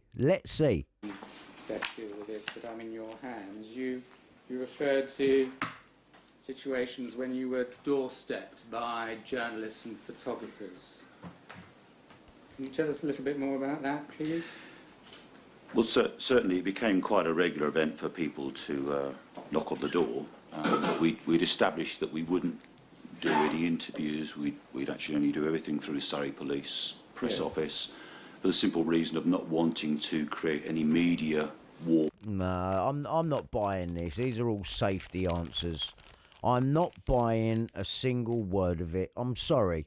Between a particular publication having an access. You're going to dance to whatever Surrey Police want you to do because you're a Mason and you know them back at the lodge. It's not hard to work out, Bob. It's not hard. Which they might consider, let's say, exclusive. But certainly, it was fine, it's polite. I mean, I think that at the end of the day, our response was the same. It always has been the same. We won't do. And even recently, we've been doorstepped in recent times as well. Mate, you should be happy journalists are knocking on the door trying to want to find your daughter. Yeah? How about that bit?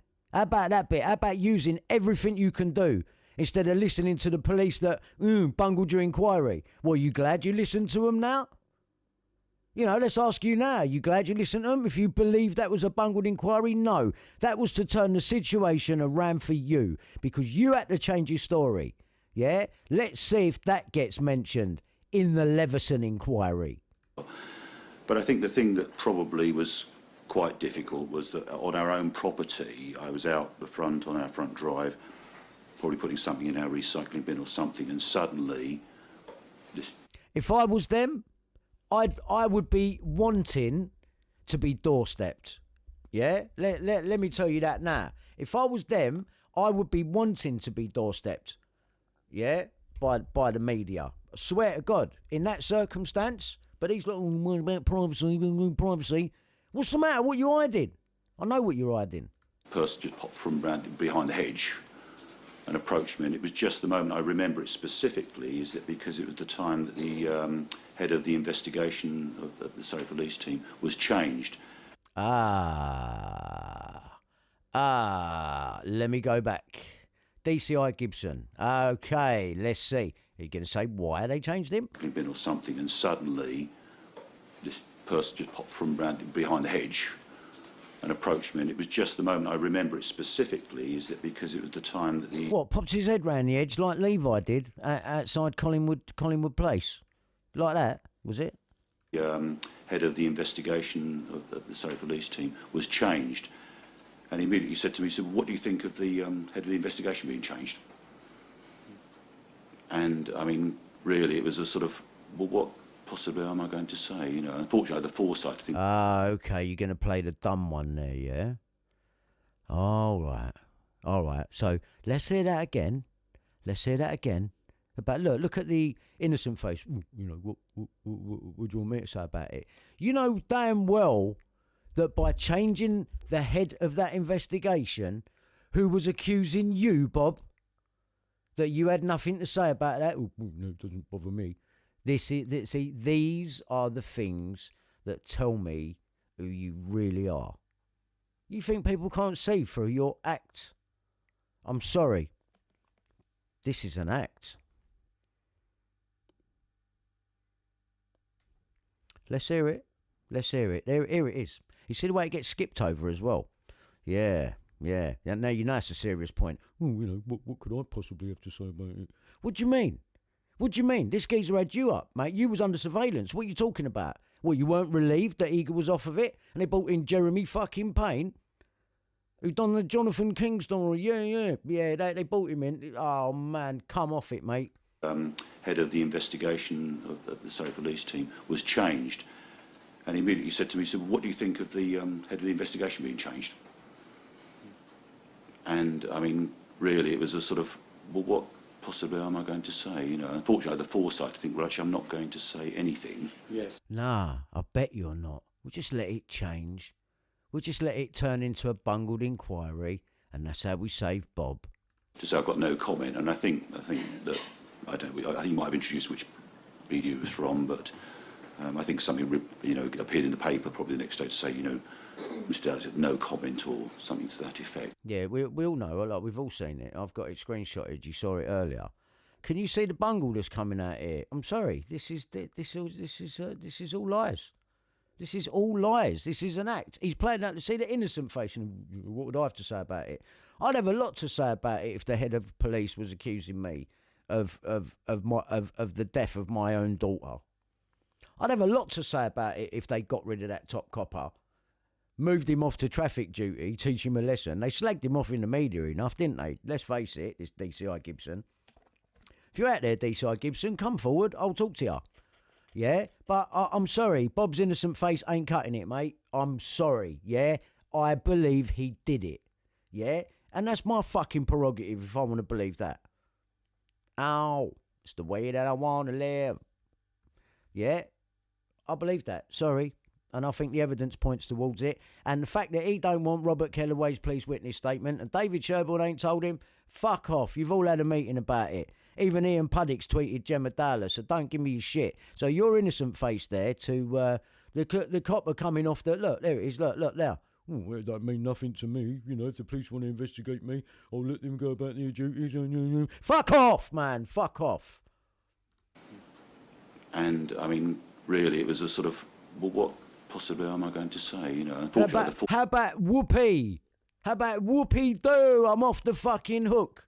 How about that? How about that? About you play the innocent. Oh, well, you know, what would I possibly have to say about it? Also, I think, well, actually, I'm not going to say anything. Yes. To say I've got no comment, and I think that I think you might have introduced which video it was from, but I think something, you know, appeared in the paper probably the next day to say, you know, Mr. Dowler said no comment or something to that effect. But for the simple reason that obviously, you know, as we said, just to try and avoid giving specifics of once getting caught. Once you engage in one question, then there's a... That's bullshit. Yeah, you're not obliged to talk to everyone. Once we answer one question, we've got to answer everyone's questions. No, you ain't. You're an adult. You make your own decisions. So I've answered a few questions. That's fair, and I'm going to leave it there. Next question. And then you're engaged in the discussion. Oh, fucking hell. Well, yeah, that's normally how it goes, Bob. You know, one person talks to another, all of a sudden, you know, you're involved in a discussion. That's normally how a fucking conversation works. I'm sick of this bloke already. Yes, de facto becomes an interview, doesn't it? Yes. Yeah, I think, in fact, every time we went out the front door, it's like you had to be on. She looks like she's having problems just remembering what you should just naturally be able to say. I'm not getting good vibes here at all. Inside, I feel fucking disgusted, and I almost want these people to come at me. Go on, come at me, I dare you. Come at me. I think I've got you all, evidentially. That's what I believe. That's what I believe. You know, the timeline of events, everything. Nah, sorry, mate, this ain't working. he's going to be a Mason, and he goes to the Surrey Lodge along with all these other fuckers that are gatekeeping this whole affair. God, because someone might be there and they would come up to you when you're least expecting it. So as you're sort of lifting stuff in and out of the car or something, and then they'll... This is bullshit conversation. You know, as you're lifting something in and out of the car, you know, a journalist might turn up. Yeah, because you've got a story of interest. And really, I mean, she looks evil. Sorry, you look evil. Fire a question at you without... And he's trying to pull his best fucking innocent faces, like, I won't get upset, you know, keep calm, I want to do the right thing. Fucking sick of it. Introducing themselves, and you have to train yourself not to answer. Yes. Well, maybe you feel the pressure to abstain from that sort of tactic altogether, doorstepping you. What a load of dribble. Well, I think it's quite concerning, because I think, however I say polite people are, at the end of the day, that you really are afeared to open your front door. Oh, God. Because you're faced with a question. Yes. You're scared to open your front door because you're faced with a question. Here's my face at the end of that. What do you make of it? Fuck me, man. And however you respond to that question might then lead to a headline of one line or two. Well, just come out and tell the truth and it won't be a fucking problem, will it? You want him to find your daughter, don't you? And that, you know, but you're too busy in London 3 months later making a fucking IT consultancy company. It's obviously difficult to deal with, so I think, but we've always tried to be polite and courteous. Yeah, because they're wonderful people, aren't they? Yes, and leave it at that. Yes. Yeah, leave it at that. We don't want Robert Kellaway's. Of course, I have to ask you next. If I ever saw this geezer, you know, here's the answer he'd give me. What? Bob, don't you want Robert Kellaway's police witness statement and Comrade Brown's? Look, you know, we've been over it all, and we feel that the family have been through enough stress and that. Yeah, but you don't want to get to the truth. That's the answer he'd fucking give me. Yeah, fuck off. Millie's phone and the voicemail interception. You deal with this at paragraphs 13 to 15 of the voicemail interception. Yeah. What about the tapping that Greg Miskill, the news editor that called the job on, ordered? Are you going to miss that bit out, are you? The written statement. First of all, in trying to fix this into the chronology, you think this must have been in April or May 2002, is that correct? Yes, it was quite soon after she'd gone missing, because where she actually was abducted was opposite this building called the Bird's Eye Building. Well, that's not what Colin Sutton and Levi Bellfield's DJ mate believe. They believe she was taken under Walton Bridge. I'm going to show you that again in a minute. So you believe? So this is what the family believe then, yeah? So that tells me a lot in the picture, what the family are actually going along with as the official version of events. Let's carry on. Down by Walton Station. Right. And there were CCTV cameras on the Bird's Eye Building, so everything really focused around these CCTV cameras. And so we were asked to go up and have... Because there was no other footage apart from the train station footage that got manipulated by the old Bill that are helping this bloke here from the lodge. Look at some of the CCTV to see if we thought someone on it was Millie. Yes. And do you want me to tell you about what happened? Yes, please. Particularly... Yes, please. I'd like to know all the in and outs here of what you're saying on record was the last sightings of her. Let's hear that. Well, first of all, you tell us that you were phoning in to Millie's voicemail. Yes. Quite regularly, presumably, to see whether there was anything else there. Oh, of course, all the time. At first we were able to leave messages, and then her voicemail became full. Yes. And then you rang, and then you just got the recorded. We are unable to leave messages at the moment. And this was gone, so I was used to hearing that, and we'd gone up to the Bird's Eye Building to look at the CCTV, and we were sitting downstairs in reception, and I rang her phone. Yes. And it clicked through onto her voicemail, so I heard her voice. Yes. And it was just like I jumped. she's picked up her voicemails, Bob. She's alive. And I was... Right, this is where the scandal comes into it. The written in scandal. This is what I believe Murdoch has blackmailed these lot into saying. All right, and this is the excuse now, which is where the scandal and the outrage comes from the public to this couple that have sadly lost their daughter. That's how it's all supposed to come across. Right? Please tell me that you see it. It's just, it was then, really. That's it. Look down for reassurance. Bob will pretend that he's just sitting, waiting on her every word. She is just in uncharted territory every time she opens her mouth. And no one is upset here for what they've lost. This is all about them being victims. And the real victim here is Millie Dowler, 13-year-old Millie Dowler. That's the real victim in this whole thing. Even throughout my thing and what they've done to me, it's nothing compared to what this has happened to this poor girl. What her last moments in life must have been like. And these people are fart-arsing about like this, tells me everything. You know, I'm going to judge you on a lot less than what these other fucking people are. I'll tell you now. And I'm not liking what I'm seeing here. It is marrying up with the conclusion that I've come to. And if people want to come and argue it, then I'm happy to do so. Look, when we were told about the hacking, that is the first thing I thought. Yes. So your immediate reaction was to phone... He wasn't sure about what she said then. Look, he's not sure. She's not either. I'm going back a bit. Let me hear this again. He's pulling all the faces, Bob. Like when we were told about the hacking, that is the first thing I thought. Yes. So what was the first thing you thought? Let's go back again a bit more. When we was told about the hacking, that's the first thing I thought. What, you've been hacked? No. Yes. And it clicked through onto her voicemail, so I heard her voice. Yes. Right. And I was, it was just like I jumped. She's picked up her voicemails, Bob. She's alive. And I was just, it was then really. Look, when we were told about the hacking, that is the first thing I thought. Yes. So your immediate reaction was to phone...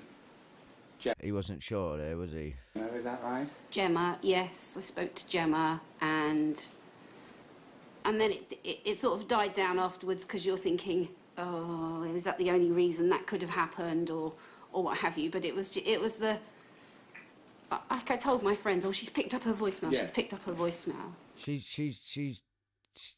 She's buying time now, and then she just threw in there like I told my friends, looking for reassurance in that answer. It's like she's swimming in an ocean of lies. Honestly, this is how it feels to me. I cannot help how these people are coming across. I can't help that. Right, and it's not looking good against the evidence that I've got. It's really not looking good, man. Confirmed. And that was certainly a reasonable inference. So, and he's helping them out. They're not really coming across as a mother and father that have lost their fucking daughter, man.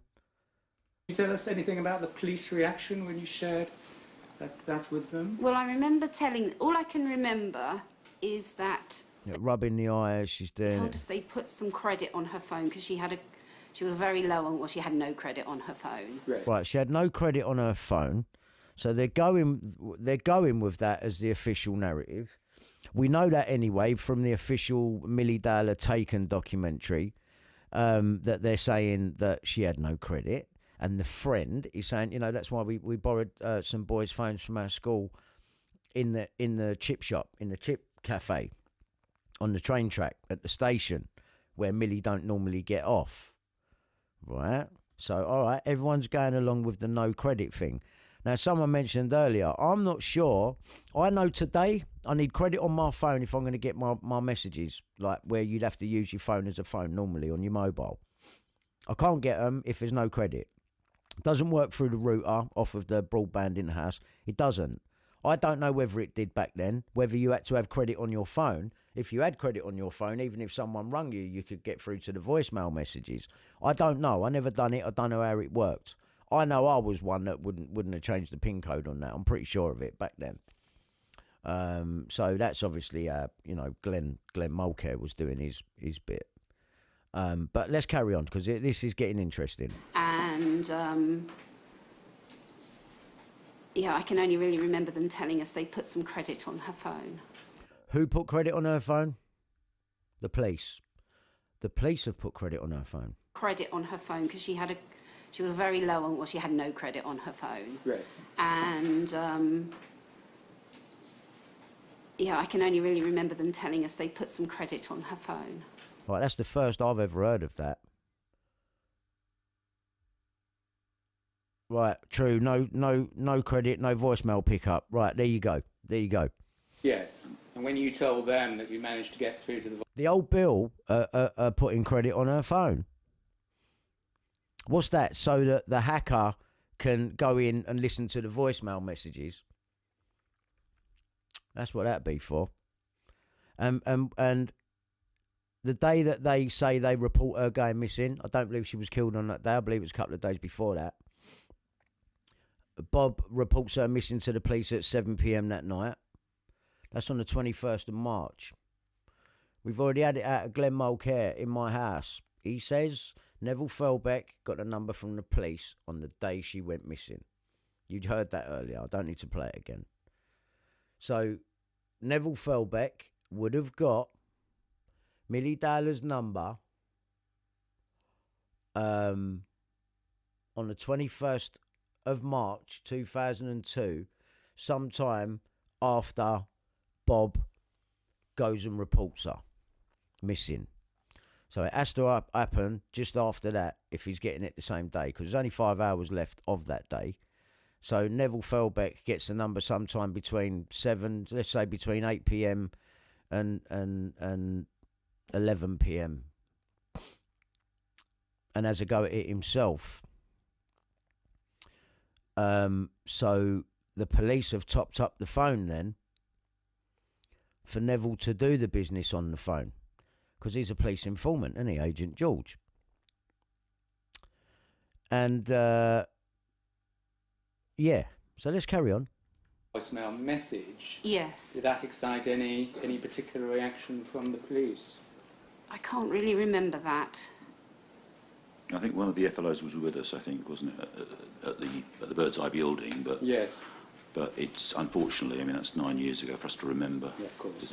You can't remember. You can't remember. So yes, whether it had an impact on the police investigation is a matter of speculation. Well, it's something for them, isn't it? Because at the end of the day, it was a heavy investigation. And then much later on, and this was shortly before the criminal trial, you learnt from the police that the voicemail had been hacked into by the News of the World. That's right, isn't it? Yes. April of this year, I think. Yes. The police have told you, and they were the ones that gave out the number to Felbeck to do it. Nice. This is all lies. Certainly by Mr. Mulcair, or I think that specifically, that was what we were told. Yes. And what was your immediate reaction to that piece of news? And I believe that piece of hacking information, if it was real, I believe she was definitely being phone tapped, so they would definitely have been doing the mobile as well. That's 100%. So I'm so close to Millie's story, and the notes were quite sporadic. I believe Millie to be on the missing pages from my Mulcair notes. Page 59 in specifically, and because of David Sherborne splitting me and Natasha up, I didn't get to see the pages that she had sent to her, and it's been covered up that way.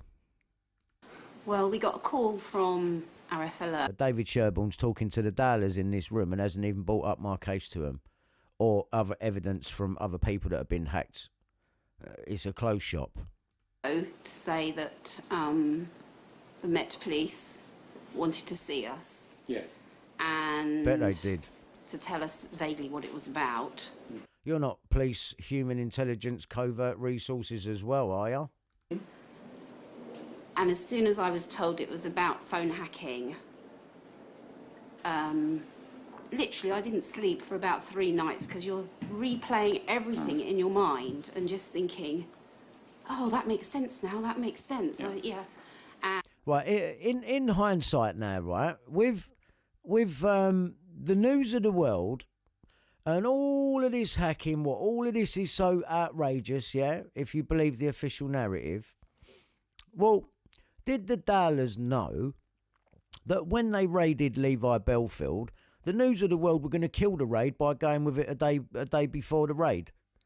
Yeah? So these people are putting trust in Surrey Old Bill when they got that going on in the background.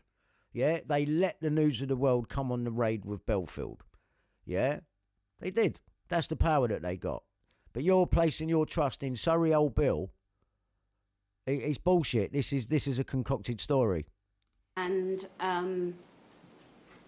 then we went along to the meeting and I said to them about this instance in the Bird's Eye reception, Yes. and also about walking back from the station were the two things that at the time I thought, this is odd. Yes. Something untoward is going on. Yes. So in your mind, you made an immediate connection with the dialing into the voicemail which you've told us about, and also a possible connection with the private walk you've told us about as Yes, yeah. Well, I think, and the thing to remember, of course, is that the walk was nothing to do with Millie's phone. So that could only have come from... Yeah, that was our home phone phones or our own mobile phones. It was your, yes. Well, yes, thank you. Yeah, there's the convenient lie.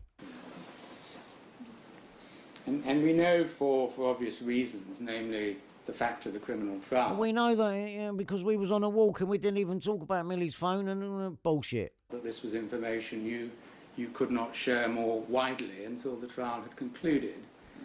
And we also know that the date of the revelation in the press, I think, was the 4th of July of this year, so it fits into the...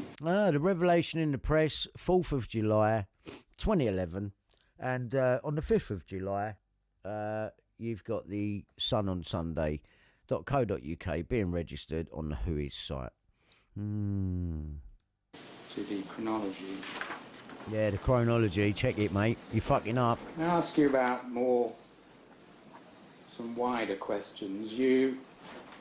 Of individual journalists, and of course that What is the why fuck they are here to happened give there? evidence to you. What happened there, man? What happened there? Yes. I can't really remember that. I A bit further. Because at the end of the day... You learnt from the police that the voicemail had been hacked into by the News of the World. That's right, isn't it? Yes. April of this year, I think. Yes. Well, certainly by Mr. Mulcair, or I think that specifically, that was what we were told. Yes. And what was your immediate reaction to that piece of news? Well, we got a call from our FLO to say that the Met Police wanted to see us. Yes. And to tell us vaguely what it was about.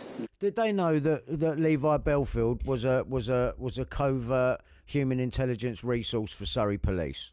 Why these people are listening to Surrey Police? I wonder. And as soon as I was told it was about... And if not then, back at that time, how about today? How about today? Because if the Dowlers want, and I'm wrong, and I can be corrected, then do it. And I will give you all of my hacking evidence. And then you'll be able to see for yourself that what I'm saying is real. Phone hacking. Literally, I didn't sleep for about 3 nights because you're replaying everything in your mind and just thinking, oh, that makes sense now, that makes sense. Yeah. And then we went along to the meeting and I said to them about this instance in the Bird's Eye reception, Yes. and also about walking back from the station were the two things that... So you're in the Bird's Eye reception. You've gone there to have a look. You've gone there. What? Why? Messing about with the posters. You give them the photo opportunity, and also to confirm that the bird's eye cameras were facing the wall. No doubt. The time, I thought. But we never spoke about Millie's phone, so I don't know how they knew that. This is odd. Yes. Something untoward is going on. Yeah, you're not wrong. So in your mind, you made an immediate connection with the dialing into the voicemail which you've told us about, and also a possible connection with the private walk you've told us about as yes, well. Yeah. Well, I think, and the thing to remember, of course, is that the walk was nothing to do with Millie's phone. So that could only... Yeah, make sure you get that in there. Yeah, it was nothing to do with Millie's phone. ...come from... Yeah, that was our home phones or our own mobile phones. It was your, yes. Well, yes, thank you for that. And we know for obvious reasons, namely the fact of the criminal trial, that this was information you could not share more widely until the trial had concluded. And we also know that the date of the revelation in the press, I think it was the 4th of July of this year, so it fits 2011, 4th of July 2011. Into the chronology. And then don't forget Bellfield, who's only done on the 23rd of June. Nah, just a month before. And 4th, 5th of July. Bosh, let's register the Sun on Sunday. And then on the 8th, we'll pretend like we're going to close the paper down. And that we've already registered this one. Yeah, it's as simple as that. They had to close that newspaper down. Because if it ever really did come on top for them, the police, Surrey police, whole network of people were going down with it. And they couldn't have that happen. So they've concocted this. Which they didn't include me in, which I should have been there because I've had it said by a judge that a root and branch investigation needs doing based on phone tapping and phone hacking, and I'm in the fucking claims. So I should have been there. And then I could have told the Dowlers myself, here's Robert Kellaway's police witness statement. He's the one bylined on Millie's story that's done all of this. Don't you want to know? Don't you want to know that Conrad would have been now, and he'd be working with Mazza, who's just exposed a paedophile ring the year prior, with Jonathan King in it, who's got links to up here. Don't you want to know? Don't you want to know? Can I ask you about some wider questions? You refer to the press being a double-edged sword. It's obvious, I suppose, you had to engage to some extent in order to assist the police in their inquiries. On the other hand, there was a very important domain which was private. Is there anything else you'd like to assist the inquiry about the double-edged nature of what you... Or the double-edged nature of your story, and where did the spunk on the bed come from? You might have why you changed your story? Do at that time? Well, I think, in essence, with our situation, you have to remember we were really, really desperate for some information about Millie, and so the press were in a position to be able to help us, and they did. Get the message out that she was missing, and lots of information came into the police headquarters. But on the other hand, the persistent being asked questions and being doorstepped and everything else that's associated with it, and all the letters. Only because people are trying to find out the truth. If you ain't got nothing to hide, then you know what I mean. You're going to understand why everyone. You'd want people knocking. You don't want to be not relevant when you're trying to find your daughter, do you? That you get requesting books, films, interviews. I think the point I made just now is that I follow the media over the years quite a bit more than Sally does, and certainly recognise that it was very important that we would try to be as consistent as we could when dealing with the media, and not to actually keep your story give straight. any one party a particular position or angle, for the very reason of actually not wanting to create another set of issues to deal with, because in fact in the early days, for those first 6 months, of course, we were in a very desperate situation, and in fact it's unprecedented in your normal life for most people. And how do you deal with it? How do you deal with these things? So we tried as best we could to be as balanced as we could about it, but recognising, of course, that things are outside of your own control. Plainly well outside your own experience. You had to rely on your own judgment in an entirely unique situation. Did you get any help from, talked about police liaison officers? Yes. Presumably they did give you considerable assistance. Well, at very this much time. so. The FLOs, yeah, they were brilliant. They really helped us. And Surrey Police Press Office were coordinating things. So they took the majority of the burden off of us. Yes. Yeah, I bet. And we chose that route as well. Thank you. That was definitely the route we wanted to go. And I'm not going to ask you about the... But Bob's body language is strange, man. I'm sorry. It needs to be said. This guy is very hard to watch, man. He is very, very, very hard to watch.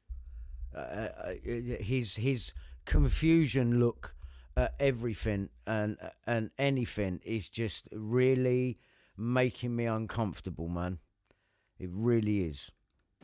The settlement of your... I understand that there's nerves involved in something like this, and if I believe this to be real and everyone to be innocent and no one knows nothing and it's the way they're saying, I just don't, and I just don't believe it. And this, I should have been there. Why would you not want to take Robert Kellaway's police witness statement from me, man? Why would you not? It doesn't make any sense. I can't make it all right for these people. I'm sorry. I'm saying what I see. Civil claim. But could I just ask you about, you referred to a meeting with Mr. Rupert Murdoch. Well, that's it then, isn't it? That's it then. Which I think was probably about the 12th or the 13th of July. The exact date isn't going to matter. Presumably that... 12th or the 13th of July. There's a meeting between the Dowlers and Rupert Murdoch. And this is going to be 2011, isn't it?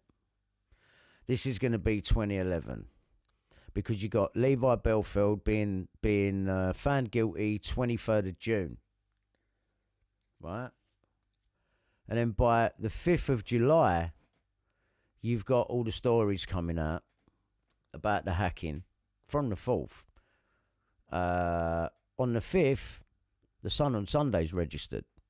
But on the 8th, they make it look like Rupert Murdoch is going to sacrifice his newspaper. But they don't say he's opening up another one in the background. All the time it's took to register and get back and do that. It's pre-planned. That proves it. That actually proves it. So Murdoch goes and sees these lot when? The settlement of your civil claim.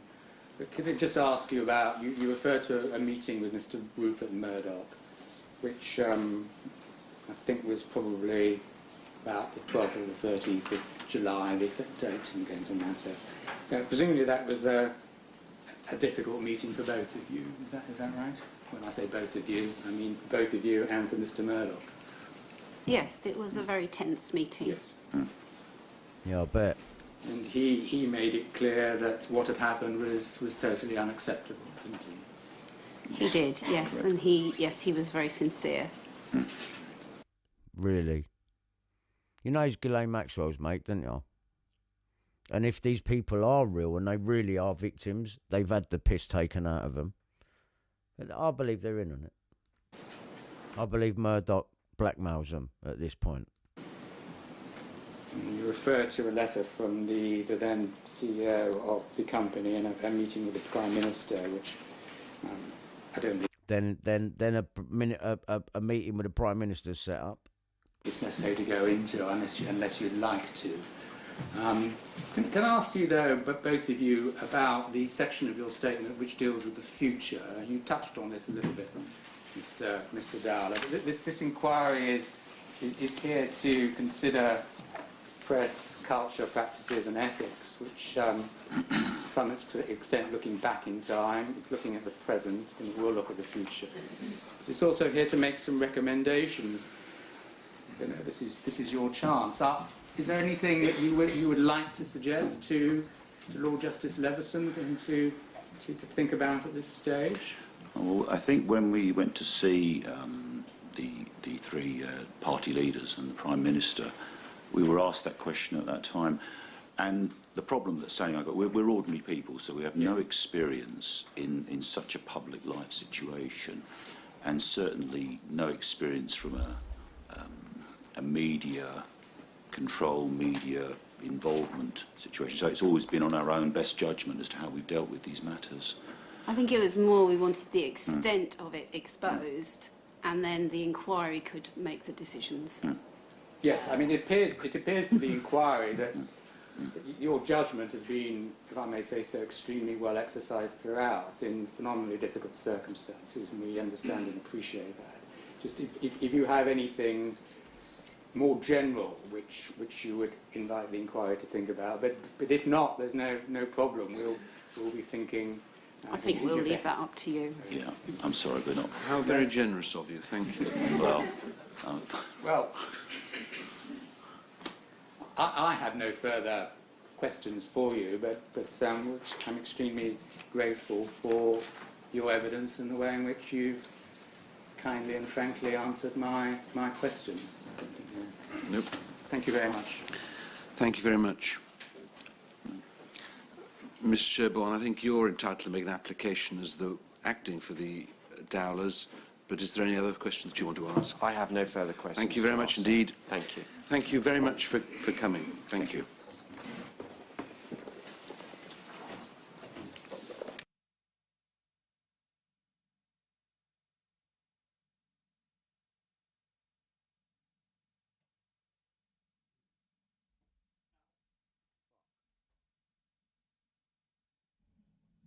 So there you have it. There you have it.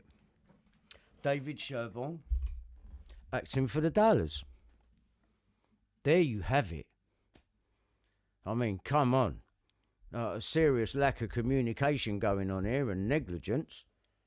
You know, the convenient answer that David Sherborne gave me, oh, I had no idea about Mallet and he'd been done for fraud and I took myself off the record when he did. I mean, what a load of wank. When you could have just told him now. Brian Harvey's got Robert Kellaway's police witness statement. He's the one bylined in that. Surely that would have been a much more serious and better question to ask during all of this.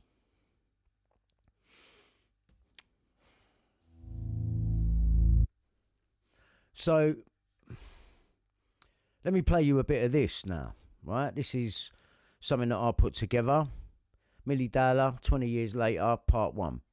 And there's 2 parts to this. I won't play anything that's not necessary. But I think that any relevant videos, let's do this now. It's recording. I want to compile a lot of evidence. I want to make it abundantly clear what my views are, where the evidence points to. And I'm just taking you on that journey with me. So this is another video that I done some time ago, and it will cover some other stuff. Now our next case is proving very hard to crack, the murder of 13-year-old Milly Dowler. Over the past few weeks there's been a lot of speculation in the media about one man who might have killed her. Police... Right, and I want you to just take into account everything we've brought up, everything we've spoken about, everything I brought up and Nicky Cooper brought up earlier on, everything that you have heard thus far, my views on what I think's gone on, based on my evidence, based on what's been held back from the public domain. I want you to just remember it all, if you can, how you feel about it, what your views are already. You can't be believing these people at this point. There's absolutely no way. I can't see anyone believing this official narrative anymore. So just watch this and we'll go through it together. I'll stop when I need to stop. And even if we're covering stuff that we've already spoken about tonight, we're doing it tonight, right? We're doing it tonight. We're getting this video made tonight. with as much information that contradicts the mainstream story and their version of events. We're putting as much of it together that contradicts what they are saying, because they are collectively lying. And something needs to be done about it, right? And I'm fed up with keep getting ignored, nothing ever getting done, but I'm slap bang in the middle of it all. I want the fucking truth, and I'm going to get it. I'm already starting to see what's driving all of this and what's behind all of this.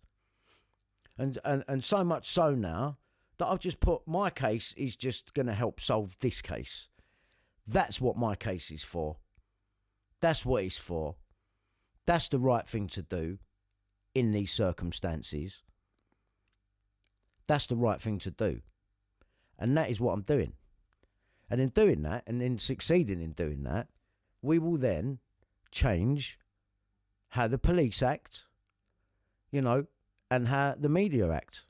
And it's not about shutting them down, but they need to pay for their crimes. And this cover-up is massive. But they want you to just believe I'm mad. Well, you believe that if you want, but you'd be mad for believing that. I may have mental health, but I'm not mad. Though believe there is every possibility that more than one person was involved.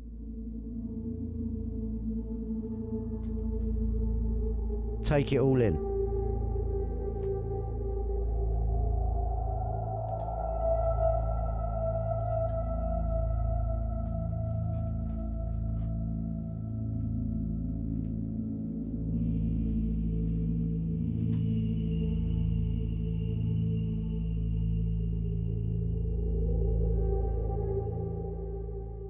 Just take us back a little bit. You know, you met him when you were only 24, is that right? I had met him like previously when we used to go to a different club. Right. But actually had re-met him when I was around that age. So you started a relationship. Yeah. What was he like?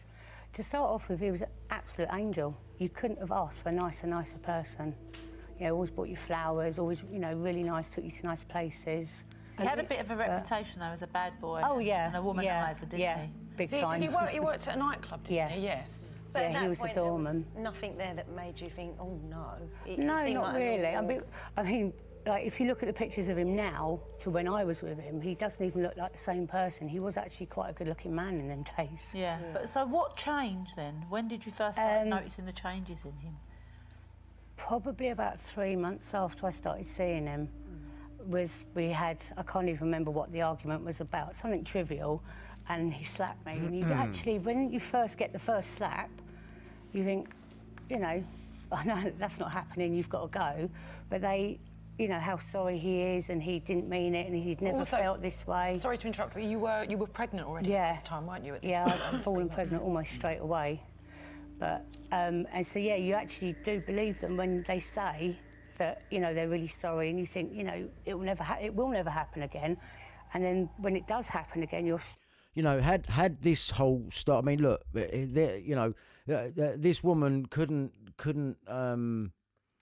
really blame me for suspecting, because look at this.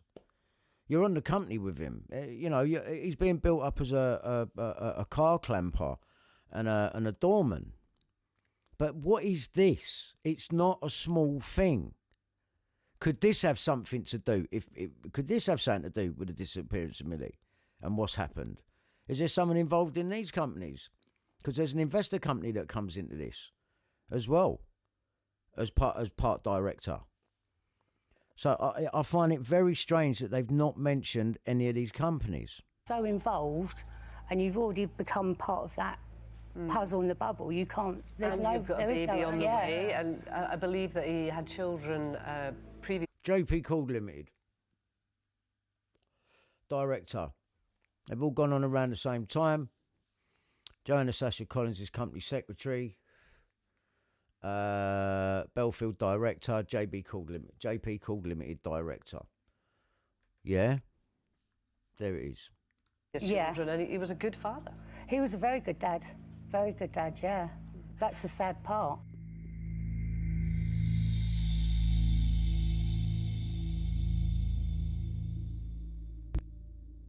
Did the post-mortem tell you anything about how Millie had died? It didn't tell us how she died, but we knew that she didn't have any of her clothing and that she had been lain on top of the ground. She hadn't been buried.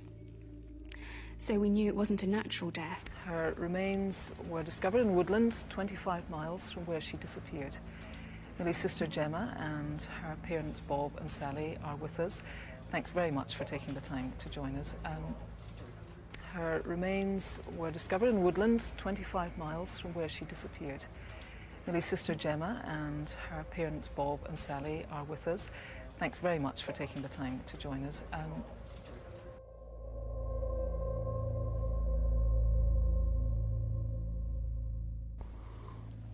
Right, so what are you talking about? Right, very important now. Again, I know some of you have seen this, but this is evidence, man. This is evidence. This is evidence. This is Greg Miskill.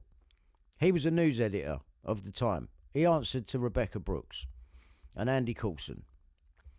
And he is now going to tell you, with his own mouth, in his own words, that Milly Dowler was tapped. We know Bob Dowler was bugged and tapped, and there was a 24-hour surveillance team. That would have been Mazza Mahmood, which was just rolled off of the Jonathan King arrest and conviction in 2001. So you can see how it ends up over there. Now, this guy, well, I'll let him tell you. Here is something that happened 16 years ago. Now, my recollection of something that happened 16 years ago is pretty slim, frankly. Now, Greg, you know my job, mate. Come on, man. Everyone's protecting Kellaway because of the link. Because of the link between Conrad and Mazza. Come on, man. No. I couldn't care a flying fuck about Conrad and Well, I do, because they're very detrimental to my case. And even though you may not, all of these people are all part and parcel of this case. And don't forget, Greg, there's no limitation on criminal. Right? There's no limitation on criminal. You were targeted, right? I was targeted. Oh, change the subject. I've been targeted, and it goes on way before fucking 2002. I mean, we're talking all the way back with Daniela. But on paper, what I've got where it starts is February 1997. Because the News of the World were the first to print that I wasn't well and I was having a breakdown in 1997, right? And now today, they don't want to recognise that illness in the court, and they're trying to call limitation, and they're trying to stop all of this from 2002. Saying to me, I've got 6 years to bring a claim. Personally, I don't care about their claim. I'd rather go down the criminal route. Who is representing you? I mean, legally. No one at the minute, because Murdoch's taking care of that. It was David Sherborne. And he's showing me his power, yeah? The old bill, Scotland Yard. Scotland Yard are covering up Mulcair's notes. Why the fuck are they doing that if they're not in his pocket? They're in his pocket, everyone is, and he's been showing me that. I mean, you've even got fucking hacked off paying you and Glenn. And really, that's outrageous, because you lot were supposed to be the enemy, right? And now you've got hacked off with their fake fucking campaign, paying ex-News of the World journalists to work with them. I mean, that's not right. Peter Jukes has been round here, seen all the evidence. He's done nothing, although I've got him on tape saying, I've never seen anything like it. You may have the thing here. That's interesting that you know for definite that Conrad Brown was like that with He only worked for Mazza. There you go. Which makes me think we thought that Kemal, this guy, I'm sure I've seen in a Mazza file. I've got all the paperwork of Mazza. I've got all the criminal charges, the criminal investigation. I shouldn't tell you that. So I shouldn't say how I got it for this 2002 and 2005. So I could search through that and see if this Kemal guy's there. But Conrad Brown only worked for Mazza. I have no record of him working for anybody else. Then you're placing in date Conrad Brown and Mulcair together. Mazza is desperate to keep away from Mulcair. Now you've got them working so close together. You may have in trouble, wouldn't they? Yeah, you may have the thing. And Mazza's much more of a threat to Murdoch, by the way, than any Mulcair. Mazza was close to Brooks' personal friend Murdoch. Mazza would tilt to James Murdoch. Wow. They didn't interact. Brooks never met Mulcair, which he might have seen in passing, but he was out. He was deniable. Mazza's not deniable. Wow. He's dangerous. That's why, you know that Panorama documentary about him. Do you see that? Yeah. They managed to stop it, unprecedented. Kingsley Napoli, Brooks's lawyers, managed to stop it twice with the Attorney General, and they were, that never. Brooks's lawyers, Kingsley Napoli, managed to stop the Panorama documentary on Mazza Mahmood twice. This is all Panorama, BBC getting involved in building the conspiracy of phone hacking. This is what they're doing. They're building the narrative. That's how dangerous Mouse is.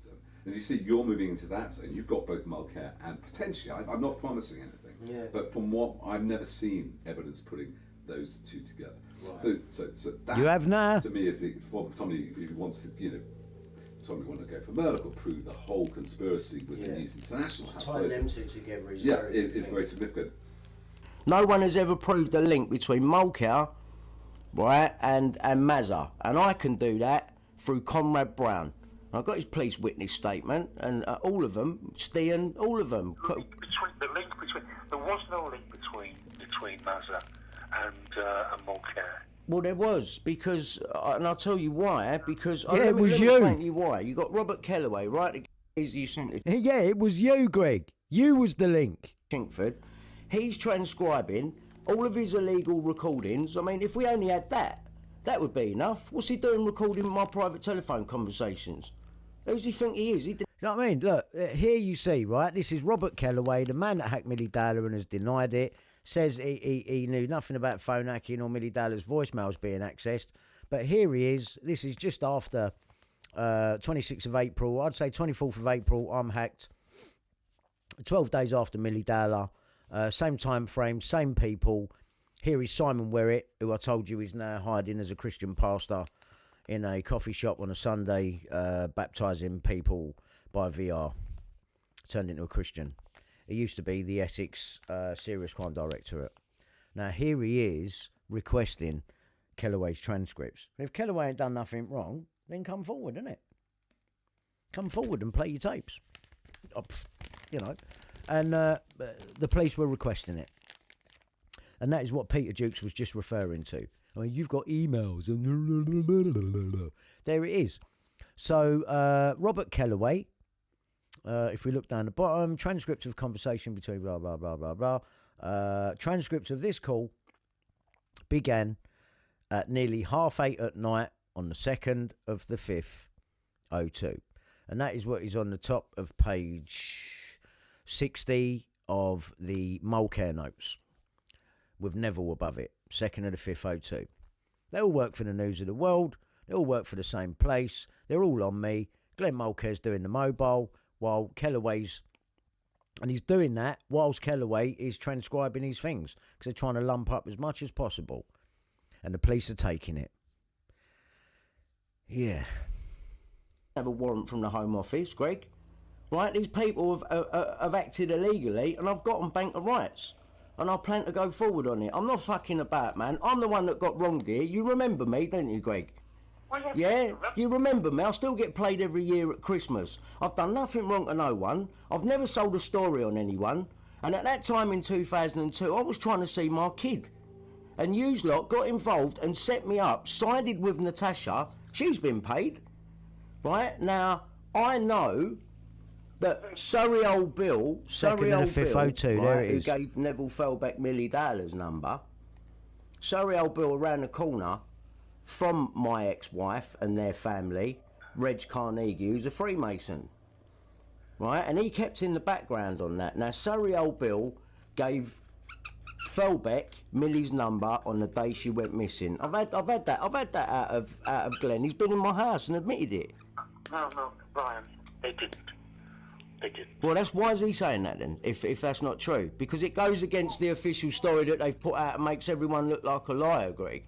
Me ranting Ravens and calling him out, he just go, no. He had Milly Dowler's number from the day she went missing up to the 12th or the 10th, up to the 10th until he instructed me. What did he do? What did he do in them days?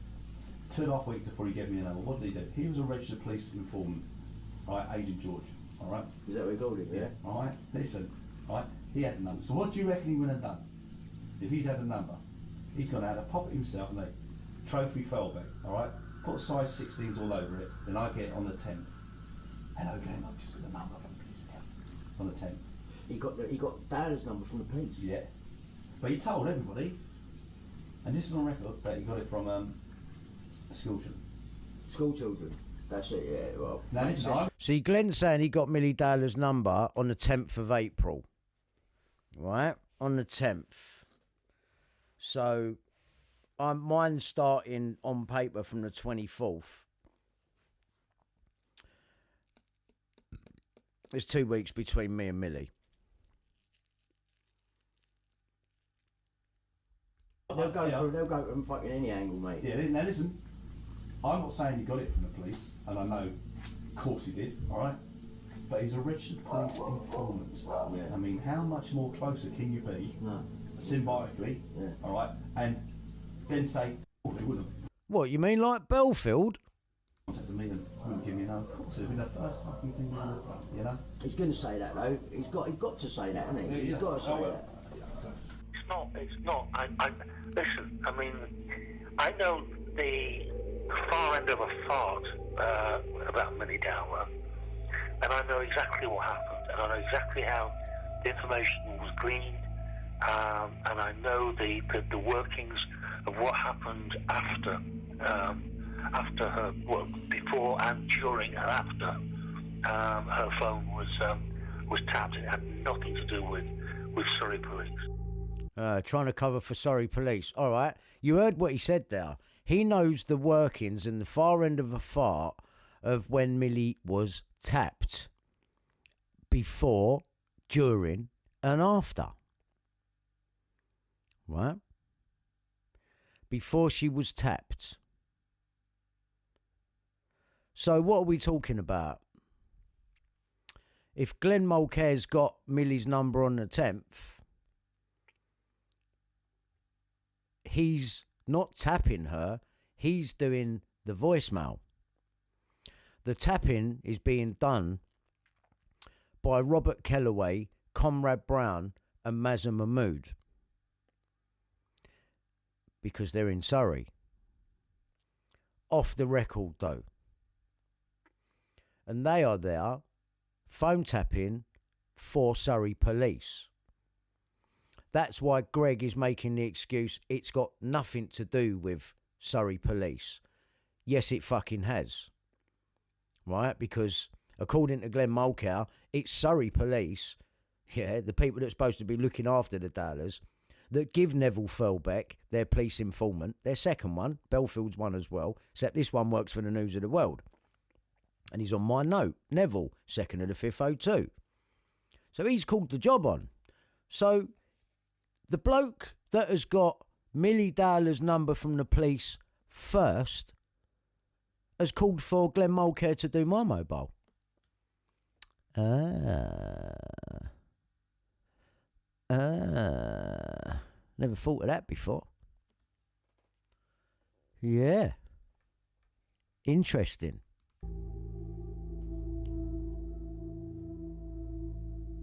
There we go. And that's the same Peter Jukes you heard a minute ago, in between Greg Miskill there, the guy that live tweeted the whole hacking trial. This is one of his tweets, 6th of November 2013. Peter Jukes, Kellaway confirms he knew nothing of phone hacking or Millie Dowler's voicemails being accessed.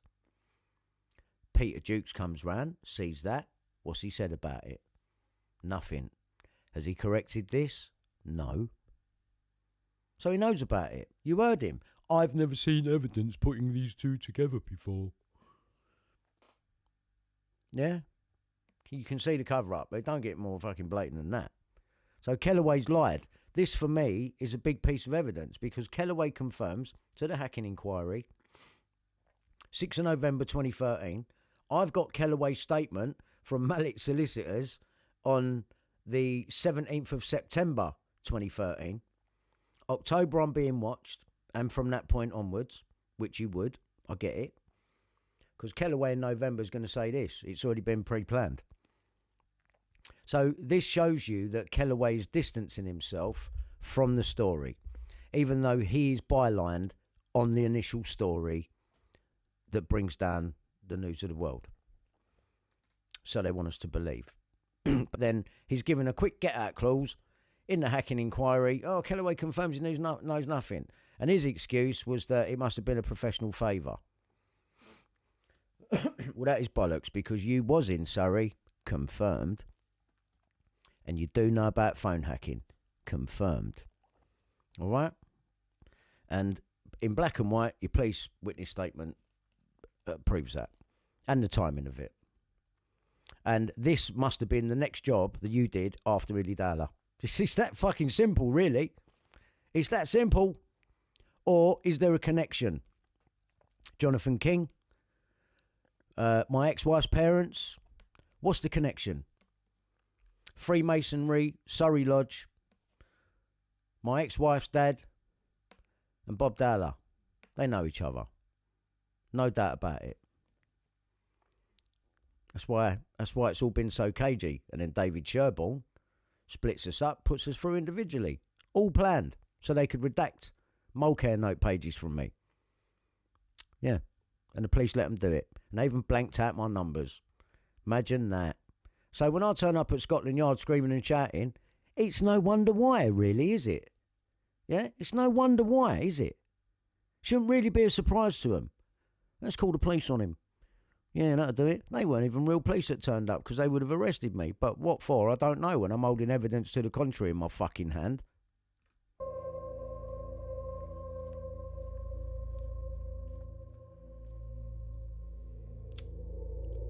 Author. What a better person to bring in and help make up the story. Ex-playwright. Ian Puddick. In with them all.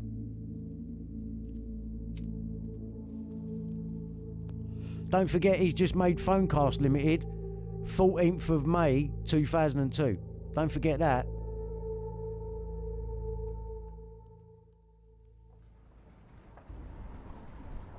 Tomorrow, Saturday the 25th of June, would have been Millie's 23rd birthday.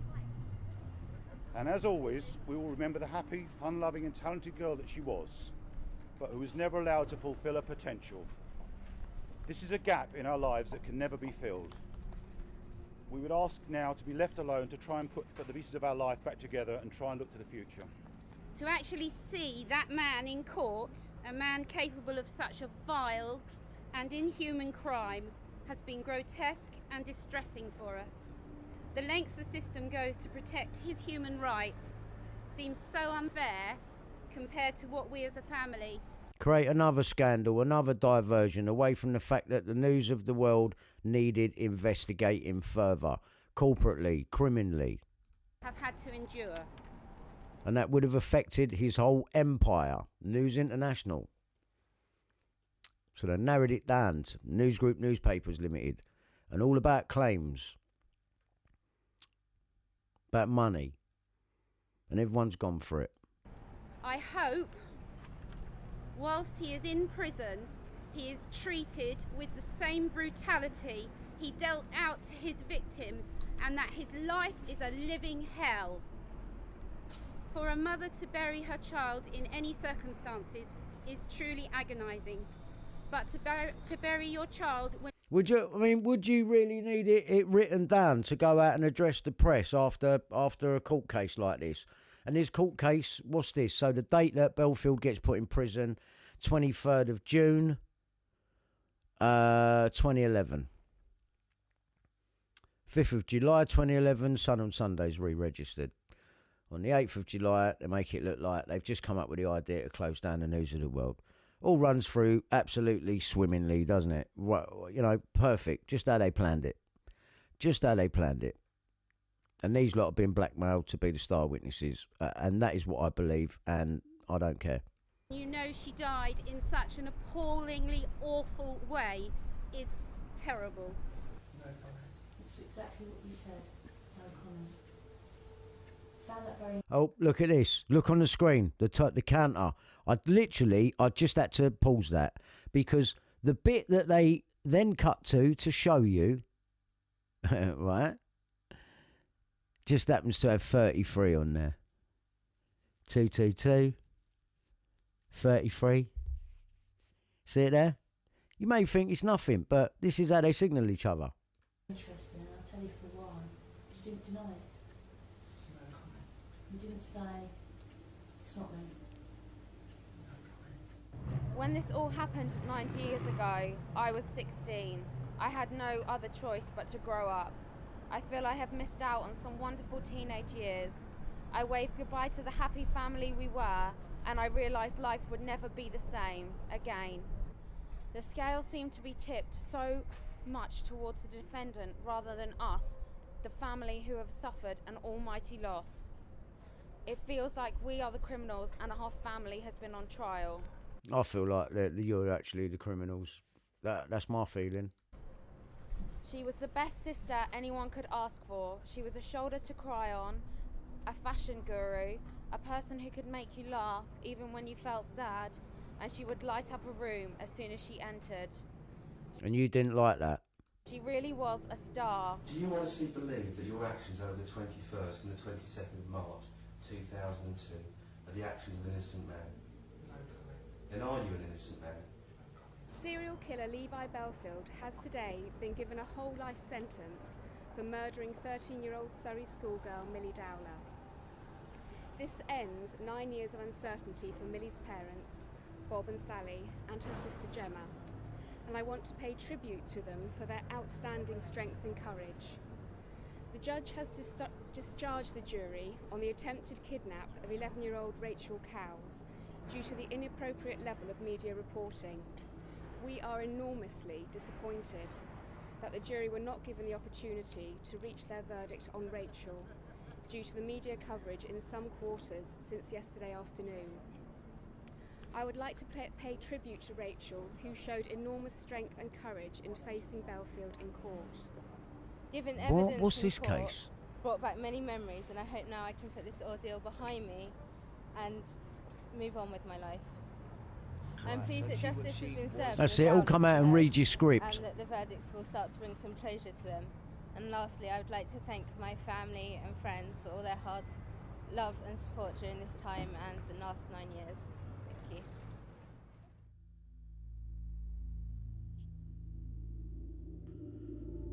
you. There's the article. Robert Kellaway. There's the man himself.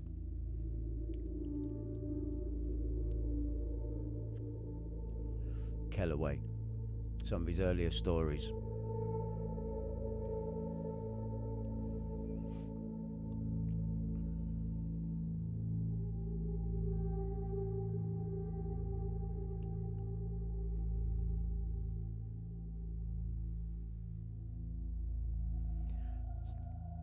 "25 minutes of recorded incriminating speech.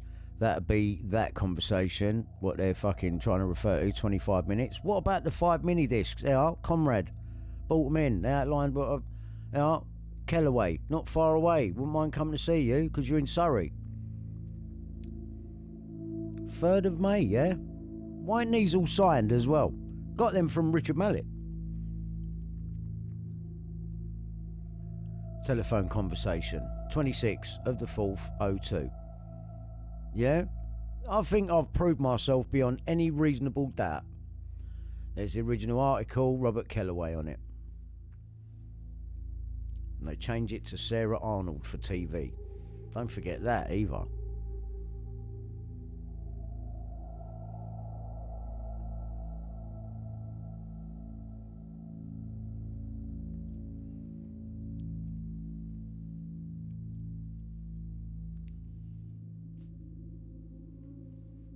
So that was part 1. Here's part 2. We're doing it together. We're going on this journey. We are going to solve this crime. Listen, no one else has got a chance of helping this girl. Right? I know she's beyond helping, but at least it's that, it's got to be done, man. It's not about money. It's about getting the truth out. And this truth, given the platform that it deserves, will change things in this country, I believe. I believe it, man. I believe it. It's big enough. If they're going on that was such a big scandal, the dearest court case in UK history, with a phone hacking, right? Over that, when I've got so much more, then what I've got should be explosive. And they know it's explosive. Yeah, let's carry on. March 2002, 13-year-old Millie Dowler is on her way home from school in Walton on Thames. She gets off a train with friends, then starts to walk the last half-mile home by herself. Don't believe any of that. I think that's a made-up, concocted story. This is footage from probably a couple of days before. The police would have gone in and seized all the footage, seized any CCTV, and claim that, well, outside of the station, there's no proof of her ever being there. That's convenient, isn't it? It didn't happen like that. I reckon she died a couple of days before. She does not return home and is not seen again until her remains are discovered 6 months later in Minley Woods, 20 miles west from where she was last seen. When she doesn't return home, her friends and family are ringing her repeatedly, leaving messages for her to contact home. By the following day, her phone's mailbox is full, so it is no longer possible to leave messages. At 3:47, Millie phoned home. She never had credit, so we borrowed one of the boys that was in the cafe, we borrowed his phone. Did ya? 3:47, we borrowed, did we? We borrowed. What do you mean we borrowed? So the official story they're going with is that she ain't got no credit. And I think you did need to have credit on your phone to access the voicemails. Even people that were doing it from outside of her, like Glenn Mulcair. If there was no credit on the phone, you couldn't retrieve the voicemails.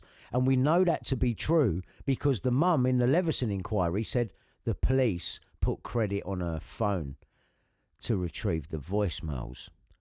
Got me?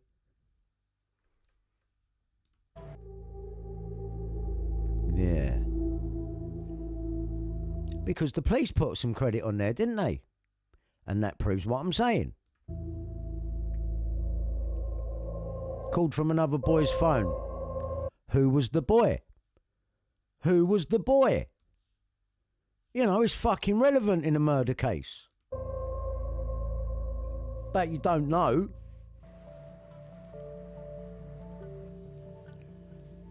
Hey, Dad. It's Millie. Why are you out of breath, Dad? Her dad to tell. Dad, why are you out of breath? What's the matter, Millie? I'm just stopping to have some chips. I'll be home for tea. You're only a mile up the road. I'm going to leave here at 8 minutes past 4. All right? Go on, I'll let you get back to your wank. And that she'd be home late. It's something that we would always do so that they didn't worry.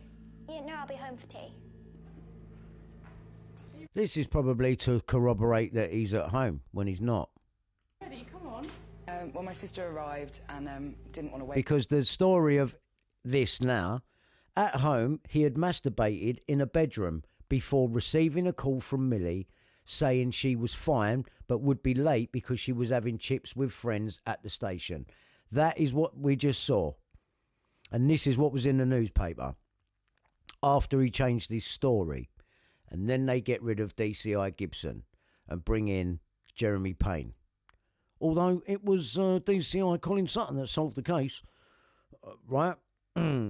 At home, he had masturbated in a bedroom. Big red flag there. Big one. A bedroom. Kept that vague.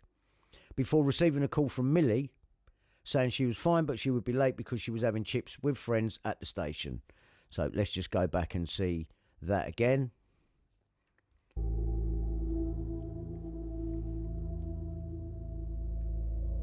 You heard the mum in the Leveson inquiry say she didn't have credit, right? And the police put credit on her phone.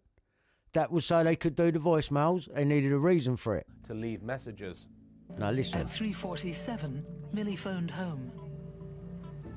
She never had credit, so we borrowed one of the boys.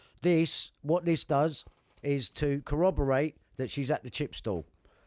She's there, but we haven't got any concrete proof because there's no video evidence and we don't know who the boy is whose phone she used. So therefore, we're taking on people's word for it. that I believe are helping cover up the murder of this girl and what really happened. It was in the cafe, we borrowed his phone.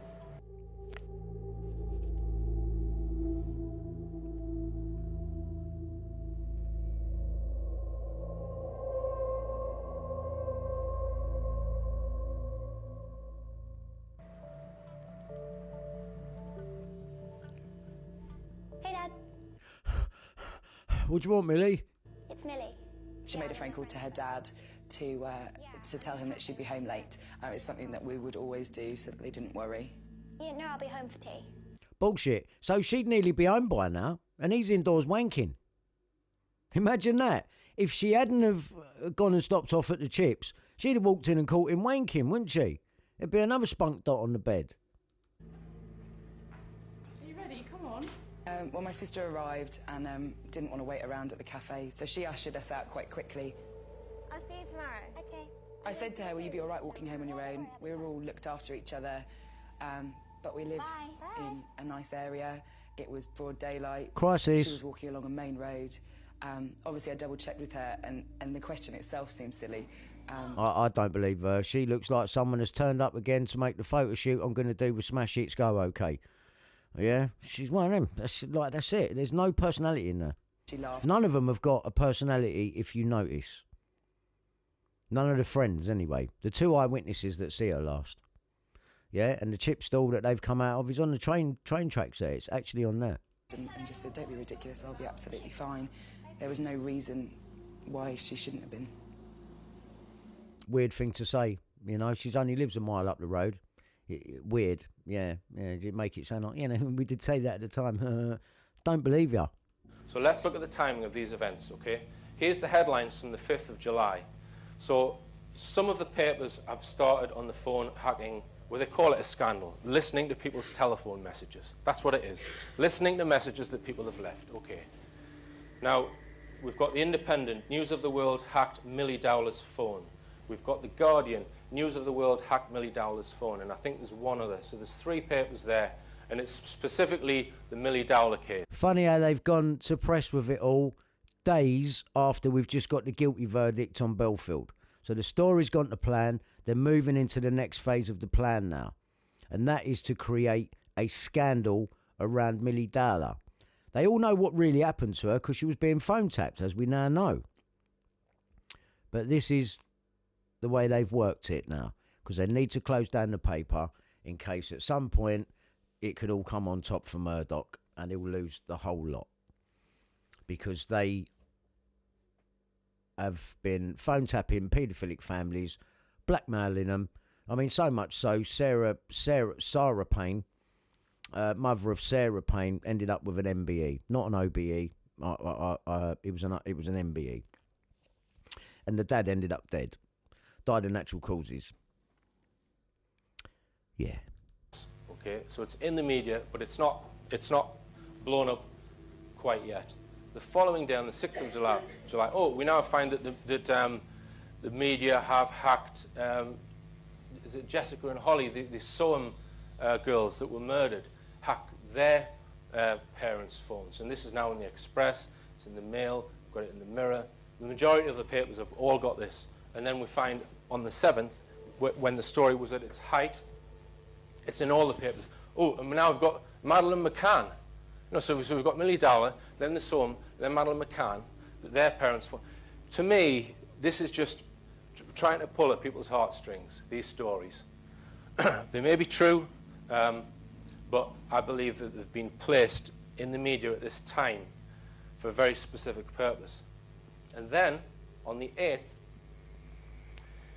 this is when the story broke that the News of the World had decided it was going to close because of this so-called scandal.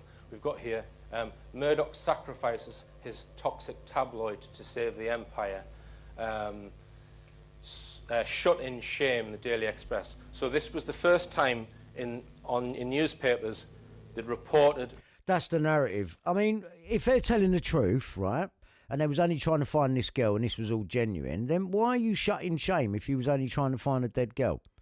See what I'm saying? Don't make no sense. It was all orchestrated. That they were going to close the News of the World.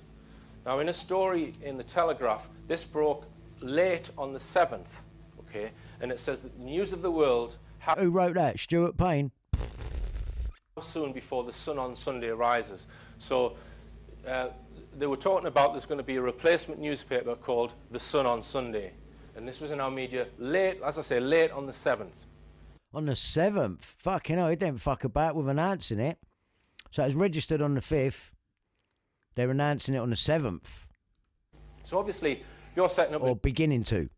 If you're setting up a new newspaper, you need to buy an internet domain name. You need the domain name for that newspaper, thesunonsunday.com, thesunonsunday.co.uk. Now, if you check... I'm sorry, but look, you've seen some of this, but it is important that I drum it into your fucking brains. Because this is the real shit. This is the real reason. And then there's a layer underneath this. There's a half-truth coming out here. The Who Is register on the internet as to when those domain names were registered. This is thesunonsunday.co.uk. And this is true. This is what I checked out myself, and it is exactly that. It is exactly that. Okay, and also thesunonsunday.com. They were registered by News International on the 5th of July. So this is like really before this story had got going in the mainstream media. And I would suggest that if it's registered on the 5th of July... But sort of a couple of weeks after the Bellfield conviction, 23rd of June, 2011. See how it all rolls along? By the decision to buy those domain names and launch that replacement newspaper has been made before the 5th of July. Oh, yeah. Before the phone hacking story was even in the media. Oh, yeah. So... Oh, yeah, I would say about 2 weeks before, Richard, when they were waiting for the verdict on Bellfield that they'd all concocted. Then it was safe to do it. Yeah. I would read from that Murdoch has known that there's going to be this sequence of different people whose phones have been hacked, and then he's going to close that organisation. So for me, and it's just my opinion, I believe he's partly orchestrated that story himself.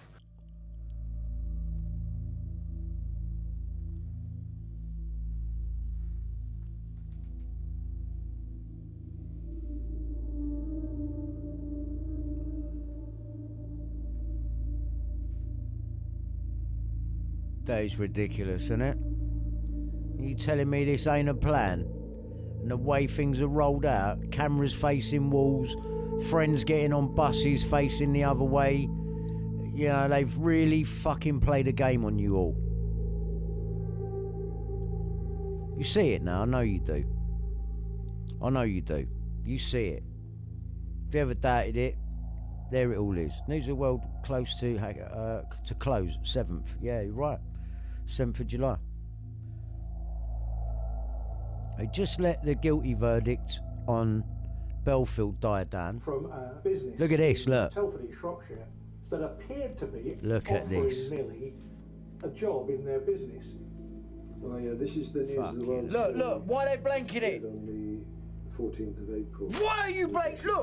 Look, people. Fuck, man. They don't want that name coming into it. Robert Kellaway. We're ringing because we have some interviews starting. Can you call me back? Thank you. Bye-bye. The news of the world got very excited about this. Fuck. They thought, right, this is our exclusive. We send half a dozen people out there, we'll find her. Tell me you see that, people. Show me thumbs up. Show me you saw that. It looks as if Millie was alive, that she was being offered a job. Why'd they blank that out? There can only be one reason. Were obtained by a shadowy network of men and women.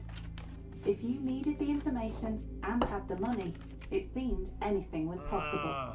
These are a list of probably the best known of the PIs. Why have you blanked that page? Or private Why have you blanked that page? Hired by the newspapers. Because of what I pointed out. Secret or privileged information. You've got people who've got connections with phone companies, with finding out about cars.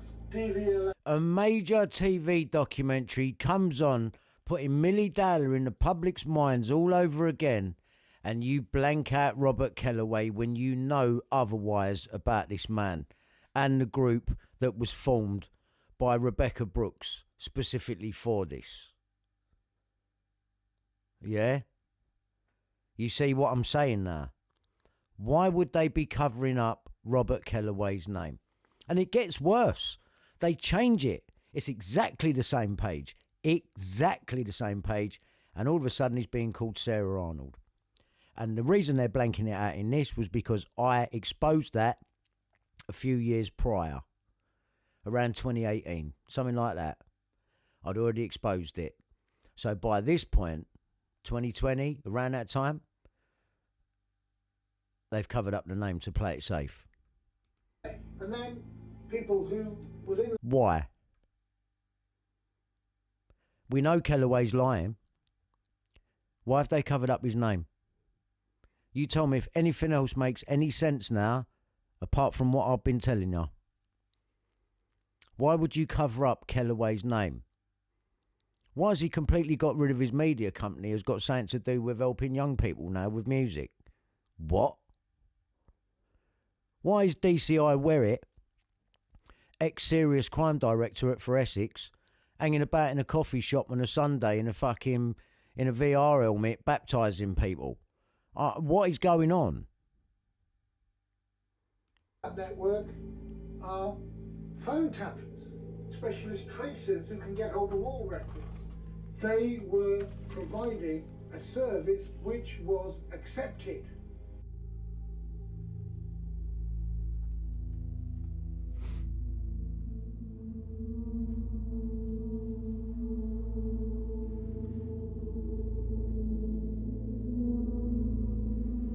Comrade.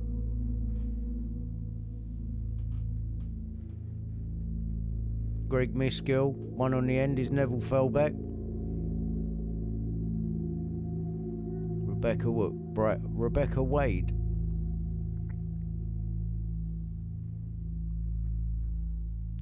That's Kellaway.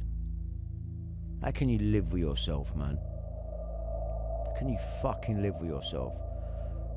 It don't get no worse than that, does it? It says it all. That's what's going on in the background. No fucking doubt about it.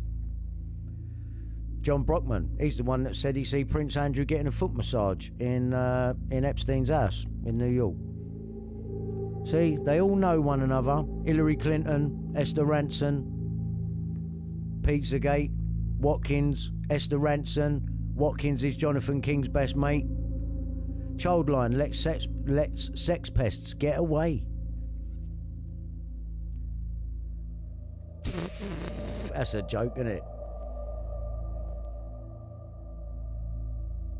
Yeah, you're starting to see the picture now. International moving services. Ah, look, there's Alan Yentob.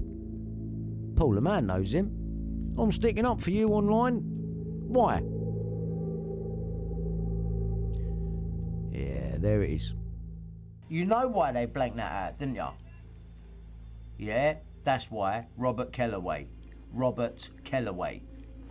There was the same article that went out, exactly the same, the whole page, the adverts and everything over it, and it said Sarah Arnold there. And I've got it.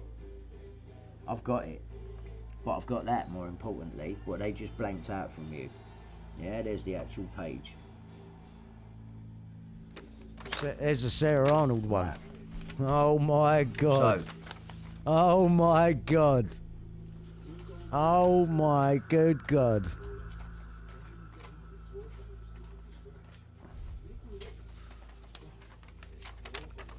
That's the man that done it.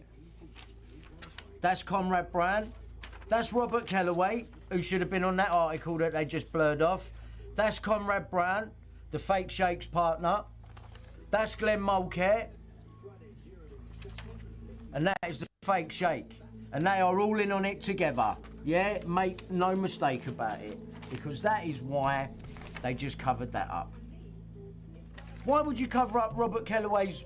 Why would you cover it up? Because officially, Robert Kellaway says he knew nothing of phone hacking or Milly Dowler's voicemails being accessed. The fucking liar. Know nothing about phone hacking, Robert Kellaway. What's that then? Transcripts of your illegal recordings, the police knew as well. Thank you. Thank you. There's Glenn Mulcair at the bottom there, doing my mobile as instructed by Neville Fellback on the 2nd of the 5th 02. And there's you, Robert Kellaway, on the 2nd of the 5th 02, transcribing your illegal recordings of me and Reese made by you and Conrad Brown, the fake Shakes partner, all being done at the same time Glenn Mulcair's doing my mobile phone. You are the same crew that done it to Milly Dowler. And you weren't just listening to her voicemail messages, you were phone tapping.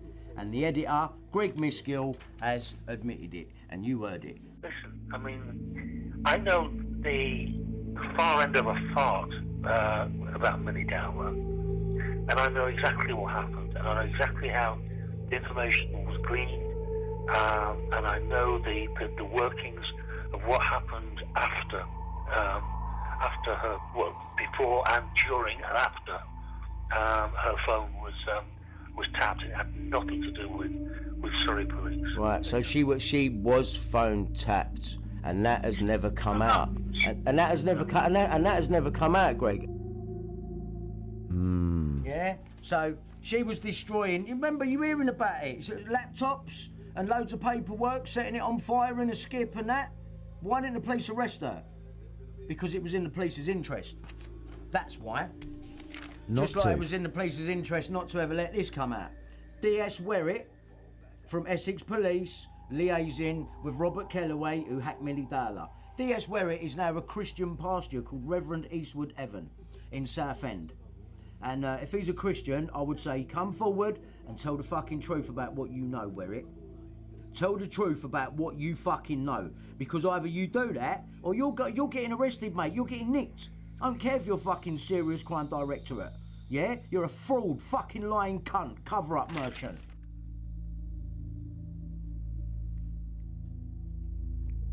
So Paul McMullen, who they get to go on all of the documentaries, he's in the lineup. Okay. Yeah, I've been having a look at him recently. He's with a birthmark on his face. He's got the pub down in Brighton or wherever the fuck it is. Yeah, I need to talk to him. Sarah Arnold, yeah? Sarah Arnold. Okay. We know who Sarah Arnold is, don't we?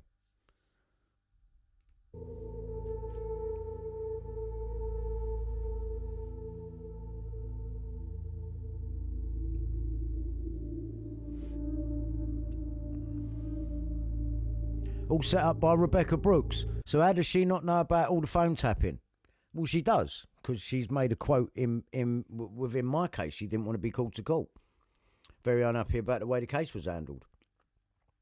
I mean, look, Rebecca Brooks set up this Special Investigations Unit. Greg Miskill's already admitted that Milly's been tapped, so she knew. There you go.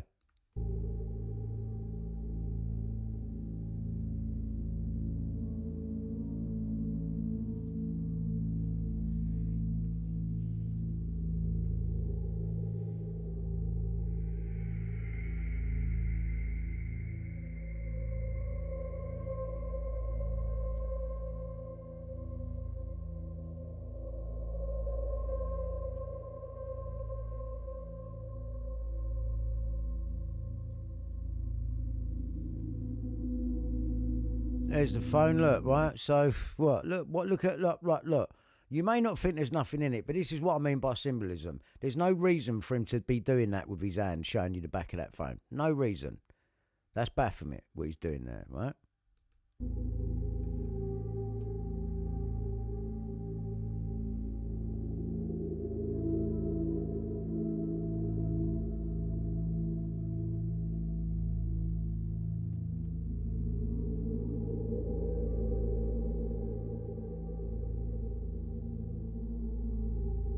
Right, so that one to be continued. So, right, we've journeyed through that. So now what I want to do is take you into some of the contradictions in the stories. So we've done these.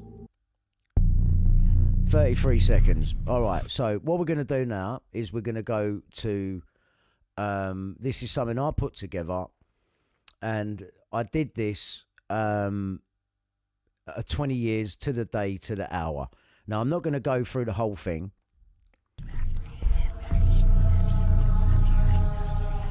But we're just going to do the important bits, right?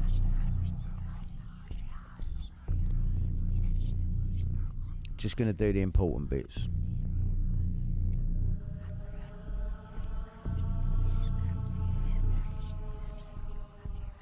I know the far end of a fart about Millie Dowler, and I know exactly what happened, and I know exactly how the information was gleaned, and I know the workings of what happened after her, well, before and during and after her phone was tapped. It had nothing to do with Surrey police. Right, so she was... So, at this point, I just want to say, Millie was definitely phone tapped. Why? Why was she being phone tapped, man? She's 13. Why was you phone tapping her? Did that have a lot to do with the old Bill suspecting the dad? I would say yes, because it would have been the police that got the news of the world to phone tap them. They weren't going to do it. They would have had to have gone to the Home Office and got a warrant. This way they could do it off the record, and, you know, no one need know. And they was doing that. So why would you phone tap a 13-year-old schoolgirl's phone? Because we know they was doing that. So if there is a connection to Bellfield, maybe, I'll just throw this out there as a suggestion, if there was any truth to the Bellfield scenario, which there may well be, but he was a police informant, so he could have the police in trouble, couldn't he? So I do believe that there's a relationship between Levi Bellfield and the police. I firmly believe that. Whether I believe Bellfield is, because he's involved with Surrey Police, whether that automatically means he is involved in Milly Dowler, I'm not so sure. I'm not so sure about that. I'm really not. So I'm trying to see how Levi Bellfield may come into it. And if he's running a little pedo ring, which I believe that. And I believe he was an informant to the police, and they do give him a wide berth, if there's any truth to the Milly Dowler story, because of something that, I don't know what he's informing and telling them. What information is he giving them, you know? And what are they letting him get away with in return? If it's a paedophile ring, then it's a possibility that some officers and some high-up people, he could have them compromised. That would make sense. And in knowing that Murdoch needed a reason to bring down his newspaper, I don't solely believe that that was to do with Milly Dowler. I believe that was the excuse, which was going to cover up the stuff that we all never got to find out about. And you can guarantee it's going to be in that 10-year period when they was on all the paedophiles. So they would have been phone tapping them. And you think with the phone tapping evidence that they gained and what they gleaned from doing that, you think they didn't go in and blackmail a single person with that? Does that seem plausible to you? That doesn't seem plausible at all. So why would the News of the World tap in a 13-year-old schoolgirl's phone? That's the question.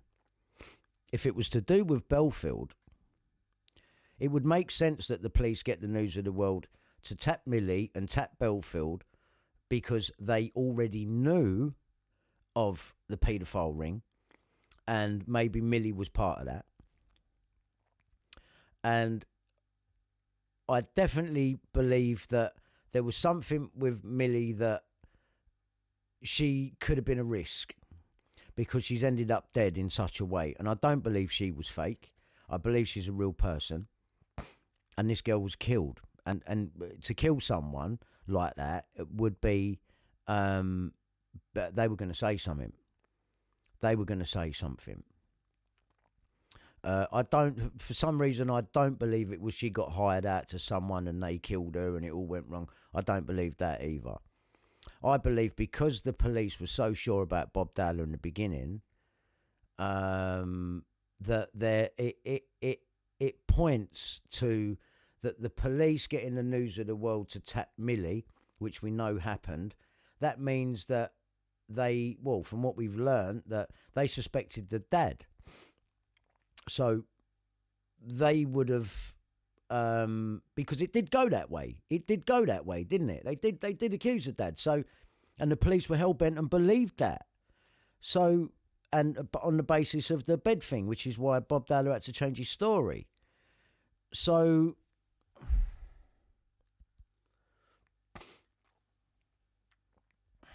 I'm trying to put myself back where I was then. It's just gone out my head. So they're tapping Millie, and they're obviously surveilling Bob Dowler.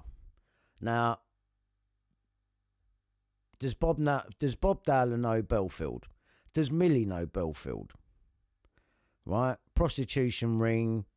I believe the dad would have been involved in that.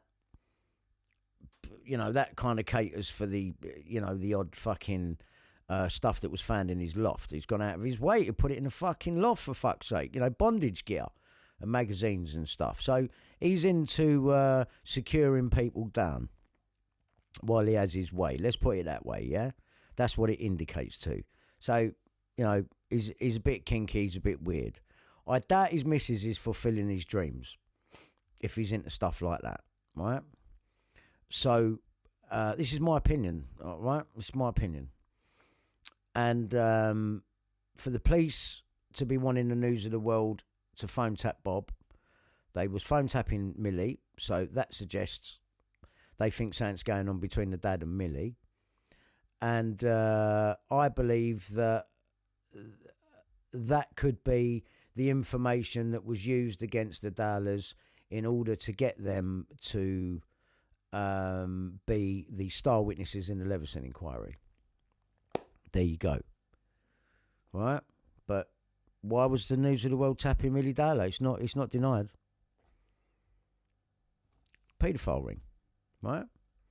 So the way that it's gone, they've just turned it into this bloke they've turned into a demon, and he was a lone wolf, drinking partners with Michael Payne. It's a fucking shambles, and it's going to get worse. He was phone tapped, and that has never come out.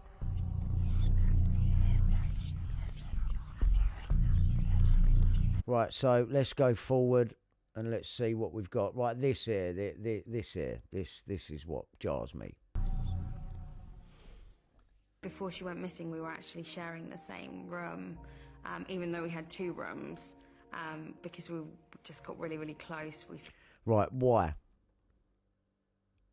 Right, it might all appear innocent, this talk, but there's a reason for everything that they say. Even though we had two rooms. Before she went missing, we were actually sharing the same room. Before she went missing, we were actually sharing the same room. Why? So let's hear a reasoning for that. Even though we had two rooms, because we just got really, really close, we slept in the same room so we could stay up late and gossip and probably have midnight feasts of sweets that we'd stolen from the fridge. Yeah, because that's really funny, isn't it? That's not funny. You're trying to edge us towards laughing along with you, and there's nothing funny going on here. I want to know why Millie was staying in your room with you, because you know that aligns with the dad was abusing her, and therefore she wanted protection and she came into you. And this is the story that you come with.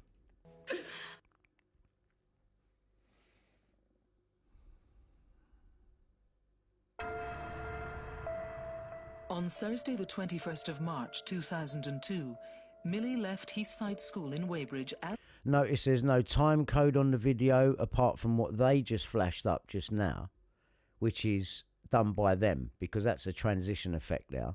That is not the time code from the original school video. You notice that's not there.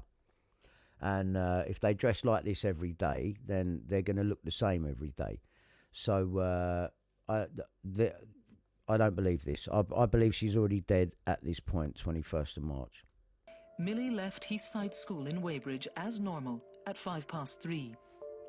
She then walked to the train station with her friend Danielle. Right, let's have a look at this time code here. No, go back.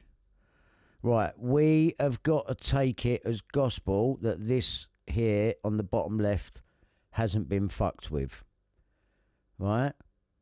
That's what I'm saying. We have got to trust the police that would have seized these tapes, left no trace behind for anyone else to put it together. We've got to trust that this time code hasn't been doctored. Especially bearing in mind you've got Bellfield as a police human resource, which is fact. But years later, you're putting him away for this murder. That doesn't warrant, a bit of a time code change to suit the story, to make it, because these are the things that convince everyone. Well, see the time code and you see her walk through there, so she was definitely there. Yeah, but if you can take that a step further, and she weren't there on that day by manipulating that time, and keep talking it up a certain way, that's how you'd go about doing it. CCTV shows the schoolgirl's entry. Yeah, does it? We ain't gonna. These kids here around can't tell. One of them there might have had something in their hair. Well, I didn't wear that day. I wore that. Yeah, you can't identify it from this because everyone else is blurred out. And to be honest with you, Millie Dowler looks even fucking cut out there, doesn't she? Like, the station and on the platform. Can they fake a picture like that? Yes, they can. And it probably looks so fake. That's why they've had to blur out the rest of it to, distract you from fakery. This is the last time Millie's seen on camera. That's the last time Millie's seen on camera. There we go. There's the last picture of her. There's the last picture of Millie Dowler alive. There it is. That's what the picture looks like. That's the last image of her. Wow. This is the last image of Millie Dowler. There is no evidence, that she leaves the train station and walks down that road at all. Do you believe it still? I know I don't. If Surrey police would go as far as working so closely with the News of the World, which it's been proved that they did, it's not a far cry to think that they would help the News of the World and doctor footage, and that's what they could get found out about. One of the things. They were helping them. It's no secret. We know that. To what extent? Well, if the News of the World were phone tapping the heads of police at Surrey and had stuff on them, you can pretty much make them do whatever you want. Like bring you on the raid for Levi Bellfield's arrest. Or we're going to spoil your raid. I mean, why would the News of the World want to do that? This is the last picture of Millie Dowler. And I need a screenshot of that. So let me get that. This is the last picture of her.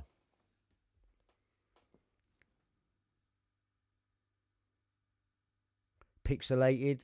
That helps if you're trying to, do a blend. It's nothing to put a bit of a shadow on the floor. Absolutely nothing. Pretty standard procedure, really. Absolutely nothing to do that. So basically what I'm saying is we've got to take the police's word for it at this point, that this is the last we see of her. Isn't it? Everything else is like coming from friends of the family and cameras turned to the wall and Bellfield and nah, man. Nah. We'd spoken about the fact that we hadn't had a catch-up in a little while and that it was well overdue. Right, this is the story now. This is where this bird is fucked up, yeah? Because this bird now is part of the plan where it takes Millie out of her usual journey. Because of this bitch. Yeah? And she's so blasé about it, sitting there with her teeth all whitened and that for TV. Yeah? I'm sorry, man, but I'm just fucking disgusted. We decided that we'd walk to the train station together. Yeah, so it's because of this fucking bitch that this girl dies, basically. It's your fault. You've decided she's going to go fucking chip thing with you, go out of her regular routine, and Gemma Dowler's best mate, who's sitting at the bus stop, is going to let her just swan off up the road, even though she knows she don't ever get off there. And that she's been sleeping in with Gemma recently. Gemma would have told her best mate that. So why wouldn't you, of course, see what I'm saying? None of it makes any sense. And is there any proof that she walked up that road? No. Apart from some doctored train station footage. Because you've got Masonic friends and they will fucking help you. She was in a really good, playful, fun mood. The two of us were bouncing off each other. Even that, good, fun, playful, fun mood. Didn't have a care in the world. Yeah, her handwritten letter says different though, doesn't it? But the fact that the friends got her enforced, the fact she was happy about everything, maybe she was really unhappy. And maybe she confided in this friend and told this friend about what was going on. Maybe she did that. Ever think of that? You'd tell your friend, wouldn't you? And them same friends have stabbed you in the back. Proper. Because they're all brought up by multi-generational paedophilic families as well, no doubt. That's why they get to go on mainstream TV and people like me just get to use the internet. But it's fine. It's fine. As usual. And none of them want to hear about Robert Kellaway, who hacked her. Strange, isn't it? We got off at Walton. That's not normally the stop that she'd get off at. I said to her, would she like to come off and get some chips from the cafe? And after a bit of banter between the two of us, she agreed that she'd come and join me. Well, you know, why are you talking like a fucking lawyer as well? No one talks like that. She agreed that she'd come and join me. Fucking who wrote this script for you? So she's gone and stuffed her face with chips, rung her dad, he's had a wank, now she's going to walk home. Bullshit, there's nothing to support that. There's no evidence to support that part of the story apart from you taking the word of family eyewitnesses that are all involved in this as well. These families that are probably, these kids, the mates or whatever, they would have been being phone tapped as well because they'd have been mates of Millie's. So they got to play ball as well, really. Yeah. And they have.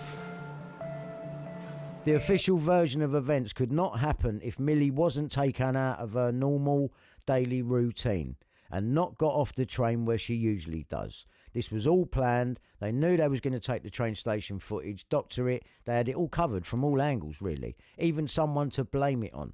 And you can come to no other conclusion that it was Bellfield, as you're going to see in a minute when I take you back there 20 years to the fucking day, to the hour. And I'm going to show you that it was impossible for that to have happened.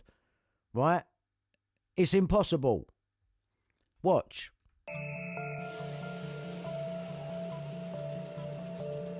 Impossible. So we went into the cafe. There were a couple of other boys there from our school, but the two of us sat together and, again, discussed more about boys and various other things. At 3:47, Millie phoned home. Surprised it weren't 3:33. She had credit, so we borrowed one of the boys that was in the cafe. We borrowed his phone. Didn't have credit. Hey, Dad. It's Millie. She made a phone call to her dad to tell him that she'd be home late. It was something that we would always do so that they didn't worry.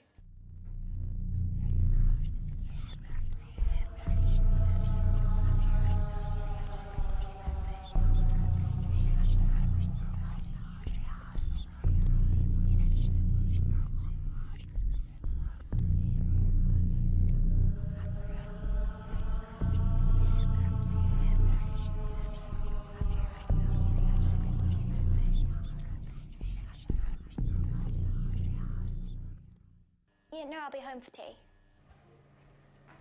Are you ready? Come on. Well, my sister arrived and didn't want to wait around at the cafe, so she ushered us out quite quickly. I'll see you tomorrow. Okay. I said to her, will you be all right walking home on your own? We were all looked after each other, but we live in a nice area. It was broad daylight. She was walking along a main road. Obviously, I double-checked with her, and the question itself seemed silly. She laughed and just said, don't be ridiculous, I'll be absolutely fine. There was no reason why she shouldn't have been. And that was the last time that I saw her.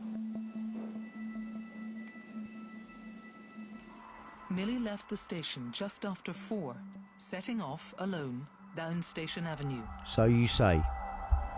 Don't believe it. At 8 minutes past, a friend of Gemma's waiting at the bus stop spotted her.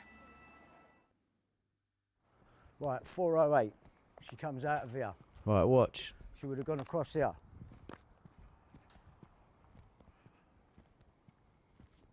Let's keep going. Right, let's keep going. And more than likely, she would have walked along here.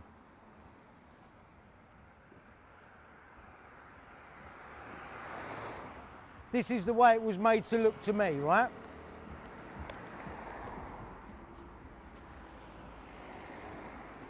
Now, from here, this is how they made it look. Keep coming, but get the bus stop in as well.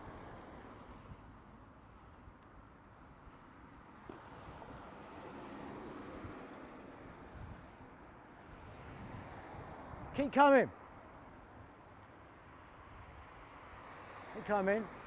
So Gemma Dowler's friend's over there, Catherine. I was just there waiting for my bus, and Millie was walking on the other side of the road, and it must have been within 30 seconds, maybe up to a minute, that my bus came round to pick me up. Try 33 seconds. Catherine Lanes is sitting here. And Millie walks past. Jumped on the bus and looked out for her, and I didn't see her. Right, so she's sitting on the bus now, right, when she's finally got to her seat. So if Millie was walking down this road, she's now gone missing between her just seeing her 30 seconds before, right? She'd be down in line with Bellfield's by now, right? Or just past it if she was walking, if she'd even been there. She's looking out on the right side because that's where they're saying Millie walked down. So she's not even walking down on the side that I walked down on the bus stop. So what's the bus stop killer got to do with anything here? Do you see what I'm saying about the way what they do here? She's looking out on the right side of the road, which is where she saw her last. Bit strange that this is Gemma's mate, and Millie don't normally get off this stop, and she's just letting her walk down. I thought it was a bit strange. Oh, you've covered that then, have you? That's your fucking alibi, is it? Right, let's carry on. At the time, obviously, didn't think too much of it. Thought it was a bit strange. Thought that. Right, so by that point then, just before it cuts to her, she'd be pretty much parallel with Bellfield's, right? Now, there was a building over there to the far, but just behind her there, that used to be the Bird's Eye building. So at this point right now, yeah, she's just got in her seat and looking for Millie, and has got down as far as Bellfield's opening, which is 33-second walk from the bus stop. She says it comes along a minute to what's name later. She's the only one getting on. Yeah, didn't take her a second. It stopped and started. Now, for us to be believing what they've officially come with now, which is a red Daewoo, really, at this point, should come flying past the bus while it's stationary, driving down the road, and put Millie in the car. And that's got to be done fucking quick, yeah, before this girl now is sat in her seat. She's facing the other way for a minute, getting on the bus, walking on and finding a seat. Then she sat down, looked at, bus is moving, Millie's not there. Well, she was never there. It didn't happen. Because that's what the chip stall story's about, which has also been concocted by a close friend. There's no CCTV camera footage of any of it. And it didn't happen. It basically didn't happen. So she's looking out the window. So what you're telling me, at this exact point here, Bellfield has just drove past in a red Daewoo and scooped her up. And at this precise point, the camera on the Bird's Eye building is facing the wall, yeah? That's what we're going with, is it? That's what they're telling us. That's what they're telling us. Now, you have to ask yourself if you're prepared now, after everything that you've seen, to believe that. And how the fuck does that all happen like that? It didn't happen like that. Right? So there's the car scenario. And think about it. The car is driving on the left-hand side of the road, going down this road. It should come from behind the bus. Go round the bus when it's parked, right? In order to meet Millie. It should do. Or thereabouts. You should see it. A red Daewoo comes past. You cannot see if Bellfield is in that car or not. You cannot. It's impossible. There's no close-up. There's no, there he is in the car. Right, there's none of that. I'm sorry. There ain't none. Conveniently covered. So we don't get to see that either. And we don't get to see Millie walk down this road. You could be fucking telling us anything at this point, and you are. So, have you got the best friends to lie? Well, they've obviously got paedophilic families. You know, these people hang about together. All people think alike. You know what I mean? And this is what's going on. You know, Bob and them lot probably not the only ones. This is my opinion, sorry, right? This is my opinion based on what I'm seeing. Because nothing adds up. Yeah? Nothing adds up. None of it. It's so fucking suspect, all of it. So that's the driving scenario smashed out of the water. Unless Bellfield drove down in front of the... He was in front of the bus, right? The bus has stopped for her, but the car in front must have been a red Daewoo then. And then it's gone down now and scooped Millie up, but she's walking on the other side of the road. Unless you're telling me she crossed over as you stepped onto the bus for 10 seconds while you found your seat and looked out the window there on the right side of the road. Bellfield's driving down the left side of the road. What did he do? Pull up like fucking lightning, jump out, grab Millie? What about the oncoming traffic going, coming towards you? No one saw nothing. Bird's eye camera facing the wall. Friend didn't see nothing. It didn't fucking happen. Which means that you have manipulated that train station footage. That's what it means. Why would you do that? And take Millie out of her normal daily routine? Because you want to make it look like Bellfield killed her. Why do you want to do that? Maybe there's some sort of internal problems between Bellfield and the police because of the informant status, or he blatantly was prostituting Millie and the dad was in on it and they was tapping them because they were so certain about Bob Dowler, weren't they? So something made them that way. So you can see the picture now. You're starting to see the picture. I would have seen her walking if her intention was to go home. But at that time, you don't really... What do you mean, if her intention was to go home? Of course it was. She just rung her dad and told him she's having chips and she's walking home. It's only a mile up the road. This is the thing. It's not even far. It's a mile up the road. So, of course, that was her intention. She never got off that train at that station, man. There is no evidence to support it. The fucking end. Too much into it. So that's what happened, and I just carried... So this is Gemma's mate, who was at the bus stop. Gemma's best mate. But in another documentary, they refer to someone Millie vaguely knows.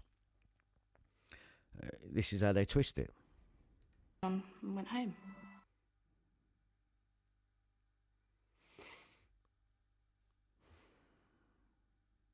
And she doesn't call out to her. Doesn't make any sense to me. Millie, go in the same direction. The bus was coming from that direction, right? And she was concentrating on getting on the bus. So she forgets about Millie, who supposedly carries off walking down now. Yeah, on the right side of the road, not the side that I'm on, which is the side of the road that Bellfield, had he been driving and coming along here, you'd have seen him. But he'd have been on this side of the road. Millie was on the other side of the road. Where does she cross the road? Where the tree is over there on the right? Does she?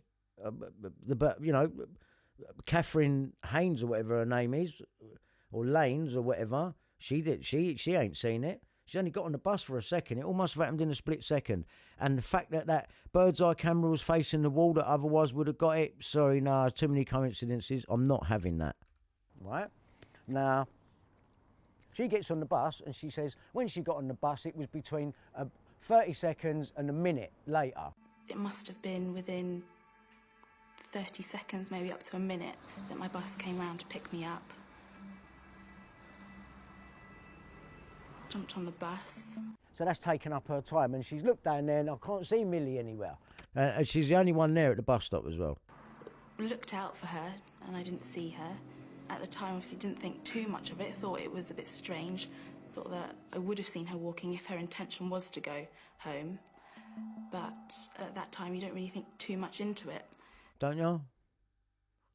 Don't you? This is so convenient for everyone. Don't think too much into it, you know. So that's what happened, and I just carried on and went home. Oh, Millie, nothing. Don't say nothing. She carries on walking.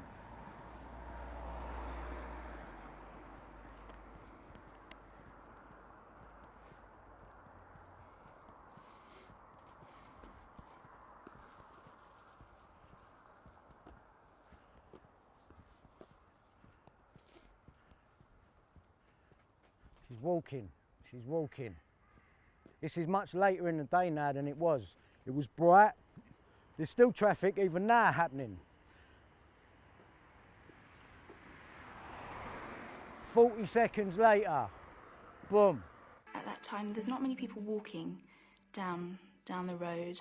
Also, it had been a few minutes that had passed since the train arrived, so the rush had already gone from people which were walking back home. So it wasn't busy, but there were always cars driving by. So you would have thought that something might have been heard or seen, but as it turns out, there was nothing. Now, what I'm saying is that ain't the truth. That is the story that has been concocted to account for Millie's disappearance. Because by doing that, you can come to no other conclusion that it was Bellfield. And I think it's a lie. I don't believe it. Round the corner from here is a pub called the Ashley Park. And that pub, coincidentally, is 33 years old. Now, I believe that to be a meeting place.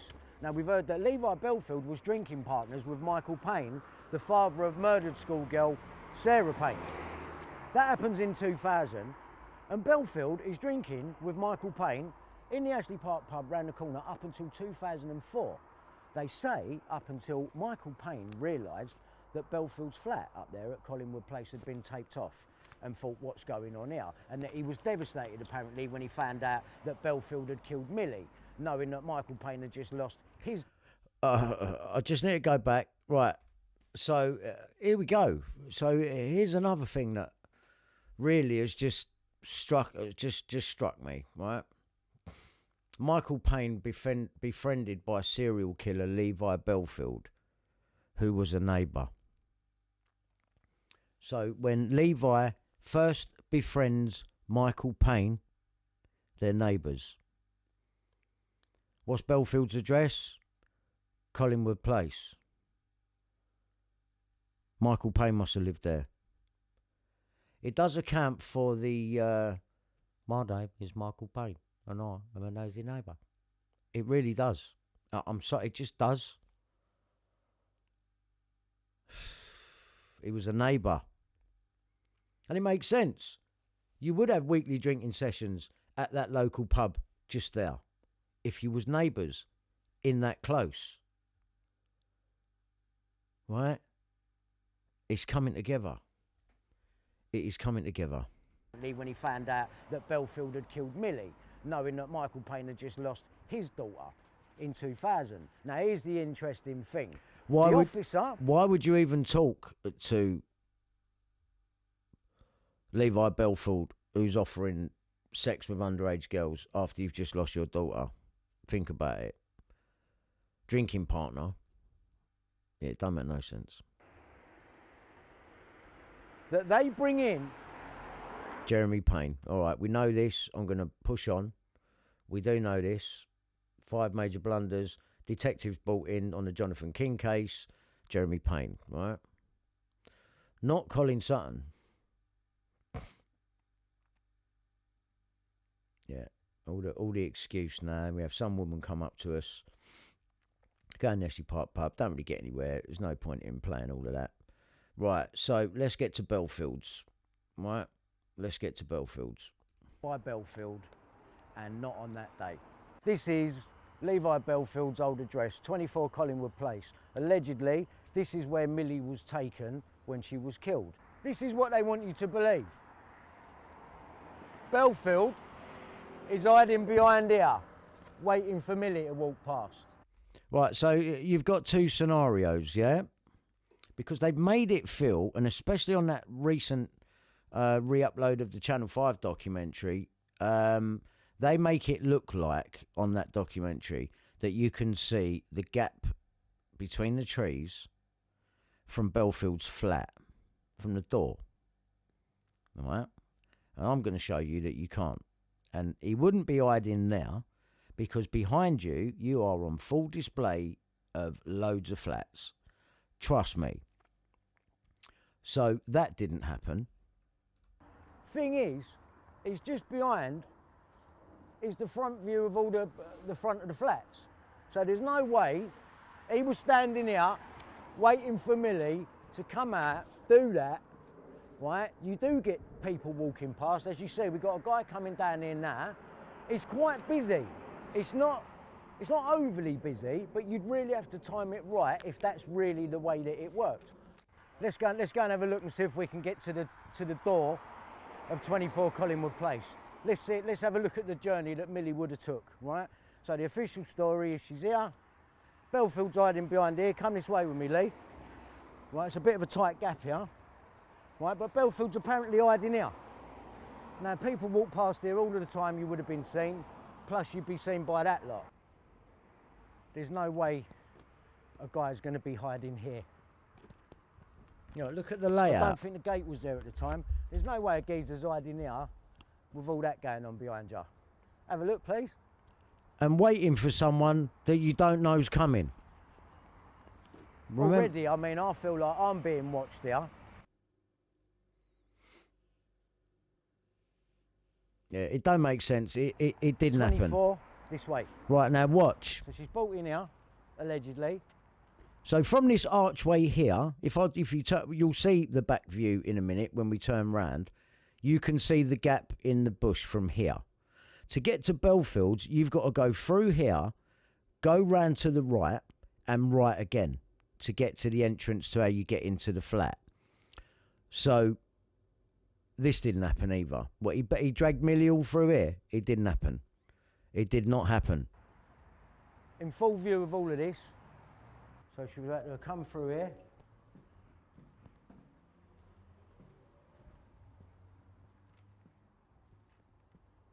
And now you've got to turn right. Is it that one over there? Right, Lee's just gone round to the right and following me back. So we've gone round to the right here now. Look, see, look, you've got to go right round here. So even if he did bring her in with a car, yes, round the back here, even if it did go that way, drove him through the back, you're still well on display. So she's been allegedly she's been taken from the front, pulled all the way through here. I don't know, hand over mouth, if that's how the story goes, and brought here. So you got all these lot round here, Lee. Look at all these flats and the view. I mean, you couldn't be. Look at it. Way, really. Look at it. No way. Could ya? Look, all round ya. Look, right next to you there on the entrance. That it was. We're now filming. It's about 4:30. She officially goes missing at 4:08, and the last sighting of her is the bus stop that we're going to go to in a minute.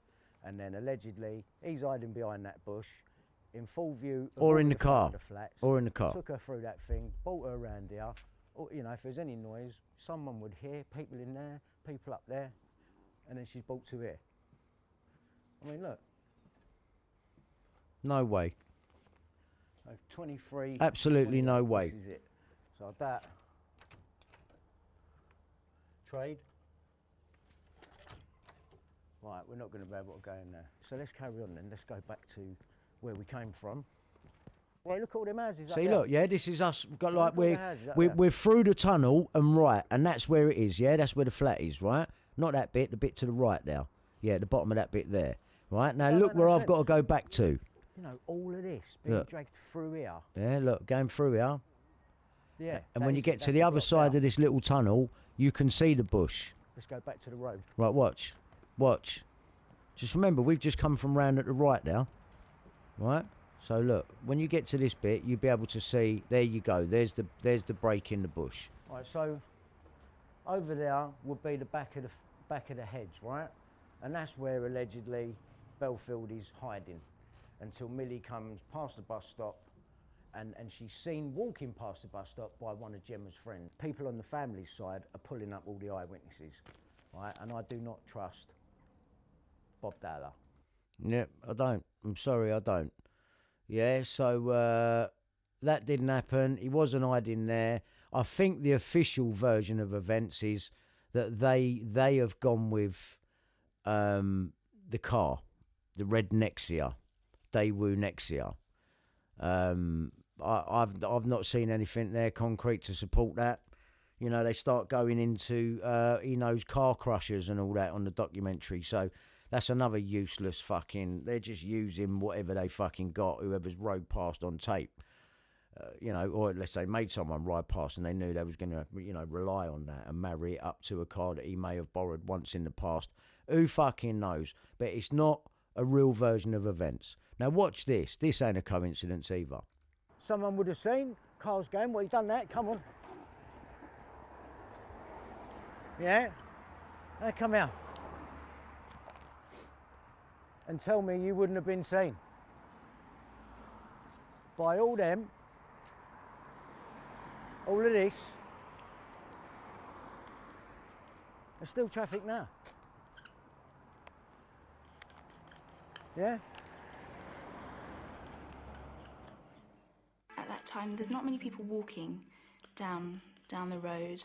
Also, it had been a few minutes that had passed since the train arrived, so the rush had already gone from people which were walking back home. So it wasn't busy, but there were always cars driving by. Right, so I don't want to, I'm not going to play it all. We don't need to bore you. Let's just do the count here where I walk down and you can see it's roughly, well, it's about 33 More. seconds, yeah. Shit don't add up. And that, the bus stop, let's go back to the bus stop. Let's go back to the bus stop. Count it. And let's time it. 1, 2, 3, 4, 5, 6, 7, 8, 9, 10, 11, 12, 13, 14, 15, 16, 17, Bit quick, 18, seconds. 19, 20, 21, 22, 23, 24, 25, 26, 27, 28, 29, 30, 31, 32, 33. That's not good. 33 seconds. How long's that pub been going round the corner? 33 years. So my point being that all the things that they've used within this all have some kind of 33 signature, which tells me it's Masons that I believe Bob Dowler to be. My ex-wife's dad, I know for a fact. Yeah. So we don't need to go on any more about this. You've seen the proof there. What else do I need to show you? But then, suddenly... We've looked at you that. You were in a bubble to the News of the World where the objective was... Milly Dowler Truth. Yep, that's Greg Miskill, the whole conversation. Richard Mallet, all that. We've been there. There's Robert Kellaway, same article over here on the left with Sarah Arnold on it. Yep, some more screenshots of that. Well, back in September of 2002, when Millie's remains were discovered in Yateley Heath Woods, there was a witness who came forward and was regarded as being credible by the police at the time, who said he'd seen two men with a young girl around about the time of Millie's abduction, which of course was in the March of 2002. Now, at the time, the police felt this may be a significant... Sarah and Michael Payne were pictured in their Surrey home in 2002. What we want to know is that in Collingwood Place? So perhaps there was always a question mark over whether somebody else was involved in her abduction, subsequent murder. Perhaps this has been put to Bellfield, and perhaps he felt that he would finally take the rap for it himself in order to dispel any lingering thoughts as to whether somebody else was an accomplice. Really? So why don't we see the admission? Why don't we get to see it? Why we got to hear from the likes of you, who ends up on the Sean Atwood podcast? Yeah?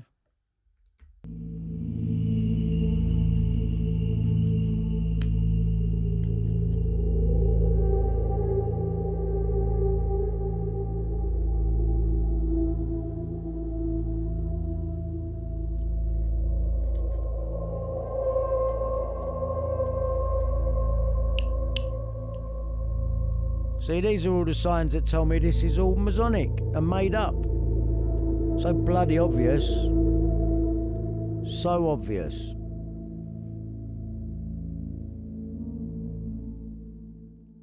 So this leads to the possibility that Bellfield was being protected by the police. Perhaps it was not incompetence, but deliberate perversion of justice by actively protecting the perpetrator. Certainly in the earlier years of the investigation, we can ask the question, was Bellfield being protected by the police? When you throw into the pot more facts, the possibility of the police having knowledge of Bellfield's possible involvement grows further, starting with the fact that Bellfield was a police informer. It is well known that police informers are well protected and usually paid by the police. If they are Something's just occurred to me. Richard D. Hall, who was exposed a lot here, I do believe. He was recently targeted by the BBC, Mariana Spring, and exposed as basically like a conspiracy theorist. That's funny, isn't it? That's funny. Try to take away this person's credibility that's actually worked out some real shit. That's what's gone on there. That's why they've done that to him. Good asset, the police will allow them to continue in their crimes, often drug crime, which is one of the crimes Bellfield was involved with. This article, written in 2011, states, his usefulness to the Met was last night feared to be one reason the child sex monster and serial rapist dodged justice for so long. In 2011. So in 2011, Murdoch has just done The Sun on Sunday when he knew that Bellfield has got the guilty, which they've clearly all set up anyway. That's interesting. Let me repeat that. His usefulness to the Met was last night feared to be one reason the child sex monster and serial rapist dodged justice for so long.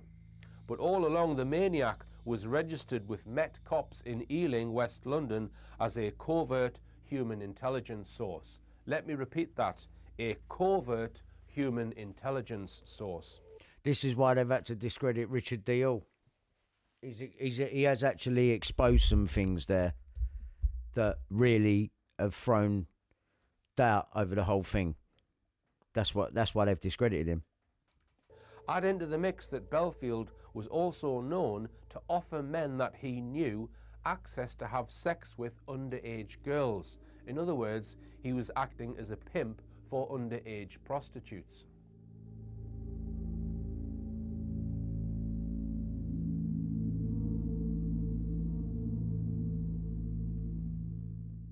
Yeah, and we do know that police were questioning a suspected accomplice who has been released without a charge.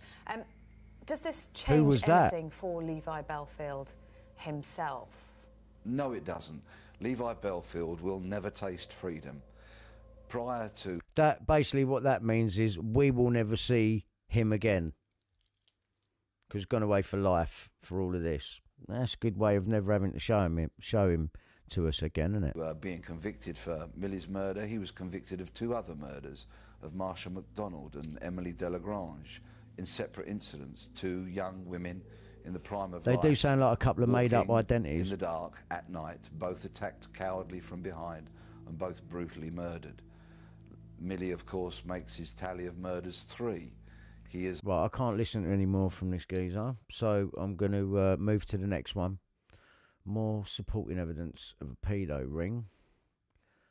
Okay, that's that one again. Me ranting Ravens and calling him out, he just go, no. He had Milly Dowler. He had Milly Dowler's number from the day she went missing up to the 12th or the 10th, up to the 10th until he instructed me. What did he do? What did he do in them days? 2.5 weeks before he gave me a number. What did he do? He was a registered police informant, right, Agent George. All right. Is that what he called him? Yeah. All right. Listen. All right. He had the number. So what do you reckon he would have done? If he's had the number, he's gone out to pop it himself and they trophy Felbeck. All right. Put size 16s all over it. Then I get it on the 10th. Hello, Glenn. I've just got the number from the police account. On the 10th. He got Dowler's number from the police. Yeah. But he told everybody, and this is on record, that he got it from a school children. And they did do that. They did say they got it from school children. So I believe Neville Felbeck got the number from the police, Surrey police. So how do the Dowlers feel about that? How do you feel about that? Do you not feel like you've been fucking duped? If you are real, and if you are real, I will apologise to you, but I don't believe you are. That's my feeling. And I'm going with that feeling. And don't forget, the person here that Glenn Mulcair is telling me in my living room got the number from the police is Neville Felbeck. This is the same guy that gets Glenn Mulcair to do my mobile at the same date that Kellaway's transcribing his stuff on me. 2nd of the 5th, 02. So why is Neville, who's got Millie's number, getting me listened to by Glenn, who also done Millie? Yeah? Yeah, it says it's live. News of the World, Rebecca Brooks knows more than she ever let on. Yeah, they must know about all of this. What was being moved with these companies? Bellfield, 6 Strawberry Hill, Twickenham. This is with Joanna Sasha Collins. This is Bob Dowler. This stuff is wrong. Like I told you, company appointed 12th of the 6th, 02.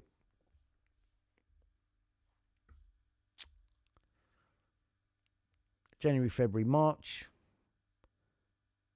January, February, March, April, May, June. So by June, he's forming a new company.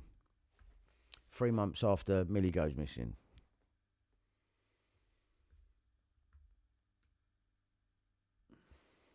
All set up by Brooks, but she claims she knew nothing. That's a lie, clearly. That's Neville Felbeck on the end. That's the one who got Millie Dowler's number from the police. And the police are getting the Dowlers, telling them, oh, you've been hacked. Yeah, you gave him the number to hack him. Fucking joke, isn't it? Yeah, it didn't happen like that. It's all lies. This is the address again for Bellfield. There's the checkerboard doorstep. There's the checkerboard trainers walking past at that time, symbolising the Masonic connection. Even on the drive there, going across with the black and white on the drive. Door number 6, we see Bob Dowler wearing 6 as well. You may say it's insignificant. There's a bird that is probably about the same age as Millie, walking past in checkerboard trainers. There's the companies that you would look into if you Googled that address and see that.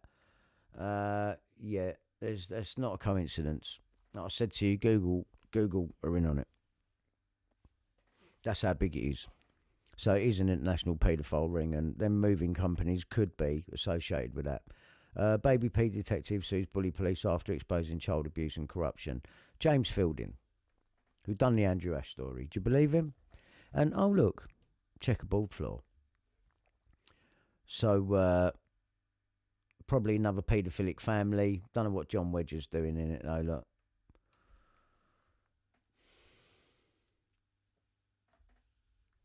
I just don't believe any of it. Right, so that's that one. Early picture of the Dowlers. Kellaway. And my ex-wife, Tasha. The offer from David Sherborne. Prince Harry's barrister. At a time when I've just got Kellaway's statement. And based on that, you can say what you want, but that supports what I'm saying about David Sherborne helping cover up the death of Millie Dowler. And I don't care. I really don't care. I say what I see, and that is what I fucking see. You want me to take 20 grand? Because you don't want Robert Kellaway coming up. You know, they call him Sarah Arnold and blanking out his name in major documentaries. There's clearly a problem. David Sherborne. There you go. Levi Bellfield, Robert Dowler. What I want to do. There you go, look. When you Google it, BBC, look. Why he took Robert Kellaway's name out. Do you see what I'm saying? Bob Dowler, they never talk about him being accused, do they? Well, Bellfield. Back here again. Let's just find the one more thing I want to show you, I think, and then we're going to call it a night. I think you get the idea now. Like I said, Cole Beach, Seven Vale School, occupation NHS. Cole Stephen Beach, the bloke who replaced Andrew Ash. And you'll notice that, oh, look, he was appointed Seven Vale School, Gloucester, England. This must be around the same time as Andrew Ash doing Pound Zone Land Limited. Funny that, isn't it? Oh, yes. Peter Jukes, Kellaway, you're a liar. Right? You've all been called out. You're a liar. And this confirms it. News of the World knew they was bringing down that paper. This proves it.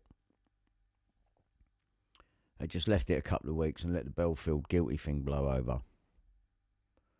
But that's when they had their meeting, I would suggest. And then there's the one that I screenshotted today or earlier today. And it is correct. Police admit they were told Jimmy Savile was a paedophile a decade before he was exposed. Surrey police admitted they were told Savile was a paedophile in 2003. Now tell me he ain't got nothing to do with this, considering he's 5 miles down the road at Duncroft. And Jonathan King, here's your paedophile ring. And the people that would supply to the higher-ups. This is it. And once again, Surrey knew. It's funny how none of these people come up and it all gets pointed at Bellfield. Don't you even just think it's suspicious from that level? When all these people live down there, Max Clifford, Chris Denning, Jonathan King, you know, or got haunts down there, yeah? Savile, Max Clifford, Millie goes to school where Cliff Richard is. Well, you think none of these people have got anything to do with it, and it's Bellfield on a situation that don't add up. Well, you believe what you want. I know what I believe. Yeah, complete commission oversaw the investigation, but cleared Surrey of any wrongdoing. Oh, what a surprise. We've investigated ourselves, and there's not a problem. Okay? Jonathan King. I tend to believe he's got more to do with the disappearance of Milly Dowler than Levi Bellfield. Let's hope Robert Kellaway responds to that email. I know International Criminal Court have already. That's good. This is 13-year-old Amanda Dowler, Millie, to her friends and family. Right, we've done that one. Here we go with this one. Okay, let's have a look at this. This was taken from another YouTube channel. By the end of this programme, 13 more will have disappeared. Most are found in a few days. Right, now we are going to look at the inconsistencies. All right, that is what we're going to do. And I'm going to stop and I'm going to talk every now and then. And I'm going to point out the inconsistencies on this. And there is only one other clip I want to show you on another. Maybe we can just come back to this. Let me just see. Okay, it's on here. Okay, right. So, right, stay there a second. I'm just going to put this over the top really quick because there's only one thing I want to show you on this. And his name is Evil Levi Bellfield. With one woman in his life was to experience both profound menace and how much fun he could be. He was the life and soul, the parties. He was the top dog. There's the stripes again. There's the stripes again. Don't you think it's funny that they put Sally Dowler in that? You know, it's almost like, here we go, it's a bit like the stripes going across your old doorway there, Joe Collins. Yeah. Government stooges. This woman is playing the character pretty much similar to Joanne Majelic's in the Ian Watkins case. The ex-girlfriend that, you know, dobs him into the police. Yeah. Wanted to be with, everyone wanted to be seen around. He was like the don of like the area. Right, this is the friend. This is the friend, all right? Like the don of like the area. Pete Rodriguez was to become a pivotal figure in Bellfield's life. Pete as a Rodriguez. friend and a colleague. I haven't got no brothers or sisters or anything like that. Maybe it's unconscious. Rubbing his eye. Rubbing his eye. Knowing I've got a bigger sort of brother, in a sense, looking out for you, you know, because that's the impression he'll give you. He'll be looking out for you. He looks like someone I know called Lee Wells, Levi Bellfield, like a lot, when he was younger. But Rodriguez would soon carry the scars, emotionally and physically, of having Levi Bellfield as an older brother figure. So, right, now they're going to set up a scenario where Levi Bellfield hits Pete Rodriguez over the head with a blunt instrument. This, obviously, is going to tie in with the stories that they built of Levi in Twickenham, where Amelia Delagrange and the other girl was supposedly killed. I honestly don't believe he had anything to do with that either. I think this has all been concocted by Surrey police. There are deeply unsettling sides to Levi, which occasionally appear. After a couple of drinks, he would get aggressive. You start off enjoyable, then you end up being a nightmare. He either goes to try and beat up somebody. Bellfield takes that aggression home. His first wife leaves him after one particularly savage beating, and his next partner quickly sees the steroid-induced muscle man's violent side. I'd bite you, burn you, kick you, punch you. Remember he split the back of my head open once because he was fixing... Look at her and think she's lying, right? Just do it for a second. Doing something to the car, and I didn't answer him quickly enough, and he had a tool in his hand, and he just turned around, and as I walked away, he hit me straight in the back of the head and split all my head open down there. That was one of the times. We'll have to take her word for that. Particularly unsettling for Jo is her husband's irrational hatred of blonde women. Yeah, because Milly Dowler was blonde, wasn't she? When you find a magazine and only the blondes' faces are slashed, and you know he goes mad. And I mean, when I confronted him about it, I mean I really got a good hiding that day, and he told me straight, I hate blondes. They're all fucking slags and they should die. Nah, it's up to you whether you believe that account that she's giving. I would bear in mind she's not mentioning anything to do with international moving services. I don't know if it's because his mum's got jet black hair and she is the matriarch of the family and she rules with an iron rod, or somewhere along the line blondes really hurt him or something like that. So she's guessing, she's surmising, like this is none of this is based on any facts. He just loathed women, and for some reason... Who's this bloke? You know, this is like fucking John Cusack off of Wish. reason he loathes women who are blonde, and on top of that, he seemed to loathe women who are young. Bellfield's loathing of young girls doesn't stop him wanting to have sex with them, an ambition he can pursue in a job he gets at a nightclub. He became a bouncer, I think, because it was a regular supply of... This geezer, a fucking weasel. His name should be Jeffrey Weasel, not Wansel. Author, the bus stop killer. Who was killed at the... He didn't kill her at the bus stop. He didn't kill Millie at the bus stop. What's the bus stop got to do with it? Oh, maybe one of these other two fake victims were killed at the bus stop. I don't know. I mean, there was always a bus stop about. Yeah, fucking... People like this cunt playing into the fucking narrative, getting paid, writing books off of it, and it's all bollocks. Eager, young schoolgirls who would line up outside the clubs he was the bouncer at. And he seemed to take it as a badge of honour that he was targeting girls who were legally beneath the age of consent. Who is that bloke? Like, what the fuck does he know? Bellfield would never stand trial for some of the offences he was alleged to have committed against young girls.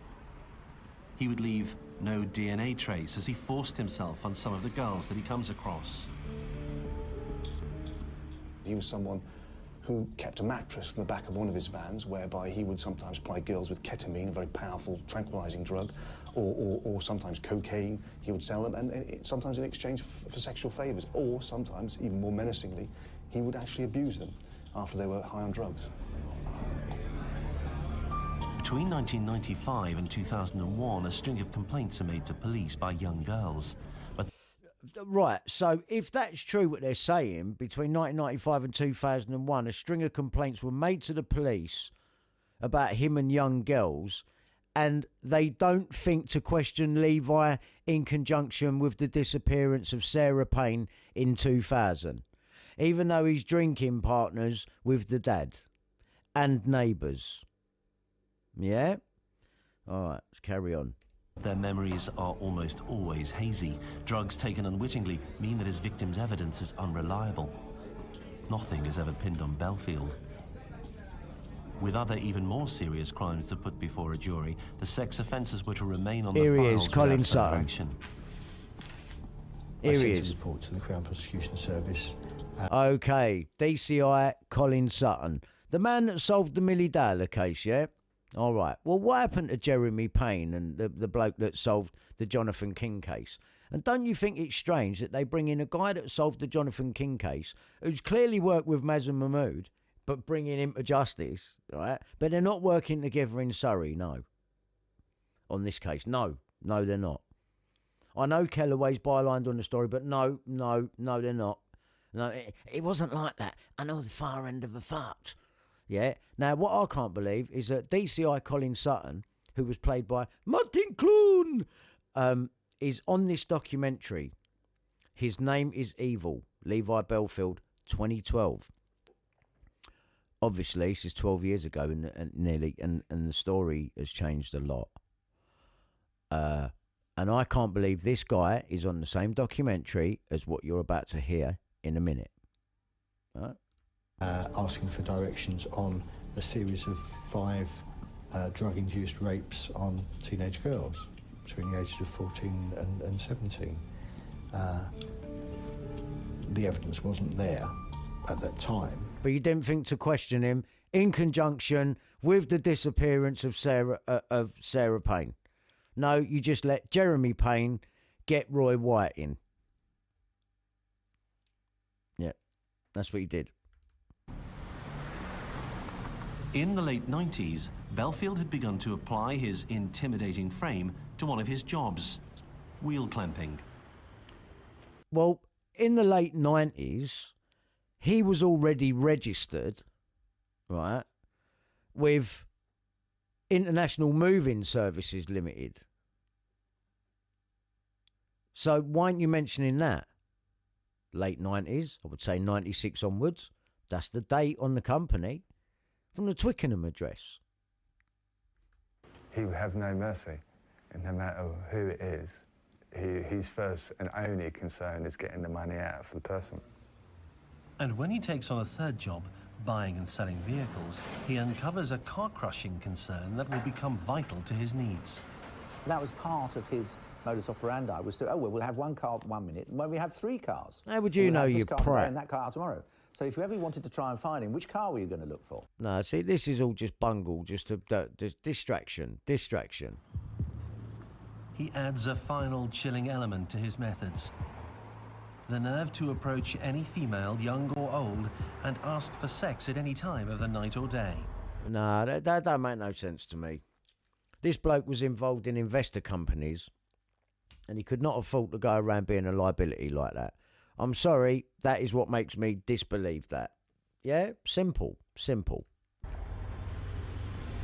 Bellfield was a menace to women as they drove around in a white van. You're a menace to women, mate, going along with this. Because you've helped no one with your stupid head-jerky comments, you fucking John Cusack from Wish.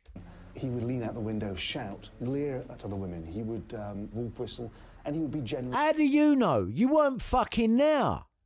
This is what annoys me about people. Quite unpleasant. Bellfield rents a flat in the Walton-on-Thames area of southwest London. Soon after, a 13-year-old schoolgirl, Milly Dowler, goes missing. She fitted his obsession. See, now, when you get documentaries like this and they talk this up like, oh, everyone knows for definite, like this is how it was. These people don't know fucking Levi Bellfield, or maybe they do, and maybe they're all intelligence, possibly, in that respect. But not in the respect of how the documentary is being shown to you, with these comments from these fucking random people. Harry knew he wolf whistled and did this. How do you know? Well, I heard it from the ex-wife. Well, why didn't you ask her about fucking international moving services while you was at it? Supposed to be a journalist. Millie Dowler went to school but decided to take the train home.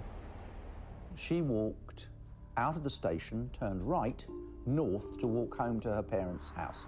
No, she didn't. A girl she vaguely knew. Right, vaguely knew now. This is, don't forget, this is Gemma Dowler's best mate, Catherine. Right?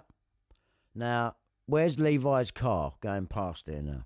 Was standing, waiting for a bus to take her home. She stopped and chatted about the usual things that teenagers chat about. Boys, they recently were planning to go to a gig, and they spoke about what they were intending to do at the weekend. At some moment between 8 minutes past 4 and 10 minutes past 4, on that March afternoon in 2002, she disappeared into thin air. See, this is the other thing here where they try and convince you. You are, whether you like it or not, taking people from the police's word, top old Bill from Surrey Lodge, right? You're taking their word that this is the last image of Millie, right? You got to take their word for it. You don't know. You weren't there. You weren't there when they seized these tapes. You don't know what they done with them when they fed them into the computer. Yeah, they have done some blurring out on the other people there. And literally just that could be from any day of the week. She vanished in the blink of an eye, and just exactly what did happen, what happened to her that afternoon became a great speculation and a great deal of fear. I mean, where do they find these fucking head-wobbling people? You know, what is the point of this cunt? The day she went missing, you know, maybe she'd run off, or like everyone else thought, you know, she'd just gone off with friends or something. Maybe she's just right. Let's say that again. It's important. Great deal of fear. The day she went missing, you know, maybe she'd run off, or right. The day she went missing, maybe she's run off, or like everyone else thought. Like everyone else thought. You know, she'd just gone off with friends or something like that. She'd just gone off with friends or something like that. No one thought that because Millie's sister's best mate saw her at the bus stop, remember? She'd gone off with friends. She didn't see her going off with friends. She see her walking home. Yeah or not? So why are you trying to put in people's heads another story? I think everyone hoped, obviously. Oh, you're changing that. Everyone hoped, obviously. Okay. Had she run off? Was she with friends? Well, what was edging us to start believing something like that? This letter that was found. Very odd, strange letter. Either she's wrote that, right, which I believe she's wrote it, but under duress. That's what I believe. I believe she'd been made to write that letter as an option of which way they're going to play it. Because that clearly shows that she was made to write. This 13-year-old girl has been made to write basically a suicide note for the public and the mainstream press. That's happened. Who could make her do that? It's got to be the dad. He's having a wank as he believes she's about to come home and come in the door. What's that about? In a bedroom, not his bedroom, her bedroom. Why was Millie sleeping in with her sister? Why does the sister's best mate leave it so vague about seeing Millie when she knows she don't get off that stop? Why is it someone close to the family is the last eyewitness? Why is there no CCTV footage of Millie actually coming out of the train station and going that way? Because it didn't happen. Or had Levi Bellfield's obsession claimed its first victim. We're going to throw another spanner in the works in a minute, and you're not going to be able to believe what you're about to hear. If they rejected his advances, he would exact a very extreme form of revenge, this hammer attack. No, this is what I'm saying. This is what I'm saying. These people, these talking wobbly head fucking wish John Cusacks that they pull in to bulk out these fucking stupid documentaries that they make, are causing more damage than good.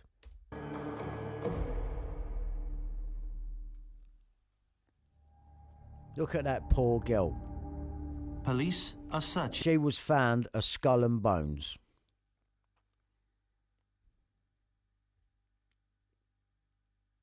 That's all. For Millie Dowler. By 1997, Levi Bellfield's second wife, Jo Collins, had taken enough of his beatings. But she's still on the companies with him. She had left him. He soon moves on to wife number 3, Emma Mills. Someone said earlier, Emma Mills looks like AI. She does, doesn't she? She does look like, hello, I'm Emma. On returning home from work on March 22nd, 2002, the day after Millie had gone missing, she sees Bellfield doing something he'd never done before. See how it all happens in coordination. So let's just go back and get that again. What happens? They let what happen first? Mills. On returning home from work on March 22nd, 2002, the day after Millie had gone missing. Right, the day after Millie had gone missing. So once they got that far in the plan, right, now we're going to use the fake girlfriend, the Ian Watkins's Joanne Magellic's, if you like, number 2. She sees Bellfield doing something he'd never done before, changing the bed. All the bedclothes. Right, and what time do they refer to him changing the bed? 3:30 a.m. 33 seconds from the bus stop, and the pub round the corner where they all drink and meet up with fucking Michael Payne has been there 33 years. It's got Mason's print all over the fucking thing. And this geezer with his stupid tyre is making me feel like he's one of them. Been removed. The sheets. Jeffrey duvet Weasel. cover, everything. Jeffrey and she Weasel. Says to Levi, what's going on here? He said, oh, well, the dog had an accident on the bed. Which he thought was rather strange because the dog was extremely well house-trained. But what he was really doing was he was disposing of the mattress that was at the property. 6 months after she went... It's bullshit. It didn't happen. It didn't fucking happen. All we've got is people close to the situation feeding us this story. Yeah. Missing late in 2002, the body of Millie Dowler is found 30 miles from the train station where she was last seen. She'd been dumped in woods. Police don't suspect Bellfield. No, of course they don't. Human intelligence covert resource. And then I'm going to just cut to the chase for you. The thing that links him to this is going to make you laugh. It's another person close to the characters in this, and it's his girlfriend again, the ex-girlfriend. Oh, he used to come here to go show jumping with me, and that's where they dumped Millie. I'm not having the this. The difficulty the police have, or had, was that Millie Dowler, there was absolutely no forensic evidence whatsoever. Hands. See that? You saw it. There was no soft tissue remaining on her body. It was simply bones. No one had seen anything. Not a single witness had seen her go. Bellfield was very forensically aware. He knew that if he turned off his mobile phone, they couldn't trace him using triangulation of his mobile phone signal. His phone was off that day for 9.5 hours. Yeah, of course it was. You shouldn't underestimate his cunning. He wasn't educated, but he was very intelligent, and was... Right, so here we go. DCI Colin Sutton again. I'm glad he's on the same documentary as what this guy is about to say in a minute, because it's brilliant. If that doesn't start warranting questions, I don't know what will. Cunning enough to think very quickly how to extricate himself from difficulties that he had. That cunning meant that rather than drive a car on the day Millie disappeared registered to his own name, Bellfield borrows a friend's. It was a Daewoo. He told me that he lent it to one of his cousins, and I said, well, you better get it back because I'm fed up with her having my car. Richard Hughes, long-time friend. Why do I not believe this story? I don't know. I don't believe this story. I just don't believe it. And then that night he come home and told me it had been stolen. Well, we all know now it wasn't, was it? Right, so the convenient lie there would be, for me, that he's borrowed this car and now it's been stolen. So we've never actually seen any proof that it was this car, and bullshit. Because he'd been in the buying and selling car business. Well, what about international moving services? You know, you're not mentioning that, Mr. Weasel. Also into the scrapping car business. Oh, was he? Scraps cars now, so yeah, he got rid of that. Listen, all I'm telling you is all they've done now is, where's the proof of anything? Apart from someone's word on a documentary. You know, Andrew was David on Panorama. That should tell you everything you need to know. Where's the proof? Exactly, there is none. Just like there's no proof Millie ever got off that train station on that day. And so he would have been perfectly within his capacity to have the car crushed, literally dismantled into tiny parts. They're just making the story up for him, you know what I mean? This is a coordinated plan to bring down the paper. And all of this stuff is making Bellfield fit. It's a lie. Without a moment's hesitation. Yeah, that's a really clear picture of Bellfield driving that Daewoo, isn't it? Eh? I mean, fuck me. As soon as I saw it, I thought, fucking hell, that's it. We've got him, lads. What absolute bollocks. Some random car that fucking pulls round. Now we've got to get the close friend in to say, yeah, it was my car and that. But then show us it then. Well, we didn't show us any logbook, any documents. We just got to take your word for it. And now, you know, fucking Mr. Weasel here is talking about it being crushed. I mean, what? Again, no evidence. Months later, when poring over street footage, they see the red Daewoo cruising the area, but they make no connection to Bellfield. No, because there was none. And if there was, then that would have overtook the bus, would it not? And scooped Millie up, wouldn't it? Well, where is it then? It's probably been crushed. His name didn't quite come up. And when he drove down and scooped her up in that motor, the bird's eye camera's facing the wall. And Catherine didn't say nothing. Yeah? Yeah. Police also didn't know just how well Bellfield knew the area where Millie's body had been found. His horse event jumping second wife did. Where Millie's body was found from the horse show. Oh, this is also convenient now. Former friend, former partner. Yeah, and now she's going to give the alibi for, yeah, we used to go show jumping there, make it look like, you know, she went there all the time.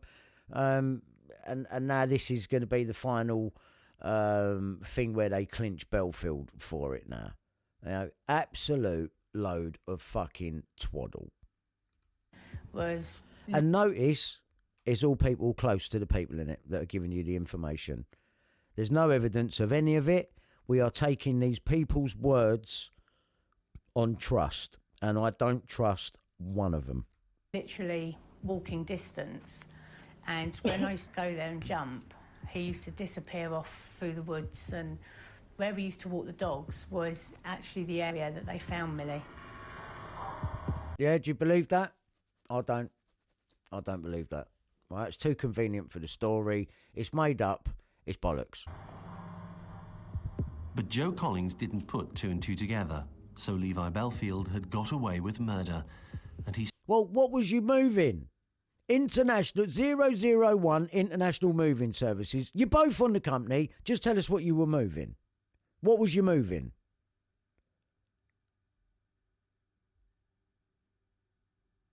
He still retained his irrational hatred for young blonde girls.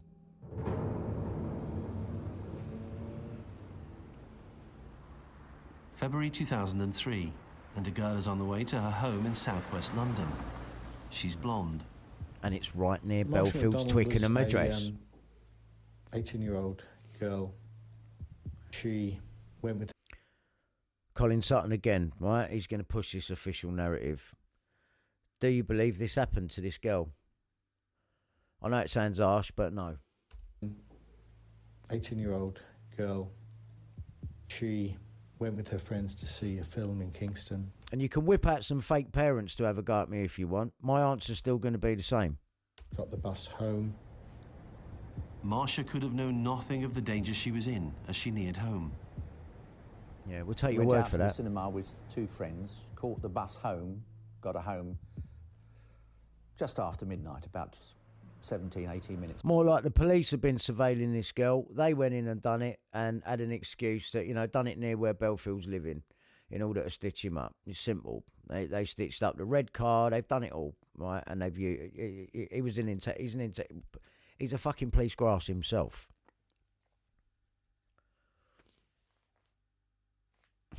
This is just so bad. It's past midnight. She got off the bus and almost made it home. And she was literally, 10 doors down from where she lived when she was attacked. He was driving along around bus stops where people would get off. So he would perhaps be able to see them when they're on the bus, spy somebody who was on their own, and then when they got off, drive alongside them for a bit before getting out and attacking them. No, I don't believe it. And she was killed about 40 yards from the front door. See, I get it, yeah? It's because I'm so close to this case that I can see it.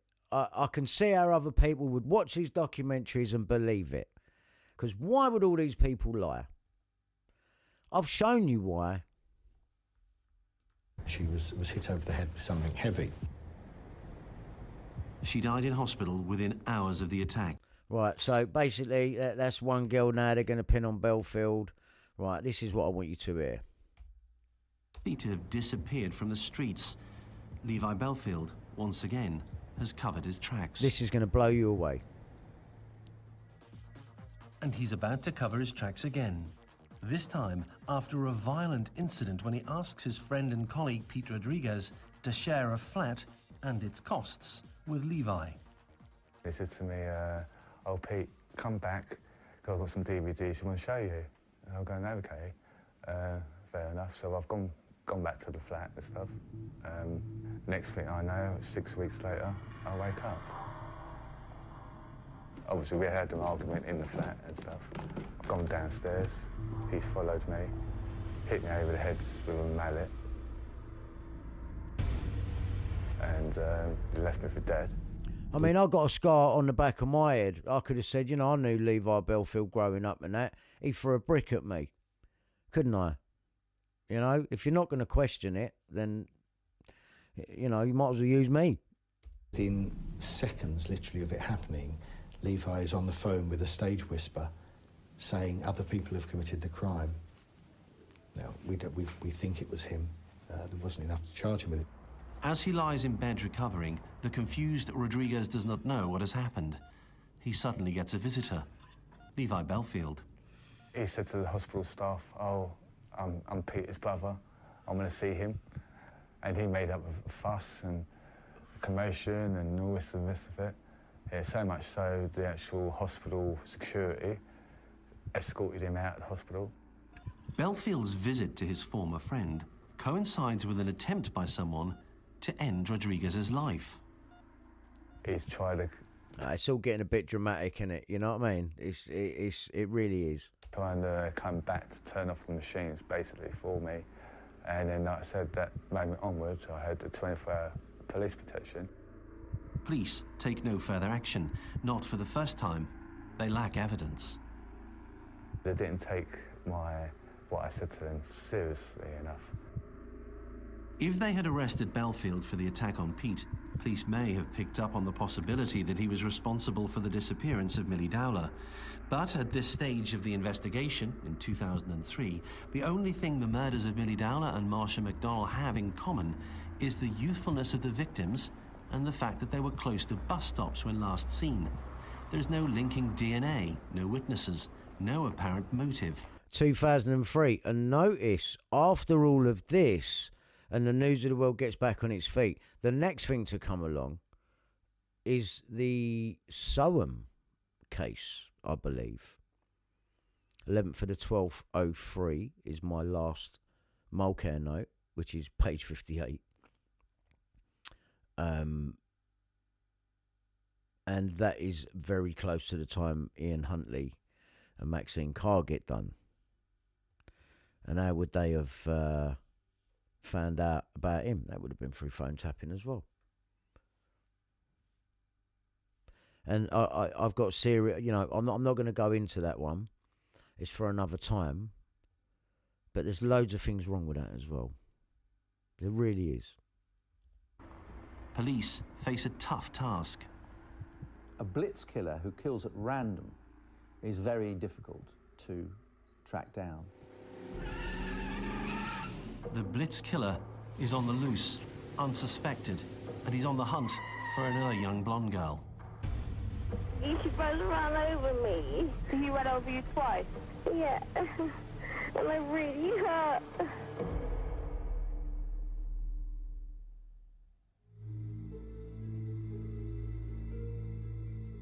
In 2004, friends of Levi Bellfield noticed some odd behaviour. 2004. He's begun to have a series of panic attacks. On holiday with close friend Richard Hughes, a poster for a murdered Spanish girl causes a strange reaction. I would ask Richard Hughes now if he ever met Michael Payne. That'd be my first question for him. Because Levi Bellfield was drinking with Michael Payne up until 2004, till they tape his flat off. So this bloke must know Michael Payne. Oh, the waitress at the table said a 14-year-old girl was murdered yesterday on the beach. And he got up out of that table and left the restaurant, gone. When we got back, he was in the hotel. I said, well, what was all that about? He said, oh, I was just having an attack. He said, it must be the heat. He's nicked my hat, that bloke, isn't he? In hospital, still recovering from the vicious attack he'd suffered, Pete Rodriguez hears of an horrific attempt on the life of a young blonde girl. A man had randomly driven his car at her. Well, he ran her over and he reversed back over her and punctured her lung, and lucky enough, she survived. Kate Sheedy, again, who... See, notice again, it's all close friend, close pal. Right, see the patterns. Had been on a bus late at night. She'd just left school, that very day, in fact. Oh, fucking hell, Jeffrey Weasel. Jeffrey Weasel's found a bus stop and he's got a fucking angle for his book. He's going to get some new tyres. As she walked up the road, she was aware that there was a vehicle parked on her side of the road. It was a people carrier. It was white. It had blacked out windows. And the engine was running, but the lights were off. And she... It was a sixth sense, really. She wasn't sure why she was frightened of this vehicle, but she knew she was. This time it was a Toyota people carrier that was caught on CCTV cameras at the local pub. He simply turned the car rapidly in a U-turn, drove over her,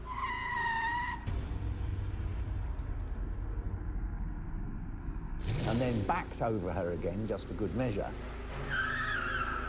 He stopped in between the wheels of the car. It then reversed, so the front wheel went over her again.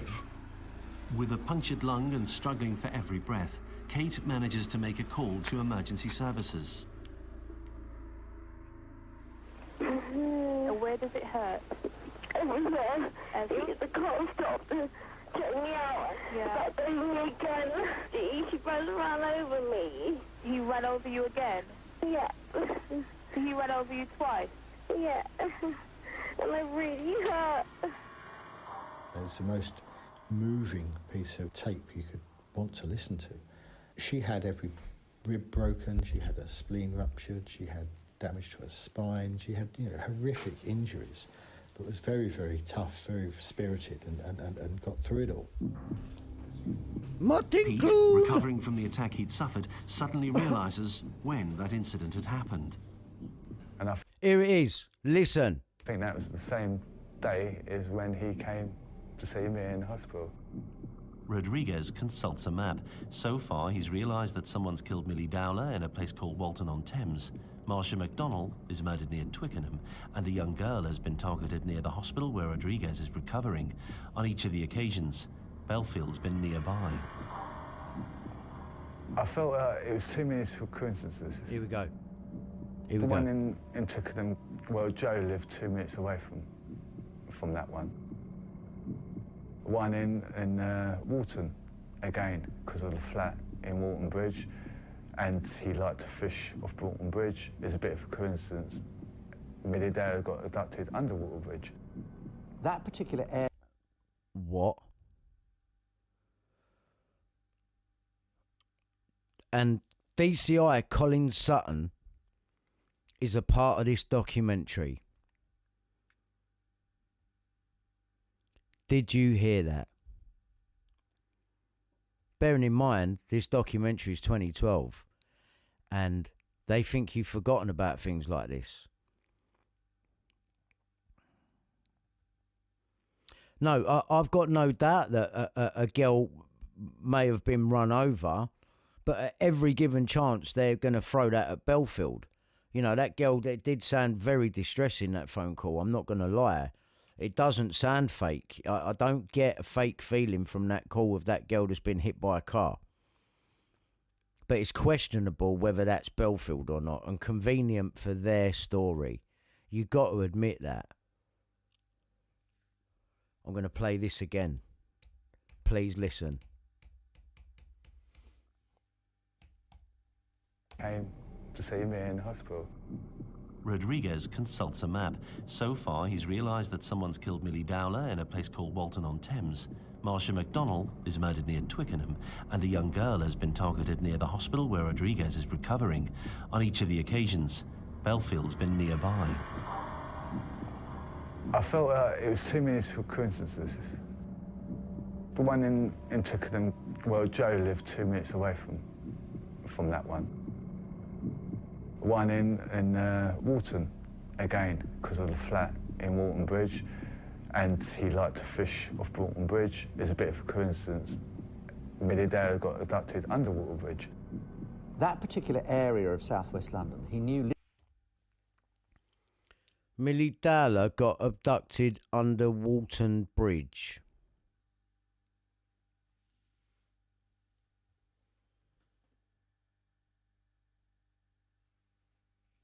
Not Station Avenue, then.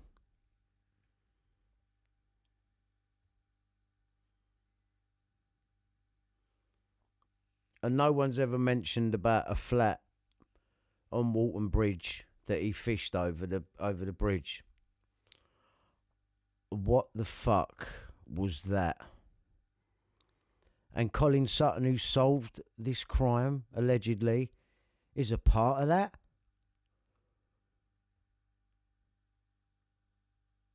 Discrepancy? It's a bit more than that. I think it's a bit more than that. Literally like the back. Underfish off Walton Bridge is a bit of a flat. One in Walton, again, because of the flat in Walton Bridge, and he liked to fish off Walton Bridge. It's a bit of a coincidence. Millie Dowler got abducted under Walton Bridge. That particular area of southwest London. And he liked to fish off Walton Bridge. It's a bit of a coincidence. Millie Dowler got abducted under Walton Bridge. It's a bit of a coincidence. Millie Dowler got abducted under Walton Bridge. Bridge is a bit of a coincidence. Millie Dowler got abducted under Walton Bridge. Walton Bridge again. Look at the time code. In Walton Bridge, and he liked to fish off Walton again because of the flat in Walton Bridge, and Walton again because of the flat. Time code. Bridge, and he liked to fish off Walton Bridge. It's a bit of a coincidence. 21:33, as they talk about Walton Bridge. There's 33 again on this mainstream documentary that has got the guy in it that allegedly solved the case. It's official mainstream. There's the 33 again when they talk about Walton Bridge.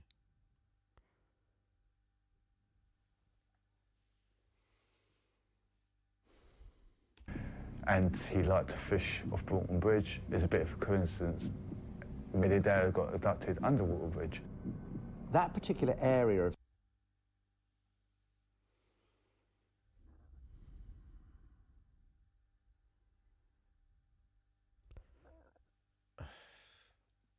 Sorry, it's my stomach rattling. I mean, if you really want to go there, on the time code, after 9:40, you have got 2 3s that could become a 6, and a 9 that you could turn up the other way, and you would have 666 there, and that wouldn't be the first time that you've seen that number within this case. The 6 is all over it. I can't believe what I just heard. One in Walton, again, because of the flat in Walton Bridge, and he liked to fish off Walton Bridge. It's a bit of a coincidence. Millie Dowler got abducted under Walton Bridge.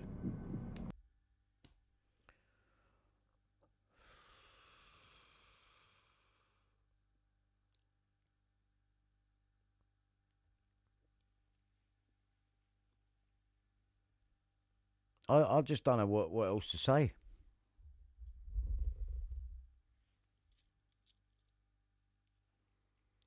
So, I'm going to move on from that now. And that's what I wanted to show you on that. Walton Bridge.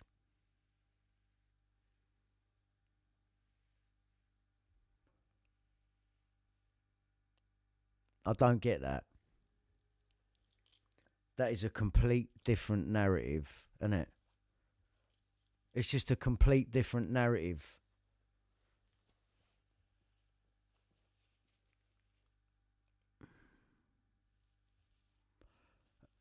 I just don't know. I fucking don't know. None of it makes any sense. And it's lines like that that make me think, what? So what's happened to the Station Avenue? You know, Bellfield, the car, the flat. You can't account for how any of it happened. You've solely relied on people within the circle for your proof that this is the real story. It's not, is it? So what did happen to Millie Dowler? Who killed her? And why? Because it weren't Bellfield. And I don't believe he killed them other 2 girls either. I do believe he was a police grass. And something has come on top over there and you've had to stitch him up. And you've used this opportunity, along with Murdoch taking the opportunity to close down his paper, because you lot, with the help of the police, were phone tapping paedophiles, blackmailing them, and then you use them in the Leveson inquiry as star witnesses.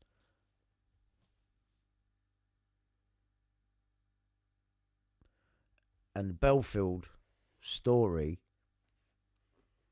is a distraction from the real VIP paedophile ring, who, along with Bob Dowler, I'm suggesting, this is my opinion,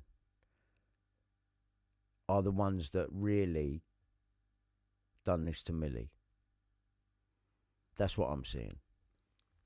And I cannot understand why that family don't want Robert Kellaway's police witness statement to at least add to their own bundle to get a fix on what really, really did happen.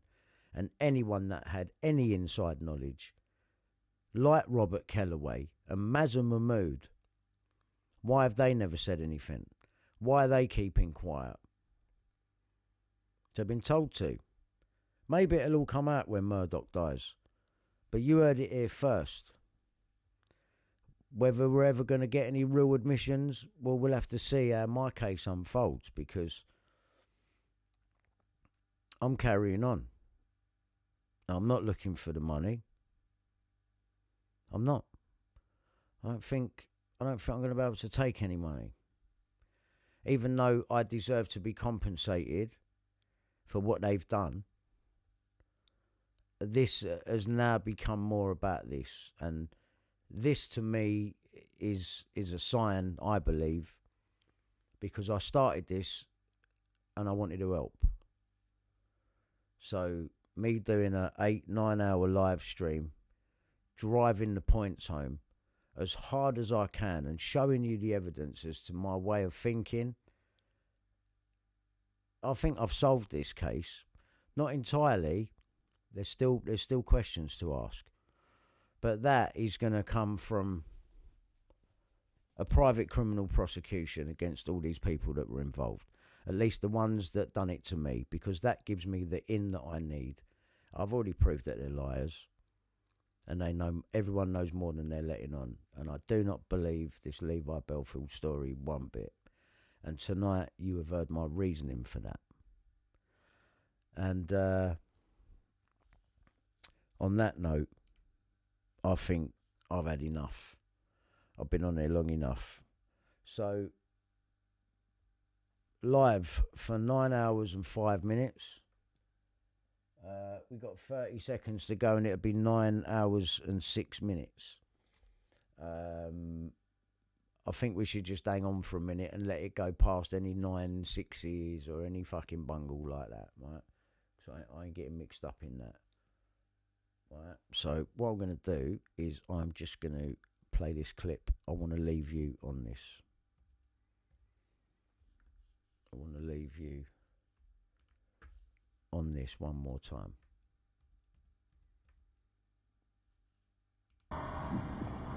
I felt it was 2 minutes for coincidences. The one in Twickenham, well, Joe lived 2 minutes away from that one.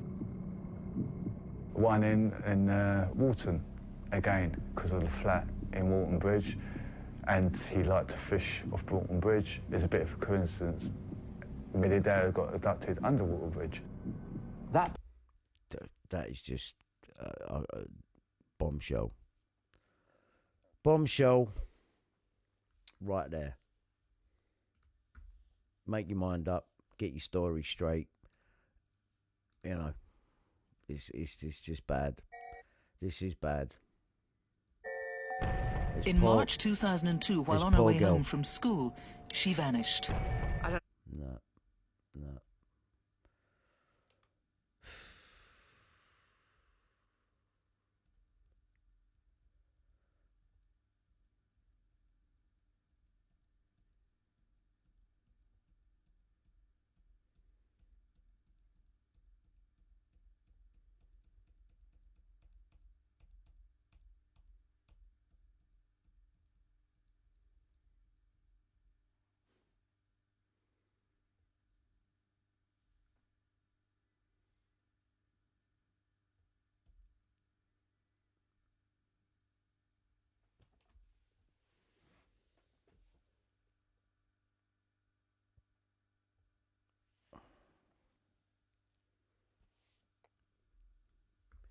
We're going to get justice for Milly Dowler.